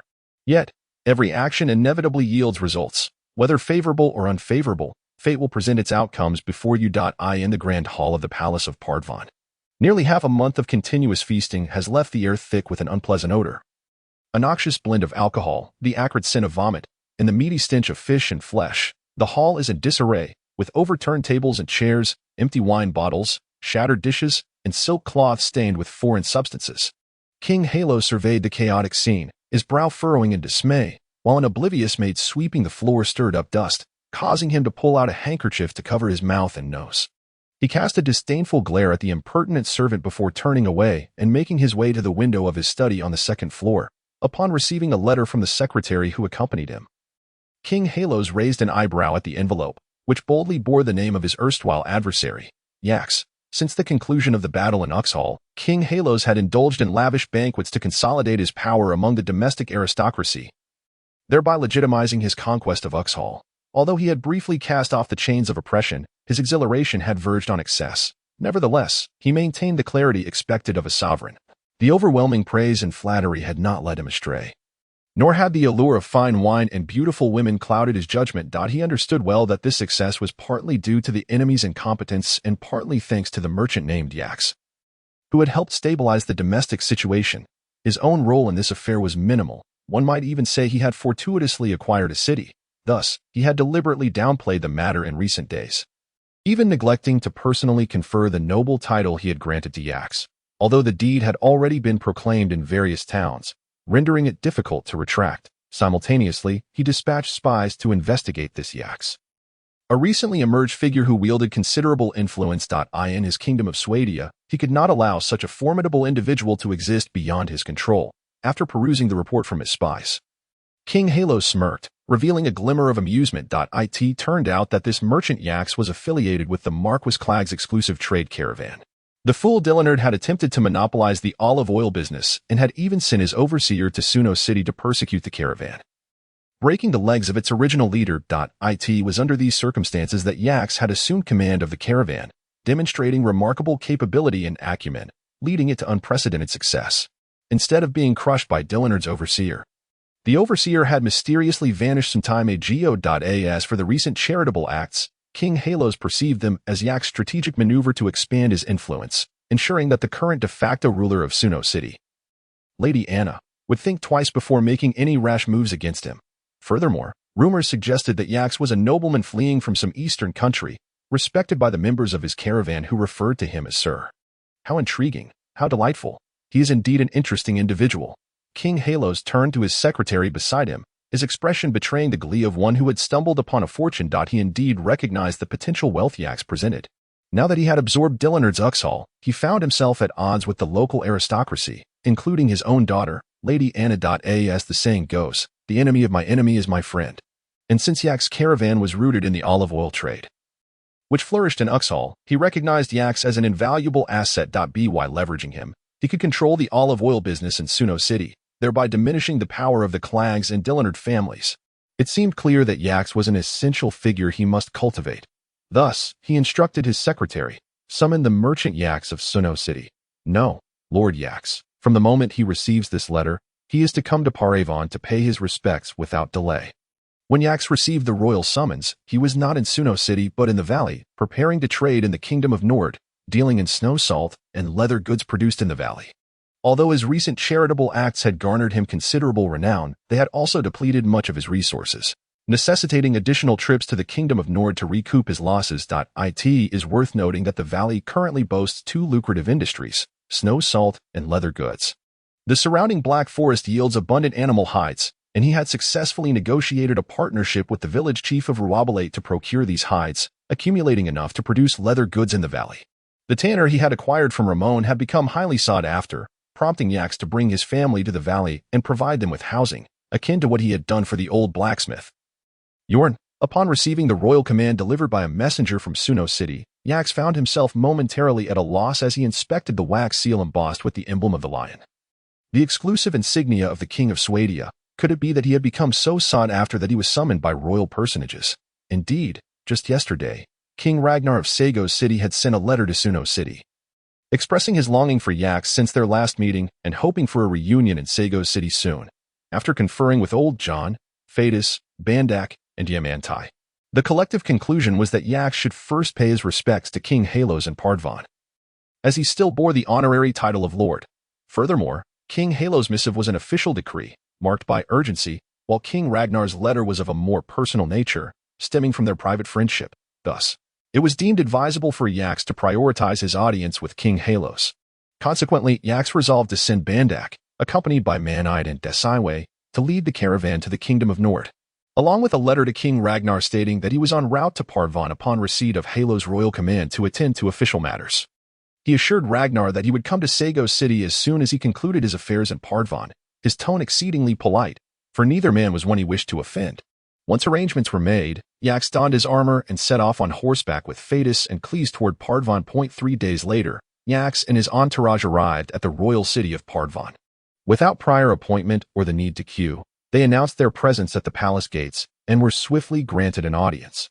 Guards at the entrance proclaimed in booming voices, "The benevolent merchant of Suno, Lord Yax, seeks an audience." Upon hearing this announcement, Yax felt a weight lift from his heart, reassured that King Halos' summons would surely bode well. With renewed respect, he approached the throne and proclaimed, "Merchant Yax of Suno, summoned to pay my respects to your majesty. May your majesty shine like the sun above, warming and illuminating all your loyal subjects. Congratulations on the restoration of Uxkhal. Your majesty, your illustrious achievements will be enshrined in history. Revered by all, may your majesty enjoy robust health, a thriving lineage, and may the legacy of our Swadia endure eternally. His eloquent words, adorned with flowery rhetoric, left King Halos and the assembled nobles momentarily stunned. For they were unaccustomed to such poetic tributes. Typically, when respectful subjects approached, they would merely utter, "I greet your esteemed majesty," and nothing more. Thus, following Yak's praise, a silence enveloped the hall for nearly 10 seconds before King Halos erupted into laughter. Ha ha ha. Well spoken, merchant of Suno. Lord Yax, you need not be so modest. I conferred upon you the title of Lord not long ago, did I not? Yax chuckled inwardly at Halos' exuberance, thinking, if I were to proclaim long live my emperor, for 1,000 ages, you might faint from delight. Yet, he maintained an air of humility, responding deferentially, I dare not, your majesty. I have contributed naught to the realm and cannot accept your highness' generous accolades and rewards. Do not be so humble, for your noble deeds in Suno City have been of monumental significance. You have not only stabilized the kingdom but also safeguarded our victory on the front lines. Even I must take this opportunity to express my gratitude. In his excitement, King Halos spoke candidly, finding Yax increasingly agreeable. Your highness exaggerates. Alleviating the burdens of the crown is a duty and honor for all loyal subjects. Such accolades are unwarranted, your highness. After a moment of futile excitement, King Halos slapped his thigh and exclaimed, ha ha ha. Splendid. My Lord Marquis Ix, you have journeyed quite a distance on horseback and must be weary. Please dismount and take a moment to rest. This evening, I shall host a banquet in your honor to introduce you to the nobility of the royal city. Later that night, in the resplendent grand hall of the Palace of Palawan. Adorned with gold and dazzling lights, the aroma of sumptuous feast wafted through the air. The expansive floor was carpeted with fine lamb's wool from the sheikdom of Sarand, and the sconces flickered with smoke-free lamps infused with exotic spices. The tables were laden with the finest delicacies and wines of the era. The banquet held a distinguished stature, rivaling the recent celebratory feast hosted by King Halos. The nobles attending, aside from those present at court during the day, were filled with curiosity about this merchant from Suno City, unable to discern his exact origins. However, the grandeur of the banquet spoke volumes, regardless of the merchant's past. He had undoubtedly become a favored figure in the eyes of King Halos and would be regarded with significance for the foreseeable future. The atmosphere of the banquet was lively and animated. Guests indulged in hearty meals and merriment, devoid of the rigid decorum often depicted in ancient dramas. They were not merely there to feast and frolic, but rather to engage in casual camaraderie. Free from the pretense of aloofness, during the meal, Ix was playfully harassed by two voluptuous noblewomen seated across from him, who unabashedly teased him beneath the tablecloth. During the toasting segment, he found himself the subject of several furtive touches, one of which distinctly belonged to a man, leaving him in a state of awkwardness. To Ix's astonishment, while following a servant to the restroom, he stumbled upon a couple engaged in an intimate display in the dimly lit corridor. Their laughter echoed as they caught sight of Ix, showing no intent to cease their antics. To his surprise, he recognized both individuals as companions of their respective partners. In the late hours, within the study of King Halos, the monarch regarded Ix with a knowing gaze from across the desk. In his eyes, it was apparent that Ix had yet to fully acclimate to his new status, sitting rigidly in his chair. Clearly hesitant to relax, King Halos had retained Ix for this very conversation, and pleased with his demeanor, he began with trivial inquiries about the quality of wine and cuisine. After Ix responded, the king swiftly transitioned to the crux of the matter. My lord, I have heard that your olive oil business is thriving. Regrettably, your highness, this year has presented some challenges for our business. You are likely aware of this, my lord, Ix replied. Prior to this meeting, he had conferred with old John, Vandak, and Fadus, who collectively believed that King Halos was not aligned with the Dillinard faction at present. I have heard that this war was instigated by that avaricious Dillinard. Not only has it weakened our kingdom's strength, but it also nearly cost us our most vital territories. If it were not for the significant contributions of their ancestors, he would truly deserve execution. Slamming his fist upon the desk, King Halos vehemently denounced Dillinard, conveniently omitting any mention of his own pretext for seizing territories. Fortunately, my valiant lord, you led our forces to repel the invasion of the Rodok kingdom outside Uxkhol City, reclaiming our land. You are indeed the protector of all subjects of the Swadia kingdom. Ix seized the opportunity to flatter the king, hoping to quell his indignation. Having seen enough historical dramas, he understood the gravity of royal displeasure and feared that the king's wrath could fall upon him. Pleased by Ix's words, King Halos responded with a smile, you have played a significant role in this victory. Without your contributions, I could not have achieved such success so effortlessly. Noticing that Ix was about to downplay his achievements, The king waved his hand dismissively and continued. Nobles like Dillenard are solely concerned with their own interests, exploiting the common folk without regard for the kingdom's safety. Our kingdom can only flourish with more individuals like you. My lord, your highness speaks too highly. Even the mightiest pride of lions is but a scattered assembly without their king. Our kingdom can only thrive under your wise leadership, O Lion King, comparatively. The contributions of others pale in comparison to your brilliance. Akin to the stars beside the radiant moon, King Halos, delighted by such high praise, felt as though he had found a kindred spirit in Ix and lamented only that he had not met him sooner. He approached Ix, clapping a hand on his shoulder, and inquired, "Might you be willing to become my lion? I am at your service, O Lion King." Ix replied, seizing the moment with fervor, scarcely able to believe his fortune. Had mere flattery opened the door to such elevation, to be the king's lion? Was he truly on the cusp of becoming a genuine noble? King Halos, expressing encouragement, returned to his seat, sighing wistfully, "Alas, our kingdom has recently been embroiled in conflict, and I currently lack suitable lands to bestow upon you. Uxkhol City has just been reclaimed, and expenses abound, especially with the substantial military costs associated with Uxkhol City. I know your merchant caravan primarily deals in olive oil. Would you be able to manage the olive oil trade in Uxkhol City? My demands are not excessive. Simply achieving the profits of previous years would suffice." Ike suddenly realized the trap laid before him. It seemed there were no free lunches in this world. Even if the benefits were illusory, no amount of flattery would suffice. Uxkhol City had just endured the ravages of war and would take years to recover. Moreover, the Dillenard faction still controlled the surrounding villages, leaving Ike uncertain whether he could even procure olive oil, let alone remit profits. It appeared that the king intended to place the burden upon him while he awaited the revenues to flow in. Noting Ike's contemplative silence, King Halos recognized the difficulty of the task and sweetened the deal. "I understand this is a formidable challenge. How about this? For the first 3 years, your caravan would remit only 70% of the previous year's profits, and I shall grant you the exclusive right to trade olive oil throughout the kingdom, along with the bestowal of actual lands. What do you think?" Upon hearing the prospect of being granted real estate, Ix was further enticed. He calculated that the caravan needed to remit between 1,200 to 1,500 silver coins annually to Marquis Krogis of Suno City, though he was less informed about Uxkhol City's accounts. He estimated that it too would not exceed 1,500 silver coins. Presently, his primary business revolved around snow salt rather than olive oil, and he could afford to remit all profits from the olive oil trade. The prospect of receiving a title of nobility was enticing. The profits paled in comparison to the benefits that would come with such a title. With this noble status, he could conduct trade under the banner of nobility, thereby avoiding the extortion of local tax collectors and deterring bandits from targeting his caravan. With this in mind, he turned to King Halos and asked, "Might your highness disclose the annual profit expected from the olive oil trade in Uxkhol City? I wonder if our caravan can meet those expectations. Traditionally, the average remittance has been 1,500 silver coins. Your caravan could remit 1,200 coins in the first year. How does that sound?" King Halos proposed. Cautious not to overwhelm Ix with this daunting task, "Your highness, you are mistaken. There is no our caravan. It is solely your highness's caravan. We are but your loyal servants," Ix replied, taken aback by Ix's words. King Halos burst into hearty laughter.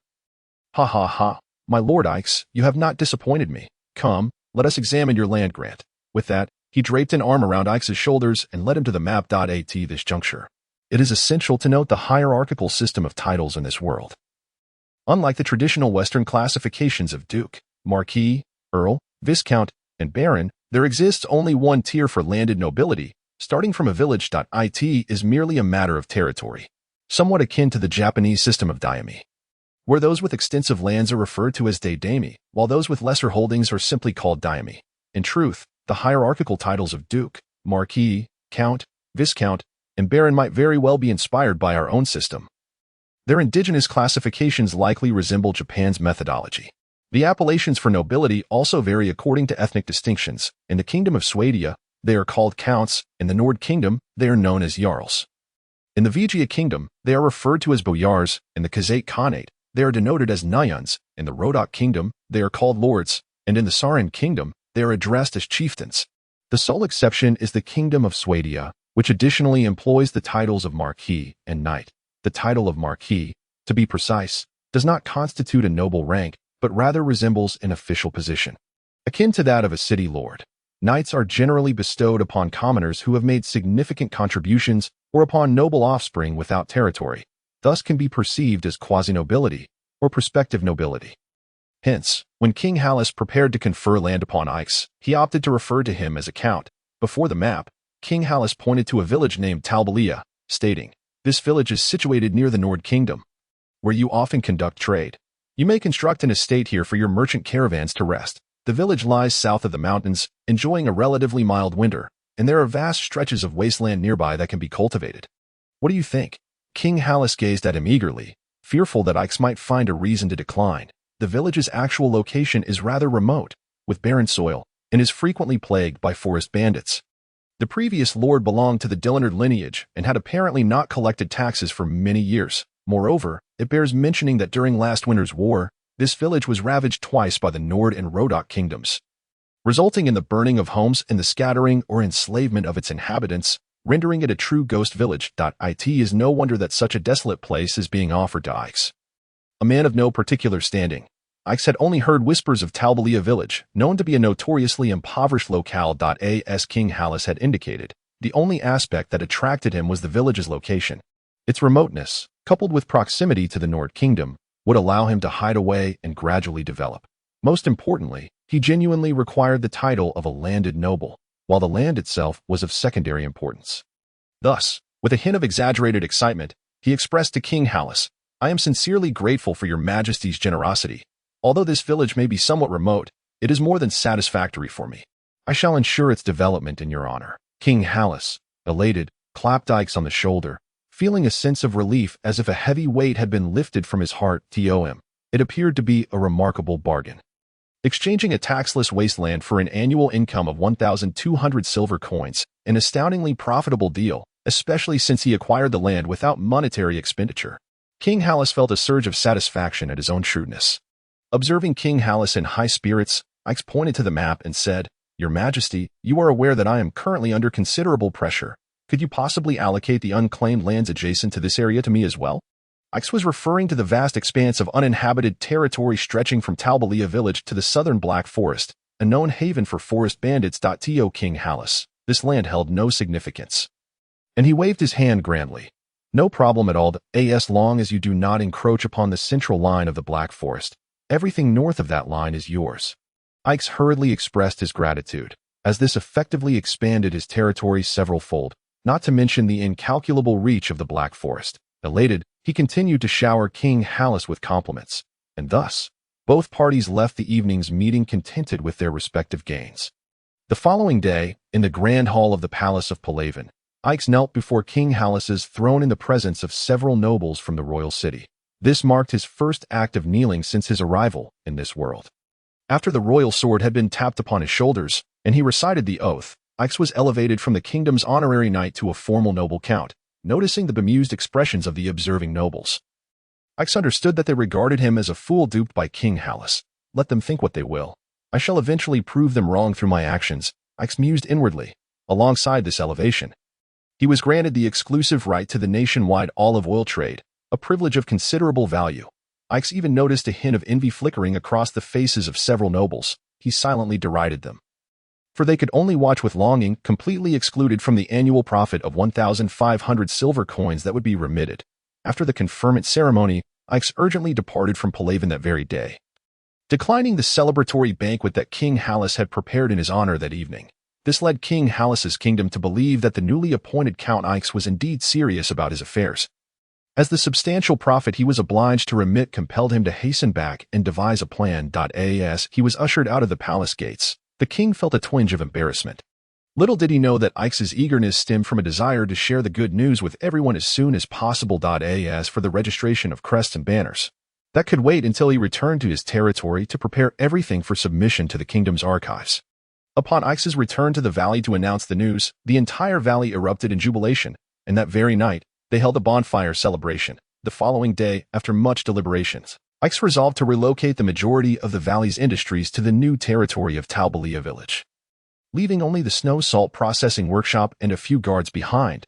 Industries such as the blacksmith shop, leather workshop, and timber processing workshop would all be transferred, primarily because the processing of snow salt required confidentiality. Too many comings and goings would inevitably heighten the risk of exposure. Additionally, The valley was already cramped, with poor air circulation. Workshops like the leather shop could easily pollute the air, rendering the entire valley unbearable. When Ix and Yamantai arrived at Talbalia village to assess the situation, he quickly comprehended why the nobles deemed him a fool. The village was utterly devoid of inhabitants, with no intact homes to be found. The buildings that had survived were left with charred roofs, having been set ablaze by marauding soldiers. This may indeed be a blessing in disguise. We can redesign from the ground up, Ix mused. These structures were constructed from stones quarried from the mountains, making them sturdy and durable. With our limited numbers, we can utilize the original stone materials, and for timber, we need only to venture into the nearby Black Forest. Yamantai consoled him. Ix surveyed the ruins, realizing he had no other recourse. A week later, in Talbalia village, weary from a day's labor, the group gathered around the bonfire for dinner. At that moment, Ix felt a profound sense of regret. He realized he had been thoroughly outwitted by King Hallis. Unable to suppress his thoughts, he pondered. Every transmigrator filled with joy and a sense of accomplishment when establishing their territory. Why do I not feel this? Why do I only sense hardship and exhaustion? Glancing across the fire at the two beautiful women, Ymira and Cress, he couldn't help but chuckle inwardly. Both of their faces were smeared with soot from clearing the burned-out homes. It wasn't just the two of them. All 20 villagers now sported grimy, sooty faces. The ash-laden stones were exceedingly difficult to clean, both filthy and irritating to the lungs, and they had barely managed to clear a quarter of the debris. It was uncertain how long it would take to restore the entire village. After dinner, Ix convened a meeting to discuss their current predicament, yet after much deliberation, no concrete solutions emerged at that moment.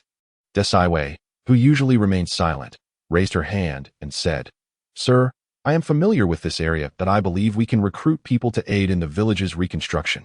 Recruit people? Where would we find such individuals?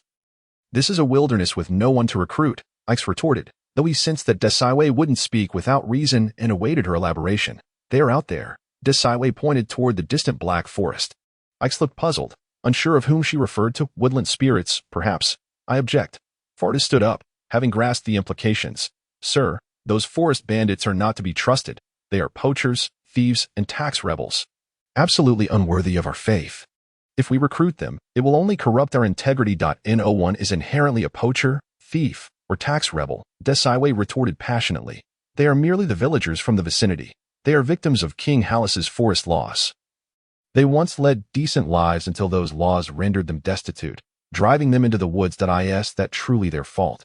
Desaiwei's outburst left Fartis flushed and silent, taking a seat in defeat.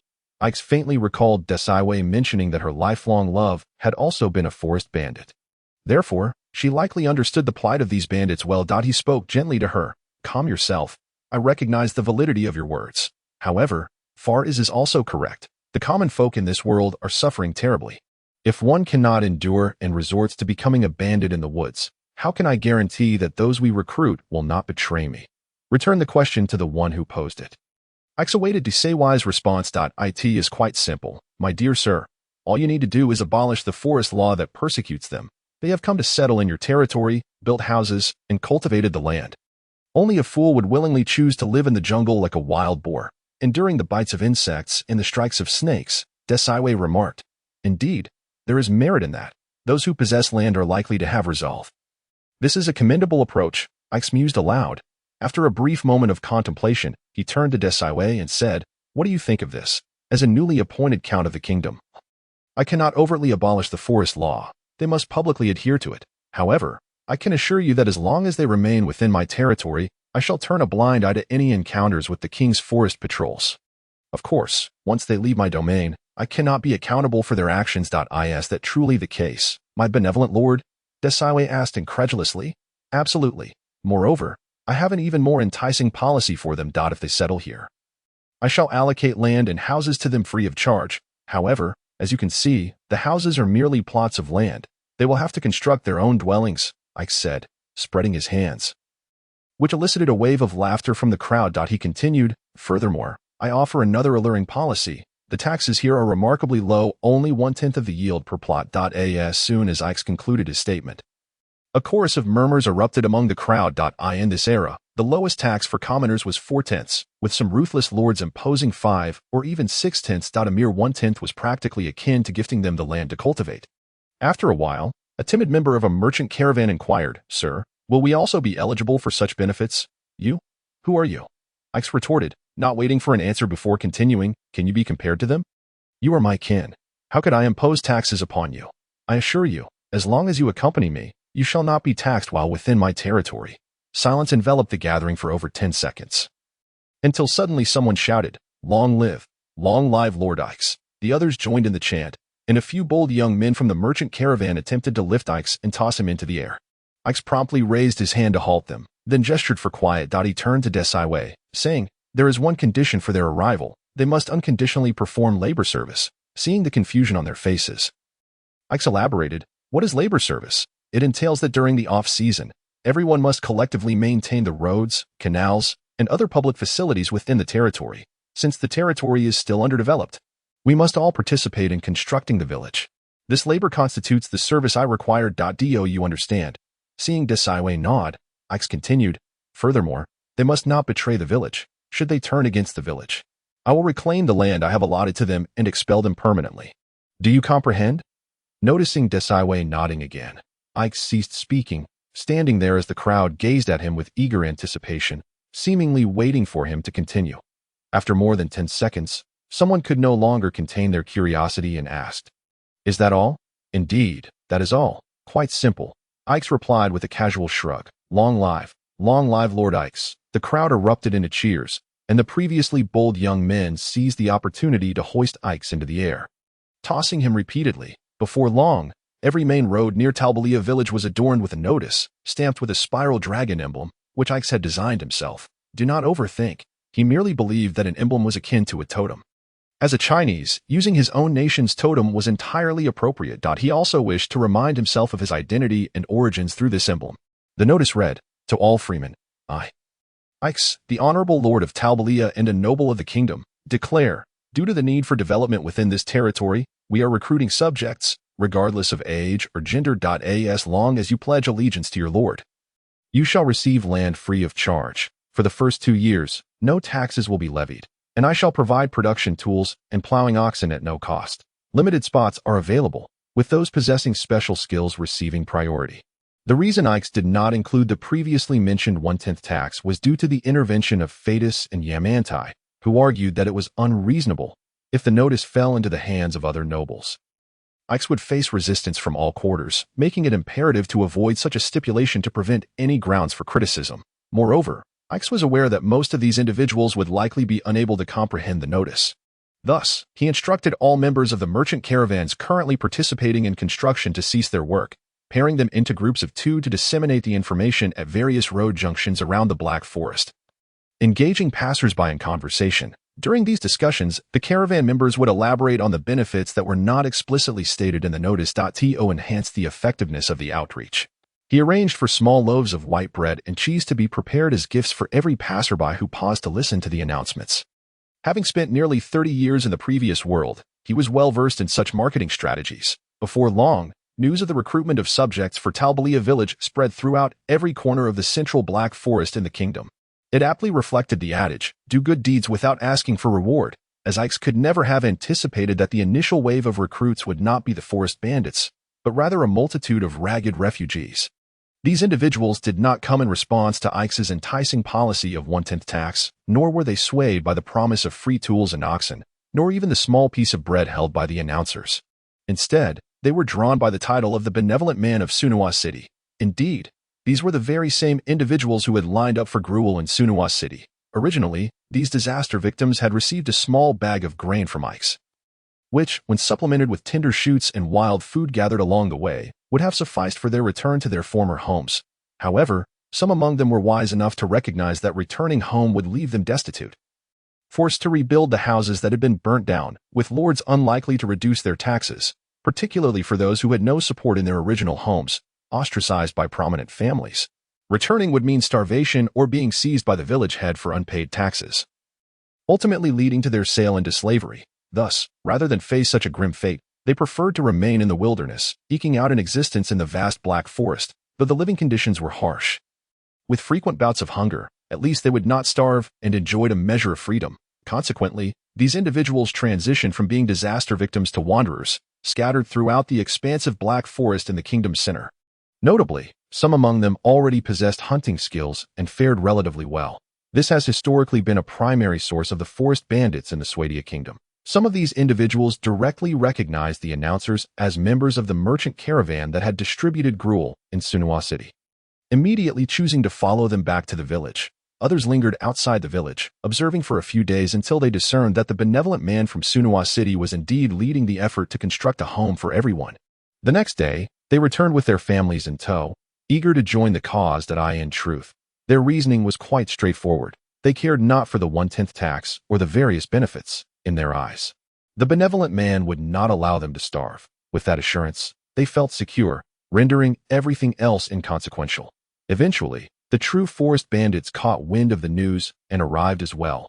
These individuals were noticeably stronger and more formidable than the wanderers. Often gathering in groups of 3 to 5, or even a dozen or 20, fearing potential disturbances, Ix was compelled to enlist Desaiwei, Bandak, and Fadis, all fully armed, to address them collectively, outlining the rules and policies, ensuring they understood everything before permitting their integration into the village.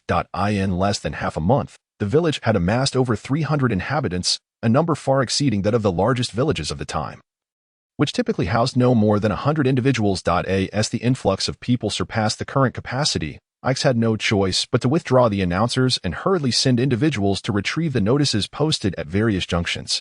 Nonetheless, each day still saw 3 to 5, sometimes even 10, newcomers arriving. With the population growth came 3 pressing issues that required his attention. First was the matter of sanitation. These newcomers had previously taken refuge in various corners of the forest, from makeshift grass nests to tree hollows and caves, resulting in a chaotic and unsanitary environment. Their living conditions had left them filthy, with some even suffering from skin ailments, although they were generally indifferent. Yax, having witnessed the pandemic's devastating effects, was acutely aware of its potency, particularly in this era marked by a scarcity of medical resources. Consequently, Yax instructed Yamantai to construct a communal bathhouse using stones. New arrivals were to be gathered in a courtyard each day, where they would cleanse their wearable garments in a pool infused with lime and ash, allowing them to dry under the sun before wearing them again. Simultaneously, they were to shave off any body hair and wash themselves thoroughly in the communal bath before emerging to mitigate any resistance. Yax organized a campaign to explain the purpose of these measures, emphasizing that they were essential for preventing fatal diseases. He personally led by example, shaving his own hair, and even women like Yamala and Cress, who were free of lice, voluntarily joined in the shaving. This encouraged others to follow suit, facilitating the smooth implementation of this decision. The result was a remarkable sight, as the entire village appeared shaven-headed, with beauty-conscious women resorting to headscarves to cover their baldness. If a Chinese person were to arrive, they might mistakenly believe they had stumbled upon a temple rather than a village. The second issue was one of management. Initially, the valley had been sparsely populated, presenting no significant challenges. However, with the population exceeding 300, the dynamics changed drastically, as these individuals formed multiple small factions. This was particularly true for the later arrivals, the Green Forest Bandits, who exhibited strong cohesion within their group, yet harbored internal conflicts stemming from previous disputes over hunting grounds. The valley often descended into chaos and noise, posing a constant risk of conflict. Tio addressed this. Yax was compelled to convene a meeting with several core members and, in conjunction with his own proposals, devised a series of policies. Firstly, Yax decided to implement a centralized management system where major decisions would be deliberated by core members before he made the final call. Secondly, specific tasks were delegated to avoid overlap, confusion, and inefficiency. Yamantai was appointed as the chief officer, responsible for the overall planning and construction of the village and territory. Old John, along with his daughter Yamala and Catherine, was tasked with logistics and warehouse management. Bandak and Fadis were assigned to lead the standing guard, originally comprised of former caravan members, with Yax planning to expand the guard to 30 members. Under the training and management of Bandak and Fadis, who would also assign 10 members daily to ensure the safety and order of the village, Desaiwei was responsible for the hunting and scouting teams, whose numbers were yet to be determined, tasked with patrolling the territory's periphery and hunting wild beasts. Catherine and Yamala were in charge of the sanitation team, overseeing the hygiene of all members, ensuring proper sanitation practices were followed, and providing basic medical care. Manide and Yamala were responsible for financial and commercial operations, managing the territory's financial inflows and outflows, and planning the production and sale of goods. As for Yax, he would oversee operations, coordinating efforts, and making decisive judgments. Once all responsibilities were allocated, Yax finally liberated himself from a state of constant disarray. That evening, however, Yax was cornered in his bed by Cress, who had not been assigned a role. "Why does even Sister Yamala have a task, yet I do not?" she queried. "Your task is to be responsible for me," Yax replied, proceeding to act rather unruly, which earned him several bite marks on his shoulder from the irate girl. Nevertheless, she took his words to heart, and from that day forth, this seemingly inconspicuous girl frequently appeared at the training grounds of the Standing Guard, the hunting team, and the construction site. Additionally, he organized the villagers into groups of over 50, dividing them into 6 units, originally intended to be 8, but manpower was insufficient, each selecting a leader responsible directly to Yax. Currently, with limited housing, all group members would reside together, and Yax deliberately dispersed the later arriving factions of the Green Forest Bandits among the 6 groups. This restructuring significantly improved order within the village, as everyone engaged in their tasks in an orderly manner, and disputes were largely absent. The third issue revolved around food. Yax had not anticipated that this problem would arise, but the recruitment of subjects had proceeded so smoothly that it far exceeded his expectations, rendering food the most pressing concern. After all, those who came seeking refuge did so in search of sustenance. Given the necessity to incentivize individuals to contribute to the territory's development, provisions needed to be ample. Fortunately, these individuals were accustomed to living in the nearby Black Forest, where they could find food without relying on the village, ensuring they would not starve. After careful consideration and deliberation, Yax adjusted personnel assignments to address the food issue. He began by selecting skilled archers for the hunting team, with those proficient in hunting entering the ranks, while the remainder joined the Standing Guard. Over 30 individuals, primarily seasoned hunters, joined the hunting team, organized into groups of 10 under Desaiwai's leadership, engaging in collective hunts that proved far more efficient than solitary pursuits, resulting in the capture of 5 wild boars on the first day. Moreover, the elderly and children were not left idle. Under the guidance of experienced elders, they foraged for wild vegetables and fruits, digging for edible tubers, while the agile youth accompanied the hunting team into the forest to gather mushrooms and nuts. The remaining able-bodied individuals were tasked with assisting Yamantai in constructing the village. Thus, with the contributions of the hunting and gathering teams, supplemented by food provisions and jerky from the village, along with salt, all members were ensured sufficient sustenance. However, the young men from the original caravan had developed a taste for finer fare, constantly pestering Yax with inquiries about when they might embark on another trading expedition, lamenting that their palates had become accustomed to more exquisite flavors. After more than a month of construction, the primary buildings were completed. Yamantai prepared a flat area on a nearby high ground, claiming it was intended for the Lord's residence, a castle. The village's perimeter was also allocated space for walls and moats, though this was a considerable undertaking. He mentioned it could be planned for the future without urgency, prompting Yax to wonder if this chief officer had become addicted to construction, as if he were playing a real-time strategy game, while the lordship encompassed a territory larger than many fiefdoms. There was no need to construct it on such a grand scale. As spring sowing concluded, the territory was beginning to stabilize, and Yax prepared to embark on another trading journey. He faced the reality of needing to remit nearly 3,000 silver coins annually to 2 kingdoms. Simultaneously, King Hallis of Uxkhal had allocated a warehouse to him. A month earlier, he had dispatched 2 caravan associates to gradually procure olive oil, resulting in a modest stockpile in both Uxkhal and Suno, which could be transported together.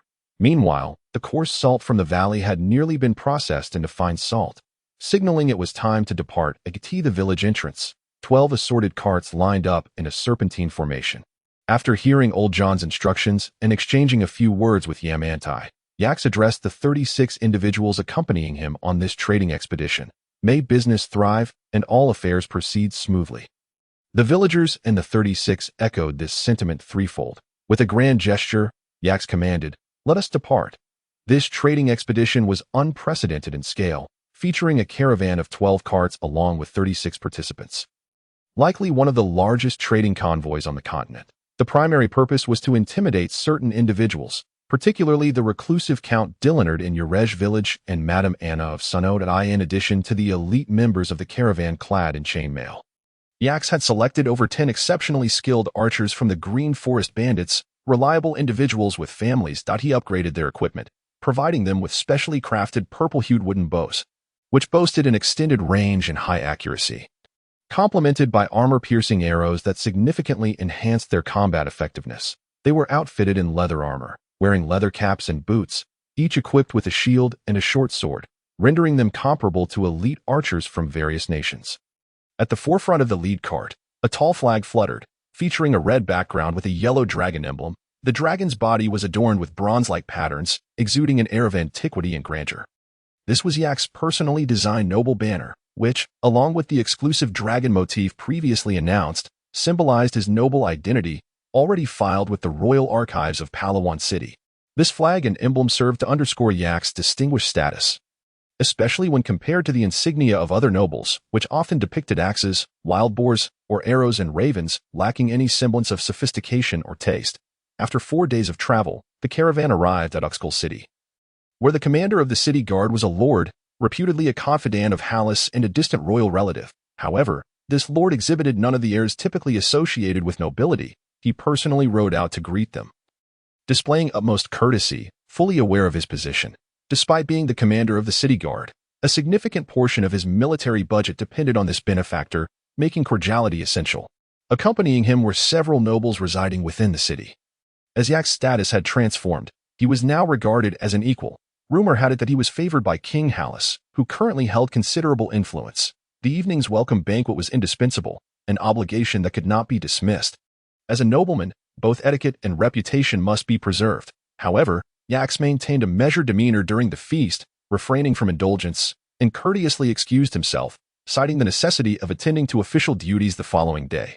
Before taking his leave, he generously presented several individuals with a piece of velvet and a pouch of snow salt, gifts whose combined value far exceeded that of the banquet, earning him widespread acclaim in the aftermath.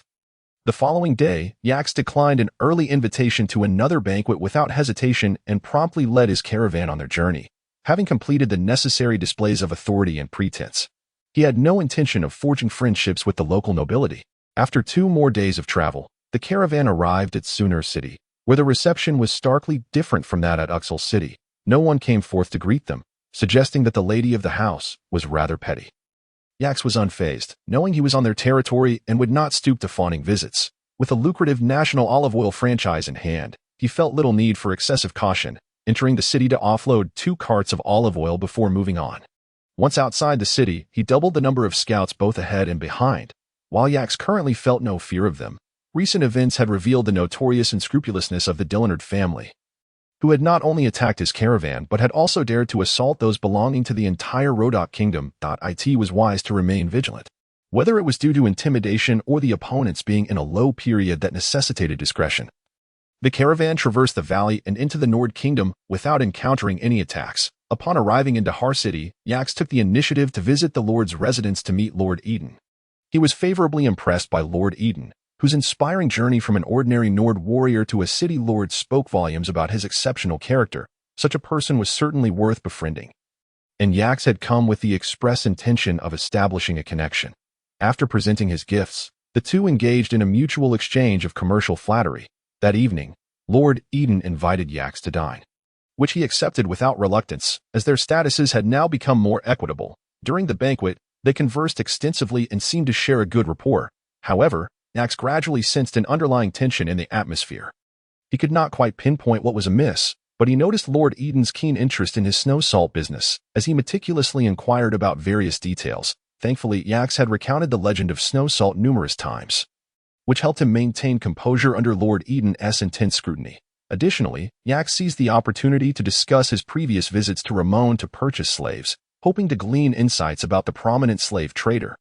He believed that a significant unofficial power existed within the city that Lord Eden would surely know about. Contrary to his expectations, however, Lord Eden claimed to have little knowledge of Ramon and deftly avoided discussing any related information.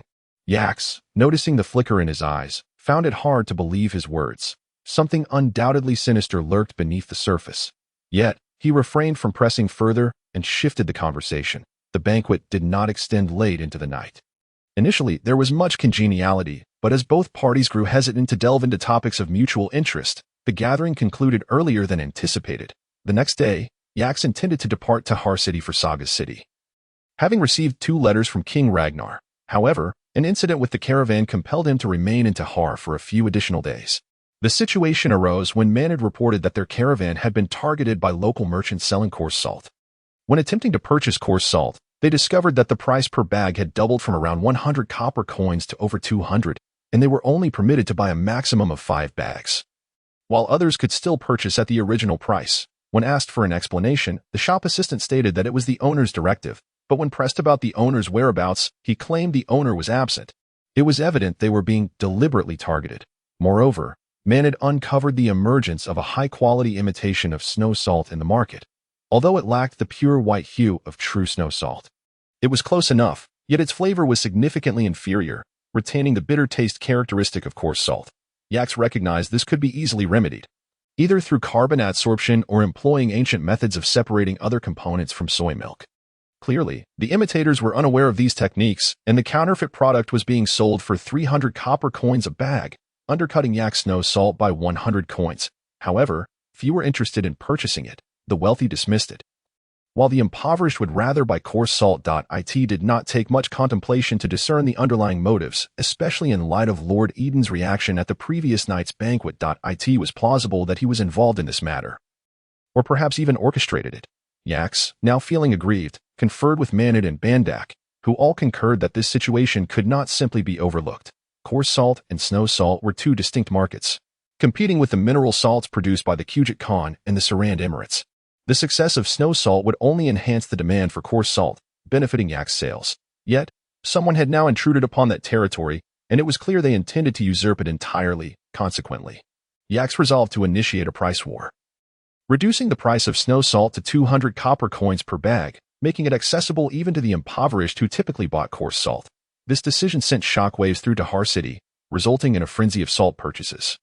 With some households stockpiling enough salt for years to come, it was certain that for at least a year, coarse salt sales in Tahar City would dwindle significantly.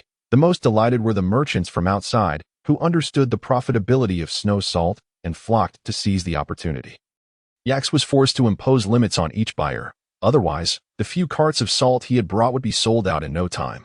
Ultimately, Lord Eden had no choice but to intervene. The portly lord approached Yaks with a mix of threat and negotiation, demanding that he restore the price of snow salt to its previous level and that local salt merchants commit to selling coarse salt to the caravan at the prior price. While Yaks agreed to give Lord Eden some face by restoring the snow salt price, he would not allow himself to be manipulated in front of Lord Eden. He expressed his displeasure to the salt shop owner, stating, "Today, I am merely granting Lord Eden a favor. My snow salt competes with the mineral salts from Sarand and Kujet, which have little to do with your coarse salt. The only reason I purchased your coarse salt is to avoid sending back empty carts. Now, due to your actions, everyone is left without business." Seeing Yak's evident frustration, Lord Eden was compelled to offer conciliatory words, prompting Yaks to feign compliance. Moreover, he cunningly purchased only a third of the usual amount of coarse salt. Citing the ongoing turmoil in the Vijaya kingdom, which had rendered the populace destitute and less in need of coarse salt, the salt shop owner must have been regretting his decisions thoroughly. And Yaks was confident that upon his next visit, the price of coarse salt would be even lower. His original plan was to establish a warehouse in Wajah City, a coastal town that also produced coarse salt. Due to its relative remoteness compared to Tahar, coarse salt prices there were generally lower. Had it not been for a busy recent schedule, Yaks would have already opened this trade route. After all, relying solely on one source for coarse salt made it easy for others to exert control, and it was wise not to place all one's eggs in one basket. Outside the grand hall of the Saga City Royal Palace, the captain of the guard accepted the 5 silver coins Yaks offered with a somewhat ingratiating smile, saying, "My lord, you are too kind, always considering your brothers." He no longer dared to adopt the haughty demeanor he once had. For Yaks now stood as a higher-ranking earl. Each time Yaks provided him with a tip, it exceeded the captain's monthly salary, so he was wise to avoid excessive politeness. Yaks waved his hand dismissively. "A mere trifle. My brothers have endured a hard watch. Take this for a drink." "Thank you, my lord. Please wait a moment. The messenger will arrive shortly. His Highness the King has been eagerly anticipating your presence these past few days. Perhaps he is longing for my culinary creations," Yaks mused.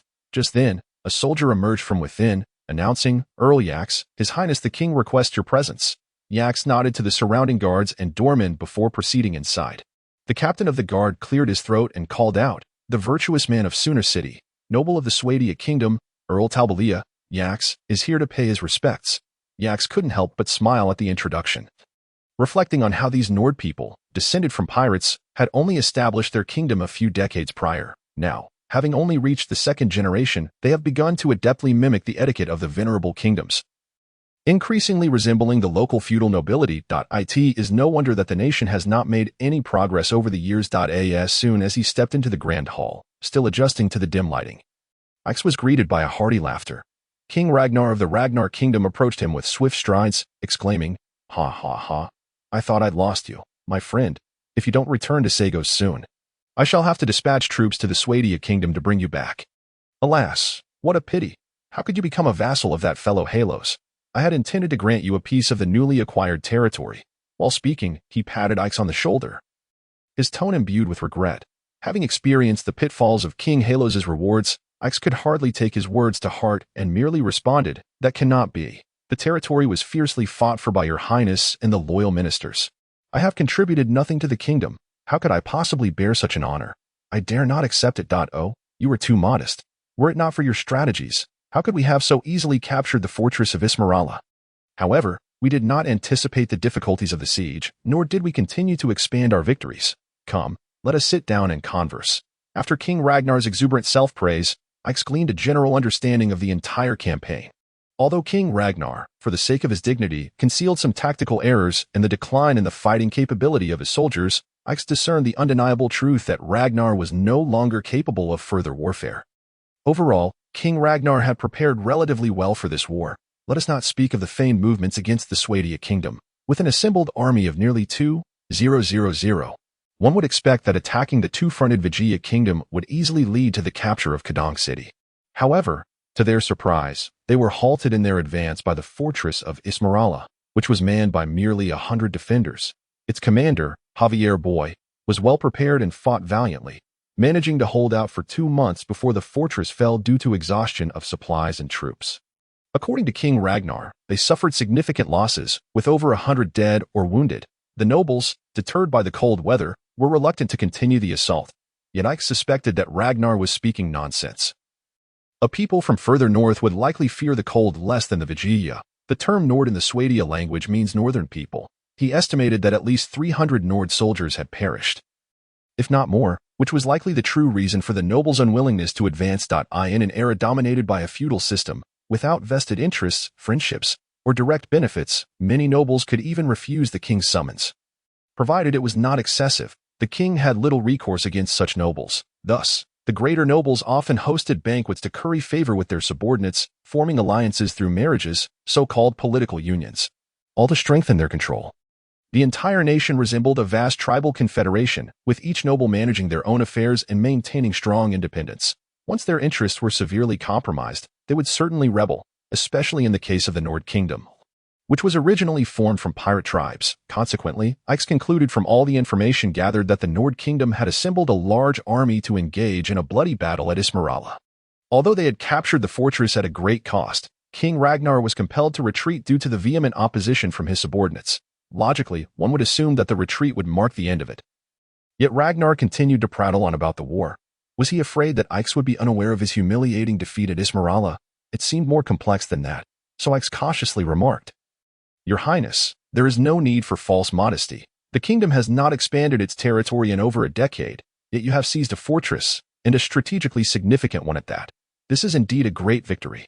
Upon hearing Ix's insincere praise, King Ragnar's eyes initially brightened, only to soon dim again as he replied, "It is true, but as you know, the Vigia people harbor a strong desire for revenge. Their king Yalajurk once wrote to me, demanding that I withdraw from Ismarala and compensate them for their losses.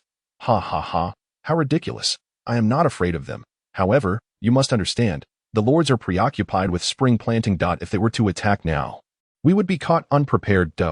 I see, Ix replied, now understanding that the recent bloody battle had left King Ragnar intimidated, fearing that the Vigia would retaliate. Should that occur, he might not only lose the newly acquired Ismarala, but also face even greater losses. He continued, "What is the current status of the conflict at Kadang City?" Rumors from the merchant caravans indicated that the fighting was intense. After the last defeat in open combat, King Yalajurk had gathered all the national forces at the nearby Loma fortress, hesitant to provide support. However, the Kujik Khanate was not adept at sieges and would likely not capture Kadang City anytime soon, that I suspect they may soon withdraw. He concluded, by that time, you will have to confront King Yalajurk's amassed army. Ix pondered. Is there any possibility of negotiating peace with him? Ix tentatively inquired. To be honest, I initially aimed to seize Ismarala and had no other ambitions, Ragnar replied. You think I would believe the words of a pirate? Ix thought to himself. After all, this fortress was akin to a dagger thrust into our nation. It was imperative that I acquire it. After capturing Ismarala, I sent a message proposing negotiations. Yet that coward Yalajurk refused to even consider it. Ix was left speechless. Was there truly such a desire for peace? The one who was truly cowardly was him. He was so timid that he had lost his wits. However, maintaining his composure, he suggested, as long as the Vijaya kingdom is willing to negotiate, is that not sufficient? Contracts can also be torn up. Impossible. Impossible. They have suffered heavy losses. Once we sign a contract, King Yalajurk would find it difficult to concentrate his forces to attack us again.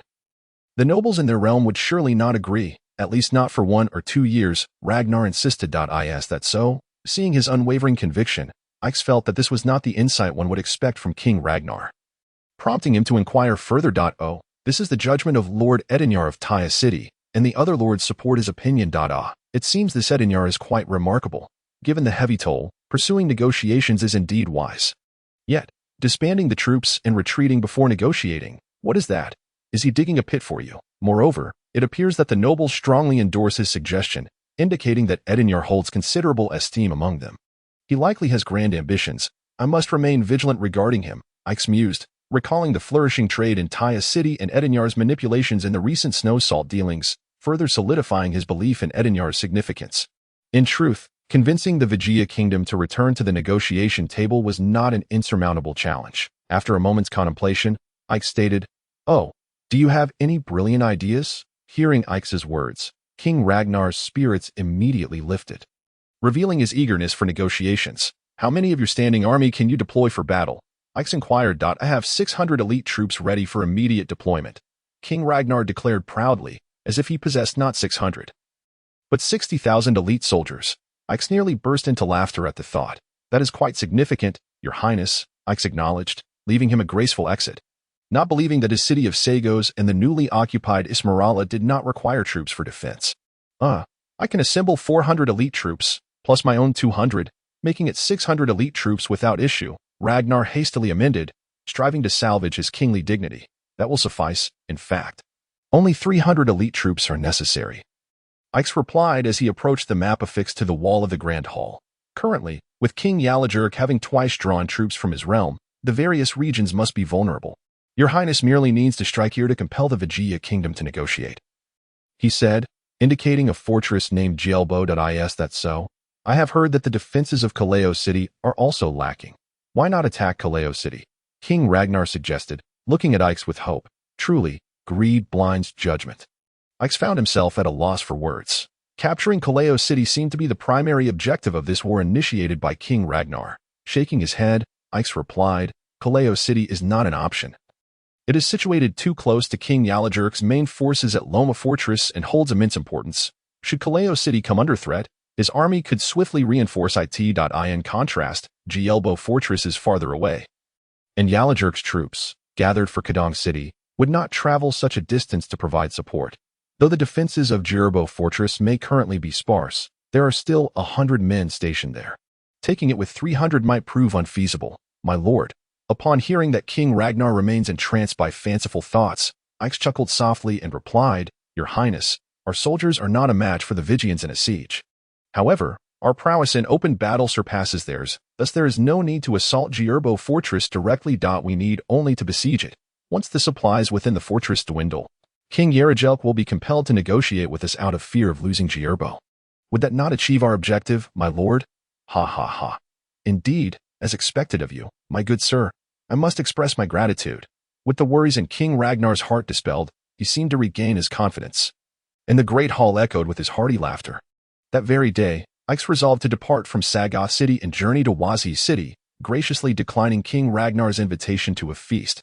His haste stemmed from 2 concerns. First, he feared being coerced into culinary duties by King Ragnar, a predicament he deemed quite plausible. Second, Since King Ragnar was now inclined to follow his strategy, it was imperative to act swiftly, as Geirbo Fortress lay near the route to Wazi City. Delays could lead to complications in traversing the conflict-ridden areas. He unloaded his wares into the burgeoning warehouse of Sagoth City, leaving behind 2 trustworthy associates to sell the goods gradually while they kept an eye on locally produced items, purchasing them at a low price to store in the warehouse. All the while gathering useful information, particularly regarding commerce and warfare. Upon leaving Sagoth City, the caravan traveled for 4 days, finally arriving at Wazi City, the last of the Nord Kingdom cities yet to be visited by them. Due to its geographical location, the commercial atmosphere here was evidently less vibrant than that of Taihak City. However, this same location endowed the peninsula city with abundant resources. The moist maritime climate allowed nearby villages to produce a wealth of agricultural products, such as cheese, smoked fish, apples, and vegetables. Of course, Ix's expedition also required coarse salt. The lord of the city, Iyal, was delighted to hear of Ix's intent to purchase coarse salt in large quantities. He promptly summoned the town mayor to coordinate the proceedings, ensuring the price per sack of salt did not exceed 80 copper coins, which granted Ix, this newly minted noble, considerable favor. In return, Ix reciprocated by offering a 10% discount on the goods brought by the caravan, resulting in a win-win situation for both parties. It had been quite some time since Wazi City had hosted such a formidable trading caravan. That very evening, Iyal held a grand banquet in the Lord's Manor for Ix, inviting several of his noble subordinates to join the festivities. Ix quickly became a familiar face, likely now more integrated into the Nord Kingdom's noble circle than in that of the Swadia Kingdom. During the revelry, Ix, caught up in the merriment, earned himself a new title, Son of Odin, after outranking all the Nord nobles at the table. The Nord people prided themselves on their capacity for alcohol, and although Ix initially felt reserved, he soon succumbed to the effects of the drink. The wine he consumed felt extraordinary. It began with a slight bitterness and a tingling sensation on his tongue. Yet as he drank more, it transformed into a sweet nectar, uplifting his spirits and filling him with exhilaration. Being naturally generous, he found the Nord noble straightforwardness quite appealing, contrasting starkly with the ostentatious yet crass demeanor of the Swadian aristocracy. As the night progressed, spurred on by half encouragement, Ix engaged in one-on-one drinking contest with each noble present, toppling them one by one until they succumbed. Each defeated noble acknowledged his prowess, declaring him no mere mortal, but rather the son of Odin, inheritor of divine strength. Ultimately, having vanquished all challengers, Ix was quite inebriated and was supported to his guest room by 2 maidens. Yet, it was not long before he was roused from slumber by an urgent need to relieve himself. Being his first stay in a Nord-style manor, he wandered in search of a restroom but found none. Although he could have discreetly found a corner to ease himself, he was determined not to lose face as a noble, especially in the home of his host. In his distress, the wind swept through the courtyard, exacerbating his inebriation, and through hazy vision, he spotted a room still aglow with light. He pushed the door open to find a maiden engrossed in her reading. Not thinking much of it, he gestured for her to assist him to the lavatory. The girl blushed but did not refuse, guiding him unsteadily toward the restroom. As they meandered, their movements became increasingly intimate, and Ix noted that despite her petite stature, the maiden possessed surprising strength. In a feigned drunken stupor, he leaned heavily against her, and to his astonishment, she managed to support his weight without faltering. Her soft, delicate skin and the sheer nightgown she wore accentuated her form in the dim corridor light, a sight no man could easily disregard, whether it was the urgency of his need or something else entirely. He felt an uncontrollable stirring within him, causing an undeniable reaction. Upon reaching the lavatory, the maiden initially intended to leave, but as soon as she released her hold, Ix nearly stumbled into the pit below. To prevent such a calamity, she had no choice but to continue supporting him. Witnessing his left hand, rendered nearly useless by alcohol, floundering helplessly, she kindly assisted in unfastening his trousers, allowing him to find relief. At that moment, Ix cared little for dignity, solely focused on hastening the process to alleviate their mutual discomfort and embarrassment. However, his abundance proved overwhelming, and the sound of his release filled the air, causing the maiden to bury her face against his chest, trembling slightly. In that surreal moment, they experienced emotions unlike any they had known before, both disconcerting and unforgettable, a memory destined to linger for a lifetime. Afterward, as they made their way back to the guest room, Ix reassured himself that the maiden was merely a servant and likely accustomed to such occurrences, thus she would not be overly embarrassed. Yet, upon passing the corridor near the guest room, the sounds of mingling voices and laughter from nearby rooms halted them in their tracks. Ix recognized the sounds as those of the nobles he had dined with the previous night, and a thought struck him. Could it be that the maidens offered such services? A glance at the girl under his arm revealed her face twisted in embarrassment, her ears flushed crimson, betraying any attempt to conceal her feelings. Arriving at the guest room, the maiden helped him to bed and tucked him in, seemingly preparing to depart. However, recalling the notion of maidens serving guests, he found himself inexplicably drawn to keep her there. He grasped her delicate hand, pulling her into his embrace, flipping her to rest beneath him. Though she attempted to resist, Ix perceived her struggle as feeble and easily subdued. In a moment of reckless desire, he captured her lips, eliciting soft whimpers as he kissed her fervently, as if drawing forth all her strength. Rendered powerless, she became a willing recipient of his advances. Come morning, Ix was awakened by a series of knocks at the door. A servant informing him it was time for breakfast in the hall. The maiden beside him had vanished, and as he rubbed his throbbing head, memories of the previous night washed over him like a dream. As he rose to dress for breakfast, he noticed a vivid crimson stain on the sheets, prompting an unsettling realization. Examining the beautiful, blossoming scarlet, he found it too precious to leave behind. It belonged to him and him alone. He folded the sheet carefully and tucked it away. Upon entering the hall, he found several nobles already seated, including Lord Iyal. As Ix approached, warm greetings were exchanged. The previous night's revelry had forged camaraderie among them. Ix joined the gathering, sharing hearty handshakes and fist bumps before finding a seat. Just as he began to eat, a stir rippled through the hall. He looked up to see a striking maiden clad in a red velvet gown. Accompanied by a servant, gracing the room with her presence, the atmosphere shifted palpably, and the hall seemed to radiate light at her arrival, leaving some rough-hewn men unable to suppress their astonished exclamations of wow. Wow! Upon noticing her approach, Lord Iyal burst into laughter and strode forward, taking the maiden's arm.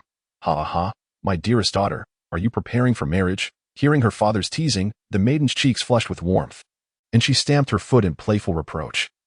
Exclaiming, "Father," the Lord of Aya waved his hand dismissively, a broad smile illuminating his face as he remarked, "Ha ha ha, my dear daughter, do you not usually prefer to avoid us rough men and instead immerse yourself in books in the backyard? Is it not true that your raucous chatter last night about some son of Odin vanquishing the finest drinkers of Wazi stirred my curiosity? I simply had to see what kind of remarkable individual could achieve such a feat."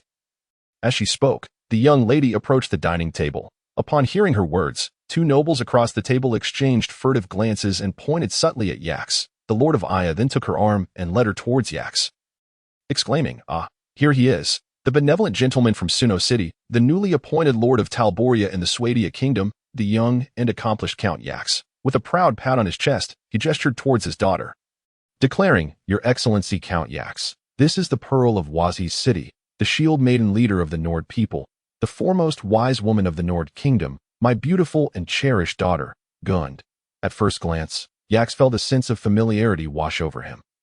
Upon hearing the Lord's introduction, he realized the esteemed position Gund held in her father's eyes. He swiftly approached, placing his hand over his heart in a gesture of respect, stating, "How fortunate I am, blessed by Odin himself, to encounter the radiant and enchanting Miss Gund, a saintly figure sent from Asgard. Your presence illuminates my eyes and purifies my soul. Please accept my sincere blessings." He prepared to take her outstretched hand to bestow a kiss upon it. However, just before contact was made, she swiftly withdrew her hand, casting him a disdainful glance and muttering under her breath, "Humph, what a smooth talker." The awkward Lord of Aya quickly interjected, "Ha ha ha, let us eat, let us eat. Breakfast is getting cold." Miss Gund made no effort to linger, elegantly bypassing Yax to head directly to the dining table. As she moved past him, Yax found himself momentarily stunned as a familiar scent of roses wafted into his nostrils, causing him to internally curse, realizing that the maid from the previous night was indeed her. In his foggy state of mind from last night, compounded by the dim lighting, he had failed to recognize her. Yet, the fragrance lingered in his memory, still present in his bedding that morning. Despite Gund's earlier disdainful remarks, she took a seat beside him without hesitation. Yax contemplated switching seats but feared the mockery of his drinking companions from the previous night. So he steeled himself and sat down to partake in the meal. The familiar scent stirred emotions within him, leaving him both elated and restless, unsure of how to proceed. Meanwhile, Gund seemed oblivious to his turmoil.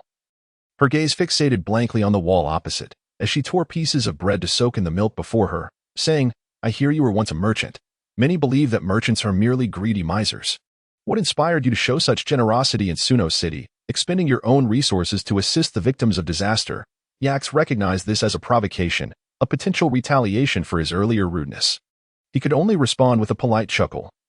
I cannot concur with your viewpoint, dear lady. It is undeniable that the majority of merchants, as you say, are indeed self-serving misers. However, it would be unfair to label all merchants as such. Consider a sword. When wielded to commit acts of unprovoked violence, it embodies evil. Yet, when used to defend against invaders and protect one's kin and homeland, it represents justice. Shall we then declare swords as inherently evil or just? It ultimately depends on how one utilizes them and who wields them. Similarly, with a beautiful rose, one can admire its beauty from afar, but to pluck it for selfish reasons may lead to injury from its thorns. Should we then deem the rose unlovely because of our own folly? It is all a matter of how we treat it, is it not? Perhaps Yax, inspired by the scent of roses, had unwittingly drifted into that metaphor. Yet, Gun's ears perked at the mention of bloodshed, and she seemed to draw conclusions, her cheeks flushing with indignation as she retorted, what a feeble excuse. She then abandoned her meal, rising abruptly and storming back to the rear courtyard without a backward glance. Once she had distanced herself, Lord Aya burst into laughter, exclaiming, "Ha! Splendid work, Count Yax. My daughter is exceptionally intelligent, and no one has ever bested her in debate. Yet today, you have succeeded. Ha!" Yax, while acknowledging the compliment, was secretly sweating profusely, inwardly thinking, if only you knew of my good deeds from last night, you would likely be brandishing a sword after me. After finishing breakfast, Yax took his leave of Lord Aya and returned to the merchant caravan's encampment. In the morning, he accompanied a nobleman sent by Lord Aya to survey potential locations for a goods warehouse. This nobleman, named Yaitiger, had been present at the previous night's banquet, and he and Yax had grown quite familiar. Under Yaitiger's urging, the secretary allocated a vacant property, equivalent to the size of 2 warehouses in Sagoth City, to Yax. This was a site established by a wealthy merchant in Wazis, featuring a 2-story wooden house surrounded by a well-constructed wall. Unfortunately, the merchant had met an untimely end at the hands of robbers while conducting trade, leaving the property vacant and overrun with weeds. This stroke of fortune now fell to Yax, having acquired such a substantial property without any additional investment. Yax was overjoyed and insisted on offering Yaitiger a pouch containing approximately 100 silver coins as a token of gratitude, though Yaitiger refused to accept it. Eventually, Yax relented to a request from Yaitiger to frequent Wazis City for trade. As he had a stake in the coarse salt and cheese business, Yax promptly assured him that he would endeavor to increase production of both goods, promising to purchase double the amount during his next visit. Leaving Yaitiger grinning from ear to ear, with the warehouse site selection concluded, Yax finalized all transactions for the goods in the afternoon. Eager to return early the following day, he feigned a headache to decline Lord Aya's invitation to dinner. Feeling somewhat guilty, he arranged for a gift of a velvet piece, 2 jars of olive oil, and 2 bags of snow salt to be delivered to each noble in the city, with Lord Aya receiving double the quantity. Yet, feeling unsettled, he selected a gold necklace from the largest jeweler in town, its pendant shaped like a rose, with a ruby embedded at its center, and had it sent to Miss Gun at dawn the next day. Yax and his entourage departed from Wazi City, reflecting on their fruitful visit. They had not only acquired various goods at favorable prices but had also secured a grand estate. Yax felt a sense of fortune in Wazi City and resolved to return frequently. However, he remained uncertain about Miss Gun's ambiguous attitude and whether she had received the ruby rose necklace he had gifted her, pondering whether this offering might mend their strained relationship. After traveling for about 10 miles, a figure on horseback appeared behind the caravan, a shield-bearing female warrior. Yax recognized her from his previous encounter in the rear courtyard of Lord Aya's estate. Her fearsome countenance, marked by a terrifying scar resembling a cross, left a lasting impression on him. As she approached, she inquired, "Did our lord fail to extend a proper invitation, compelling you to leave so hastily?" "Not at all," Yax replied. "It is merely that an urgent message arrived from my territory requiring my immediate attention. I feared my abrupt departure might disturb the household's morning rest, and thus I took my leave. Please convey this message honestly." He sensed this woman was not one to provoke, thus he endeavored to speak with utmost politeness. "My lady has extended her goodwill towards you. I hope you appreciate it." With that, she tossed him a package and turned her horse to depart. Upon opening the package, Yax discovered a letter and a bundle of herbs. As he unfolded the letter, delicate script greeted his eyes. "Scoundrel. You claimed to have a headache last night, yet you fled first thing this morning. Are you avoiding me? Even the fresh sea breeze of Wazis cannot entice you to linger. I adored the rose necklace you sent last night. In just over a month, The roses in the courtyard will bloom, and they will be truly beautiful. I hope you will come to see them. Drinking too much sweet ale can lead to headaches. Allow this bundle of kudzu to alleviate your discomfort. Consume it morning and night. The maids say you pilfered the bed linens from the guest room, you little thief. Keep them safe, or I shall have your head. That will be all. If you tarry too long, Nia may not catch up with you. Yours, the little cheese that was bitten by a dog. Yaks read the letter, bemused and amused in equal measure. Pondering the peculiar phrase, the little cheese that was bitten by a dog. Is she referring to me? He wondered, unable to suppress a grin. Ix found himself utterly speechless. The letter had left him in a state of unease throughout the morning. But the news brought by the scouts in the afternoon compelled him to muster his spirits and temporarily set aside his romantic sentiments. The nearby village was being pillaged by Nord soldiers. Situated at the border between the Kingdom of Nord and the Kingdom of Vigia. It seemed that the forces of the Kingdom of Ragnar had commenced their campaign for peace through warfare. With no alternative, Ix ordered the merchant convoy to halt and conceal themselves within a thicket, intending to proceed only after the chaos had subsided. Witnessing the distant flames devouring homes filled him with a twinge of guilt. Yet, upon reflection, would the Kingdom of Nord refrain from attacking the Kingdom of Vigia had he not intervened? Certainly not. Perhaps a prolonged conflict would claim even more lives, including those involved in this very pursuit of peace through battle. If an accord could be reached between the two nations, it might at least bring an end to the current hostilities, granting the people of both kingdoms a respite of 1 or 2 years. May the ceasefire negotiations commence swiftly, Ix mused inwardly. Once the tumult had passed, Ix urged the merchant convoy to hasten their journey, and they continued through the night until they had left the vicinity of Jelbo Fortress. At which point they finally made camp for rest.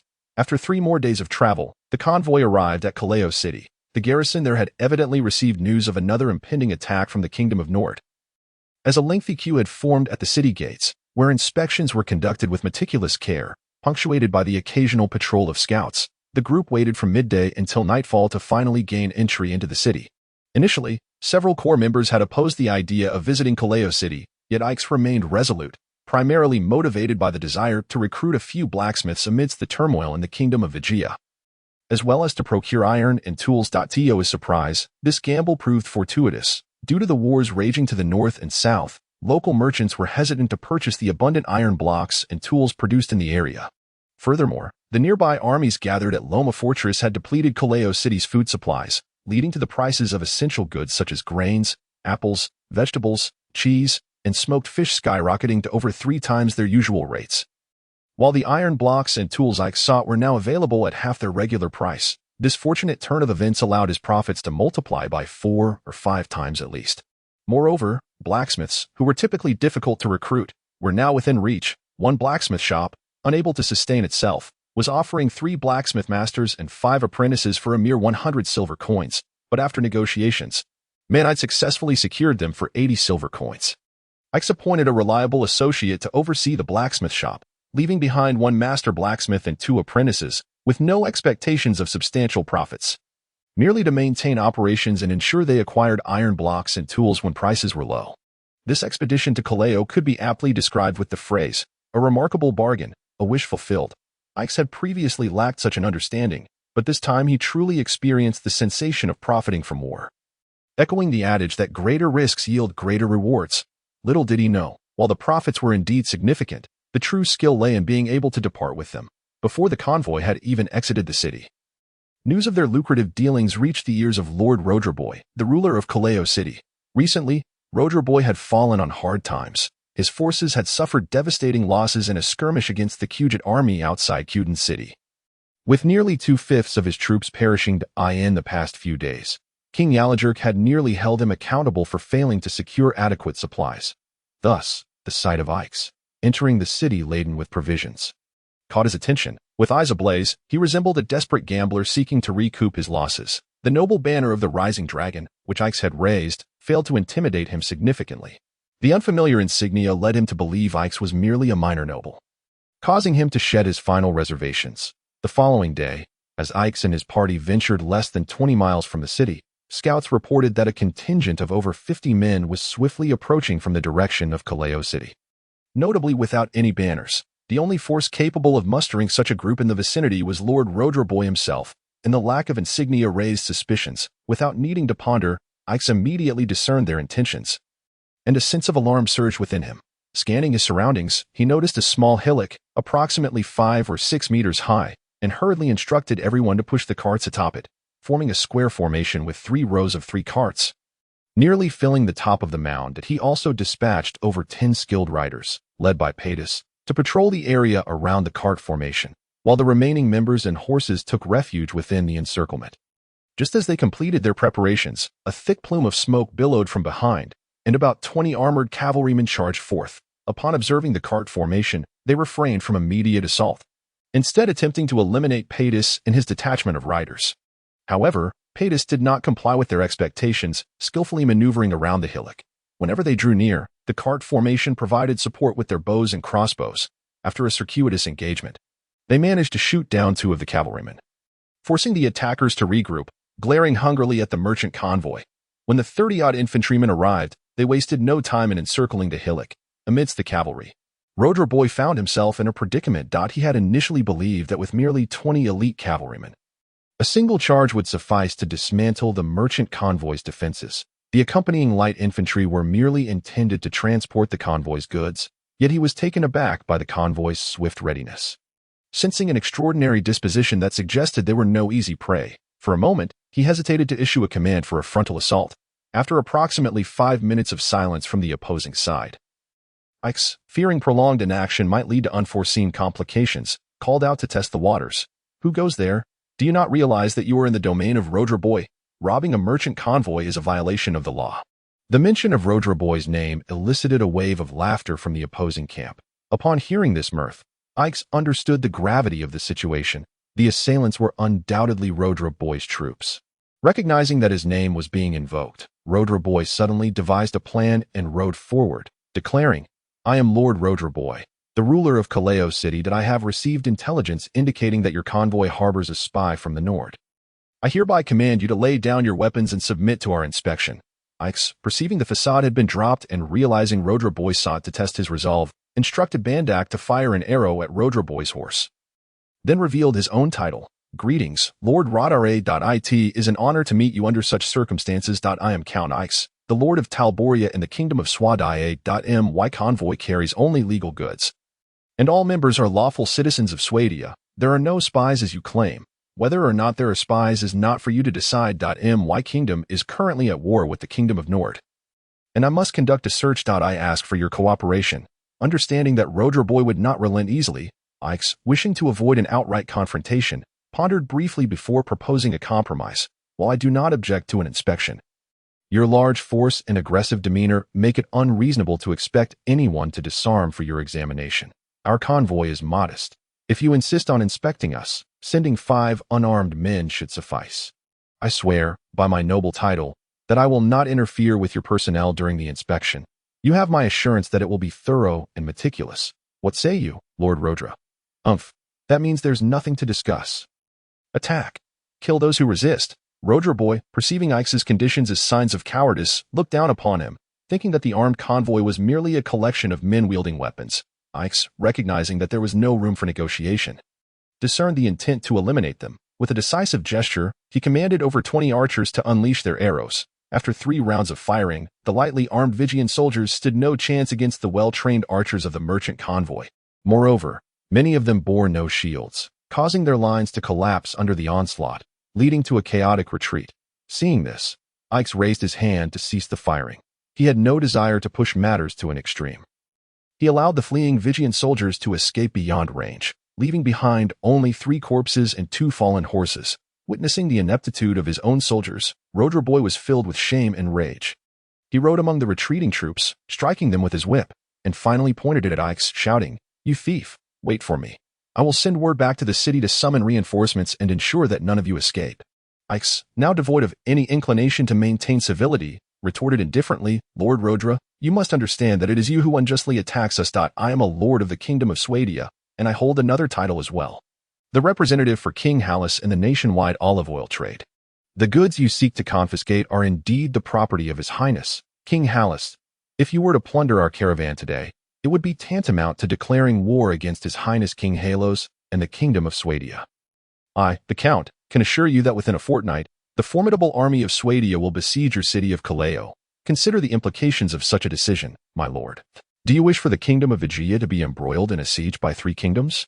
I am certain that by then, His Highness King Yerajelk will demand your head as an apology to King Halos. These words caused cold sweat to trickle down Radrapoy's back, observing his hesitation. Ix understood he had swayed him and did not send for reinforcements. Instead, he took the national franchise of olive oil, wrapped it around an arrow, and had it shot to land before Radrapoy's horse. Then he proclaimed, "This arrow bears the franchise granted to me by His Highness. You may verify the authenticity of the seal." Upon seeing the document sent by Ix, Radrapoy was instantly filled with regret. He had contemplated a violent resolution to silence witnesses and recover his prior losses, but now, with the cavalry maneuvering nearby, such a plan was rendered impossible. Not only had he faced humiliation, but he had also invited considerable trouble upon himself, especially with King Yerajelk's recent discontent towards him. If, as Ix suggested, this sparked a war between Swadia and Vijaya, it was conceivable that King Yerajelk might demand his life. In a moment of confusion, he was at a loss for what to do. Recognizing Radrapoy's apparent change of heart, Ix, understanding the futility of murder, proposed a peaceful resolution, stating, "My lord, your interception of our caravan is merely a matter of national security. A necessary act of duty to inspect our convoy. We have now confirmed that we are not spies from Nord. Let us both agree to cease hostilities, treating this incident as if it had never occurred. What say you?" Upon hearing this, Radrapoy realized the opportunity for reconciliation. As an established noble, he understood that Ix had afforded him both dignity and an avenue for retreat, although there had been casualties on his side. The immediate danger outweighed these losses. Fearing further calamity, he promptly dismounted, removed his sword and helmet, and approached Ix with the franchise in hand, smiling. His 2 guards attempted to intervene but were swiftly rebuffed. Before he even reached Ix, he exclaimed, "Ah, a misunderstanding. I had no idea it was the esteemed Count Ix. Truly a misunderstanding." Ix, eschewing pretentiousness, hastened to meet him, and they embraced like long-lost friends amidst the blood-soaked battlefield. Leaving both their entourages momentarily stunned, Radrapoy, patting Ix on the shoulder like an elder brother, exclaimed, "Why did you not inform me of your arrival in Kaleo? I must treat you to a feast to remedy my rudeness." "Ah, my brother, I had no choice. The king's orders left no room for delay. The entire army of Uxkhal awaits my return to sustain themselves," Ix responded, half-jokingly, making it clear to Radrapoy that he was favored by King Halos. Radrapoy, understanding the implication, eagerly agreed. "Indeed, fulfilling the king's command is paramount. We cannot jeopardize your future. However, when you next visit Kaleo, you must stay at my estate so I may extend my hospitality." "Absolutely, and I hope once the conflict subsides, you will visit our kingdom, and I shall introduce you to King Halos," Ix replied, knowing such discussions should be kept brief to avoid discomfort. He then summoned Bandak to prepare 2 bolts of velvet, 2 jars of olive oil, and 2 bags of fine salt to present to Radrapoy, saying, "I came in haste, and have brought little of value. I hope my humble offerings will not be met with disdain." Radrapoy was reluctant to accept, but, seeing Ix's insistence, acquiesced, albeit begrudgingly. He then removed his fur cloak and draped it over Ix, instructing a servant to bring forth a fine chestnut stallion, handing the reins to Ix, saying, "Brother, I have brought nothing of worth, but this cloak, a gift from King Yerajelk, is meant for you. I observe you are a man of great stature, yet your steed appears lacking. This stallion is of the highest quality and befitting of you. I hope you will not find it unworthy." Ix mused to himself if he ought to turn and pledge fealty to Radrapoy as a godfather, given the royal gifts and fine steed. The exchange felt theatrical, as if they were characters in a tale of camaraderie, leaving their respective entourages bewildered. Desaiwe, observing the scene, snickered in disdain, muttering, "Pathetic nobles." Eventually, they exchanged farewells with great formality, taking care with their parting words. Upon returning to his camp, Radrapoy's jovial demeanor swiftly morphed into a scowl as he mounted his horse and rode off without a backward glance. Watching Radrapoy depart, Ix smirked with contempt and discreetly instructed Desaiwe on their next course of action before returning to the caravan. The members of the caravan erupted in cheers upon witnessing Radrapoy's retreat, grateful for Ix's adept handling of the situation, which had spared them from potential peril. They regarded Ix with newfound respect, and he proudly surveyed the caravan, savoring the moment. Approximately half an hour later, Desaiwe returned from Kaleo, reporting that Radrapoy had not re-emerged from the city, nor were there any signs of military preparations. With this assurance, they resumed their journey towards Jaiwatan city. The caravan pressed onward, with Ix dispatching scouts, and they traveled through the night, Arriving in Jiaotan City by the following morning, the atmosphere of war was palpable. With caravans continuously transporting supplies, it appeared that King Yerejelk was prepared for a desperate struggle. Recognizing the critical nature of the moment, Ix's caravan entered the city, merchants, hearing of their vital supplies, rushed to seize them. Given that King Yerejelk had mandated quotas for food supplies, merchants who failed to meet these demands risked losing everything. This unexpected turn of events allowed Ix to profit handsomely, nearly emptying a majority of his carts. That evening, overjoyed with their bountiful haul, Ix reserved the entire second floor of a tavern, treating all members of the caravan to a feast. The atmosphere was jubilant, and everyone raised their glasses to toast their astute leader. Ix, who realized that heartfelt praise, even if somewhat crude, was always welcome. Amidst the revelry, Ix nearly drank himself into oblivion, narrowly avoiding a drunken mishap thanks to Bandak and Phaedus's timely intervention.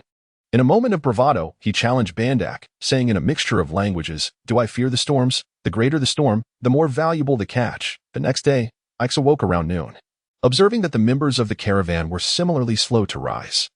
It was evident that the previous night's journey had taken its toll, so he declared a day of rest, distributing 50 copper coins to each member for snacks. The excited cheers echoed through the group, and he cautioned them about the ongoing war in Vigilia, reminding them to avoid trouble and to venture out in groups of no fewer than 5. He also arranged for a watch to remain behind before he and Bandak and Phaedus set out to explore the city. As they strolled through the streets, Ix noted the stark contrast to his previous visit. The city seemed eerily quiet, with far more women and children than men. It appeared that King Yerejelk was indeed preparing for war. After a thorough exploration of Jiaotan City, Ix reflected on its overall condition that he concluded that, in terms of both urban development and economic vitality, only the venerable royal city of Palavan could rival it. Clearly, King Yerejelk possessed considerable capability, particularly in military affairs, as evidenced by his ability to mobilize forces to support both Kuden City and Kaleo Fortress at a moment's notice. His military strategy demonstrated commendable skill. However, the inadequacy of his subordinates, like Radrapoi, who often caused more harm than good, appeared to hinder the nation's progress. It became evident that a nation's rise is influenced by a multitude of factors, and the presence of a wise ruler or a strong figure alone cannot dictate its fate. The following day, the merchant caravan prepared to set off for Dahiram City. The food transported by the caravan had nearly sold out in Jiaotan City, barring some reserved for personal use during the journey.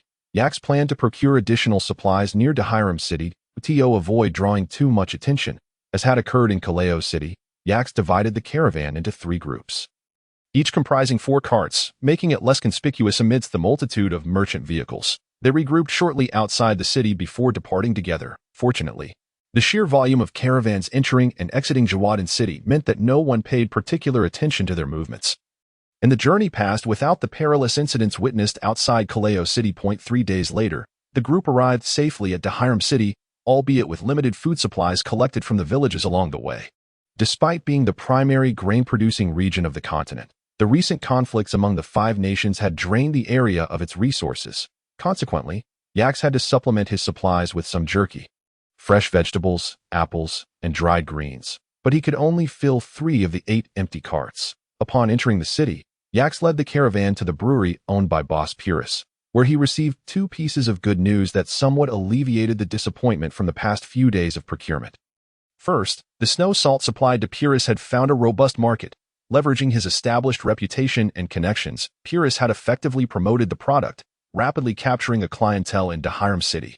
Originally, snow salt was priced about 150 copper coins lower per bag than Saran salt or Kujet salt, making it a more economical choice than smoked fish. Not only did nobles and wealthy individuals purchase snow salt, but many peasants and affluent farmers who had previously relied on smoked fish for salt also opted for it. Even impoverished villagers came to buy snow salt, and Purus's previous stock had long sold out, leaving him eagerly awaiting the caravan's arrival. Overjoyed by this news, Yax recognized the swift impact of a capable distributor. Relying solely on his own efforts would have taken an eternity to establish such a market. He promptly decided to leave the remaining snow salt entirely for Boss Purus, who expressed his gratitude profusely. The second piece of news was that due to the recent turmoil in neighboring countries, the entire social environment had sunk into a degree of recession, leading to a significant drop in the sales of beer, a luxury item in the medieval context. According to Purus, The aging wheat malts activity had diminished, resulting in a decrease in beer quality. Consequently, the brewery typically used fresh wheat, but with beer sales plummeting. Purus was now troubled by an excess of grain in stock. Seizing the opportunity, Purus approached Yax, knowing that with the growing scale of the caravan, he might have some solutions.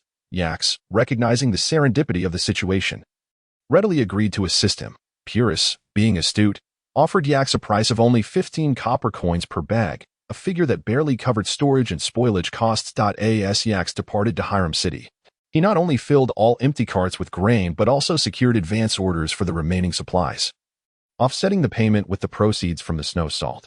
Upon leaving to Hiram City, Yax decided against visiting Uxal City and Suno City. As the olive oil stocks there were nearly depleted, he planned to return in a couple of months and chose to head directly back to Talbalia village. This trading expedition had taken nearly a month, and he was eager to return, particularly because the village's food supplies had been dwindling. Yax worried about potential issues arising from this situation. As Yax led the 12 fully loaded carts back to his territory, he noticed a remarkable change. Previously, this area had been sparsely populated, with only the occasional band of forest bandits encountered on the roads. Now, however, he observed a variety of travelers. Some were solitary woodcutters, others were passers-by, and a group of little girls was foraging for mushrooms. Approaching the village, Yax was astonished to see several boys herding a number of goats, marveling at how swiftly Talbalia, once a desolate hamlet, had developed its livestock industry. Before he could ponder this further, a woodcutter recognized the caravan and called out to the scattered villagers in the wilderness. Instantly, they dropped their tasks and rushed towards the caravan with exuberance. The caravan's speed caused the iron half-axles to emit a cheerful clatter as they approached the village entrance. A crowd of over 100 had gathered, and upon hearing the news, even more villagers emerged, welcoming the caravan as if celebrating a hero's triumphant return. Upon entering the village, Yax noticed that a new trench had been dug outside the original moat to the south, encompassing an area equivalent to 2/3 of the village's previous size. Some buildings had begun to take shape. What did this signify? A second phase for Talbalia village. After inquiring with Old John, the magistrate Almonte, and other remaining personnel, Yax learned that during his absence, the prior promotional efforts had borne fruit, attracting several newcomers daily, culminating in nearly 300 additional residents. Only in recent days had the influx ceased, bringing the village population close to 600. The individuals previously scattered in the Black Forest north of Suno City had largely migrated to the village. Fortunately, the guidelines Yax had established before his departure remained in place. With the assistance of Old John and others, Magistrate Almonte had organized the new residents into 5 groups and given the village's limited capacity, he had no choice but to plan an outer village. The immediate concern remained food supply. The grain Yax left behind was barely sufficient for 300 people for a month, and with the sudden population increase, they had to implement a rationing system, allowing everyone to eat only half their fill daily. Old John had organized efforts to intensify foraging and hunting, with villagers even grinding the bark from the elm trees nearby into powder for sustenance. Thankfully, Yax had returned, bringing joy to the village. Although the villagers appeared somewhat gaunt, their spirits were high, and their eyes sparkled with life. Their tattered clothing was clean and devoid of odors, and all the new arrivals had taken to shaving their heads in solidarity. After organizing the goods from the caravan, Yax led all the core members on a tour of the village and its surroundings. The village's construction had progressed to approximately 80 completion, and the city walls had begun to take shape. Although the outer village was still in its infancy, the materials were being prepared in an orderly fashion. People were bustling about, each engaged in their respective tasks, with no sign of chaos or disorder, prompting Yax to reflect on the importance of capable personnel. He could hardly fathom the implications of suddenly having so many new residents without the diligent efforts of his team. Most astonishing to Yax was the status of his residents. Under the guidance of Almonte and others, the foundation of a castle had already been completed, with plans for 3 floors and an outer wall, constituting a veritable citadel within a city. Yax requested Almonte to prioritize other ongoing projects, indicating that the first floor was sufficient for habitation for the time being, and they could gradually complete the rest. Currently, the first floor was occupied by Old John, Yamala, Kreese, and Desavi, who had divided the space into administrative and resting areas. As Yax surveyed his castle, he couldn't help but feel a mix of disbelief and pride. He had never imagined possessing his own territory, let alone residing in a grand estate. he silently reassured himself that he had not brought shame upon the community of transmigrators. After accompanying Yax on a brief tour of the administrative hall, Amonte, noticing Yax's contemplative demeanor, urged him to rest and took his leave. It took Yax a while to regain his composure, only to realize that Kreese was the only one remaining by his side. Ever since returning to the village, he had been puzzled by the absence of his other beloved, Yamala. Had she perhaps found someone else?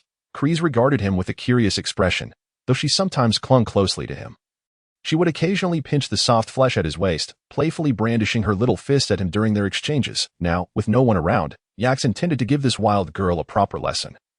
But Kreese thwarted his advance, pointing to him and then towards the kitchen, declaring, "You're in trouble. Hurry and check on Sister Yamala." It was then that Yax heard the sounds of cooking emanating from the kitchen, accompanied by the enticing aroma of food. Realizing that Yamala was preparing a meal, he grasped Kreese's small hand and led her towards the kitchen. Kreese resisted momentarily, but ultimately had no choice but to follow him. As they walked, Yax felt a sense of unease, but Kreese's demeanor suggested something was amiss. Was his secret about the card incident already exposed? Was it that scoundrel spreading rumors? He had certainly not spoken of it to anyone else. As soon as I stepped through the kitchen door, I beheld Yamala deftly stir-frying the vegetables in the pan. It seemed she had been practicing diligently during this time, that a warm sensation enveloped my heart, prompting me to smile and exclaim, "Yami, Yami, I'm back. Did you miss me?" With that, I approached and placed my hands on Yamala's fragrant shoulders. However, without turning her head, she shrugged off my hands and proceeded to transfer the freshly cooked dishes onto plates. She then carried 2 plates of stir-fried delicacies out of the kitchen, with Cress following suit to fetch the other 2 dishes. As he passed by, he playfully poked my head with his finger. It appeared that the 2 women had formed a united front, intent on dealing with me collectively. I, Yax, had no choice but to retract my former bravado, lowering my head and trailing behind them to the dining area. The aroma of the meal wafted through the air, and I felt a pang of hunger. I eagerly picked up my utensils, ready to indulge in the dishes before me, only to be taken aback by their presentation. One dish was my favorite garlic sauce with eggs, but instead of the usual chopped or scrambled eggs, I was confronted with 2 whole eggs, albeit one side of each had been smashed, leaving the other half intact. The other dish was a stir-fried beef delicacy, featuring 2 pieces of beef, which bore significant symbolism. Unlike the eggs, these pieces of beef had been boiled, then meticulously cut into flour-like fragments while still retaining their original form. Upon discerning the meticulous care that had gone into preparing these 2 dishes, a shiver coursed through me, extinguishing any remnants of hunger. Swallowing hard, I attempted to shift the conversation, asking, "Has everyone eaten? Can you call Old Ban and Fadus to join us?" This inquiry was directed at Yamala, who seemed resolute in maintaining her cold demeanor, turning her head away and ignoring me completely. Only Cress, with a tone laced with sarcasm, remarked, "Your status has changed now. They've discussed it and prefer not to dine with you unless at public banquets. They insist that you eat alone to preserve your air of mystery and lofty authority." I could easily discern the underlying tone of Cress's words, and I could only manage a sheepish smile in response. "Come on, why the formality? You should join me as well." I attempted to serve the 2 dishes to the ladies, only to have them each snatch a plate away and glare at me, silently demanding that I eat from what was before me. I found my hands frozen in place, hesitant to take the first bite, my mind racing with the thought, surely, these 2 girls haven't poisoned it, have they? Seeing my reluctance, each of them placed an egg onto my bowl, their fierce gazes fixated on me, leaving no room for negotiation. With no other option, I resigned myself to the moment, my heart racing with anticipation as I brought the 2 broken eggs to my mouth. Entirely forgetting the flavor of the dish, noticing my compliance, Yamala's mood lightened somewhat. She retrieved a letter from her pocket and dropped it onto the table before pushing it towards me, huffing lightly and turning her face away, awaiting my response. Upon reading the letter, I immediately understood the situation. I hastily opened it, revealing familiar elegant handwriting that read, "Merchant, the cheese you ordered is ready for pickup. I wonder when you will come by. Be sure to take your gahua promptly. Otherwise, the effects of the sweet Iowa will build up in your system, making it impossible for you to resist women. I hope the next time I see you, you haven't turned into a raving beast. I've heard the capital is buzzing with tales of your culinary prowess. Ragnar the Fool can't stop raving about it. You'd better impress me next time. My satisfaction will be beneficial for your business, or else, a piece of cheese is at stake. Who is this little cheese for? Spill the beans about your good deeds." Cress was the first to challenge as I finished reading the letter. Well, who else could it be but the daughter of the Lord of Wacheze, primarily involved in the cheese trade? Perhaps fueled by the 2 broken eggs I had consumed, I seamlessly transitioned into a theatrical performance. Feigning innocence and sincerity. Really, were you not primarily going there to buy coarse salt? What does that have to do with cheese? Cress, sharp-witted, was clearly unconvinced. Yamala turned her head in agreement, waiting for my explanation. Well, my aim was to buy her father's inexpensive coarse salt through her connections. You see, Sagos's cheese sells for only 50 copper coins apiece, while I paid 80 for the cheese she had on offer. Just to get introduced to her father, I even had to endure several rounds of that wretched sweet Iwa with her pirate nobleman companions, and it left me with a headache for days. I spoke with such conviction that I almost believed myself. Then why the need for her to send you medicine? Cress continued her interrogation, with Yamala nodding in agreement that I asked that what it is. Sister, look at what it says. Raving Beast, ISNT, that just a reminder not to forget to pick up the overpriced cheese when it arrives. Oh, conducting business is truly challenging, faced with my Oscar-worthy performance.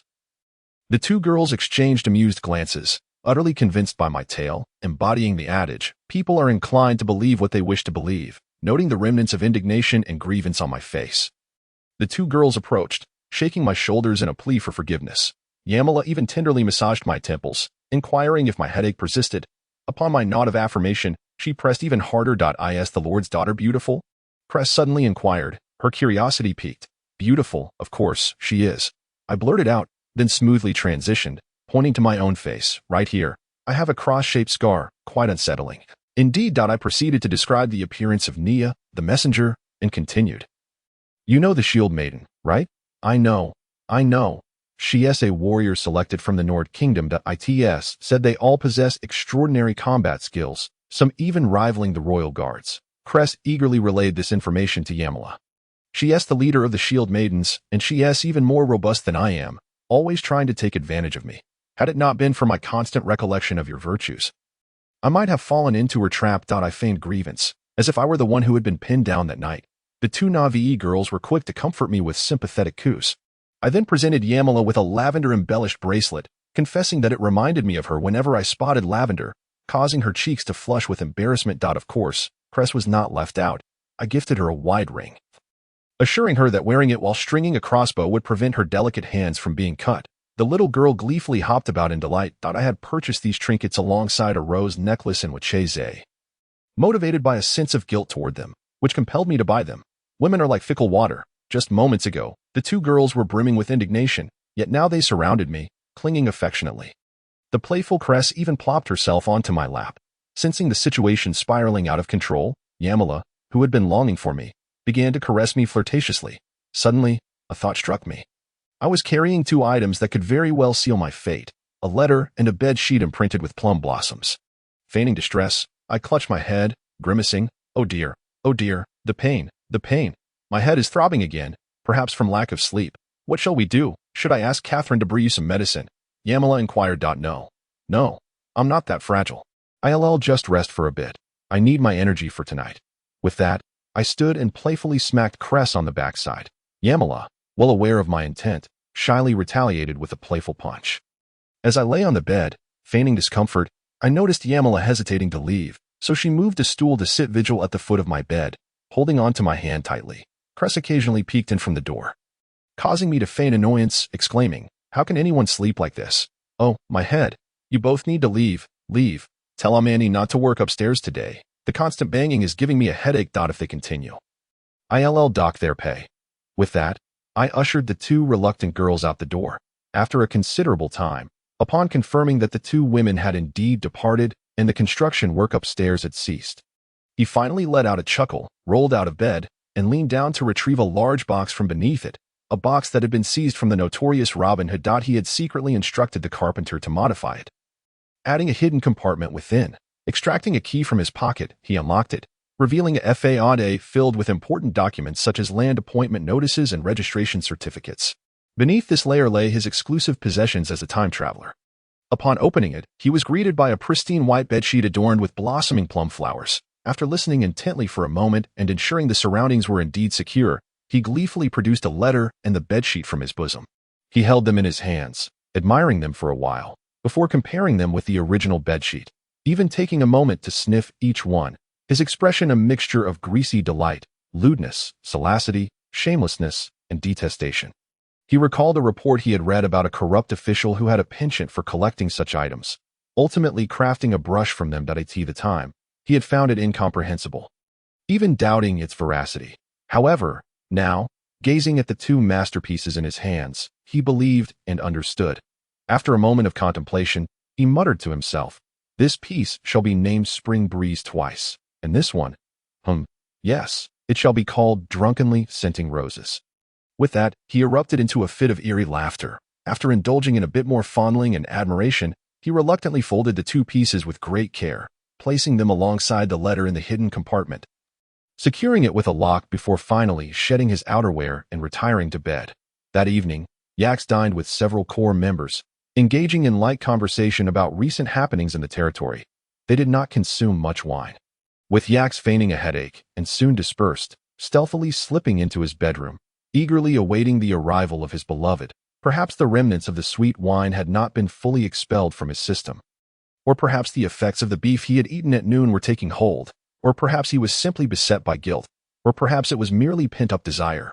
Regardless, that night, Yax employed every skill he had acquired throughout his life. At times swift as the wind, at others gentle as the forest, at times aggressive as fire, and at others immovable as a mountain. An exhilarating battle raged on until the rooster crowed, leaving his opponent defeated and pleading for mercy before he finally withdrew his prowess. The following day, Yax awoke lazily just before noon. As he recalled the historical accounts stating from then on, the monarchs no longer held morning court. He couldn't help but chuckle that it was not that these monarchs were merely indulging in vanity.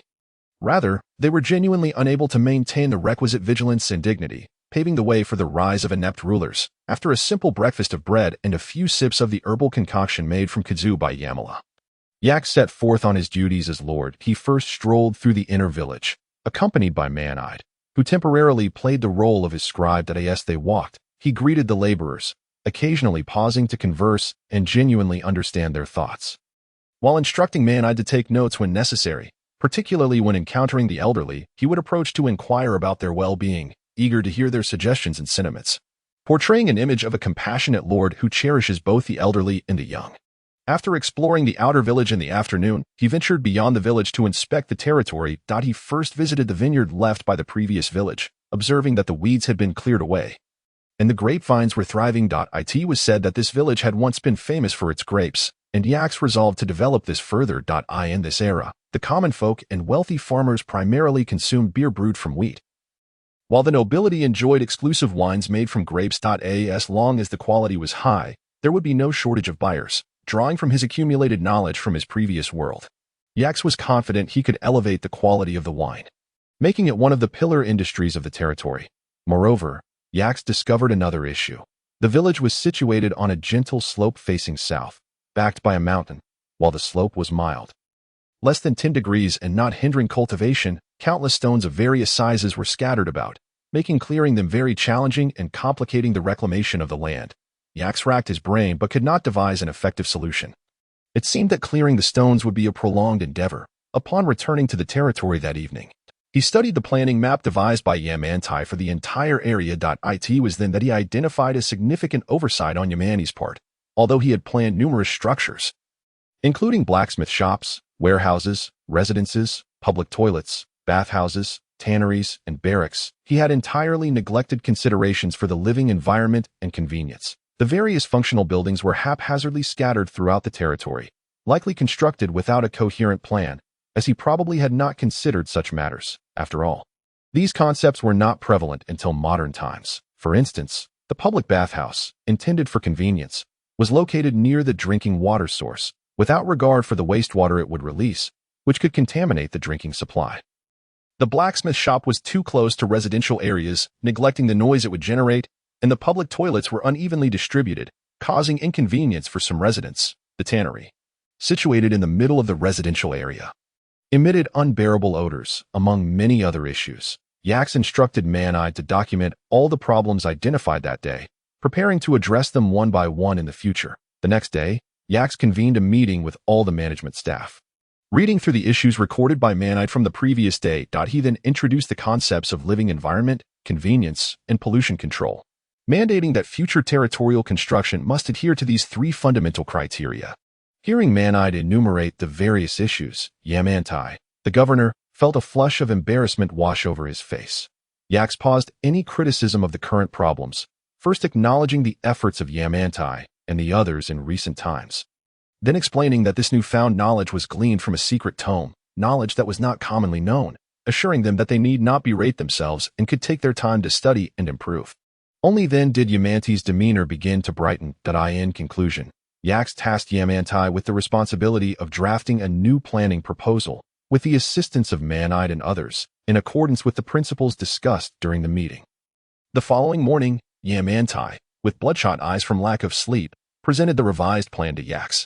Sensing his fatigue, Yaks poured him a cup of warm milk and invited him to join in breakfast. During the meal, Yaks reviewed the proposal and found it largely satisfactory, indicating that the previous day's meeting had been well understood by Yamantai and the others, and that they had put considerable effort into the plan. However, there were still several aspects needing improvement, which was to be expected given the limitations of their knowledge. After breakfast, they gathered for another meeting, during which Yaks pointed out the deficiencies in the plan.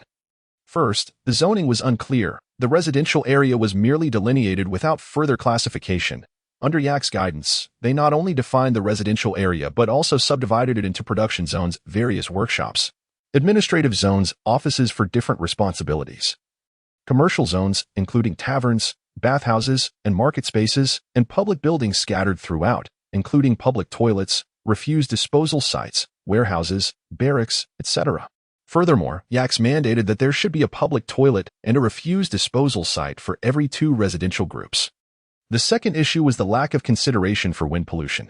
Given that the territory was backed by a mountain, it experienced prevailing northeast winds. In light of this, Yaks planned to place the heavily polluting tannery in the designated winery in the southeastern corner of the outer village, while the less polluting blacksmith shop and carpentry workshop would be positioned in the southwestern corner. This way, the winds would not carry the unpleasant odors into the village, preserving the residents' spirits, with the ideas clarified. The rectification process proceeded swiftly. The existing structures did not require dismantling, as houses of that era were generally uniform in design. Only slight modifications were necessary, and in some cases, merely a change of purpose sufficed. Soon, the order of construction in the territory was restored, significantly reducing the time people previously wasted on functional inefficiencies and overall enhancing productivity. Simultaneously, the improvement in living conditions notably elevated the residents' sense of happiness. Yet, Yaks faced one remaining headache: the stones scattered across the uncultivated land outside the village. One afternoon, while surveying the village, a small child carrying a basket dashed past him.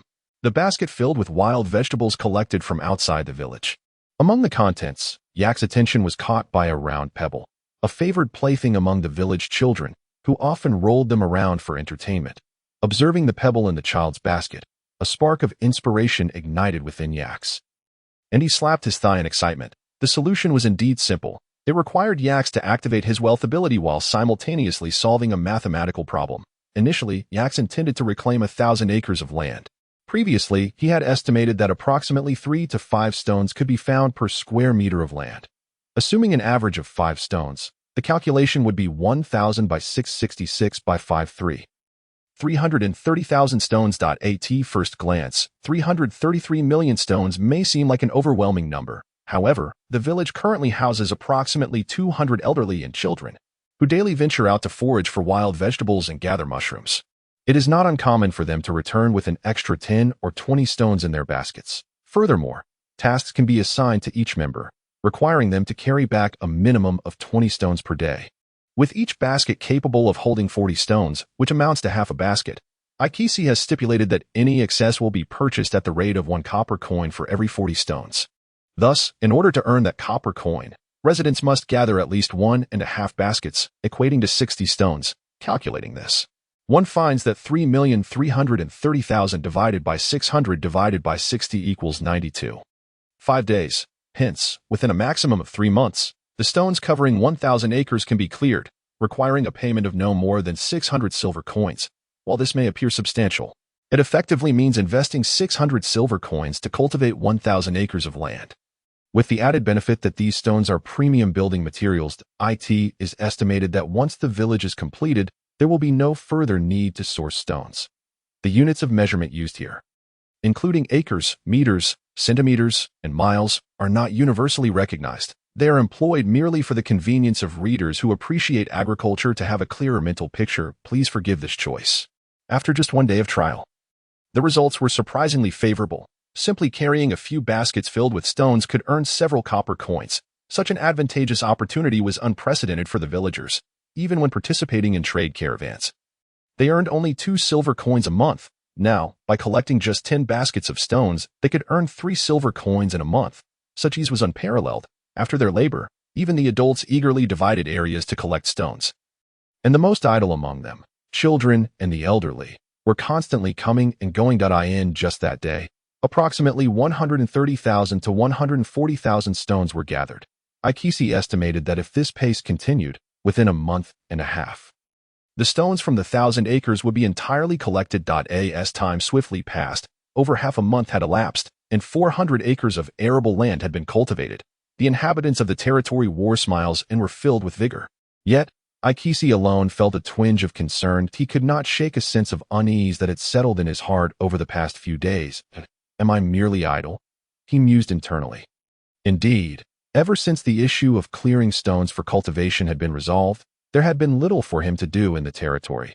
Everyone was preoccupied with their respective tasks, leaving no one available to engage with him. Even Kales, who had once been his constant companion, was either called away by Yamala for assistance or taken by Catherine. Now, both the outer and inner villages had transformed into a bustling worksite. The people had followed his directives and found their bearings, and Ikisi felt his presence was superfluous, merely hindering their efforts. Furthermore, the village was filled with dust and chaos, a situation he could hardly endure. Thus, he resorted to riding his chestnut stallion outside the village to observe the children collecting stones while also tending to his horse. As he lamented his idle state, he suddenly spotted DeSavii from the hunting team approaching on horseback from the entrance of the dark forest. Responsible for both hunting and vigilance, DeSavii always set up lookout posts at various entrances to the territory whenever she led a hunting party. Her personal visit indicated that something significant had occurred. Dismounting, she approached and said, "My lord, today at the entrance, we intercepted a man and a woman delivering messages. I sent the man away, informing him that the territory is off limits, and here is his letter. However, the woman insisted that the letter must be delivered to you personally and is currently waiting at the territory's border." She handed him the letter. Upon opening it, Ikisi discovered it was from Lord Rodalapoi of Kaleo City. The letter read, "To the benevolent one of Sunwa City, addressed to His Excellency Count Ikisi of the Talbalia territory of the Swadia Kingdom. As I write to you, I feel as though we are face to face. It has been over a month since our last parting, and your noble presence remains vivid in my mind. I long to visit you in person. However, I am entangled in official duties that I cannot escape. I have heard of your extensive connections and now find myself in dire need of your assistance. By command of His Highness Prince Yalajerk, I am tasked with gathering 100,000 pounds of military provisions within a month. This should not be difficult, yet our nation has been engulfed in turmoil for 6 months, depleting our food supplies and severing trade routes, leaving us with a shortfall of 40,000 pounds. I implore you to assist me by procuring some provisions. Once received, I am willing to purchase them at 4 times the original price. A royal command is not to be disregarded. Defiance will incur punishment. I hope you will remember our past camaraderie and lend your brother a hand this time, for I shall forever be grateful, and my descendants will inherit this kindness." After reading Rodalapoi's letter, Ikisi could not help but smile. It seemed the Lord had reached a point of desperation. Otherwise, he would not have reached out for help to someone he barely knew. The sincerity of his language and the humility of his request were evident. However, this also presented an opportunity. One could gain both goodwill and monetary reward. Why not seize such a chance? Additionally, he could take the opportunity to visit Miss Gonde, as memories of their previous encounter lingered in his mind. Perhaps influenced by the effects of the sweet AI wine, leaving him with an unquenchable yearning, he could afford to rest for a few days, as Yamala and Kales had been quite peculiar lately. Ever since they had inherited his AV secret technique, they had made remarkable progress, transitioning from passive defense to active offense, seemingly competing to see who would win first if they did not act soon. They might find themselves relying on goji berries as their only sustenance. Accompanying DeSavii to a crossroads in the territory, Ikisi, still preoccupied with thoughts of Miss Gonde, spotted a figure associated with her, the scarred-faced Nia. Feeling guilty, he glanced back to ensure no one was following him before he relaxed slightly. He hurriedly rode past Desaviai to approach Nia and dismounted courteously, saying, I was just preparing to visit you. Thank you for delivering the letter. He took the letter from Nia and opened it to read. Scoundrel, your cheese has long been prepared. Why have you not come to collect it? Are you hoping for me to bring it to your doorstep? Or do you truly wish to be known as a deceitful merchant? If that is your intention, I shall come to find you with shield and sword. The rain has drenched the rosebuds in the courtyard, and my heart sways like these flowers in the storm. Should the sun fail to shine again, what remains of the blooming roses will only be the sorrow of fallen petals. There was no signature, and the final words appeared scrawled, as if the writer struggled to continue, with several water stains on the blank paper suggesting tears. Aikisi suddenly felt a lump in his throat, thinking, oh no wonder I've felt so uneasy lately. It appears I've wronged a beauty. What a fool I am. He wished he could slap himself for his foolishness. Upon looking up at Nia, he found her glaring at him with a predatory gaze, causing him to lower his head and mumble, I had no choice. Over 600 refugees have arrived in the territory recently, and I must ensure they are settled properly. I plan to lead a trade caravan tomorrow, and we should arrive within 10 days at the latest. When he glanced back at Nia, her expression had softened slightly, and she remained silent, staring at Aikisi for a few seconds before letting out a cold snort and turning to mount her horse. Departing with her usual decisiveness, watching Nia ride away, Aikisi let out a sigh of relief before hastily returning to the territory. As soon as he arrived home, he summoned Manide and instructed him to notify all corps members to convene for a meeting. Once everyone had gathered, Aikisi shared Rodalipoi's letter for everyone to read. Opinions varied. Some argued that since the Lord had previously attempted to rob them, there was no reason to assist him. Others speculated it might be a trap, while some recognized it as a good opportunity to earn money. Ultimately, only the opinions of Old John and Yamantai resonated with Aikisi. Once everyone had voiced their thoughts, Old John addressed Aikisi, saying, nobility is a class that values social connections. Since you have recently been granted your title in this area, it is essential to cultivate relationships with surrounding nobles to gain their goodwill and recognition. Only by elevating your standing among them can you solidify your position and secure assistance when necessary. Old John's words were indeed wise. Socializing among the nobility was crucial. If he could foster more friendships with other nobles, it would benefit the consolidation of the territory. I refer to this as a form of ruling power, akin to prestige. Nobles can obtain ruling power through hosting banquets for other nobles, forming marital alliances, engaging in diplomacy, and providing assistance on the battlefield, among other means. One must not underestimate the importance of ruling power. If it diminishes too greatly, one may face skepticism from other nobles, or even exclusion. Should one err, losing their territory is a real possibility. Conversely, a high level of ruling power can be immensely advantageous, making it easier to acquire new lands during territorial redistribution. In fact, possessing a high level of ruling power could even lead to becoming king, much like King Grafus of the Rodok Kingdom, who was elected due to his significant ruling power. Yamantai continued in agreement with Old John's sentiments, addressing Aikisi. He possesses a profound scholarly demeanor, reveling in the creation of new terms through an academic lens. This concept of dominion is indeed his magnum opus. As Ix pondered his words, he nodded affirmatively and remarked, although Rodalpoi recently attempted to assault us, there exists no fundamental conflict of interest between our two parties. After all, he is the lord of Kaleo City, a locale of considerable significance, thriving commerce, and a pivotal junction for our merchant caravan. I believe we ought to extend our support this time, as it will facilitate our future endeavors for profit. Regarding traps and such, he inquired, Fadis, Desaiwe, how fares the training of your new recruits? The 30 new infantry soldiers have met the requisite standards in the use of spears and crossbows. They are now capable of fulfilling their duties and defending the territory, replied Fadis. Additionally, the 50 archers, reformed from forest brigands, have completed their training. They were carefully selected elite marksmen, all adept at the art of hunting. Among them, 20 possess extraordinary skills, worthy of being called sharpshooters, Desaiwe added. Ix nodded and said, please select another 10 new infantry and 10 archers. With our existing numbers, we shall dispatch a total of 56 personnel for this trading expedition. I am confident that our combined forces, arranged in formation, will not fear even double or triple the enemy. As for Rodalpoi's army, let him dare to challenge us. Laughter erupted among the group, and Ix proceeded to organize the necessary preparations. ensuring that everything was ready by the end of the day for a timely departure the following morning. On the morrow, the merchant caravan of 56 assembled outside the village, after chanting their slogan thrice. Ix gestured with a wave, and they set forth. This trading venture was markedly different from previous ones, primarily focused on uniformity. Firstly, the weapons and equipment were standardized. Over the past weeks, the artisans at the leather workshop had labored diligently, covering all chainmail with leather that provided both protection and warmth, embossed with the intricate design of a coiling dragon. The archers were also outfitted in standardized leather armor, caps, and boots. Secondly, the transport vehicles were uniform. 16 newly designed carts, manufactured under Ix's specifications by Yamantai, were virtually identical, an unimaginable feat in this era. Utilizing these modern carts, the caravan arrived at Taihak City in just 2 days. As anticipated, the price of coarse salt had plummeted significantly. Selling for a mere 80 copper coins per bag, the caravan purchased all coarse salt priced below 100 copper coins, thereby elevating the local salt prices once more. After attending to the details of the goods exchange, Ix sought an audience with the notorious slave trader, Ramon, hoping to procure a craftsman skilled in winemaking. However, he was met with a cold reception. Ramon lacked his previous enthusiasm, and Ix sensed something amiss in his demeanor.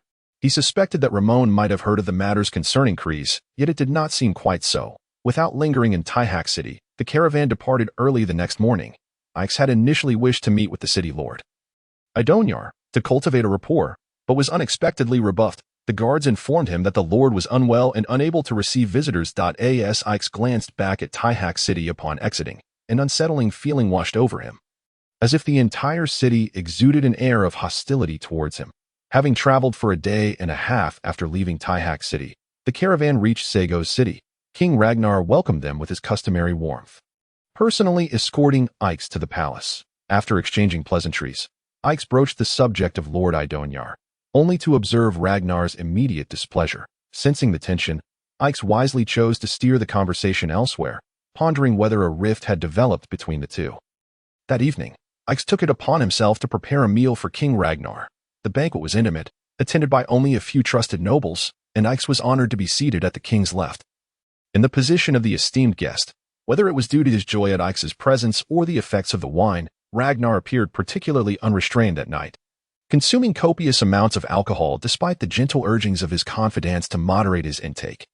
As the evening progressed, his speech became slurred, a jumble of comprehensible Swadian and unintelligible Nords spilling forth, predominantly centering around one individual, Lord Idonyar. At times, he would express regret, lamenting that he had not secured Ix as his subordinate sooner, thus allowing the old rascal Halos to benefit instead. Though inebriated, Ix recognized the sincerity behind his words, feeling the weight of Ragnar's hand upon his shoulder, enough to cause discomfort even for the already formidable Ix.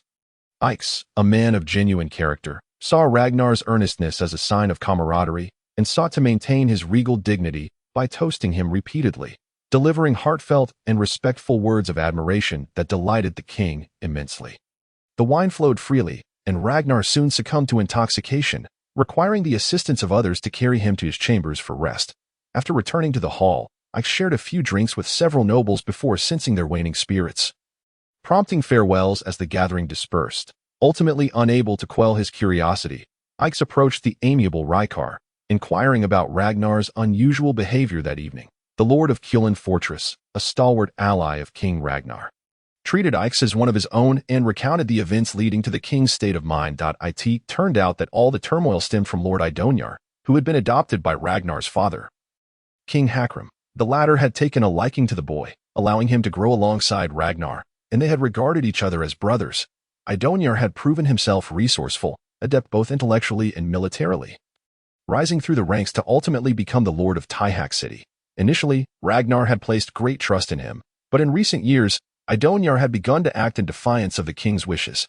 For instance, during the campaign at Ismarorla Fortress, Ragnar had intended for Idonyar to lead the charge, yet Idonyar had claimed that his troops were fatigued from their recent arrival and disobeyed orders, resulting in a sluggish siege. Similarly, during the assault on Jerbo Fortress, Ragnar had requested Idonyar to send soldiers, but Idonyar had cited the heavy losses of the previous campaign, refusing once more.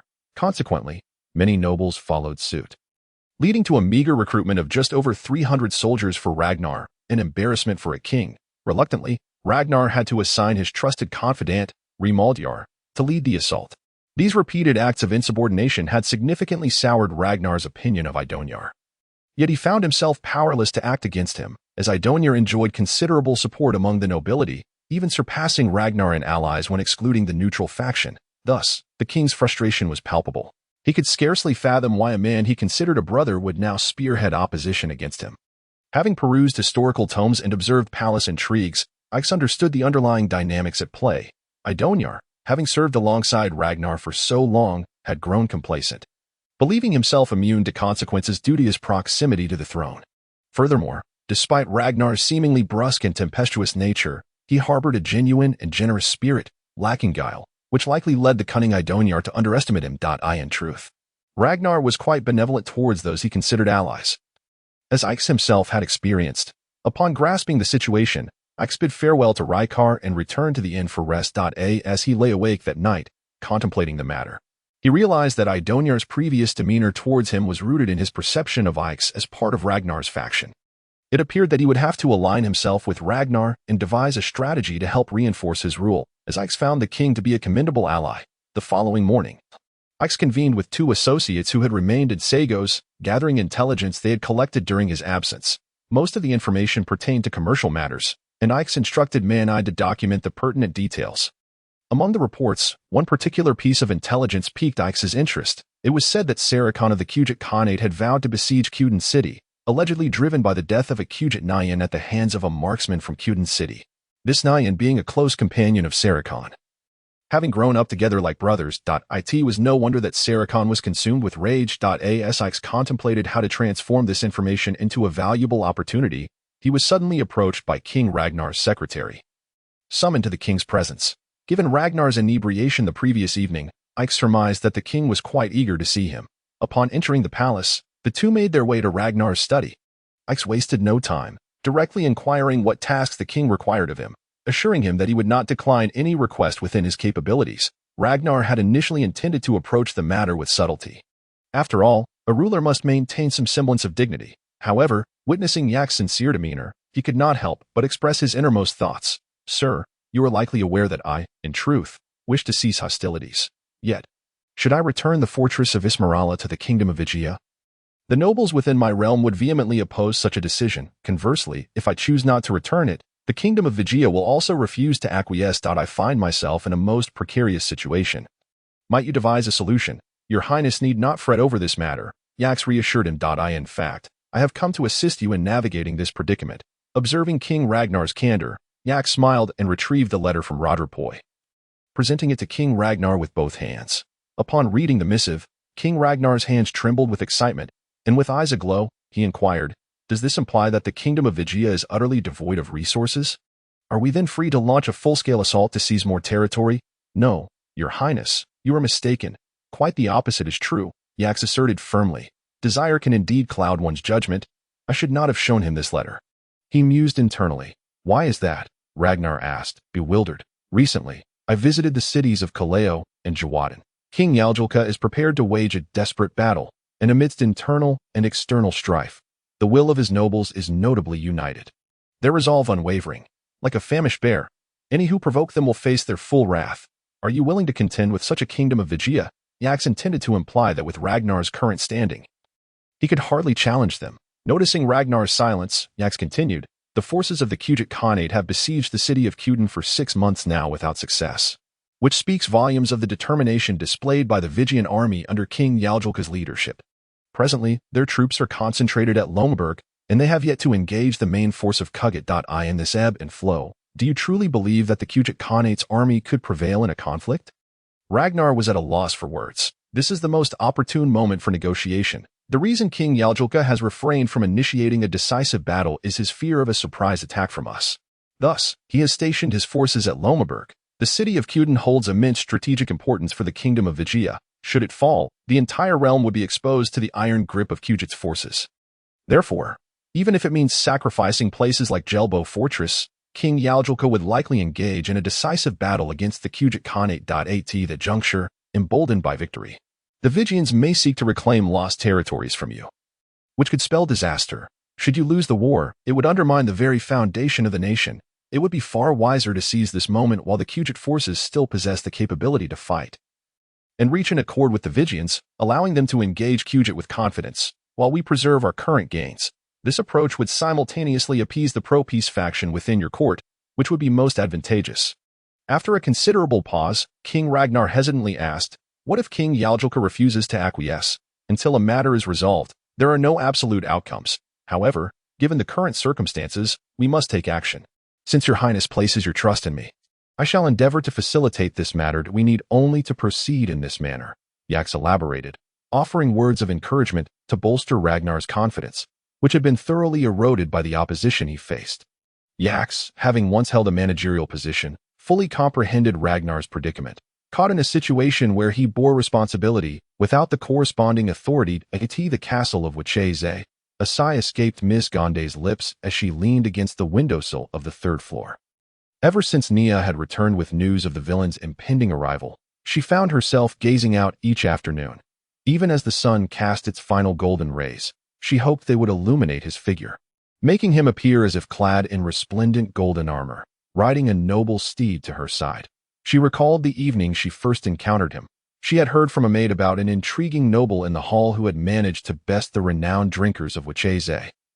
Skeptical, she concealed herself behind a screen to observe, only to behold a man unlike any she had encountered in her life. Perhaps such individuals only existed within the pages of a book. Upon her first glance, he was toasting a noble known for his excessive drinking, who, while indeed capable of consuming alcohol, often resorted to tricks during drinking contests.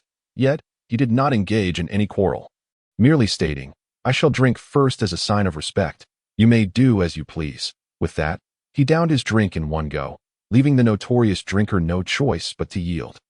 To describe him as boisterous would be misleading. He was equally humble. When approached for a toast, he met even the most ill-intentioned advances with unwavering courage, earning the respect of all. In response to praise, he remained modest and sincere, devoid of arrogance, always returning compliments with well-placed words that endeared him to others. To label him as refined would not capture the entirety of his essence, for he bore the strength of a man. He could articulate a plethora of elegant and creative toasts, each word not only graceful, but also genuinely appreciating the true glory of the recipient, surpassing even the most skilled bard, who would gladly accept his tribute and drink heartily alongside him. He was even bold enough to challenge the mightiest arm in Wacheze to an arm wrestling match, competing fiercely to a near draw, though he ultimately lost by a narrow margin. He earned respect and maintained his masculine bravado. What manner of man was this? Endowed with virtues that ought not to coexist within a single individual, they later referred to him as the son of Odin. For perhaps only a divine offspring could embody such an array of qualities. She vividly recalled that night when he had pushed open her chamber door, only to find her startled countenance. He had sheepishly remarked, "My apologies, dear lady, but I seem to have lost my way to your esteemed restroom. Might I trouble you to guide me there? I am truly sorry." At that moment, she felt a mix of shyness and amusement. Did he not realize that guests often resorted to finding any corner in their drunken stupor? She had often overheard the maids grumbling about it, even as he struggled to maintain his composure. He refused to abandon his resolve. The most fitting term to describe him, one she had recently encountered in a book from Rodok, was cultured. Yes, he was indeed a man of refinement. Her cheeks flushed as she recalled the scene that had unfolded between them in her room. She ought to have left after laying him on the bed. Yet, inexplicably, she lingered, concerned he might be cold, and carefully tucked the blanket around him. Having studied herbal knowledge with a healer and perused various medical texts from across the lands, she understood that he had consumed an excessive amount of sweet wormwood wine, a substance potent enough to drive a man to madness. Yet he had managed to endure for so long, without resorting to summoning a maid, and she could see the tension etched on his brow. He must have been suffering greatly. Just as she contemplated how to assist him, he suddenly seized her and pressed her beneath him. In truth, she could have escaped then. However, the thought that this might alleviate his discomfort rendered her resistance feeble, especially when he captured her lips with his. Her mind went blank, and she relinquished all opposition. Every woman harbors an angel within her heart, waiting for another's call to take flight. While others may require relentless coaxing to emerge, she, in that moment, spread her wings and boldly soared towards him. A series of footsteps ascending the stairs shattered her reverie. Turning back, she saw her loyal guard, Nia, whose face bore a hint of joy as she nodded, saying, "Miss, he has arrived." That evening, in the grand hall of the Wacheze Lord's estate, Yax, now well acquainted with Lord Iayel and the city's nobility, engaged in a lively exchange of toasts. The nobles received him with great warmth and enthusiasm. Not only had Yaks garnered their respect through his remarkable drinking prowess and etiquette, but he had also brought with him the largest trade convoy to visit with Cheze in recent years. Due to its remote location and rampant piracy, coupled with the recent conflict with the Kingdom of Vigia, the scale of visiting trade convoys had significantly dwindled. Were it not for the low prices of local goods, the number of traders would have been even fewer. Yaks' convoy, abundant with goods, revitalized the city like a surge of fresh blood. Attracting merchants even from the westernmost fishing villages of the peninsula, nobles from all neighboring territories flocked to the banquet, eager to showcase the products of their lands, hoping to sell them to Yaks before the damp sea winds rendered them moldy and spoiled. At the banquet, they treated him with utmost courtesy, and Yaks, not wanting to offend their sensibilities, accepted their toast with graciousness, all the while harboring thoughts of mischief. He intended to view this place as a source of coarse salt. Throughout the festivities, he garnered considerable goodwill from everyone present. After an evening of revelry, with hosts and guests alike reveling in joy, Yaks, however, was preoccupied with nefarious intentions. He deliberately moderated his drinking, refraining from seeking out others for toasts as he had done previously. Everyone assumed he had simply overindulged last time and did not press him further. Once satiated and in high spirits, the guests dispersed. That night, Yaks stayed at the Lord's residence, and this time, he required no assistance. He proceeded to the restroom and upon returning, found a solitary figure seated in his chamber, Miss Gonde, the one he had been contemplating day and night. Although their verbal exchanges had been scarce, they had formed a silent connection over time. Yaks blurted out little cheese, stepping forward to grasp the young lady's delicate hand, only to be met with her turning away, pushing his hand aside. It was then he noticed she was not clad in her usual attire, but in a formal red velvet dress. She gazed at him intently, and after a prolonged silence, inquired, "Pray, how do you perceive our relationship?" Yaks stammered, "I have yet to contemplate it thoroughly," sounding like a schoolboy caught unprepared for class. "Humph," she scoffed, clearly displeased with his response. After a moment to collect herself, the young lady, with a haughty demeanor, declared, "What do you mean you have yet to decide? I am the daughter of Lord Ayaya of Waja City, the sister of Lord Borbeyer of Hrusberg, the Shield Maiden of Nord, and the foremost intellect among the Nord people. How can I possibly be compared to a mere village girl?" "You investigated me," Yaks exclaimed, taken aback and feeling guilty. "And what of it? How else could I ascertain what manner of person you are, and whether you are worthy of my lifelong commitment?" Miss Gonde's eyes glistened with unshed tears as she spoke. "Are you satisfied then? Are you disappointed? Shall I take my leave?" Yaks stubbornly averted his gaze, unable to meet her eyes. "Well, you are not as hopeless as the other men I have encountered," she conceded, biting her lip. Though her eyes were still brimming with tears, a smile crept onto her lips. Yet, her expression darkened as she coldly stated, "If you wish to send her away, you must choose between her and me." "Absolutely not. I knew her first, and her family saved my life. I cannot be fickle nor ungrateful," Yaks replied resolutely. "Whether you are ungrateful, I cannot say, but you are certainly fickle. Otherwise, you would not have acted as you did that night," Miss Gonde retorted, her tone sharp. She was all too aware of the circumstances of that evening. Had she only hastened her steps, none of it would have transpired. "I did not. That night, I was completely at a loss. I could not control myself. I thought you were merely a bed maid," Yaks confessed, entirely oblivious to how his words affected her. The very fact that he voiced such thoughts in her presence caused her face to flush with anger and embarrassment.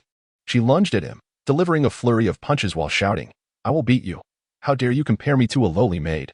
I will beat you." Yaks realized then that his words had wounded her. He grasped her delicate arms and shook her gently, insisting, "What of the maid? Love knows no class. If our hearts are true, we can be together regardless of status." He then pulled her into an embrace. Upon hearing Yaks' declaration that love is equal as long as it is sincere, the young lady melted into his arms, ceasing her struggle and burying her face against his shoulder, weeping quietly. Unlike the typical Nord nobility, her father, Lord Ayaya, had traveled the lands of Colradia in his youth, understanding the significance of cultural knowledge. Thus, he placed great emphasis on the education of his children, investing heavily in renowned tutors from Parvin City. Unfortunately, her elder brother Borbui had inherited the traditional Nord disposition, favoring combat and revelry over scholarly pursuits. Only she, the younger daughter, excelled in both martial prowess and academic knowledge, captivating her father's affections, observing her enthusiasm for learning. He spared no expense in acquiring various books for her intellectual delight. As she delved deeper into literature, Miss Gonde's horizons expanded, leading her to disdain the local youths who were solely focused on brawling. reeking of sweat and alcohol, their minds consumed by physicality. She yearned for a true love, desiring a man of intellect and valor who could ignite a passionate romance. Yak's arrival fit the mold of her ideal match, and she could not bear the thought of sharing him with another.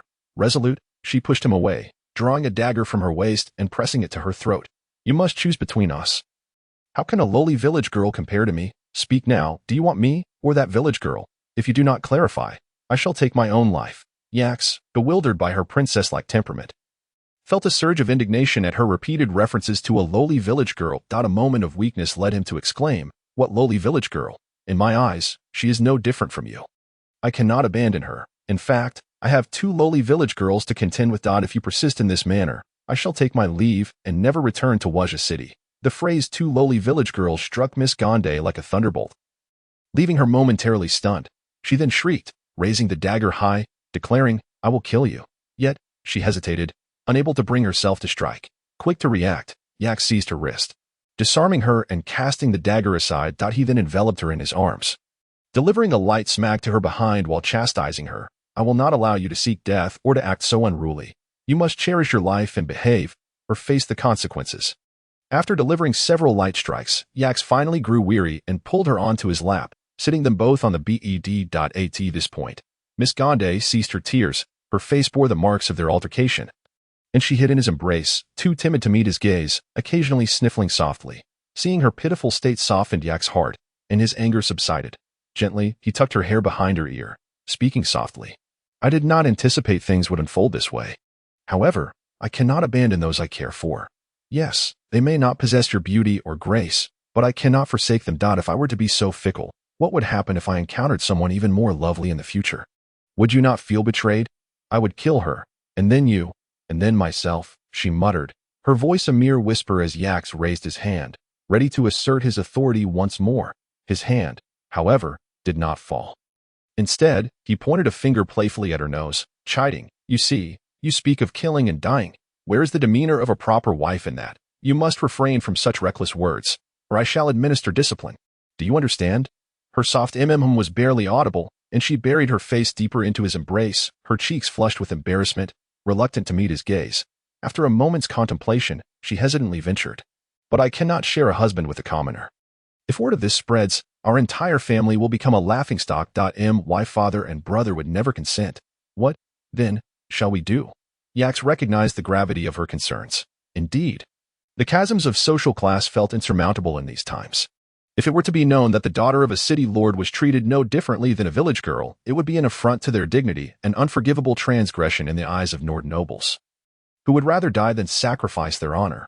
With her anger spent and her spirit exhausted, Yax found himself at a loss for a suitable solution, wary of saying anything that might provoke her further. He tenderly caressed her cheek, offering comfort. I understand your predicament, but I, too, cannot conjure a resolution at this moment. Please, do not rush. I shall return and deliberate with my companions to explore potential solutions. All right. Seeing the indecision in Miss Gonde's expression, Yax seized the opportunity, capturing her long-awaited lips in a fervent kiss. As the great emotional strategist General MacArthur once remarked, women are creatures of emotion. Engaging them with cold logic will only lead to endless disputes. Do not allow them to choose. Rather, make the choices for them and present them with the outcomes. After a considerable time, the breathless and flushed Miss Gonde managed to push away the persistent Ix. And in a voice as delicate as a gnat's buzz, she asked, I am not accustomed to this place. Would you kindly accompany me to my room? The following morning, Ix was in the warehouse listening to Manide's report. Overall, he was satisfied with the sales and acquisitions of the caravan's goods from yesterday afternoon to the present. However, the conflict in Cuden City was beyond his control. The situation was ever-changing, and no one could predict whether tomorrow or an unexpected event would arrive first. In pursuit of expediency to fulfill King Ragnar's objectives, Ix resolved to hasten the progress on his end, instructing Manide, accelerate the acquisition of food supplies, inform the nobles and merchants who wish to sell to us that it would be best to have their goods delivered by tomorrow afternoon. We shall set out punctually the following morning. Understood, sir, Manide replied, preparing to leave when a commotion erupted from the courtyard outside. Exchanging glances, the two stepped outside. It turned out that Miss Gonde had arrived at the warehouse with a small entourage, including 2 shield maidens flanking her and several maidservants bearing trays laden with exquisitely crafted pastries. The maidservants were distributing the delicacies to the busy members of the caravan. Upon seeing Ix, Gande joyfully ran over, lifting her skirt as she approached, saying, "I have prepared the most famous cheese pastries from our region for you to tea or y. As she offered a piece, coaxing it into Ix's mouth, she took his arm and continued, "There is a vast expanse of wild roses blooming outside the city. Would you accompany me to see them?" Ix could hardly hear her words, as he noticed the caravan members around him smirking, some familiar faces even whistling. His face tightened, cheeks flushed, and with the pastry still in his mouth, he mumbled, yes, all right." Thus, Miss Gande led him out of the warehouse, and he inwardly lamented, "Oh no, I have unwittingly fallen into the trap of this cunning woman. Now everyone knows. What am I to do?" As they made their way to the road leading to Wazi City, although Miss Gande still clung to Ix's arm, she no longer urged him forward, but instead regained her graceful and dignified demeanor. Every townsperson who passed before them knelt in reverence. She either waved in response or bowed her head in acknowledgement, striking poses reminiscent of a celebrity on the streets of Ix's former world. This is tantamount to an unofficial announcement. "Clever girl, you have effortlessly ensnared me." Ix mused to himself that moment. He maintained a smile in sync with Miss Gande's, yet inwardly he was in despair. Initially, he had believed that a stern reprimand the previous night would help him navigate this predicament, allowing him to devise a more gradual approach later. Little did he know, she had effortlessly dismantled his defenses in one fell swoop, rendering all his efforts from the previous night futile, and all his sweet nothings were in vain. It then dawned on him that this woman was reputed to be the most astute of Nord Kingdom's ladies, and her title was not without merit. What he did not realize was that when a woman truly falls in love, her passion does not equate to mindlessness. Pure affection does not signify ignorance. Blind faith does not imply a lack of cunning, and being headstrong does not equate to being unreasonable. Those who exhibit temperament do not necessarily engage in senseless squabbles, and complete devotion does not mean being easily manipulated. It is a lesson that unworthy men must remember and truly comprehend, lest they overlook the most precious person in their lives. First, they arrived at the most renowned social media hotspot outside Wazi City, the Wild Rose Garden. Under the watchful eyes of the crowd, Miss Gande plucked a large and beautiful red rose and presented it to Ix, urging him to place it atop her head, inciting admiration and envy among the onlookers. After reveling in the vibrant colors of the garden for a while, their spirits undiminished, they joined hands and made their way to the sandy beach, where they chased and frolicked amid the waves, experiencing a taste of romance within the surf. As they nestled together, they gazed longingly at the distant shore, contemplating happiness across the sea. In this manner, within a single day, the entire populace of Wazis, along with various visitors remaining in the city, became aware that the Lord's cherished daughter was about to be courted by Ix, the fortunate suitor. That evening, at the Lord's banquet, the atmosphere was devoid of the usual exuberance and grandeur. The attendees were preoccupied, quietly consuming the feast before them. No whispers were exchanged, nor were there games or merriment.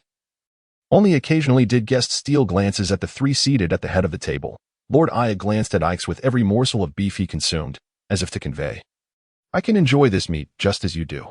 Meanwhile, his treasured daughter, oblivious to her father's mood, continuously served him meat from her plate, insisting he eat while it was still warm at the same time. She did not neglect Ix, occasionally slicing the tenderest piece from her own dish and playfully feeding it to him, causing Lord Aya to down his cup of wine in one gulp. Slamming the empty vessel onto the banquet table in frustration, Ix hardly knew how he managed to finish the meal, grateful that the attending nobles showed no inclination to mock him.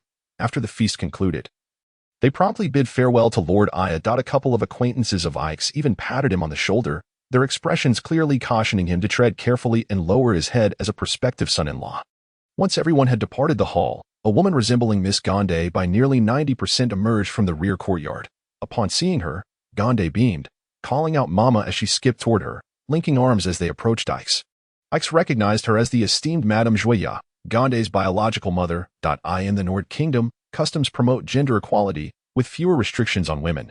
However, one notable tradition is that married women generally do not attend men's banquets, a practice that mitigates the potential for scandalous occurrences within the court. Thus, this was Ix's first encounter with his future mother-in-law, and he dared not show any negligence. He swiftly approached her and performed a respectful gesture, saying, "It is an honor to meet you, esteemed Madame Joie. Such politeness. You are not as frivolous and rude as you were described." Madame Juillat jested, teasing her daughter. Mother, Gonde nestled into her mother's embrace, eliciting a fit of joyful laughter from Madame Juillat. Indicating her satisfaction with her daughter's choice of suitor, after sharing a laugh, she walked over to the still-seated Lord Aya, giving him a light kick and remarking, "What is this? Do you not know we have guests today? How dare you criticize me? Look at how well you've raised your daughter. She is on the verge of being whisked away." Lord Aya, slightly inebriated, spoke with a mixture of annoyance and complaint. Madame Juillat chuckled at his words. And upon seeing him remain seated, she shook the back of his chair. Only then did Lord Aya rise, glaring at Ix as he approached, stating, "Sir Ix, I have heard that you are a newly ennobled noble of Swadia. I wonder, how much bride price can you afford? Our family has high standards for such matters." "Well, regarding the bride price, it is indeed a bit challenging at the moment, my lord. Recently, the population of my territory has increased by 700 subjects, leading to numerous expenses. Additionally, I must remit 1,000 silver coins and snow salt profits to King Ragnar each year, as well as 1,500 silver coins and olive oil profits to King Halos. Therefore, might I kindly request some leniency regarding the bride price? Perhaps we could postpone that matter for now."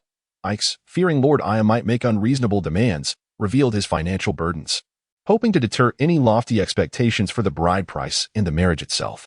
What he did not realize was that his words indeed startled both Lord Aya and Madame Juillat. They exchanged astonished glances, then turned to Ix with expressions of delight.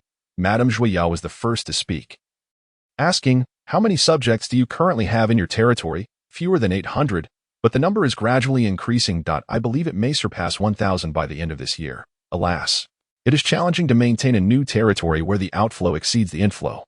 Ix exaggerated the expected burden, unaware that his future father-in-law actually managed just over 2,000 subjects. Despite Wazi's city appearing to boast nearly 10,000 inhabitants, the population and territory were divided among more than 20 nobles of their faction. Thus, the soon-to-be son-in-law, freshly ennobled, was on the verge of acquiring a territory of nearly 1,000 subjects, hinting at great future potential. Had they known that Ix's subjects paid only a nominal tax, they would have immediately voiced their disapproval. Calling him a wastrel, after a deep breath, Lord Aya inquired, "What is this about remitting 1,000 silver coins to King Ragnar and 1,500 silver coins to King Halos? How does that work?" "That is because I have been granted exclusive rights to operate the snow salt trade by King Ragnar, as well as the olive oil trade by King Halos. Currently, financial constraints are quite pressing. I am unsure. Haha, but there is no issue in negotiating the matter of the betrothal gift. Come, Yax. Let us discuss your 2 exclusive operating licenses." Lord Aya chuckled heartily, placing a hand on Yak's arm, leading him to his seat, while Madame Juillat timely poured a glass of wine for both gentlemen to soothe their throats. Under the guise of sincere inquiry from Lord Aya, Yax was compelled to recount the circumstances surrounding the acquisition of these 2 exclusive licenses. Naturally, he embellished the narrative with tales of arduous struggles and relentless endeavors, while the secret of the snow salt remained undisclosed.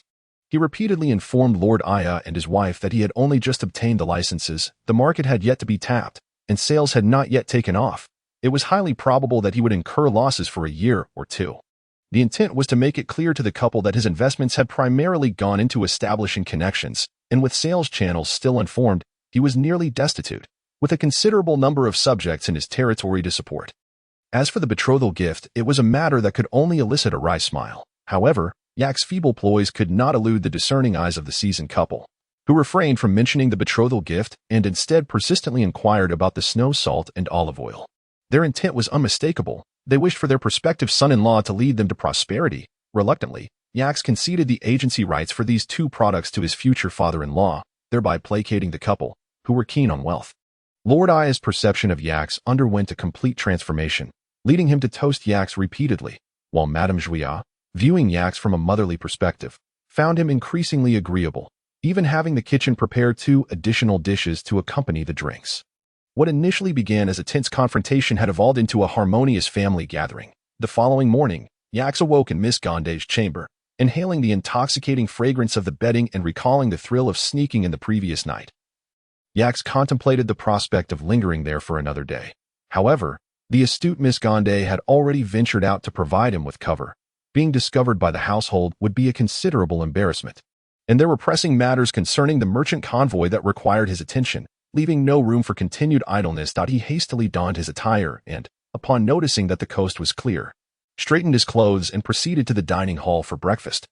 After breakfast, Yax did not linger at the Lord's residence, as today marked the final day of the merchant convoy in Wazi City, with plans to depart for Kaleo City the following day.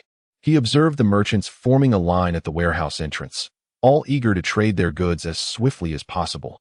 Currently, the only individual capable of managing the accounts within the entire convoy was Man-Eyed. Should a noble arrive with several carts of goods, he would need to meticulously tally each item before consolidating them for payment, which would require considerable time and effort with counting rods, an inefficiency all too apparent.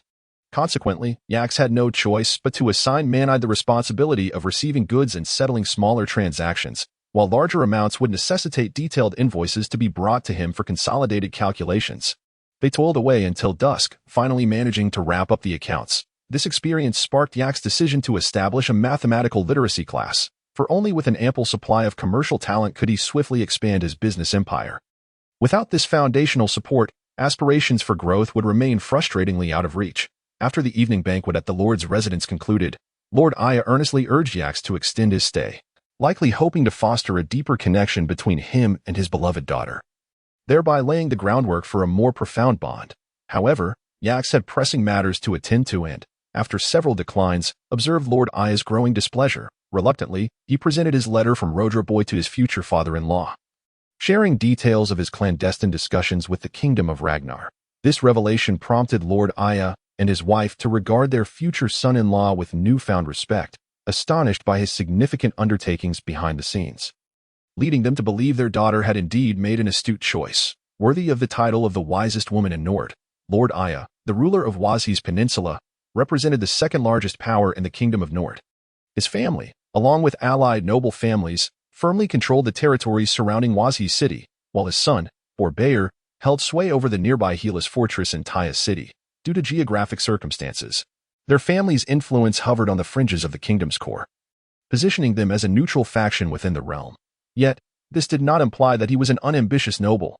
His support for his daughter in forming the Shield Maidens, a grassroots militia, indicated his dissatisfaction with the status quo. To elaborate on the Shield Maidens, this organization was established by Miss Gonde several years prior, with the Nord people having recently emerged from a clan-based tribal era. Women were not only tasked with household duties but also engaged in labor, fishing, hunting, and even combat, as men frequently ventured abroad for trade. Thus, the social dynamic here was one of relative gender equality, which paradoxically fostered a reality of gender opposition. When spousal conflicts arose, it was not uncommon for all-out brawls to ensue, often resulting in the victorious woman driving her husband away, effectively becoming a de facto single woman. Conversely, those who lost might find themselves enduring prolonged domestic abuse, prompting many to escape their marriages and become wandering single women. Additionally, with the frequency of warfare during these times, men often took pride in dying in battle, greeting one another with the phrase, "May you soon reach Valhalla," a phrase that translates to wishing someone a swift demise, which, far from being an insult, was considered a heartfelt blessing. Therefore, the Nord warriors displayed a fearless attitude toward death, resulting in a high casualty rate, subsequently leading to a greater number of widows and single women. The imbalance of genders in the Kingdom of Nord rendered the lives of those without the protection of a husband particularly arduous. Miss Gonde, having recognized this plight and feeling compassion for the struggling women, organized them after coming of age at 16 and acquiring her own territory. She offered them refuge, allowing them to live within her lands, and to shield them from male harassment, she established the Shield Maidens, an assembly comprised of formidable women known for their prowess with shields, who could form powerful shield formations during combat, thus earning the name Shield Maidens. The core group boasted over 150 members, including renowned warriors like Nia. They routinely assisted the vulnerable, protecting women and children, and could readily take up arms to defend their homes during invasions. Each member's strength rivaled that of Nord warriors, rendering the Shield Maidens a formidable force in the Kingdom of Nord and a significant pillar of support for Lord Aya. Consequently, Lord Aya lavished affection upon his cherished daughter, believing no man could ever be worthy of her. Upon witnessing his future son-in-law adeptly navigating the core circles of the kingdom and influencing the trajectory of national affairs, he felt genuine joy. Rekindling his own ambitions, he encouraged Yax with a reassuring pat on the shoulder, saying, "Well done, well done. Pursue your endeavors boldly. Wazhi shall be your steadfast ally. Should you require anything, do not hesitate to reach out to us. Touched by Lord Aya's profound understanding, Yax felt invigorated and assuredly replied, I will strive to facilitate these negotiations, fulfilling the expectations of His Majesty the King and your esteemed self. That evening, Yax stayed at the Lord's residence, indulging in a romantic interlude filled with tenderness and affection. The following day, only when the merchants arrived to urge him did Yax reluctantly bid farewell to Miss Gonde. The family regarded him with great importance, seeing him off in a grand manner before finally returning. Not long after leaving the city, Bandak, Phaedus, and Manite approached Yax on horseback, riding alongside him with an expression that suggested he ought to confess or face the consequences. Yax chuckled, feigning embarrassment. It was all a consequence of excessive drinking. I did not intend for it to happen. Manite, you must remind me to be more prudent in the future and not let indulgence interfere with my duties. Observing his apparent lack of remorse, the others grew exasperated, with Bandak finally unable to contain himself, asking, Sir, have you considered what will become of Miss Yamala prior to this? The people of the territory had already regarded Yamala as the future mistress. But in recent times, matters had been numerous, and they had not thought to discuss their marriage, instead focusing on establishing the territory to eventually hold a grand wedding for their lord. However, the emergence of Miss Ganga has posed a dilemma for everyone. The core members present deliberated and decided to investigate her background, curious about Yak's current thoughts as he lay on the ground. What could Yax possibly be thinking at this moment? Initially, he wished to take a step back. Observing the unfolding situation, perhaps the esteemed Miss Ganga was merely a fleeting novelty, and in due time, her affections would wane, allowing the matter to pass. Little did he anticipate that this lady of noble birth was anything but complacent. Not only was she steadfast and resolute, but her wisdom also surpassed that of many. She had even devised a public announcement strategy. Was this not akin to placing him on a scorching pyre? What recourse did he have now? Noticing Bandak's reproachful gaze upon him, he could only lower his head in shame, rendered speechless. After a considerable pause, it was Phaedus who came to his rescue, pondering briefly before addressing the others. Personally, I still hope that the Lord will wed Miss Ymira, yet from the perspective of our territory's greater good, I believe that a union with Miss Ganga would be the most advantageous. Phaedus, you must clarify your stance. If you cannot articulate it, our brotherly bond may be at stake. Bandak thundered, his fury palpable as he shouted at Phaedus. Fortunately, Manator intervened to prevent an escalation. Witnessing Bandak's ire, Phaedus instinctively recoiled, hastily explaining, Do not be hasty, my reasoning is sound. Firstly, Wulch has coarse salt, and as we saw during our recent visit to Taihacheng, Lord Eden may soon cut off our supply of coarse salt.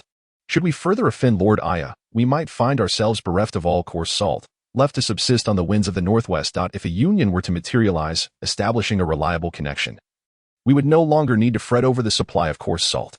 Secondly, the Lord has recently acquired his territory. Among the nobility, he lacks dependable allies and stands isolated. While this may not be apparent now, in the future, any challenges he faces will undoubtedly result in his being ostracized by other nobles that a marriage alliance with Lord Aya's family would equate to gaining a formidable ally. From what I have gathered, their family wields a third of the power within the Kingdom of Nord, and such a union would ensure that our Lord would command respect not only in Nord and Swadia but also in other realms.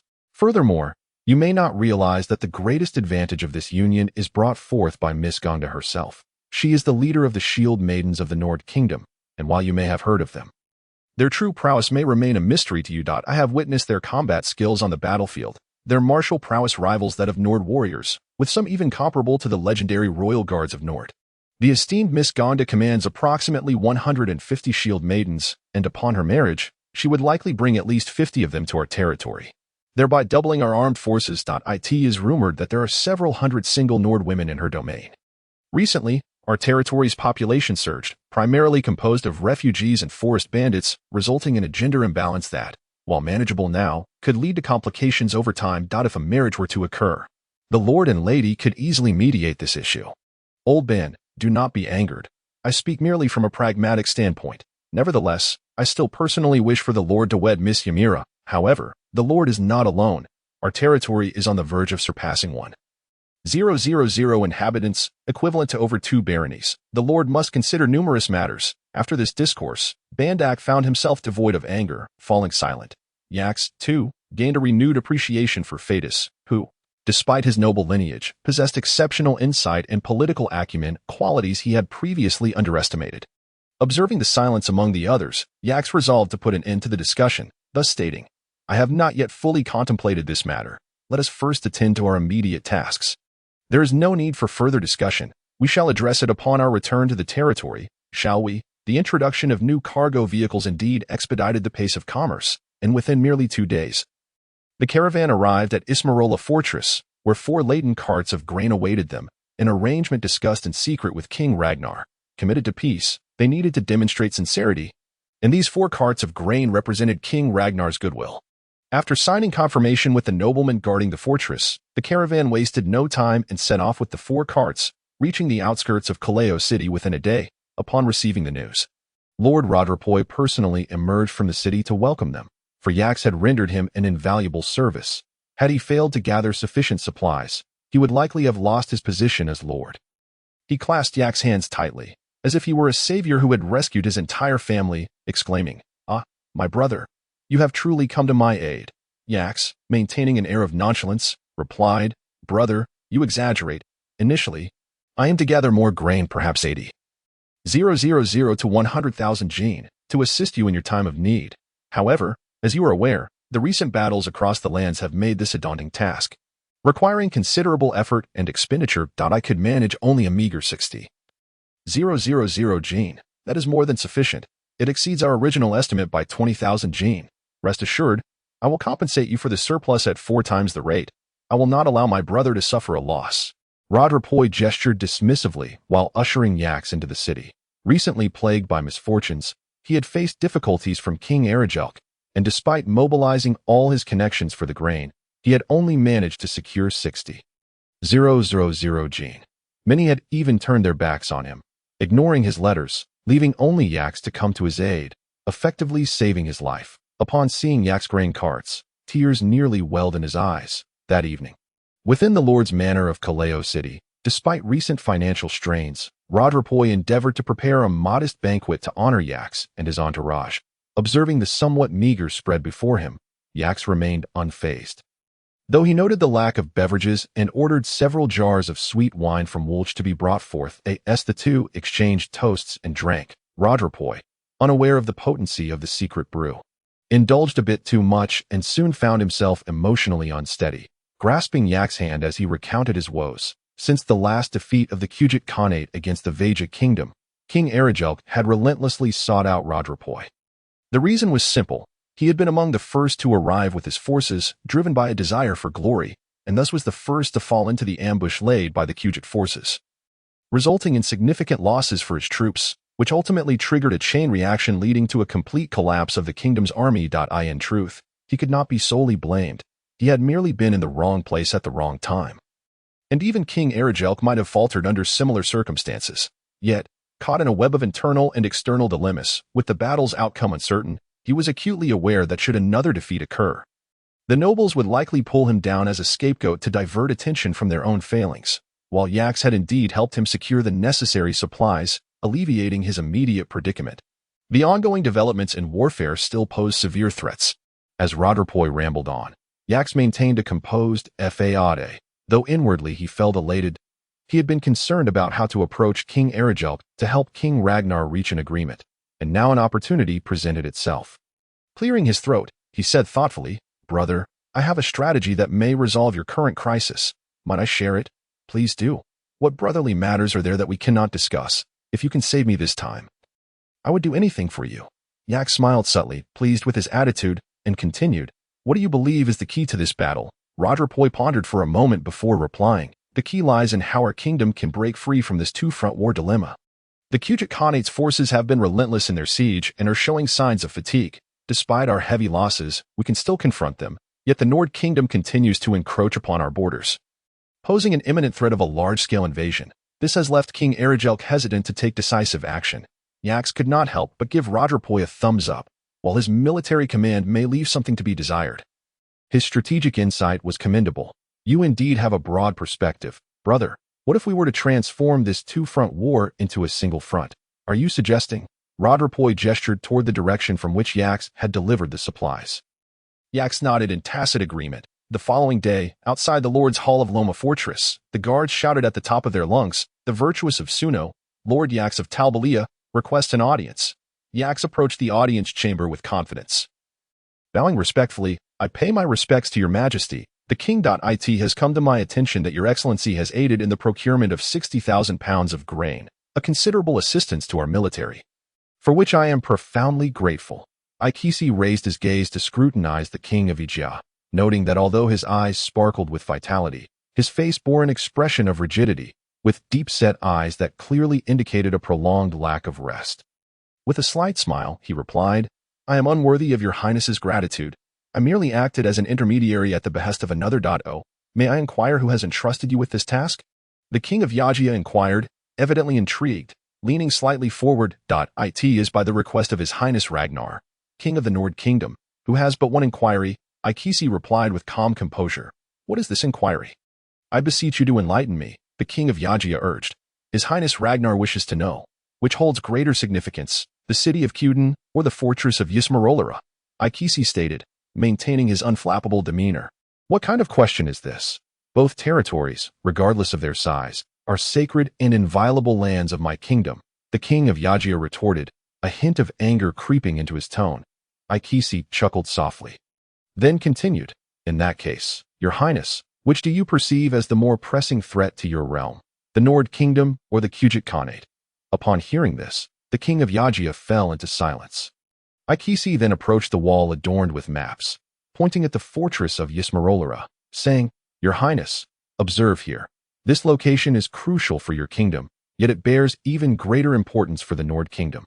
It not only divides the Nord Kingdom into northern and southern halves, but it is also a mere day's journey from the royal capital of Sagos City, easily accessible and defenseless, a sword poised at the throat of the Nord Kingdom. What the Nord Kingdom seeks to do is merely to remove the sword that threatens its own neck. Is that truly misguided?" Noticing the king of Yajia's continued silence, Aikisi elaborated, "It is well known that the Nord Kingdom has prospered through maritime trade, showing little interest in territorial expansion on land. However, this does not imply that they are oblivious to the dangers that lurk on land. Your kingdom has long held a dagger poised at the Nord Kingdom's throat. Can they simply overlook this? Then why do they persist in attacking our fortress of Drabopu?" the king of Yajia queried. Aikisi smiled at this question, responding, "Your highness, are you aware of the size of the forces attacking Drabopu? More than 300, I presume. And how did they conduct their assault? Was it merely a siege without engagement?" Aikisi observed as the king of Yajia fell into contemplation once more. "To my knowledge, even the lord of Wazi's city nearby could effortlessly assemble 1,000-strong army.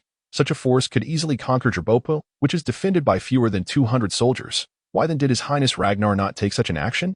Should this not give you pause for thought?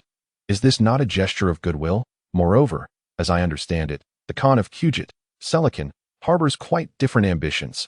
They are determined to seize the city of Kuden.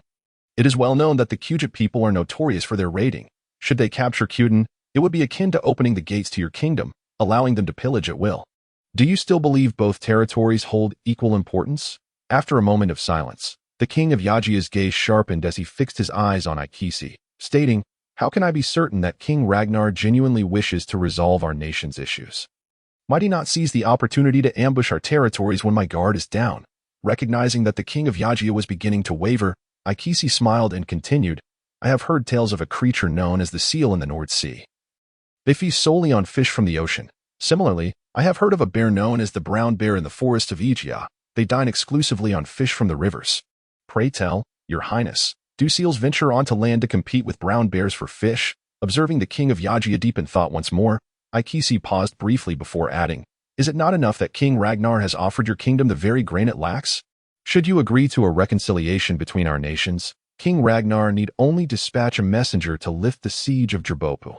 Once an accord is reached, your highness can focus on the more pressing threat posed by the Kujit people, while the Nord Kingdom can continue its maritime trade unimpeded, no longer burdened by the fear of a sudden assault on Sagos from your forces at Ysmarolera. Does this not present a mutually beneficial scenario for both our kingdoms?" "Your highness," as Aikisi discerned a smile breaking through the king of Yajia's previously rigid facade, he understood that the matter was nearly settled and refrained from further commentary, awaiting his response. After a considerable pause, the king of Yajia, now wearing a smile, inquired, Is there nothing else? Oh, there is one more thing. Should your kingdom have need, the Nord Kingdom can provide grain, provided your highness offers a suitable price. Aikisi replied with a hint of jest. Upon hearing Aikisi's words, the king of Yajia erupted into hearty laughter, then approached Aikisi, scrutinizing him for a moment before saying, "As I understand it, you are a newly ennobled noble of the Swadia kingdom. Why do you assist King Ragnar?" With a chuckle, Aikisi replied, "Your highness, I am but a merchant, and what I seek most is to forge friendships with esteemed individuals such as yourself. I hope that once our nations reach an understanding, your highness will permit me to purchase goods in your kingdom while also selling my own wares." The Hall of the Lord resonated once more with the king of Yajia's hearty laughter.